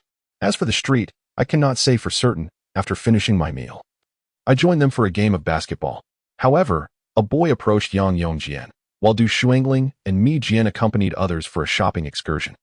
Zhang Xuan gestured towards his mouth with his right hand and inquired, "Is that boy of such height and rather slender?" "Indeed, that short fellow only reaches my lower lip." "I truly cannot fathom Yang Yongjian's thoughts," Chen Rixing remarked, clearly dismissive of the individual, considering him to be lost in a dream. Zhang Xuan chuckled, choosing not to dwell on the topic further. He waved his hand and said, "You may continue playing basketball. I shall return to the dormitory." Chen Rixing, intrigued, followed him and asked, "Did you make any money during your trip to Shenzhen?" Zhang Xuan glanced at him and replied, "I did earn some." Chen Rixing, now more curious, pressed, "How much?" Zhang Xuan replied, "It would be better if you remained unaware. Revealing it might frighten you." With an expression of disbelief, Chen Rixing retorted, "Frighten me? You could just show me the money if you could. If that doesn't scare me, you'd be my grandson." Zhang Xuan took a deep breath, suppressing his impulse to retaliate, and chose to ignore him, heading straight back to his dormitory. After washing his face and organizing his belongings, Zhang Xuan took his IC card and left the dormitory, preparing to call Ruan Xiuqin. He reached the intersection, and upon connecting the call, he declared, "Mom, I've made a fortune." Taken aback by his seemingly nonsensical statement, Ruan Xiuqin replied, "Are you speaking nonsense?" "I am not speaking nonsense. Mom, listen closely. Your son has made a substantial amount of money." Zhang Xuan playfully continued without allowing Ruan Xiuqin to interrupt, breathlessly recounting his dealings in confiscated goods.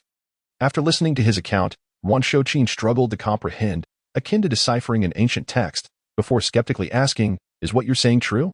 If you don't believe me, you can inquire with my uncle. Your precious son would not deceive you," Zhang Xuan insisted, reluctantly invoking his uncle's name. Upon hearing Ruan Diji mentioned, Ruan Xiuqin finally began to believe, and after a moment of silence, she asked, "So how much have you earned?" 150,000. This figure was calculated based on the family estates and the expenses for building a house, leaving several thousand as a supplement for household needs. "How much?" Ruan Xiuqin's voice suddenly rose in astonishment. 150,000, Zhang Xuan reiterated. "Are you certain it's 150,000? "Yes, 150,000. Ruan Xiuqin fell silent, clenching her fists as she wrestled with her emotions. After a moment, she managed to catch her breath, glanced around, and lowered her voice. "Then your sister-in-law must have earned quite a bit too, right? The items haven't been sold yet. If they do sell, there will undoubtedly be a considerable sum." "But I haven't inquired about the specifics, nor can I. We both understand this unspoken agreement," Zhang Xuan replied, half-truthfully, adding that he wished to keep the 250,000 in his bank account as private funds. "That is good. It should be this way, Zhang Xuan responded, evidently aware of the nuances of human interactions and the delicate dance of relationships. Upon hearing her mother's words, Zhang Xuan promptly advised, Mom, the unit price of the goods I procure from customs is confidential. If Sister Hui inquires about it in the future, please ensure to keep it a secret for me. Also, it would be best if you refrained from discussing business matters with her, as that would be inappropriate. His mother replied, I am not foolish. I will not disclose this matter to anyone, including your aunt and sister. If anyone in the village asks how you earn your money, I will simply say you make it by writing articles. Zhang Xuan seemed to perceive her son's underlying thoughts and continued, I will not question your affairs with Sister Hui. You are now an adult, more capable than I, and I trust you. Just remember to weigh your decisions carefully when dealing with matters outside. In that moment, upon realizing her son was making significant money, Zhang Xuan, who had endured life's burdens for decades, felt a sudden clarity. Her son was her family, earning by writing. And even before his college entrance examination, he had learned to exploit opportunities for profit. She felt a deep sense of pride, acknowledging that her son was more capable and discerning than herself. Thus, in that fleeting moment, she resolved not to interfere in his life as she had in the past. Thank you for your understanding, Mom, Zhang Xuan replied, feeling a tremendous sense of relief. He adopted a consultative tone, saying, once Sister Hui sells this batch of goods, I will give you the 150,000. We will pay off our debts, build a red brick house, and improve our living conditions. You and my sister can no longer eat sweet potato porridge. Zhang Xuan listened in silence, a smile gracing her face, though tears welled in her eyes. Her son cared for her. Nothing could bring her greater joy or a deeper sense of purpose. Mom, did you hear? No more sweet potato porridge. Yes, I heard. I promise, no more sweet potato porridge. The mother and son discussed financial matters extensively, their conversation lasting nearly 15 minutes. Had she not learned that her son was genuinely earning substantial money, Zhang Xuan would never have allowed the call to exceed 3 minutes. Her mother was astute and discerning, which filled Zhang Xuan with happiness. However, after this happiness came worry. Why did he claim that he earned money through writing? Was this an indirect way of forcing himself down a path leading back home? Did Zhang Xuan harbor intentions similar to those of Yuan Diji, wishing for him to pursue a literary career and uphold the family legacy? He wondered if he was overthinking the situation. Regardless, this line of thought left Zhang Xuan with a headache. Chapter 61. Can't you just give me a hug? After 5 o'clock in the afternoon, Du Shuangling returned to school, accompanied by Yang Yongjian and Sun Jun. They waited on the path to the playground for a few moments, and Zhang Xuan rushed over to warmly embrace Sun Jun. Patting his shoulder, it's been ages since we last met. Sun Jun, 2 years older, grinned and playfully punched him, asking, have you had dinner yet? Zhang Xuan glanced at the others before finally focusing on Du Shuangling. I'm waiting for her.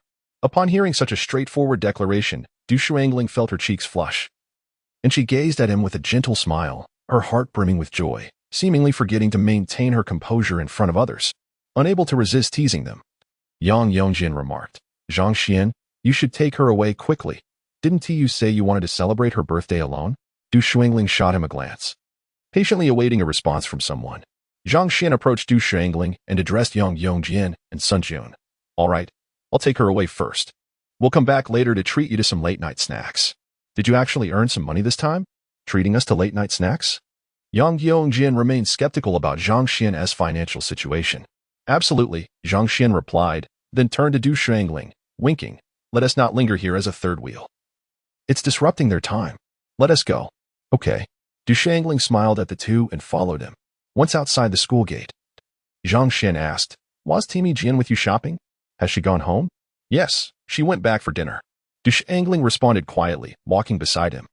Zhang Xuan inquired again, what should we eat for dinner? Du Shuangling gazed at the shimmering surface of the Zhejiang River and replied softly, whatever you eat. I will eat with you. Zhang Xuan thought to himself, what is the difference between asking and not asking? He halted his footsteps, looking at her.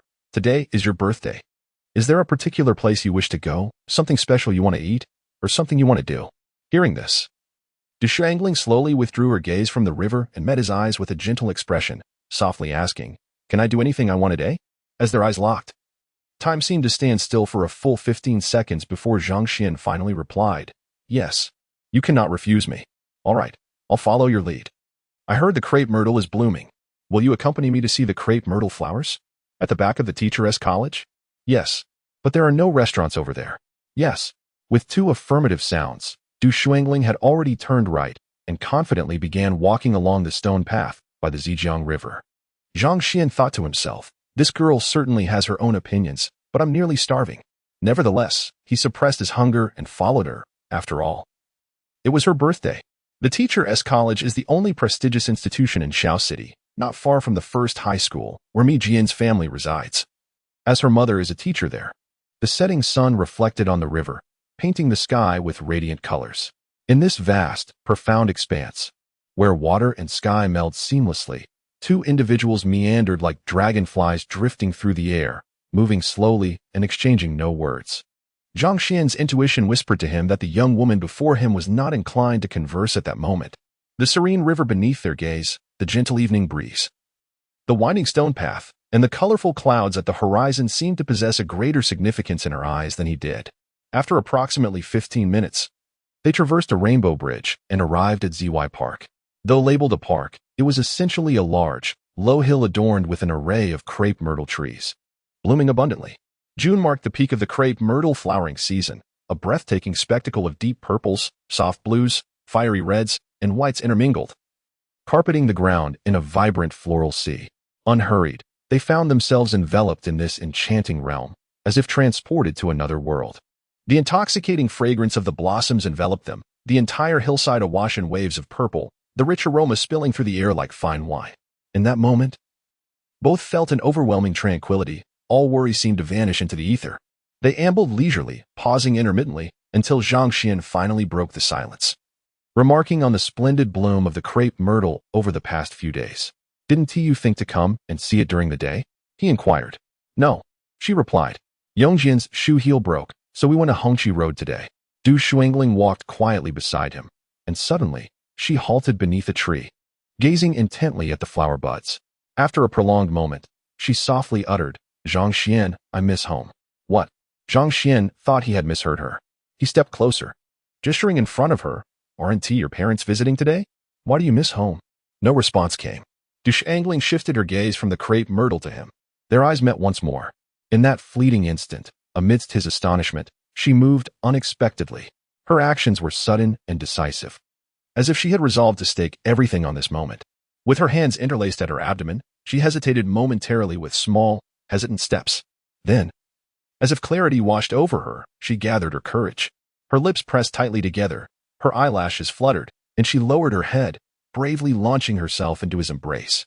Wrapping her arms gently around his waist, she closed her eyes and nuzzled against his chest, whispering softly, Zhang Xuan, I miss home. So much, so much.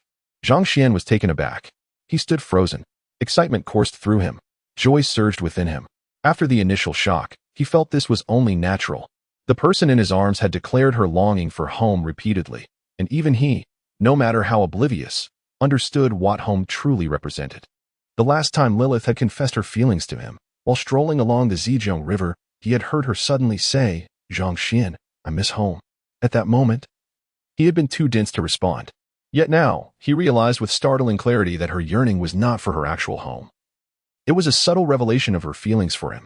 At that very moment, Zhang Xuan experienced a profound clarity. Why had the woman, who had maintained a low profile for many years, chosen today to defy her usual demeanor and confess her feelings? What prompted such an unreserved declaration of affection? There are two possible explanations. Firstly, she must have been provoked by Lilith's presence, creating a sense of urgency fueled by rivalry. Secondly, she may have become aware of her own inappropriate feelings for Mi Jian, or perhaps her adolescent affection for Xiao Xiaowan left her feeling insecure. The latter is not difficult to comprehend. Even Yang Yongjian had noticed it. The older man had reason to believe that Du Shuangling, who was always attentive to him, had certainly sensed his burgeoning desires. Hence, she felt a sense of crisis, fearful of being usurped, and even more terrified of her own potential departure. No longer could she afford to wait passively or procrastinate. Thus, today she took action, as he gazed at the enchanting figure in his embrace, holding him ever more tightly. Zhang Xuan was undeniably filled with joy, moved, and exhilarated, his heart blossoming with a sense of accomplishment akin to conquering a world. Yet, simultaneously, an ineffable complexity lingered within him. This difficulty in articulation stemmed from the reality that his family background was far from ordinary. It was, in fact, quite challenging. His attire was modest, and he lacked the art of sweet talk. He himself struggled to fathom why such a remarkable young woman would be drawn to him. Why would she bestow her unwavering affection upon him, and persistently so, across 2 lifetimes? It was precisely because of their intertwined fates that when she had declared her unwillingness to be rejected at the school gate, Zhang Xuan had resolutely replied, "You may do as you wish. I will not refuse." Du Shuangling, moved, held him tightly for a moment. Observing the myriad expressions on his face while his hands remained still, she became increasingly anxious. Unable to contain herself any longer, she shed all pretense and, with a trembling voice, implored, "It's quite chilly this evening, and the mountain breeze is so strong. Can't you hold me?" Zhang Xuan raised an eyebrow playfully, nudging her gently, feigning a melancholic demeanor as he remarked, "Your excuse is rather flimsy. Couldn't you have devised a more thoughtful reason?" As her body swayed in his arms, the moment struck Du Shuangling, and she suddenly broke down, a shy smile gracing her lips. Once her shyness subsided, she looked up at him, her cheeks flushed, and asked, "What should I say for you to embrace me? As for matters of the heart, March speaks only once.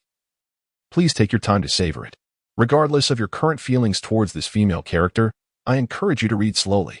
Familiar friends will know that March's portrayal of women unfolds gradually. As a new week begins, if you appreciate her, consider showering Du Shuangling with some praise."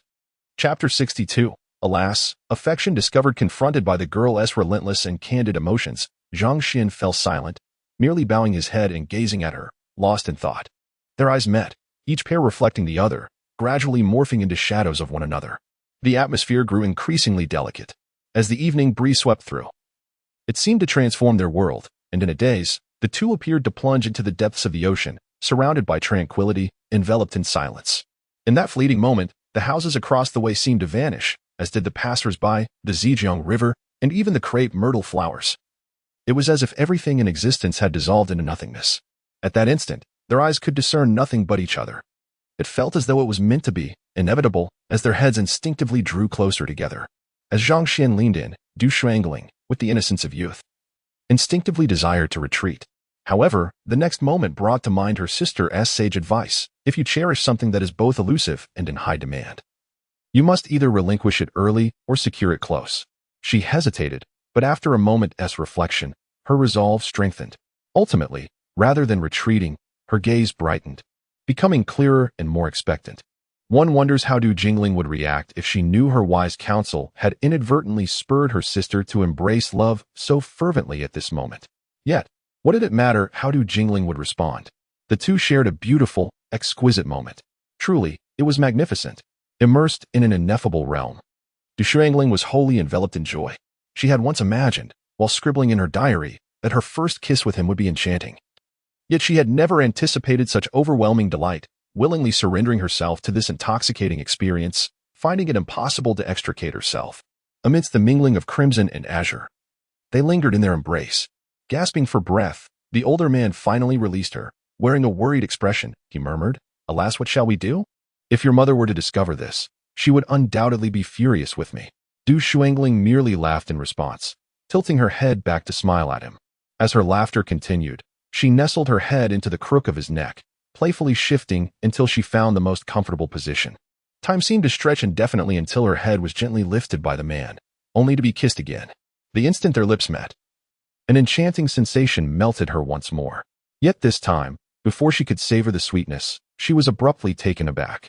For through her eyes, 3 figures had seemingly materialized: Mi Jian and his family. As Du Shuangling beheld Mi Jian, he and his family emerged from beneath the rainbow bridge, just in time to witness the scene of the two embraced beneath the crepe myrtle tree. They caught sight of Zhang Xuan, turned away from them. As he leaned down to kiss Du Shuangling, Mi Jian paused momentarily, then smiled at the wide-eyed Du Shuangling before turning to lead his parents away. Retreating back across the rainbow bridge, vanishing from sight, Du Shuangling stared blankly at the receding family, her mind a whirl of confusion, her body momentarily sluggish. After a kiss, Zhang Xuan, who had been somewhat oblivious, became aware of her movements. He turned to glance behind him, but found nothing amiss. He inquired, "What's wrong?" Casting a complex look towards the direction of Hongqiao, Du Shuangling gently shook her head, yearning to extricate herself from his embrace. Yet, she was held tightly, unable to escape despite her struggles. Finally, with a weary glance, she resigned herself and rested her head on his shoulder, closing her eyes and allowing him to take liberties. Once they descended from Hongqiao, Mi Jian's mother, Lu Yi, curiously asked, "Was that girl Shuangling?" Mi Jian quietly gazed ahead at the azure gravel path and nodded. Lu Yi then inquired, "And who is that boy?" His back seemed somewhat familiar. At that moment, Mi Jian's father, Mi Pei, chimed in with a grin, teasingly suggesting, "Who else could it be? It must be the one she likes, Zhang." He paused, then asked his daughter, "What was that boy's name again?" "I seem to have forgotten." Mi Jian glanced back at her father and replied, "His name is Zhang Xuan, and he's also a classmate of ours." "Oh, so it's him," Lu Yi remarked, realization dawning upon her. It's no wonder he looks so familiar from behind. They're quite a match, handsome and beautiful together. However, Mi Pei did not share this sentiment. While they may appear harmonious together, they do resemble a couple, you must admit. But you've seen Du Shuangling's mother. She doesn't seem to belong to such a circle. Lu Yi understood her husband's implication and concurred. With such a disparity in family background, I certainly wouldn't agree if I were in her position. Mi Pei shook his head. A hero does not inquire about origins. It's still too early to draw conclusions. Lu Yi turned her gaze. "So you have such high hopes for Zhang Xuan?" Feeling his wife's scrutiny, Mi Pei smiled and explained, "It's not about having high hopes, it's an extraordinary intuition. You might find it hard to believe. But last month during the school break, I encountered him at the entrance of the first high school. He left a remarkable impression on me. His demeanor was quite unique, exuding an aura of quiet strength, reminiscent of a dragon lurking beneath the surface. Calm and composed, indeed, and he possesses decent looks and charm, but a lurking dragon?" Lu Yi chuckled, choosing to divert the conversation. Meanwhile, on one side of Hongqiao, the family of three discussed the two, while on the other side, the couple remained entwined. Their tender moment continued until the sounds of chattering children interrupted their intimacy, signaling the arrival of more people on the bridge. Du Shuangling, naturally shy, had already exhausted all the courage she had amassed over 18 years to act so proactively today. Upon hearing the children's playful shouts, she could hardly endure the embarrassment any longer.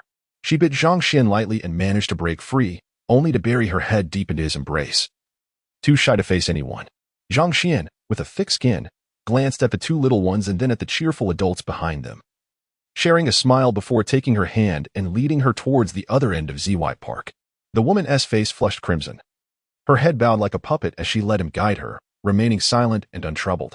As they traversed a sea of blossoms, the two arrived at the banks of the Zhejiang River. The sun gradually descended, and the breeze by the riverside grew stronger.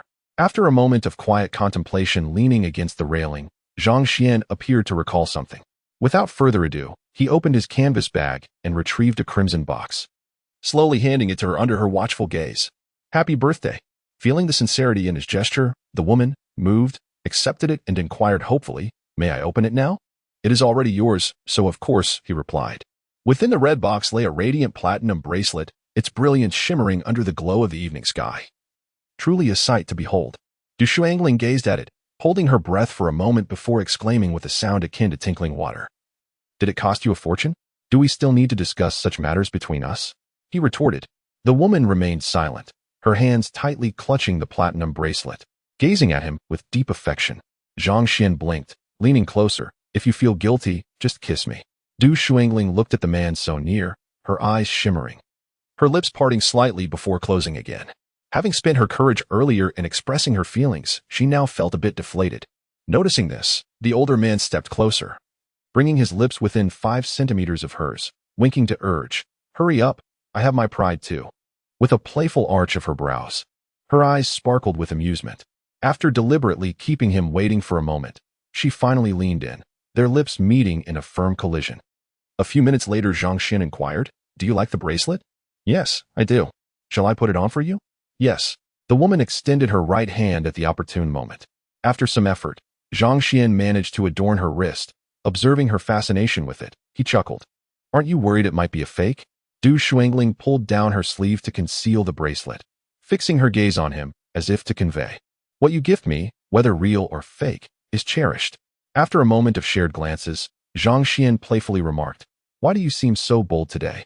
The woman faltered once more, withdrawing her gaze, and gently nestled into his embrace, resting her head against his chest, silently smiling. Zhang Xuan reached out to caress her dark tresses, whispering in her ear, "So, are you taking advantage of me?" She remained unfazed. "Did you hear my stomach growl?" he asked. "I did." Do you know what that signifies? Hunger. And what should one do when hungry? The woman wrapped her arms around him, but still remained unmoved. The older man, feeling exasperated, resorted to his trump card. If you keep this up, I might just take a bite out of you. How cheeky, she replied. Yet still showed no sign of yielding. All right then, if this is how you treat me, the older man decided to forego further conversation and leaned in. This time, the woman reacted, quickly stepping back, her face lighting up with a smile as she said, "Shall we go get something to eat?" Chapter 63. Me appeared on the magazine cover. After a moment of playful banter, the two crossed the rainbow bridge once more, returning to the opposite bank of the river. Zhang Xuan sought her opinion. Shall we dine alone, or invite Yang Yongjin and Sun Jun to join us? After a moment's contemplation, the woman replied, let us invite them. Yongjin's health is rather poor, and he needs to eat well. All right, I shall heed your advice. Zhang Xuan nodded, then inquired, by the way, what brings Sun Jun here this time? Du Shuangling explained. He has come to fetch Yongjin, assuming he would return home to visit his mother as usual. He truly possesses determination, Zhang Xuan remarked. Indeed. They first purchased a small cake and then gathered at Laolu restaurant. Observing Zhang Xuan order several lavish dishes in one breath, Yang Yongjin asked once more, you really have started earning money, haven't you? Yes, Zhang Xuan clarified, attributing his income to earnings from street vending, and finally queried her, would you like to join me in this endeavor during the summer vacation? Yang Yongjin further probed. Where do you source your goods? Hochi Road, Zhang Xuan replied, my sister-in-law has a wholesale store there. Yang Yongjin asked, approximately how much can one earn in a day? Zhang Xuan looked at her and said, it depends on how persuasive you are. With good fortune, making over 100 daily is quite feasible. Even with poor luck, you can still earn dozens. Yang Yongjin pondered over her bowl of rice for a moment and then resolutely declared, call me when summer arrives. I shall learn to sell goods alongside you. Very well, we shall return to the small county town to sell. Competition is minimal there. And it isn't too far from home. With some diligence, we can make early outings and late returns. At this juncture, Sun Jun chimed in. Can I join as well? Zhang Xuan chuckled. I anticipated you would ask that. Given our relationship, must I even say it? Noticing Du Shuangling gazing at him with anticipation, Zhang Xuan ignored her and directly placed a piece of beef into her mouth. For in his plans, he had no time to truly sell goods himself. His purpose was merely to provide Yang Yongjin with an opportunity to improve her life. Thus, how could he allow his partner to endure hardship? After dining outside, the four hurried back to school to enjoy cake at the rockery. The cake was modest in size, and the crowd sparse. Yet, Du Shuangling was particularly elated. Without any hesitation, even with Yang Yongjin and Sun Jun present, she sang a song and, after making a wish, affectionately took Zhang Xian's hand to cut the cake together. The first slice of cake was bestowed upon Zhang Xian. Under the playful encouragement of the two bystanders, she cheerfully fed him the first bite herself. Sun Jun took a small piece of cake and, after taking a few bites, asked Du Shuangling, what did you wish for? Share it with us so we can all enjoy it. Yang Yongjin immediately echoed, yes, let us hear it. Initially, Du Shuangling was shy and reluctant to speak. But upon noticing Zhang Xian's eager gaze, she blushed and softly confessed, I hope you have a good life, and that we are well together. Upon hearing her words, Zhang Xuan said nothing. The two locked eyes for about 10 seconds before he personally cut a piece of cake and offered it to her mouth. Eating cake, chatting, and reminiscing about their middle school days, the four of them shared an intimate conversation, and the atmosphere was exceptionally pleasant. Amid the lively exchanges, they lost track of time. And before they knew it, it was already 11 o'clock in the evening. In order to return to the dormitory and avoid being locked out, the group had no choice but to part ways. Zhang Xuan accompanied Sun Jun to the boys' dormitory for the night. On the way back to the girls' dormitory, Yang Yongjin took Du Shuangling's hand and quietly inquired, did you confront him today? Yes. Are you two officially together now? Du Shuangling hesitated for a moment before replying. I don't really know. Yang Yongjin was taken aback and puzzled. Being together means being together. Not being together means not being together. Why are you uncertain? Du Shuangling fell silent, lost in thought for a long while before speaking again. His heart is not entirely with me. That scoundrel Zhang Xuan. Yang Yongjin was somewhat surprised yet not entirely shocked by this outcome, and ultimately tightened his grip on his best friend's wrist, offering patient comfort. The following day, after enjoying a bowl of rice noodles, the group walked to the photo studio on Hongqi Road to take pictures. After the photo shoot, Du Shuangling treated everyone to a meal at a restaurant. In the afternoon, while passing by a clothing wholesale store, Zhang Xuan informed Yang Yongjin, We will source our goods here during the summer vacation. Yang Yongjian gazed in astonishment at the crowded store, exclaiming, "So many people. How can there be so many? It looks like two Annies are fighting over the goods." "Yes," Zhang Xuan explained, "the clothing here is cheaper than in other places, and all are from well-known brands.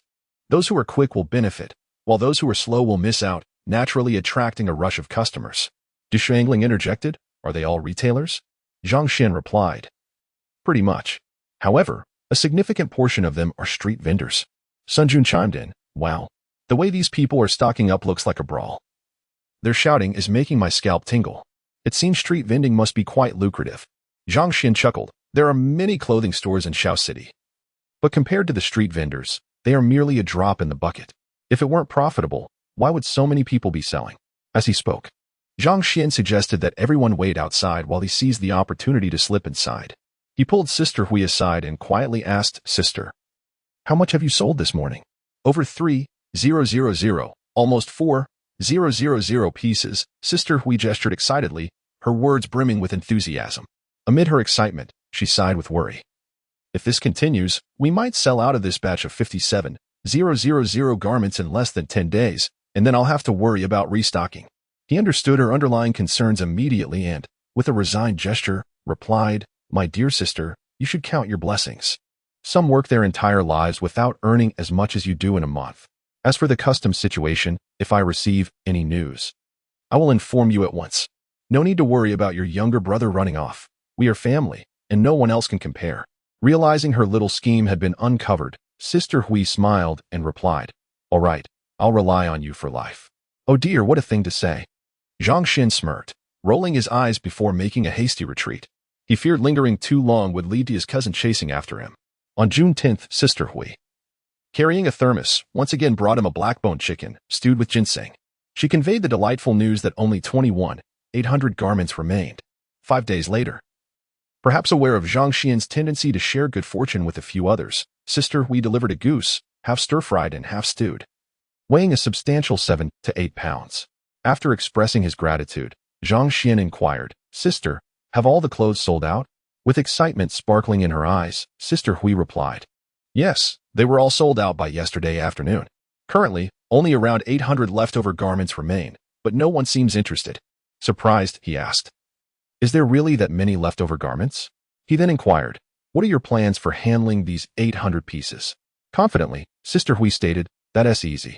I plan to set up a stall and sell them for between 2 to 6 yuan each. I guarantee there will be a rush for them." This was indeed a splendid plan. Zhang Xuan wholeheartedly endorsed her method. The pricing was undeniably enticing.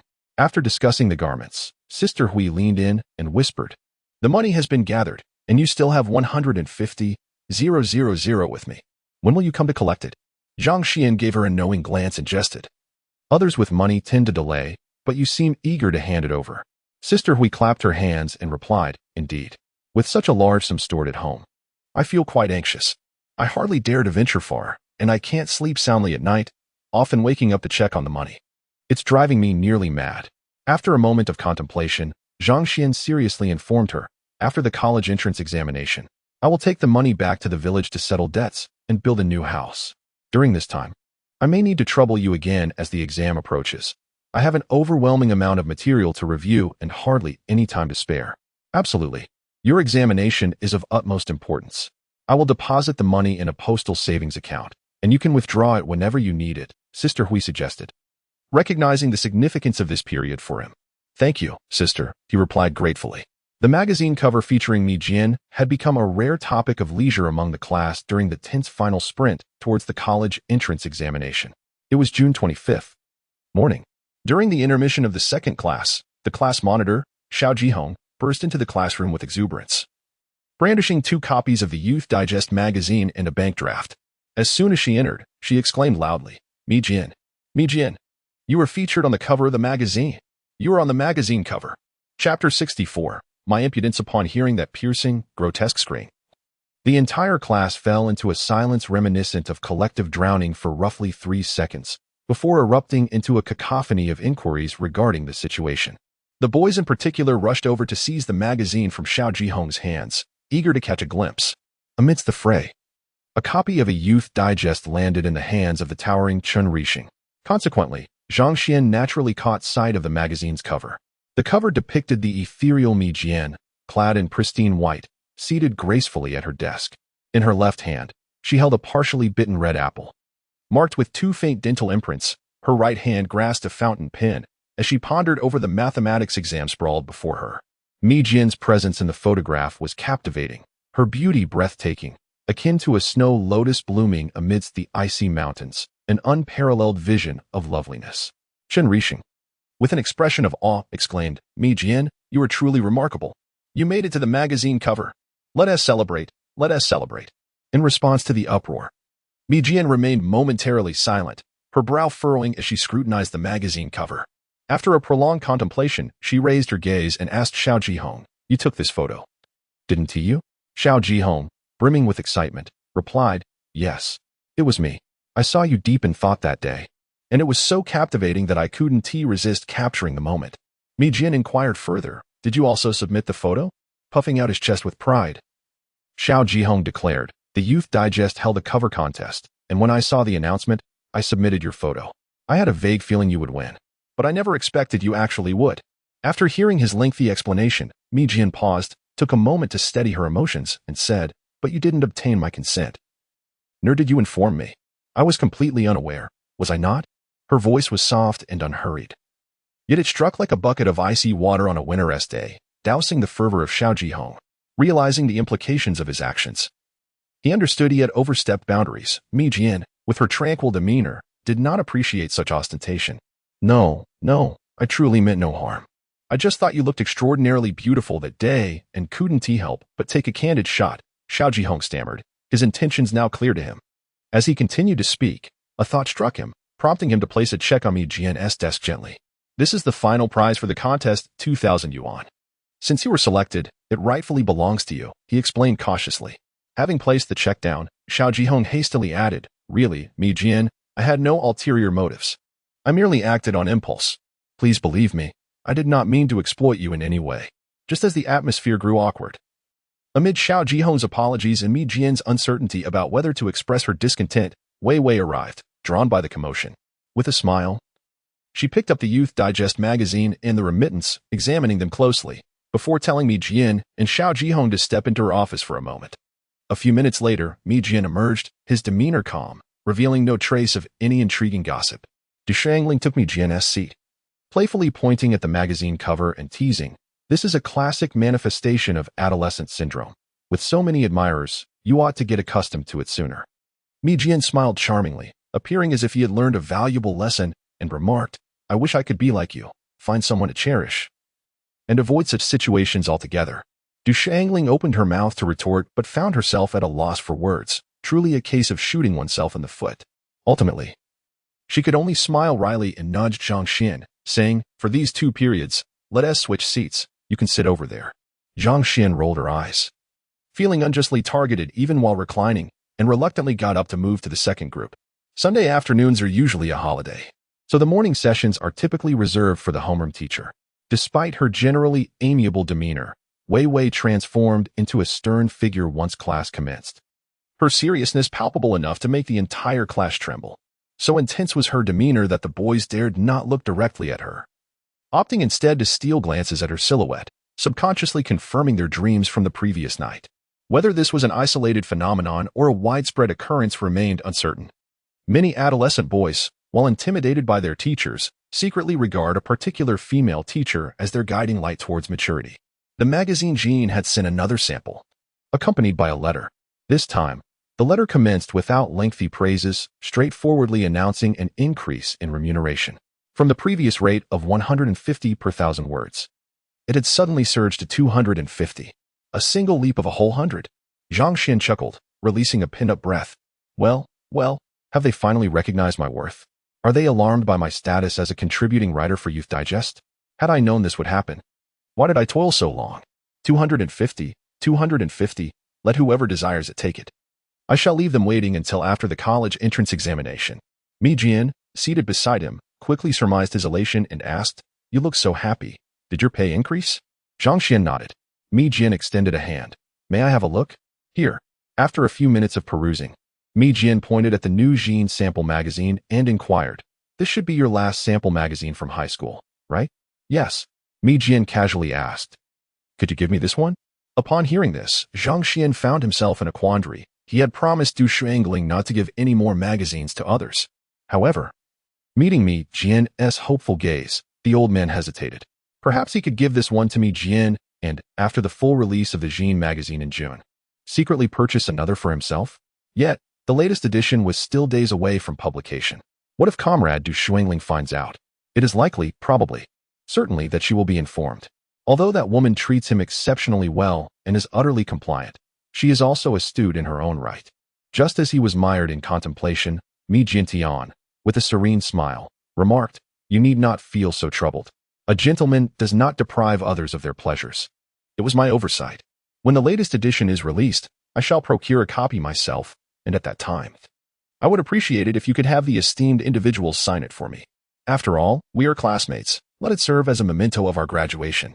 Ah, very well, he replied, conceding to the transparency of his thoughts. He then inquired, I have returned the money, but I still owe you a meal. When are you free? Allow me to treat you. Mi Jian teased, Are you truly inviting me? Indeed, I am. I genuinely wish to treat you, Zhang Xuan affirmed earnestly. As gentlemen, we honor our words. A promise is as binding as a nail driven by a single spit. Chapter 65. Unresolved emotions 3 days before the college entrance examination. The admission tickets were distributed. Zhang Xuan was set to take the exam at his own school, the first high school, among his small circle. Chen Rixing and Mi Jian were also from the same institution, while Du Shuangling and Yang Yongjin were assigned to the second high school. Although the second high school was not far from the first, it required approximately a 20-minute walk. After distributing the admission tickets, Wei Wei called Zhang Xuan into her office and informed him, You will be in the same examination room as Shijie. Her seat number is 5. And yours is 8, just separated by an aisle. This brought a wave of relief to Zhang Xuan, as he feared that his rebirth might trigger a butterfly effect, leading to subtle changes that could spell disaster for him. After all, in his previous life, he was merely a teacher at a second-tier university, lacking in significant ability or talent. This time around, he relied solely on his advanced awareness to navigate life as challenges. However, despite his understanding, he felt the need to maintain a faade. With wide eyes, he asked, Really? Wei Wei smiled and nodded. He continued, But what does this mean? Wei Wei's smile faltered, and she replied curtly, What do you mean? This concerns your future, so think for yourself. Are you really that unconfident in me? Zhang Xuan felt a sense of injustice. He had worked diligently throughout the past year, achieving commendable grades, only to be underestimated by others. Sensing his discontent, Wei Wei, seemingly aware of his inner thoughts, shrugged and remarked, I have faith in you, but I have even more faith in her. If nothing unexpected happens, she, along with Mi Jian and Wei Renjia, will not settle for anything less than Tsinghua or Peking University. Zhang Xuan had no retort. Her words rang true, and he recognized the academic prowess of those three. Observing his silence, Wei Wei chose not to press further, instead stating plainly, This is the college entrance examination. I don't expect you to perform miracles. With your grades, you need not aim for the extraordinary. Just when faced with uncertain multiple-choice questions, if the opportunity arises, feel free to consult your surroundings, especially given your keen eyesight. She continued patiently, Do not be obstinate. The examination scores can be quite enigmatic. Sometimes, a single point can make a world of difference in determining one's fate. Seeing her sincerity, Zhang Xuan ceased his playful demeanor and nodded solemnly, indicating his understanding. After concluding that topic, Wei Wei suddenly inquired, Are you and Du Shuangling in a relationship? Zhang Xuan replied, Haven't you always suspected us of dating? Wei Wei responded, Previously, I merely had my doubts, but now it seems you two are growing increasingly alike. Zhang Xuan spread his hands in exasperation. We are both 18, adults now. In our hometown, we would be married with children by this age. Let us not harbor suspicions or take offense, shall we? He then added boldly, Teacher, why are you so concerned about my romantic life? Upon hearing such a probing remark, Wei Wei laughed and waved her hands dismissively. Go away. Seeing the two of you together is irritating enough, especially when you're being all lovey-dovey right under my nose. It tarnishes my reputation. How disappointing. Zhang Xuan feigned a sigh, embodying the essence of his frustration. Wei Wei furrowed her brows. What's the matter? Do you still have thoughts about me? Zhang Xuan shook his head, then nodded. I was just thinking the opposite. Oh, she was furious. Wei Wei could no longer bear to listen, nor did she wish to. She swiftly grabbed a book from her desk and hurled it towards him. Sensing the impending danger, the older man swiftly took flight. Casting a glance back at his old classmate, who watched him with a bemused smile, he chuckled comfortably. Damn it. After being bullied for 3 years, she finally exhaled a breath of resentment today. Although the means employed were not particularly honorable or commendable, it was still a release, was it not? Exhilarating. Absolutely exhilarating. With only 3 days remaining until the college entrance examination, Zhang Xuan remained composed, unlike others who were anxious, excited, or filled with trepidation. He arose each day punctually, ate his meals on time, and retired to bed at the prescribed hour. He casually reviewed books and solved problems, focusing primarily on revisiting the compilation of mistakes accumulated over 3 years. He felt he had gained considerable insights. Zhang Xian's demeanor was as steady as a rock. Conversely, Yang Yongjin was the complete opposite, experiencing significant emotional fluctuations over the past few days. As the final day of the exam approached, Yang Yongjin found herself sleepless, hiding under the covers and weeping throughout the night. When inquired about the reason, she recounted a bizarre, yet profoundly vivid dream. In her dream, her bedridden mother suddenly sat up, her complexion rosy, and said to Yang Yongjin, "Someone will come to take me away this morning. Quickly prepare breakfast for me. Make some delicious dishes. I want to eat well before I leave." It had been a long time since she had heard her mother express a desire for food, and Yang Yongjin felt immense joy as she set about cooking, preparing various dishes, to ensure her mother had a hearty meal. She even stir-fried some cured meat and spent 30 cents on 2 pieces of tofu. Timing it perfectly, the meal was ready just as her mother, for the first time, devoured 2 large bowls of rice. After setting her bowl down, she told Yang Yongjin, who was about to clear the dishes, "They are already at the foot of the mountain. Don't clear the bowls yet. Hurry and fix my hair." Yang Yongjin felt a strange sense of bewilderment but nonetheless picked up a comb, asking as she brushed, "Who are you talking about? Who has arrived at the foot of the mountain?" Her mother did not respond, instead staring intently outside. Time slipped away, and in a moment, her mother's bony hand suddenly reached out, gripping Yang Yongjin's arm tightly, as she gazed longingly at the door and said, "They have come. Mother is leaving. You must take care of yourself from now on." At those words, Yang Yongjin turned to look outside the door, but saw nothing. Realizing something was amiss, she turned back, only to find her mother gasping for breath, her eyes filled with reluctance as she clutched Yang Yongjin tighter. Her throat moved as if attempting to speak, yet no words emerged. Finally, 2 streams of tears rolled down her cheeks, her head tilted, and she departed. Yang Yongjin awoke in the middle of the night, terrified by this nightmare. It seemed as if some instinct whispered to her that this dream might hold truth, leaving her restless throughout the night, unable to close her eyes again. The following day, as dawn broke, she rose early and waited by the front door of her dormitory. When the door finally opened, she disregarded everything else, snatched an IC phone card, and dashed out to make a call. Their home had no telephone. She was calling from the small shop halfway up the mountain.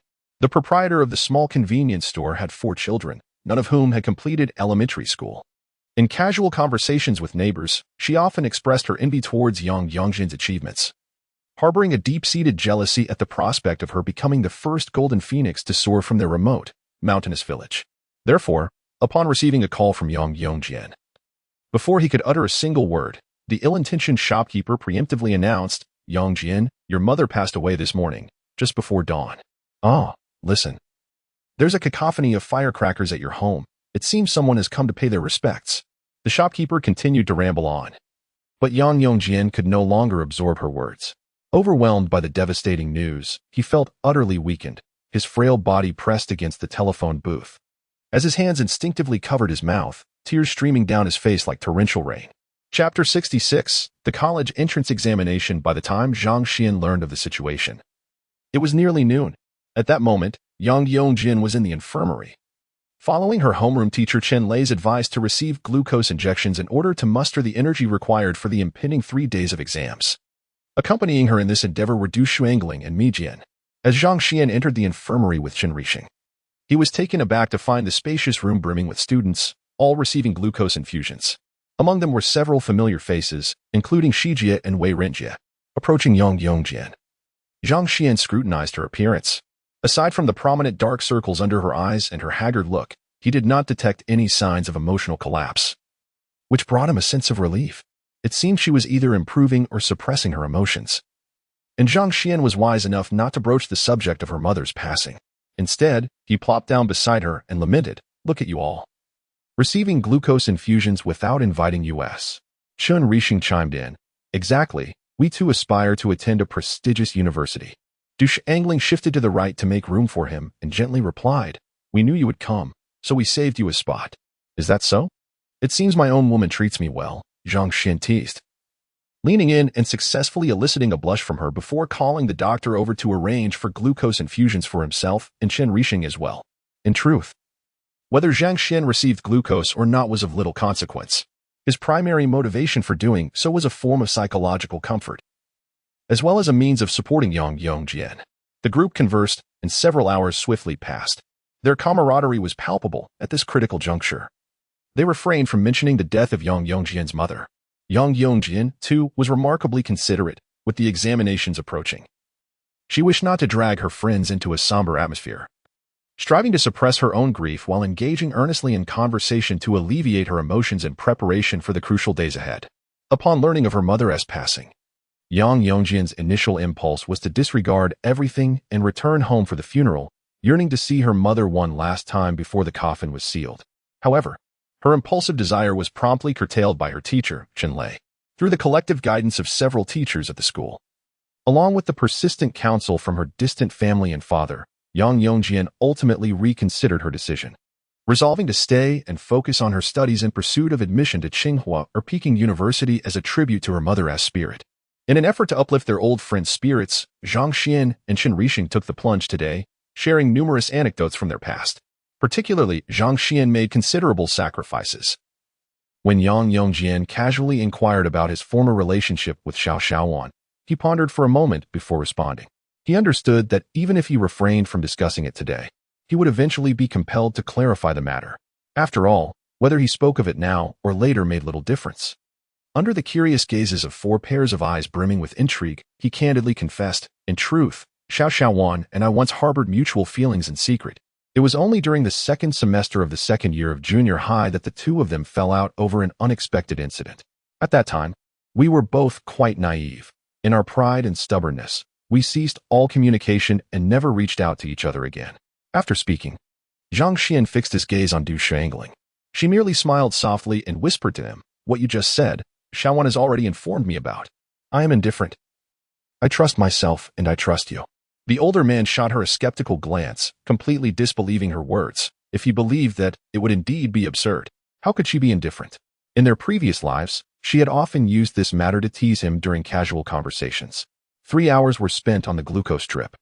After removing the needle, settling the bill, and rising to leave, Zhang Xuan, as he passed by Shijie, swiftly circled the page numbers of her textbook with his left index finger. It was a silent message. "We talked for 3 hours. And you spent those 3 hours eavesdropping." The pages turned from 141 to 152. Only 11 pages changed in 3 hours. What does that say?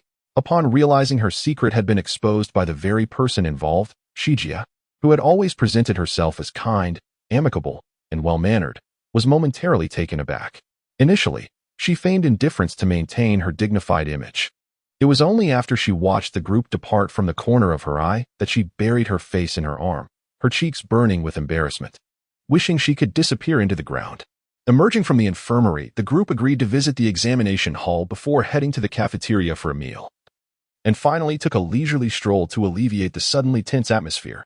The 5 of them meandered around the campus. As they parted ways, Zhang Xuan specifically advised Yang Yongjian, "Once you return to the dormitory, try not to overthink things. Get a good rest. We have studied for over 10 years, and now is the most crucial moment. I believe you can make it through." Yang Yongjian nodded and replied succinctly, "All right."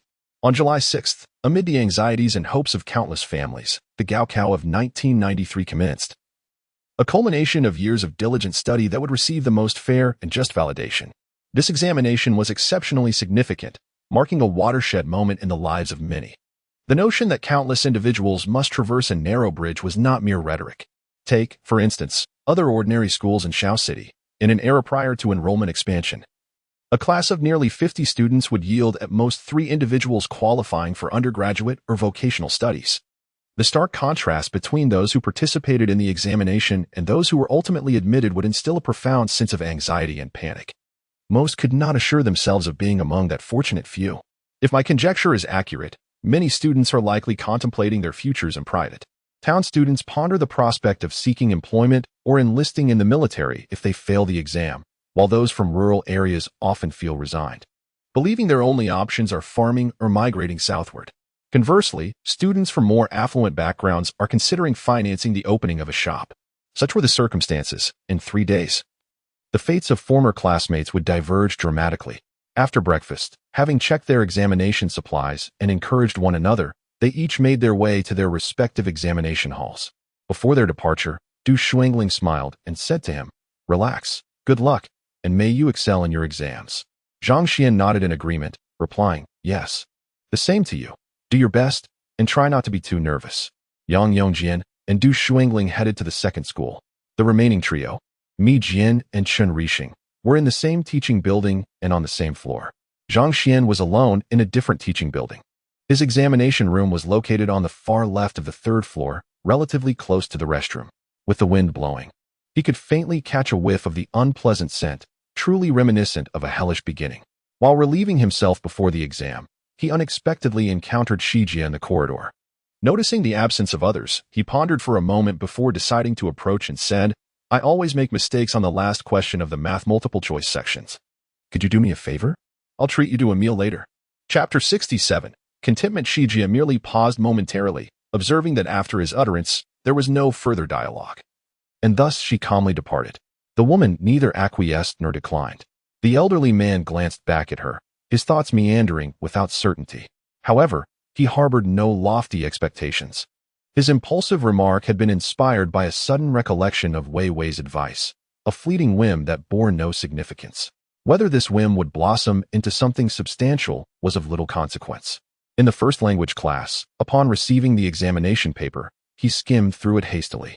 Realizing that he could tackle everything from the multiple choice questions to the appreciation tasks and the subsequent classical reading, a sense of assurance washed over him, allowing him to remain composed throughout the examination, sailing smoothly.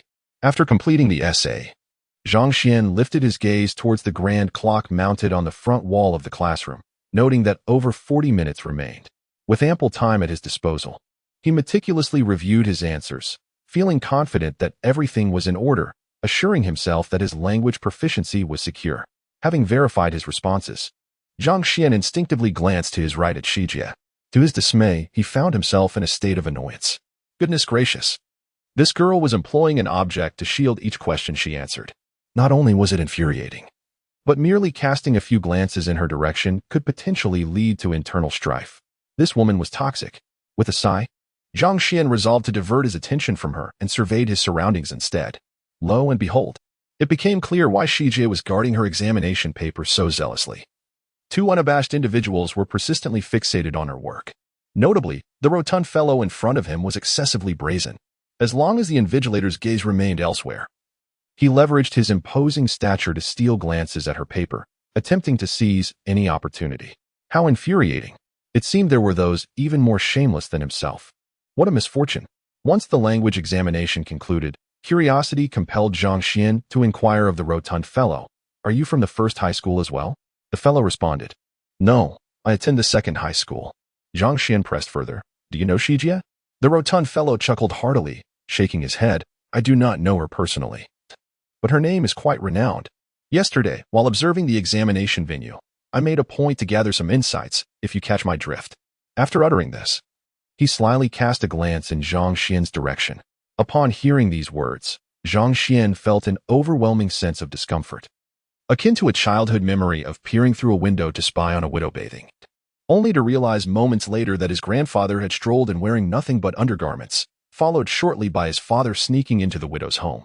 The urge to punch that rotund fellow's beaming face into oblivion surged within him. The indignation was palpable. During lunch, he encountered Mi Jian, who was seated with several female classmates, her demeanor relaxed, indicating a successful examination performance. As Zhang Xuan passed by, he inquired, "Where is Chen Rixing?" "I haven't seen him." Mi Jian replied, "Teacher Chen Lei called him home for a meal." Zhang Xuan nodded, his gaze wandering over the nearby female classmates before he departed. He needed to finish his meal quickly and return to his dormitory to review the inequality formulas, as they were the aspect he dreaded most. It is not that I find inequalities particularly challenging, yet each examination leaves me with unsatisfactory results, I lose marks here and there, perpetually falling short. The thought alone is rather perplexing. On the first day, I sat for the Chinese and geography exams, while the following morning was dedicated to mathematics. During the multiple-choice section, I sailed through with ease, but inevitably stumbled on the final question. A glance to my right revealed Shijia, already engrossed in the fill-in-the-blank section. While the preceding multiple-choice questions remained a complete enigma, cursing inwardly at the rotund fellow in front of me, I resolutely abandoned the last question. The fill-in-the-blank section, however, was a breeze, and I navigated the larger problems without much difficulty. Yet, when I reached the final substantial question, the second sub-question posed a challenge. I endeavored to employ various methods and perspectives, but to no avail. Ultimately, I had to concede defeat. Based on my past experiences, I deemed it more prudent to utilize my time checking the other questions rather than lingering in futile contemplation. After 20 minutes, the older gentleman supervising the exam conducted a thorough review of my answers, temporarily setting down my pen. Calculating my score, I estimated that out of a total of 120 points, I could potentially secure at least 105, though not exceeding 110. Given my trepidation towards this subject, I felt a sense of satisfaction with such a score. Contentment is key. However, upon observing Shijia meticulously concealing her answers, I picked up my pen once more to deliberate over the final minor question. My objective was clear. Should I find myself unable to solve this last query, I would resort to compiling relevant formulas in hopes of garnering partial credit.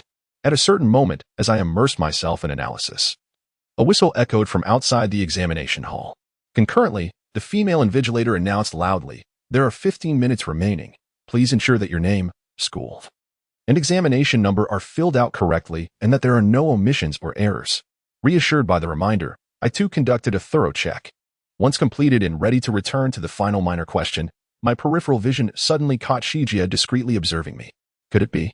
Speculating on this possibility, I glanced at the invigilator, noting her attention diverted elsewhere. Taking advantage of the moment, I directed my gaze towards Shijia's paper. To my dismay, her answers remained concealed. Perhaps I had overthought the situation. Yet, in the next instant, before my internal musings could conclude, I witnessed Shijia revealing the last 3 answers to the multiple-choice questions, executed with remarkable finesse, allowing me to clearly discern the answers.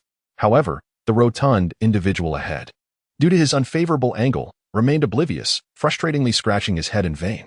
In less than a second, I committed the final 3 answers to memory.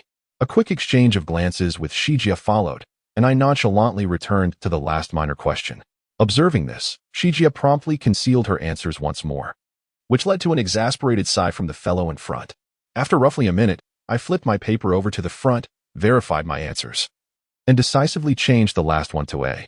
Despite lingering unease, I retraced my thoughts several times based on the answers, yet to no avail. One simply cannot grasp what one does not understand. Thus, I resigned myself to fate. Whether it was right or wrong mattered little, as it was a free opportunity, and I bore no loss.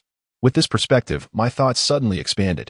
After the mathematics examination, as I descended the stairs from the examination hall, Zhang Xuan quietly expressed gratitude to Shijia.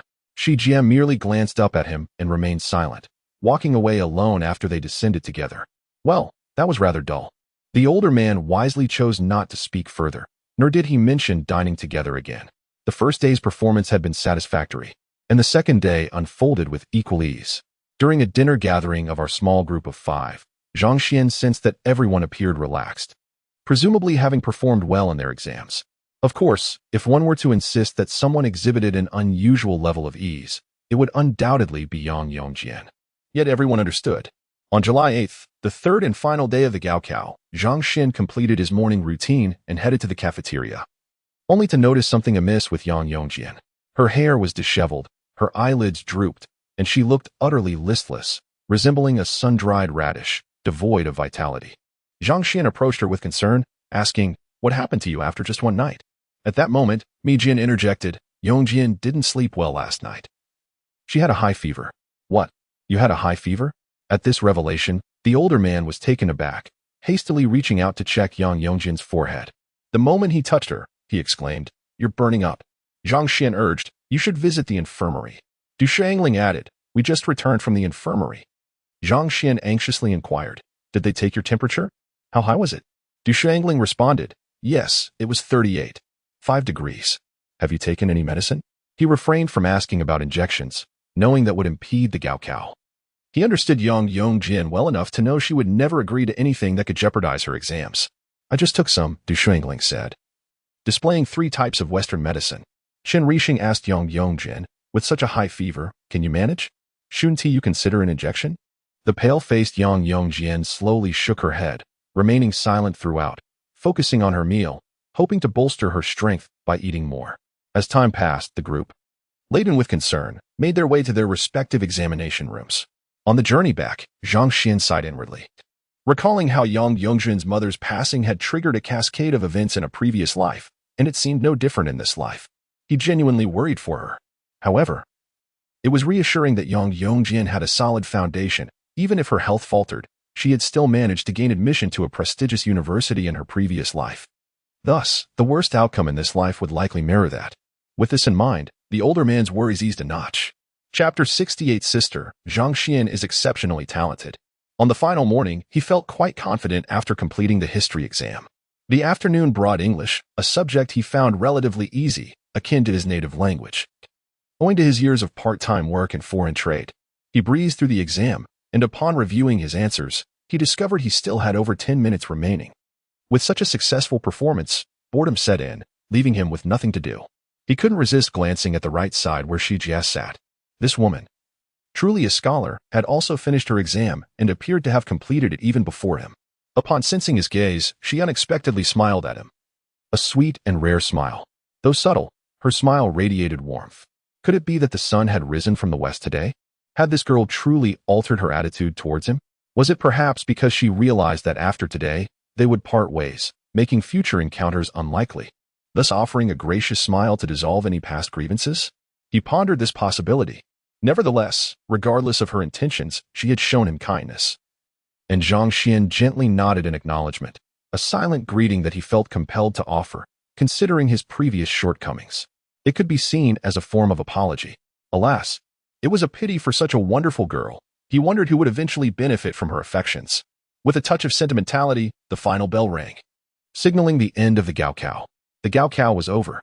Due to his deep concern for Yang Yongjin's condition, Zhang Xuan rushed out of the classroom immediately. Consequently, the words he intended to speak to Shi Jie were swallowed back before they could escape his lips.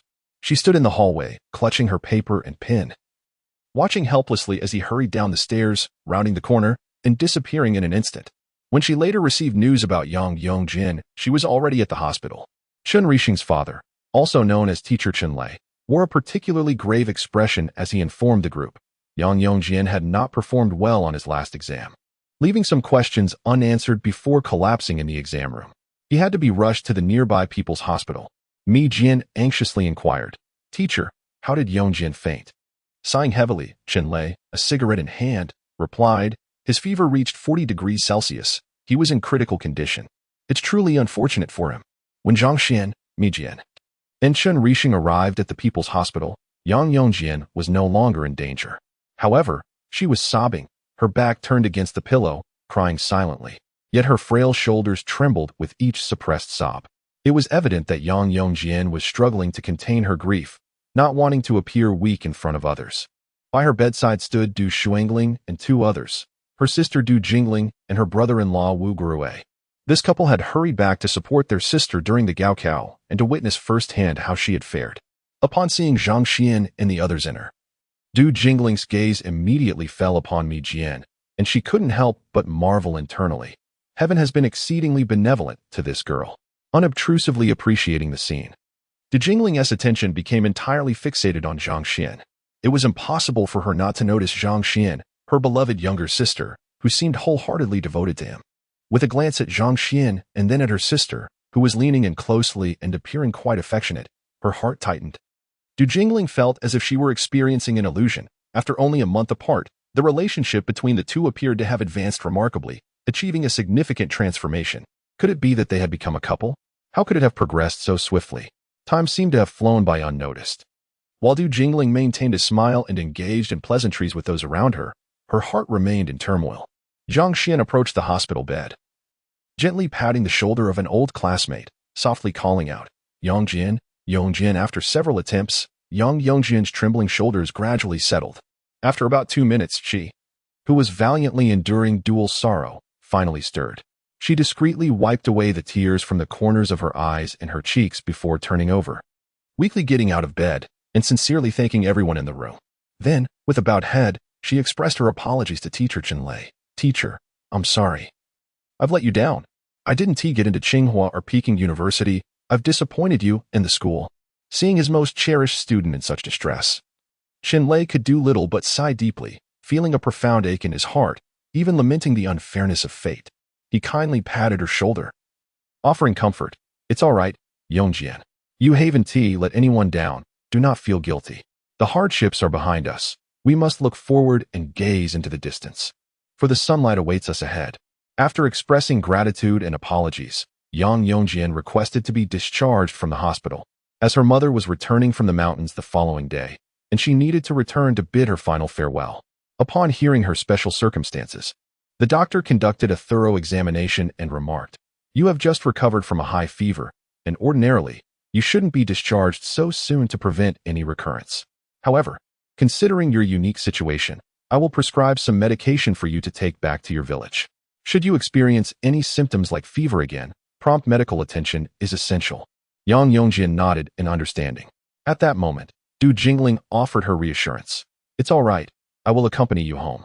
She then requested the doctor to prescribe a few additional emergency medications as a precaution.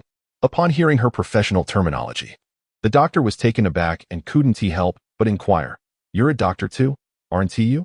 Where did you study?" Du Jingling smiled and informed him that both she and her husband were doctors at Xiangya Hospital. Upon hearing the prestigious name of Xiangya Hospital, the doctor smiled warmly and consented to her request. Due to the sudden nature of the event and the need to return shortly to assess grades and fill out applications, there were no tearful farewells. That afternoon, Zhang Xuan and the others took a Santana back to the town, but not before making a detour to the train station. Zhang Xuan intended to collect money from Huijia, a sum of 150,000 yuan to settle debts, construct a house, and improve the lives of Ruan Shouqin and Zhang Ping. At the train station, upon seeing Zhang Xuan alight and learning he was there to retrieve his money, Du Jingling, seated in the front passenger seat, couldn't restrain her curiosity. Isn't Zhang Xuan still in school? Where is he getting the money? Is he borrowing from his brother and sister-in-law? To a certain extent, Du Shuangling comprehended her sister's temperament and character. In her quest to elevate her beloved's stature in her sister's eyes and to ensure that her love could receive blessings, she did not hesitate to openly declare, "Sister, in truth, Zhang Xuan is quite remarkable. He has a family. This year, he has earned a considerable sum, and this time, he must be retrieving the money stored with his brother and sister-in-law." What? The front row Du Jingling thought she had misheard and leaned in with greater intensity, asking, "What did you say? Zhang Xuan has a family, and he has earned a significant amount of money?" Chapter 69. How much can Zhang Xuan earn each month? Setting aside familial reasons, Du Jingling initially held a rather favorable impression of Zhang Xuan. However, upon hearing her sister's words, her first instinct was to believe that Zhang Xuan was deceiving them, employing such tactics to win her sister's affection.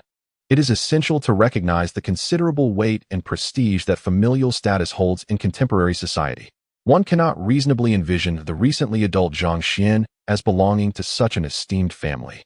Du Jingling found it impossible to suppress her skepticism. The very notion seemed absurd, bordering on the fantastical. Observing her sister's bewilderment, Du Shuangling gazed at her intently and asserted with unwavering certainty, "Sister, Zhang Xuan truly belongs to a prominent family. He is a contributing writer for both Zhi-In magazine and Youth Digest." This revelation caused Wu Guoyue, who had been silently smoking in the driver's seat, to momentarily pause and turn his head in surprise. Du Jingling, increasingly agitated, shifted her entire body to face her sister, her voice unwittingly escalating a few decibels. "I know of Zhi-In magazine and Youth Digest. I often read them with your brother-in-law. Are you absolutely certain that Zhang Xuan is connected to these publications? What is his pen name?" Du Jingling was beginning to feel overwhelmed, thinking to herself that while one might fool her with obscure books and lesser-known publications, Zhi-In and Youth Digest were entirely different matters. "Apologies, but those magazines have been subscribed to by my family for years. I am quite familiar with their regular contributors, to the point of knowing them intimately. Thus, attempting to deceive me would not be an easy feat." Though she managed to maintain a calm exterior, her mind was brimming with questions. Du Shuangling replied, "His pen name is Sanyu. At that moment, Wu Guorui interjected, Sanyu? I am familiar with that name. I particularly enjoy his thrilling articles. His writing is both engaging and stimulating, with a profound exploration of human nature. He must be quite experienced. Zhang Xuan is Sanyu? Du Jingling turned to her husband, astonished, and pressed her sister further. Do you have any evidence to prove that Zhang Xuan is indeed Sanyu? Witnessing her typically aloof brother-in-law finally taken aback, Du Shuangling's lips curled into a subtle smile as she lifted her backpack onto her lap, unzipped it, and retrieved several sample magazines and letters. The letters were personal correspondences from the editors of Zhiyin magazine and Youth Digest addressed to Zhang Xuan. Among these, the most recent letter was from the Zhiyin editor, who, fearing Zhang Xuan might leave, proactively proposed an increase in his remuneration. This is a portion of his sample magazines and some correspondence from the editors. If you don't believe me, you can examine them closely. These cannot be fabricated. At this moment, Du Shangling felt a surge of joy for her beloved's accomplishments. Upon seeing the stack of sample magazines and letters, both Du Jingling and Wu Guorui were left speechless. They exchanged silent glances, unable to resist the urge to delve into the magazines and letters. One by one, they flipped through the magazines, finishing one after another, and perused the letters, reading each one in turn. Inside the car, a profound silence enveloped them, broken only by the sound of pages turning and paper rustling. As Du Jingling and her husband perused the letters, their astonishment deepened with each passing moment. Du Shuangling watched this scene with a subtle smile, her heart warmed by her sister, who had maintained an air of elegance and confidence for over a decade, now momentarily losing her composure. Although her sister's facial expressions were well controlled, not overly exaggerated, it was still evident that she was taken aback, particularly by the admiration for a young man she adored. At that moment, Du Shuangling felt an overwhelming sense of happiness. The other three occupants of the car were absorbed in their own emotions, while Yang Yongjin, burdened by a heavy heart and aware that this was a moment for Shuangling to showcase her discerning taste in men, remained silent, leaning against the car door and quietly observing the unfolding events. After approximately 20 minutes, Du Jingling finally set the letters aside, took a deep breath to regain her composure, and inquired of her sister, how did these letters end up in your backpack? Du Shangling candidly replied, he gave them to me. Du Jingling fixed her gaze on her sister's eyes for a few seconds before pressing further. Did he give you all his sample magazines and letters? Yes. Du Shangling recalled how Zhang Xuan had declined to send sample magazines to Mi Jian for her sake, her voice soft and sweet, as if laced with honey. Noticing the radiance on her sister's face, Du Jingling exchanged a glance with Wu Guorui and ultimately decided to delve deeper. Tell me, what is the nature of your relationship with him? Upon hearing this, Du Shuangling pursed her lips, her eyes narrowing into a smile that conveyed unspoken understanding. Du Jingling, unwilling to engage in games of hide and seek, pressed on. Are you two together? Are you dating? Knowing her sister would reach this question, Du Shuangling was prepared and responded with a gentle hum. Although she had already suspected the answer from her sister's behavior, Du Jingling still felt a twinge of unease. However, looking at her sister's blissful expression, she had yet to come to terms with Zhang Xuan's family background, and wisely chose to overlook it for the moment. Curiously, she asked, as the head of the household, how much does Zhang Xuan earn each month? Du Shangling calculated quietly and replied, around 4,000 to 5,000 per month. Such a substantial amount. This figure astonished Du Jingling, genuinely catching her off guard. 5,000. Not 50, nor 500, but 5,000.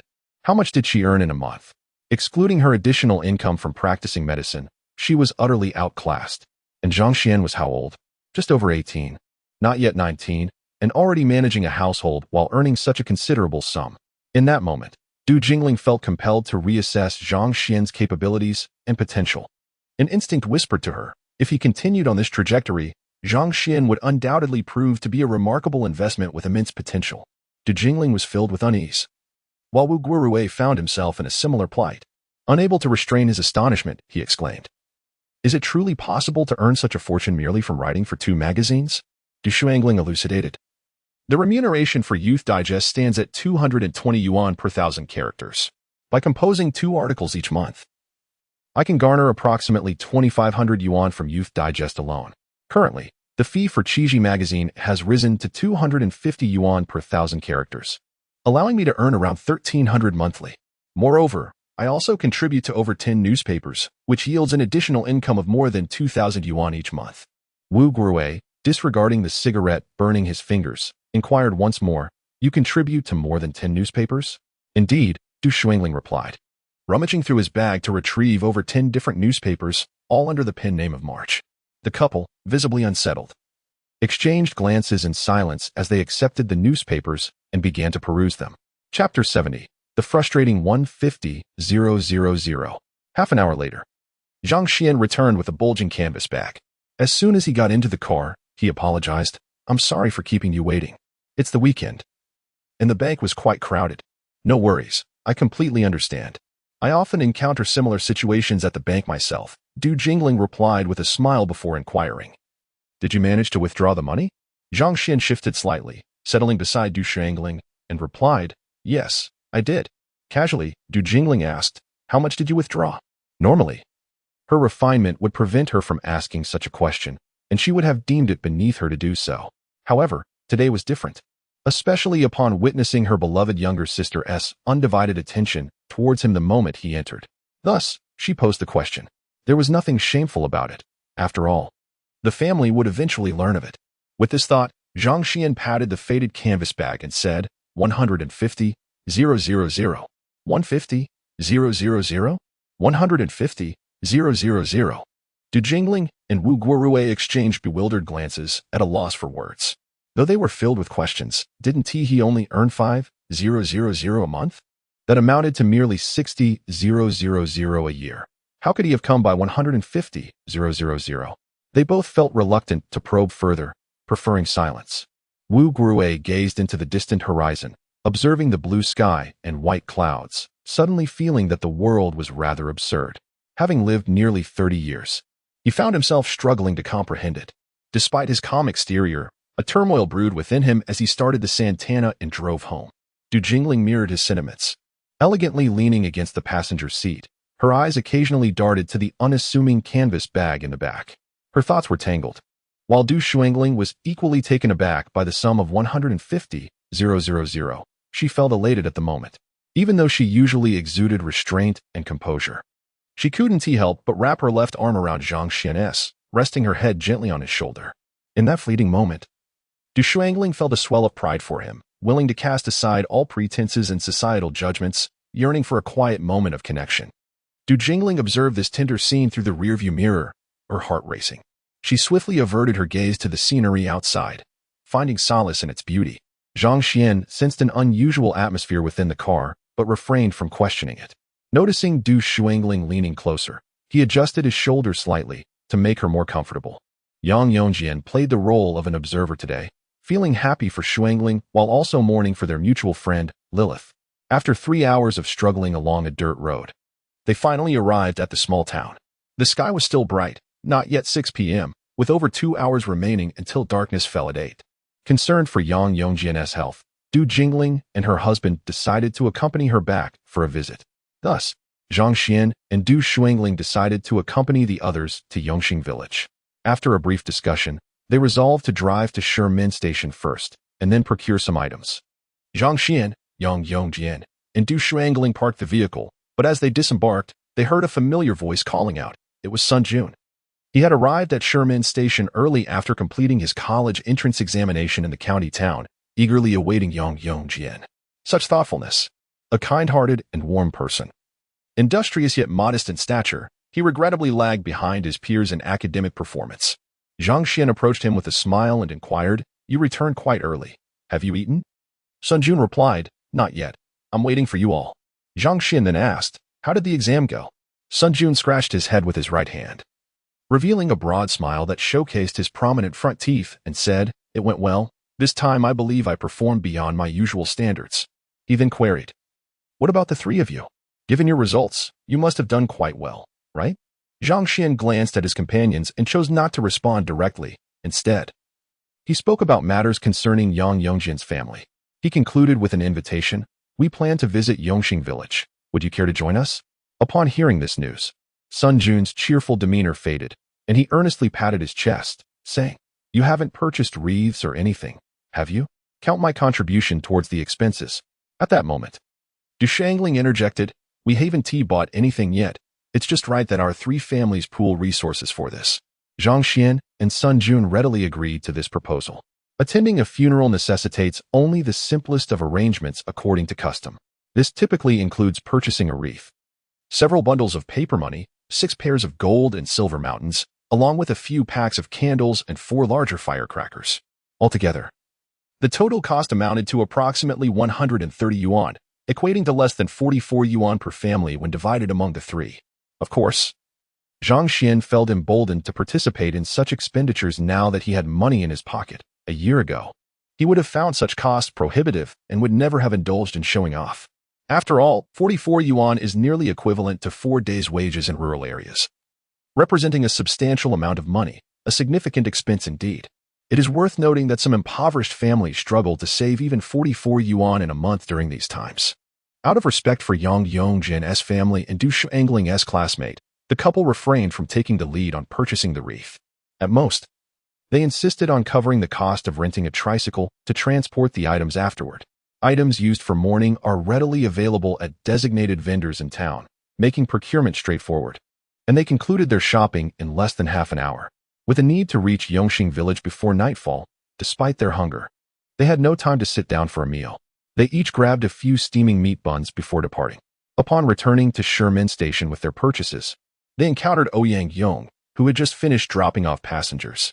Upon spotting Zhang Xuan, his brother-in-law, Ouyang Yong approached with enthusiasm, offering to help carry the items onto the motorcycle without hesitation. "Wait a moment, there is no rush," Zhang Xuan quickly intervened, pulling Yang Yongjin aside and saying, "You take my classmate home first, she is pressed for time." Upon catching sight of Yang Yongjin, Ouyang Yong immediately comprehended the situation. He promptly addressed her, urging, "All right, let us hasten to the vehicle. Additionally, I may accommodate 2 more passengers. You are welcome to bring along one." The group exchanged glances before ultimately deciding that Du Shuangling would accompany them. After all, the small car could only reach the village's main assembly point, beyond which the roads became steep and winding, terrain that was beyond the driving capabilities of Wu Guruwei. Furthermore, even if Wu possessed the requisite skills, no one would dare to allow him to navigate such treacherous inclines, as an inexperienced driver from afar could easily encounter peril on steep mountain paths. Consequently, traversing the latter part of the mountainous route typically necessitated traveling on foot, and even the small trails extended for approximately 10 miles, requiring at least an hour and a half to traverse. However, with Ouyang Yong's motorcycle at their disposal, the group had no intention of completing the entire mountainous journey on foot. They planned to walk part of the way while awaiting the motorcycle's arrival. Chapter 71. Turning over a new leaf. Assisting in loading items onto the rented tricycle, Zhang Xuan settled into the Santana once more. He needed to return home first to deliver 150,000 yuan to comrade Wan Xiuqin. The journey from Sherman Station to the crossroads of Shangsuan, a distance of 10 miles, took the Santana a staggering 14 minutes, slower even than a motorcycle. "Wait for me a moment, I shall return shortly." At the crossroads, once the Santana came to a halt, Zhang Xuan briefly conversed with a few individuals, hastily securing the canvas bag before departing. Knowing her son was to return today, Wan Xiuqin was in the backyard plucking the feathers from a chicken's neck, a knife resting beside her and a bowl of salted water nearby. Upon hearing commotion from the main room, she raised her gaze at the opportune moment and, upon seeing her beloved son, a serene smile blossomed upon her face. "You're back. How did the exam go?" "It went well, don't worry, Mom." In a rush, Zhang Xuan approached her and explained his plans to head to Yongxing village. Upon hearing this, Wan Xiuqin's hands abruptly halted their task. "So, you want to be home for dinner tonight?" "No, I want to be." Zhang Xuan elaborated, "There is no time. By the time I reach Yongxing village, it will be dark." Hearing this, Wan Xiuqin, who had not shared a meal with her son in quite some time, glanced at the chicken in her hands and sighed. Releasing it, Zhang Xuan stole a glance at the fortunate red rooster, swallowing hard, and handed the canvas bag to Wan Xiuqin, advising, "Mom, here is 150,000 yuan. I'll be heading up with them shortly. Please call Aunt and Uncle to come over tonight to help keep an eye on the house." Although she had long suspected her son was earning money and had confirmed it with Wan Diji over the phone, the moment she held the 150,000 yuan, Wan Xiuqin's first impression was of its weight, heavy and solid. Her second feeling was one of profound satisfaction. She thought to herself, "My son has grown up. My son has achieved success. My son can earn money. Yet her third feeling was an overwhelming urge to cry, a bittersweet yearning to release her emotions, to weep for the injustices she had endured. At this moment, memories of her deceased husband flooded her mind, along with thoughts of her eldest son who had passed away at 2, her eldest daughter who had shared in their hardships, and her second daughter who had run away due to financial constraints preventing her from retaking her studies. After enduring so many years of struggle, having arrived at this point, the weight of her suffering felt insurmountable, filled with hardship and disdain. Having witnessed one sorrow after another, her subconscious had long accepted her fate, resigning to the belief that her tormented life would never see the dawn of hope. Yet, suddenly, hope appeared before her, tangible and within her grasp, something Zhang Xuan had never anticipated, not even in her wildest dreams. She had never dared to hope for wealth to come so swiftly, nor for the Zhang family to rise from their plight so soon.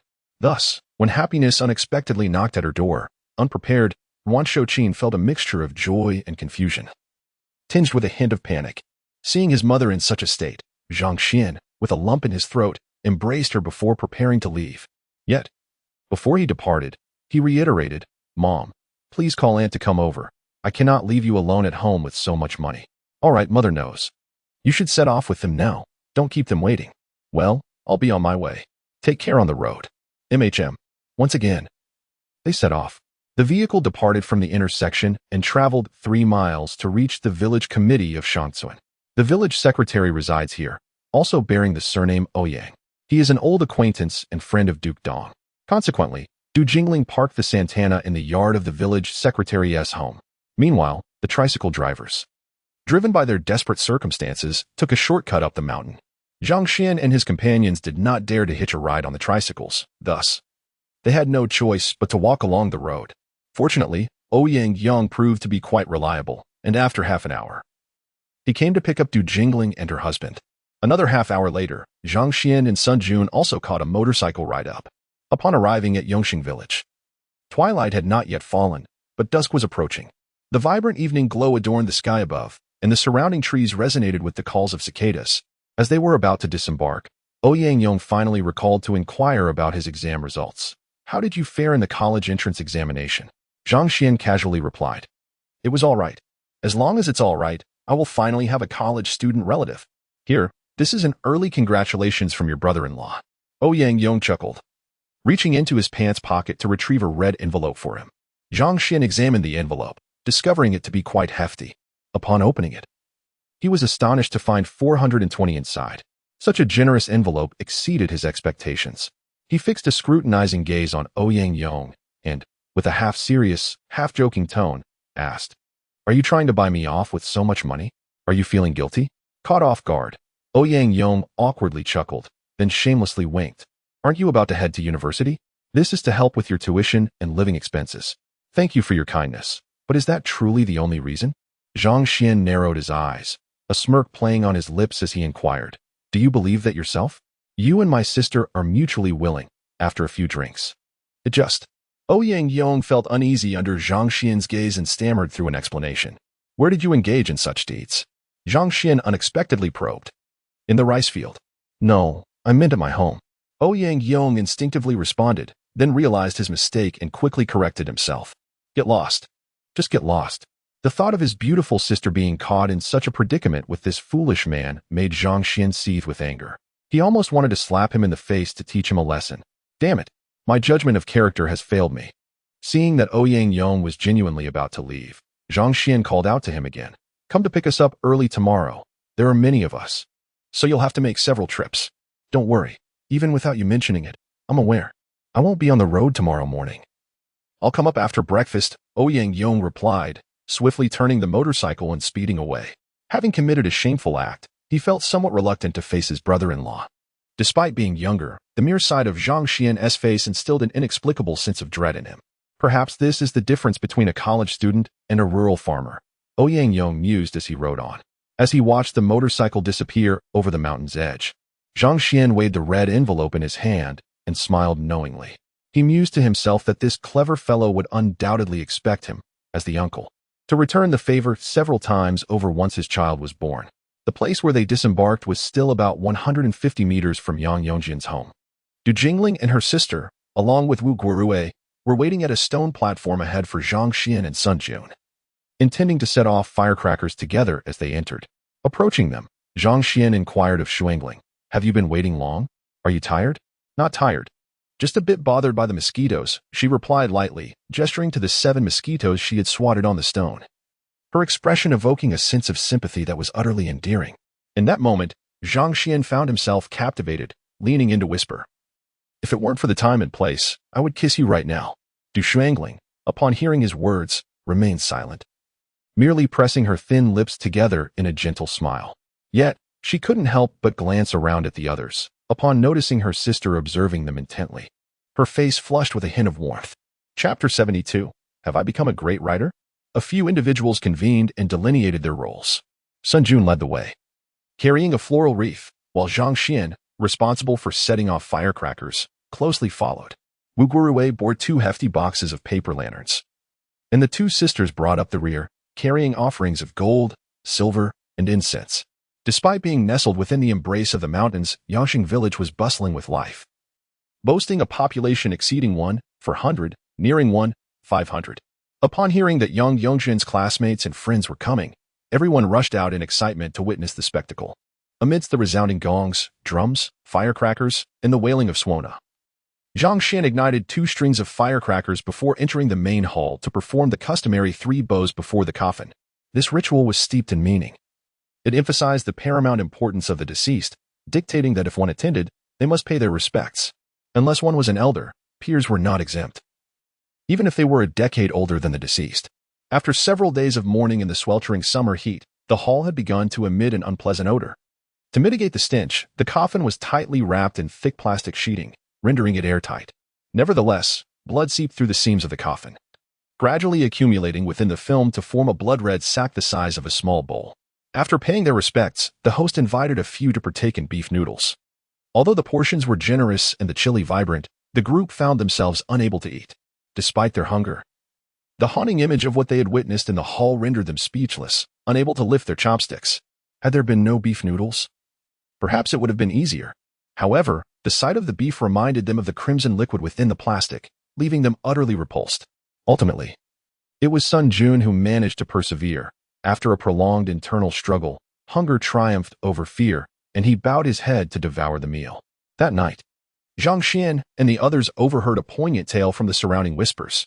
The story unfolded as follows. After the passing of Yang Yongzhen's mother, his father, overwhelmed with grief, insisted on sharing the bed with the corpse for the entire night. By dawn, neighbors noticed his eyes were swollen and red, and his voice was hoarse. Throughout the night, Yang Yongzhen wept inconsolably, collapsing over the coffin in heart-wrenching sorrow. His despondent demeanor moved many neighbors to tears. Despite numerous attempts to console him, Yang Yongzhen clung tenaciously to the coffin. As the night wore on and the funeral rites concluded, Yang Yongzhen succumbed to excessive grief and the chill of the mountain breeze, resulting in a fever. Fortunately, Du Jingling and her husband were present, administering an injection and medicine and applying iodine to his body, gradually reducing his high fever. The following day dawned clear and bright, with fresh air and the chirping of insects heralding a beautiful day, deep within the mountains. As Zhang Xuan and the others traversed the lush, verdant paths, they often encountered wild rabbits, weasels, wild chickens, and turtle doves. These audacious creatures roamed freely, unperturbed by the presence of humans, brazenly darting along the mountain trails as if they held no regard for anyone. Zhang Xuan, upon spotting them, felt an overwhelming urge to capture a few for a feast. It is unbearable to continue gazing at them. I must find a way for Ouyang Yong to provide something for me upon returning. How truly distressing. Dinner is at 7, and we departed the mountains around 8, arriving at the cemetery by 10. Upon witnessing the coffin being buried and the earth being shoveled upon it, Yang Yongjin completely broke down, weeping uncontrollably. It was only through the insistence of her aunts that she was brought back home. After the funeral, they tidied up briefly, and Zhang Xuan and the others prepared to return. At this juncture, Yang Yongjin, accompanied by her father and her half-sister, arrived to express their gratitude as per customary practice. Due to the overwhelming number of people to thank, the proceedings were kept simple. Moreover, having gone an entire night in the sweltering summer without bathing and with little sleep, they were all in a state of disarray. After leaving Yang Yongjin's home, they hastily mounted their motorcycles and departed in shifts. It is often said that ascending the mountain is arduous, while descending is effortless. The motorcycle ride from Yongxing village back to the intersection took less than 18 minutes. Upon entering, Zhang Ping, who was chopping pig fodder, joyfully exclaimed, "Brother, you are back." Zhang Xuan, noticing her slight bulge, furrowed his brow and queried, "Sister, are you not pregnant? Why are you still working? Shouldn't you be taking care of yourself?" Zhang Ping glanced down at her belly and cheerfully responded, "It's fine. I'm over 5 months along. Everyone says I should move around appropriately. Engaging in some work is even better. You are over 5 months pregnant?" Upon hearing this revelation, Zhang Xuan stood frozen, utterly astonished. Indeed, what could possibly be amiss with being 5 months along?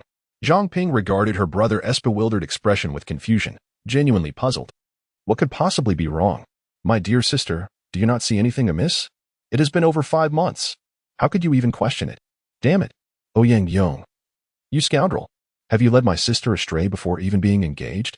Did you drag my elder sister into this situation before last year's New Year?"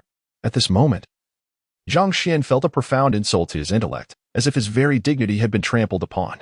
How foolishly he had supported Ouyang Yong's ideas, believing that public opinion could overcome rivals and secure affection. But look at how thoroughly he has executed this four-character principle. How shamefully I underestimated you. You thought a mere 420 yuan red envelope would suffice to placate me? Bah, you truly disregard my worth. In his mind, he raged against Ouyang Yong, feeling he had never uttered so many profanities in his life. To spend his days playing with eagles only to have his eyes pecked out by them, what a true misfortune. Zhang Xuan resolved that the red envelope would not be returned. Ouyang Yong would have to provide wild delicacies to appease him. Faced with the limited understanding of his elder sister, Zhang Xuan felt utterly despondent, unable to articulate his thoughts, fearing that any expression of his feelings would be lost on her. How could one articulate such sentiments when one possesses neither the capability nor the temperament? In the end, he could only say, "There's nothing wrong. Just avoid squatting on the ground too often and refrain from sitting constantly. This is not good for the baby. It would be best for you to spend time outside in the sunshine."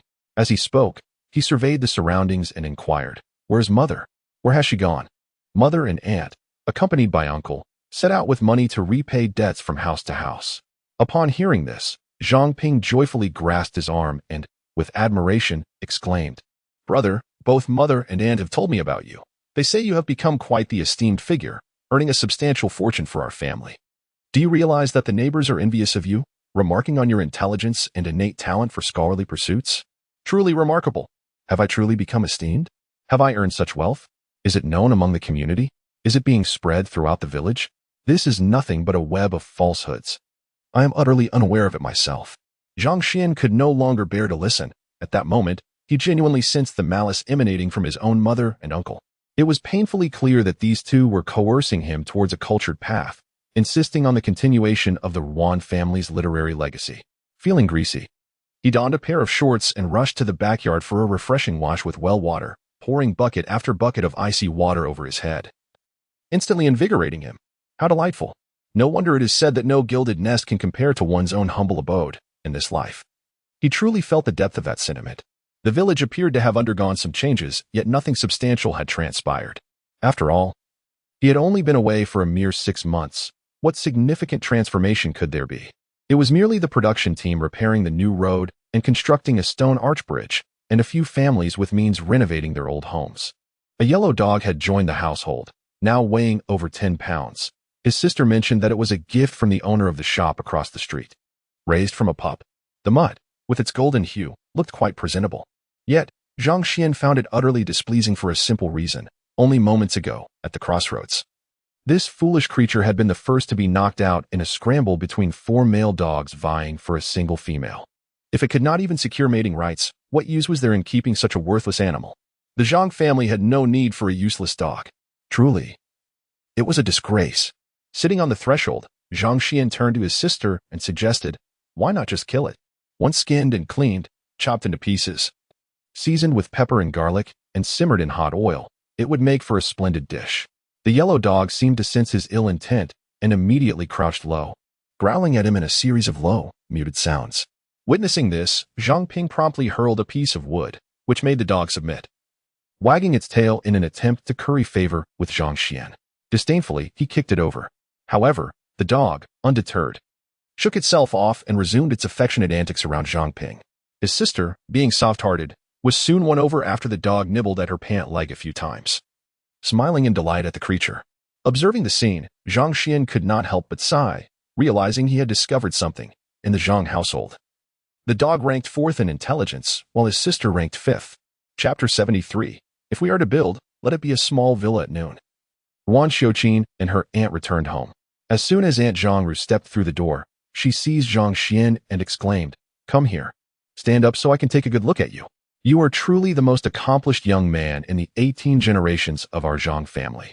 Zhang Xuan's eyelids twitched. It felt as if the entire lineage of the Zhang family had been scolded in a single breath. Under Aunt Zhang's fiery gaze, he felt awkward and hastily turned to Wan Xiuqin, asking, "Mom, have we cleared all our debts?" With a warm smile, Wan Xiuqin nodded. "Yes, we have settled everything. In total, we owed 62,300 yuan, and it's all taken care of. The burden on my heart has finally been lifted." With the debts cleared, Wan Xiuqin radiated joy, feeling light as a feather. Hearing neighbors praise her son as a capable individual filled her with sweetness, making her walk with her head held high. The lunch was prepared by her husband, and to celebrate the Zhang family's newfound fortune, Wan Xiuqin extravagantly brought forth a feast of cured meats, pig's blood balls, and tofu from the kitchen. However, influenced by the gruesome sight from the previous day, Zhang Xuan felt uneasy at the mere sight of the meat. His scalp prickled with discomfort. Suddenly recalling that they might have mung beans growing at home, he said to Wan Xiuqin, "Mom, have our edamame matured yet? Let us pick some to stir-fry with chili."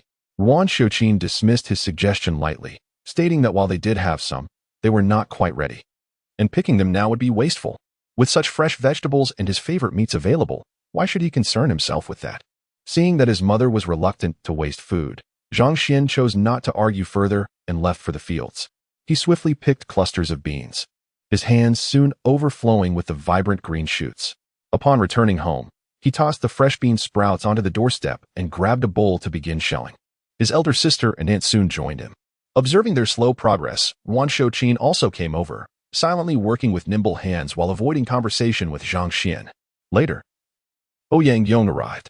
After parking his motorcycle, he stepped out, visibly surprised, and remarked, "These beans look shriveled. Can they even be eaten yet?"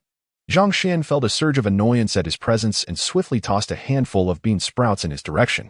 Ouyang Yong caught them with a grin, his eyes darting between his brother-in-law and mother-in-law, and cheerfully said, "But to be fair, though these beans may look a bit shriveled, they are indeed tender and fresh.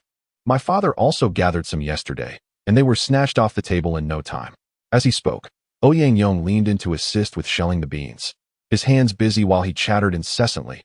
"Today, I must admit I'm fortunate to have arrived just in time." Zhang Xuan shot him a glance. Memories of his sister being dragged into the rice field surfacing, leaving him feeling sullen and uninterested in engaging with this fool. After finishing lunch with tofu and tender green beans, Zhang Xuan noticed Ouyang Yong had taken his sister out for a stroll and decided to discuss the matter of building a house with the others. His uncle readily agreed, assuring him that he would take care of it. Zhang Xuan recalled that not long ago, Dukadong had mentioned his plans to construct a villa. After some contemplation, he remarked, "My vision is not for a flat-roofed red brick house. If we are to build, let us construct a 2-story villa." "What? A villa?"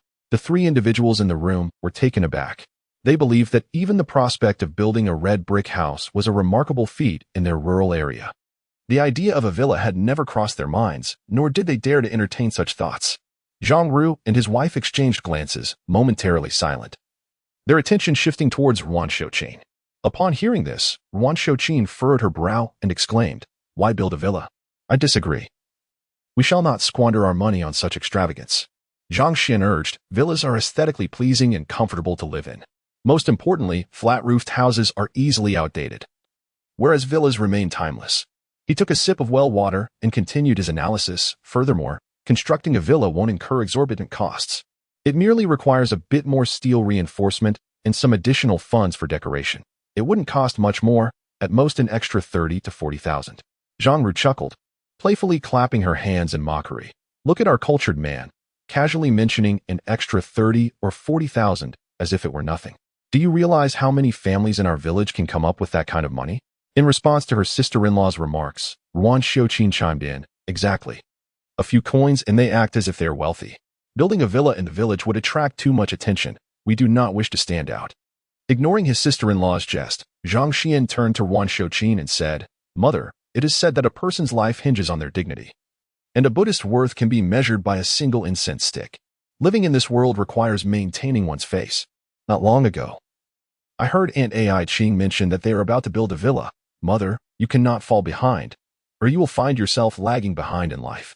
These words struck a chord with Wan Shouqin, leaving her sitting in silence on the bench. However, after much internal struggle, she ultimately recognized the reality of their situation. Taking a deep breath, she finally said, "My dear, our family lacks a stable source of income. We cannot exhaust all our funds. Let us settle for a flat-roofed house. I must also save some money for your university education and for you to marry." Zhang Xuan quickly waved his hands, confidently asserting, "Money can always be earned. I am still young. With my abilities, I may not become extraordinarily wealthy, but I shall not lack for funds." Wan Shouqin remained unconvinced. That will not do. It is better to have some savings. Without a little money put aside, a mother cannot feel at ease. For the next half hour, regardless of Zhang Xian's persuasive efforts, Wan Shouqin steadfastly refused, rendering his words futile, as if he were playing music to a deaf audience. She was resolute in her intention to save money for his future marriage. After numerous failed attempts at persuasion, Zhang Xuan felt increasingly despondent. Frustrated, he finally blurted out, "What good is saving money for a wife? I am currently in a relationship with Du Shuangling, whose family owns a villa. If we do not build one ourselves, how can I continue to pursue her with Aunt Ai Ching's disposition?" Having dropped this bombshell, Zhang Xuan disregarded any further discussion and rose to leave. A room full of people stood in astonishment, gazing at his retreating figure. The old man understood that once he embarked on constructing a villa, the village would undoubtedly be rife with gossip. He was not oblivious to the need for discretion. Yet, he was resolute in his desire to build the villa, driven by several considerations.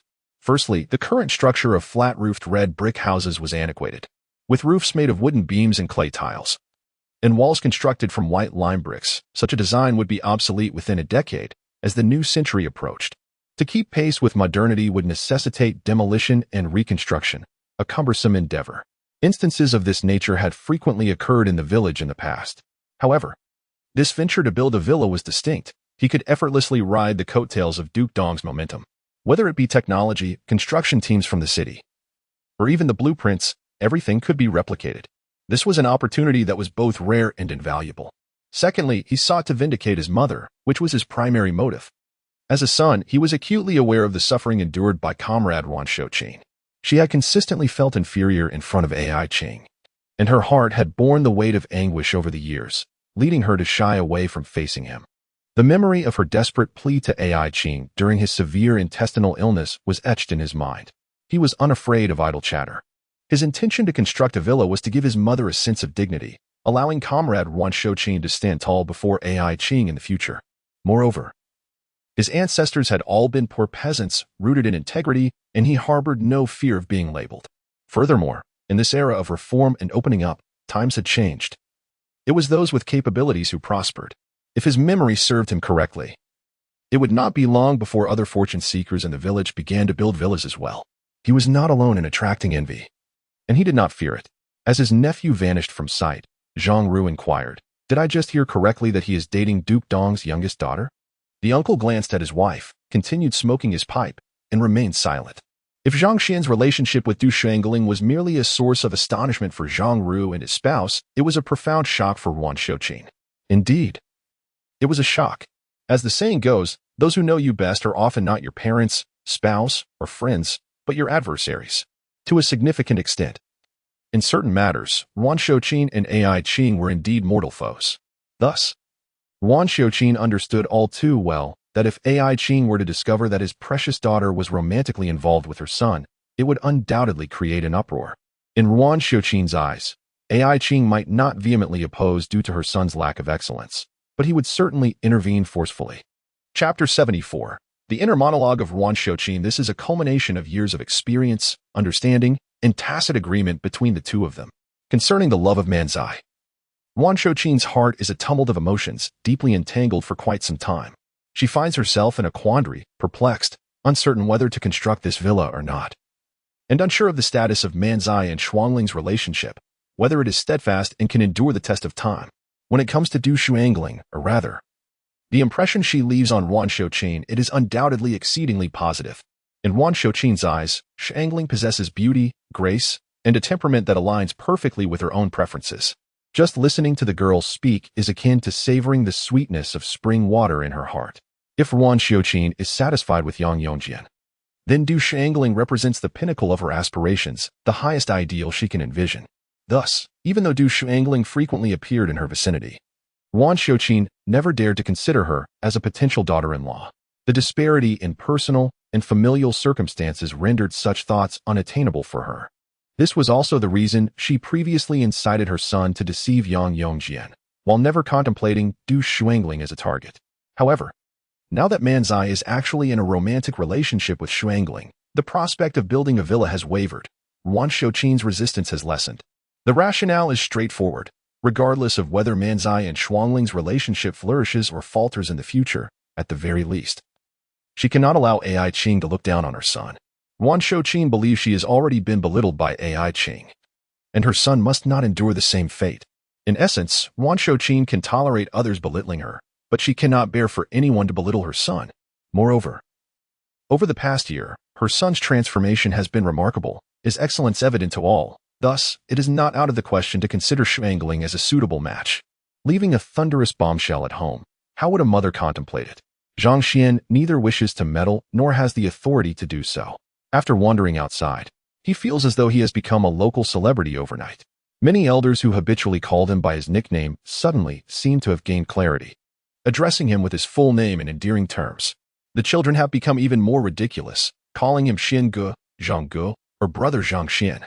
After a stroll, he spent some time at a classmate Zhou's house, where the conversation rarely strayed from family, university, or financial matters. Zhang Xian, feeling overwhelmed, quickly sought an excuse to leave. Upon his departure, the previously silent daughter-in-law of the Zhou family turned to her mother-in-law and asked, "Is this the Zhang Xian you all have been discussing?" The mother-in-law, munching on peanuts, gazed towards the crossroads and replied, "Indeed." No one anticipated that the struggling Zhang family would produce such a remarkable individual. On his way home, passing by the doorstep of a barefoot doctor, Zhang Xin spotted Carrot, who was secretly observing him from the second-floor balcony. When he unexpectedly whistled at her from the street, she was startled, panicking and retreating into the house. In her haste, she accidentally collided with the wall, and with a cry of dismay, she squatted down, clutching her forehead. This amusing spectacle elicited laughter from Zhang Xian. "Oh, how delightful!" An elderly man humorously exclaimed, "Carrot, are you all right? Don't be alarmed by my presence. I assure you, I do not consume humans." Consequently, Carrot's face flushed even deeper, resembling a piece of exquisite jade, as she cautiously entered the room, utterly avoiding his gaze. Upon returning home, Aunt Zhang Ru and her husband were outside, preparing wild boar meat, which appeared quite substantial, at least 10 pounds. Zhang Xian, intrigued, inquired, "Did you purchase this, or did Ouyang Yong bring it?" Zhang Ru glanced up and replied, "Ouyang Zhu just hunted a whole sounder of wild boars today, reportedly 5 in total. He just delivered this, claiming it was to celebrate your admission to university. How generous of him." Zhang Xian mused, having contemplated what excuse to concoct for some autumnal feasting. Yet, here was his father delivering the bounty himself. He intended to casually suggest making a meal that evening but thought better of it, realizing he couldn't possibly enjoy meat without a few days' respite. After searching around and not finding Zhang Ping, he asked, "Aunt, where is my sister? Has she not returned yet?" At this point, his uncle chuckled and interjected, "She is at Ouyang Zhu's house. With so many wild boars, she is undoubtedly dining there tonight. I estimate she won't be back for quite some time. Girls are not meant to linger." Zhang Xian scoffed, heading directly to the backyard to fetch some fresh well water. To his surprise, Wan Shouqin was also there. Upon seeing her son, she pulled him into a corner and asked, "Tell me the truth, are you truly dating Shangling?" "Yes," he replied. "Are you deceiving me?" She probed, her tone implying disbelief. Zhang Xian bristled, "What is this tone? Do you think I'm unworthy of Du Shangling?" Wan Shouqin retorted, "Our family has never been renowned for its illustrious lineage, and with such a fine girl, a mother cannot help but worry. Honestly, I am beginning to question whether you are my biological mother." Zhang Xian jested, amused by her reaction. Raising an eyebrow, he declared proudly, "Well, you should know that in our relationship, she pursued me." Upon hearing this, Wan Shouqin scrutinized him for a few moments before nodding. "All right, let us build a villa." Zhang Xian rolled his eyes, opting not to respond. However, Wan Shouqin was relentless, stating, "Find an opportunity to bring her home. I shall prepare a meal for her." The elderly man instantly understood her implications and responded with feigned annoyance. "So, you still do not trust me and wish to verify her yourself?" To his surprise, Wan Shouqin shook her head. "No, I believe you." Meanwhile, as Zhang Xuan and Wan Shouqin conversed about Du Shuangling, she and Ai Qing were discussing him as well. To be precise, the harmonious relationship between Du Shuangling and Ai Qing, which had flourished for over a decade, was now strained due to Zhang Xuan. The conflict arose from a diary. Like Du Jingling, Ai Qing had also discovered the diary that Du Shuangling had left at home, albeit the realization came to her a bit later. After patiently perusing the diary, Ai Qing succinctly encapsulated the essence of the two volumes with a single observation. Her daughter had developed a profound affection for Zhang Xuan, which only deepened with the passage of time. Ai Qing, much like Du Jingling, or perhaps more accurately, Du Jingling's temperament closely mirrored that of Ai Qing, both exhibiting remarkable patience. Upon uncovering her younger daughter's secret, Ai Qing chose a course of action akin to that of Du Jingling, to refrain from alarming Shuangling, opting instead for a subtle approach to instigate change. However, during a recent discussion regarding college applications, Ai Qing's family proposed 5 excellent suggestions. Yet her daughter remained hesitant and noncommittal. A mother knows her child best. Observing her beloved daughter in this state, Ai Qing, who had recently glimpsed into the diary, swiftly made the connection to Zhang Xuan. After several failed attempts at gentle persuasion, her frustration unexpectedly flared, with a sudden increase in volume. Ai Qing questioned, "Neither this way nor that. Are you waiting for Zhang Xuan's decision? Are you waiting to see where he applies, so you can follow suit?" Chapter 75, The Great Confrontation Between Mother and Daughter. Ai Qing's sudden outburst left Du Shuangling utterly shocked, while her dining companion, Du Keting, was equally taken aback. Du Jingling and Wu Guruei were astonished as well. The reason Du Shuangling refrained from expressing her stance today and opted against the strategy of initially acquiescing before reversing her decision was her profound understanding of her mother. Tomorrow, as they returned to school to assess grades and fill out applications, her mother would undoubtedly accompany her. Du Shuangling believed that it was far preferable to address the matter at home today rather than to create discord in front of others at school. Indeed, Ai Qing had accurately discerned her daughter's thoughts. Du Shuangling was awaiting Zhang Xuan's decision. This was not a spontaneous choice, but a conclusion she had reached long ago. During their stroll by the Zhejiang River, her remark, "You don't know, I don't know," had already conveyed her affection and determination. Wherever Zhang Xuan chose to attend university, she would follow. Noticing her younger daughter's silence, Ai Qing realized her suspicions were confirmed, which incited her fury. At this juncture, she was no longer concerned with decorum, subtlety, or the art of persuasion. Instead, in her rage, she directly pierced the veil of pretense. "Tell me, do you like Zhang Xuan?" Upon hearing this, Du Shuangling, aware that her diary had betrayed her, recognized that her mother was in a state of anger, eager for an outlet. Consequently, she chose to remain silent, refraining from defying Ai Qing, and simply picked up a piece of lean meat with her chopsticks, continuing her meal in silence. As Du Shuangling remained mute, Ai Qing's frustration escalated, fueled by thoughts of the unabashed affection expressed in her daughter's diary. The daily joys that had intensified over time, she recalled how her youngest daughter had spent more than 6 years in close proximity to Zhang Xuan at school. Ai Qing's heart clenched as a realization struck her, prompting another barrage of questions. "Are you two dating? Has he taken advantage of you?" Du Shuangling continued to eat in silence. At that moment, her elder sister, Du Jingling, could no longer hold back. "Mom, let me explain." However, the instant Du Jingling opened her mouth, Ai Qing turned to her and shouted, "Eat your own food. Did I ask for your opinion?" She had anticipated this reaction. It was well known that it was best to remain silent when Ai Qing was in a foul mood. When her temper flared, calamity ensued. It was a misfortune for anyone who provoked her. After decades of observation, it was clear that when she was angry, she was an unstoppable force.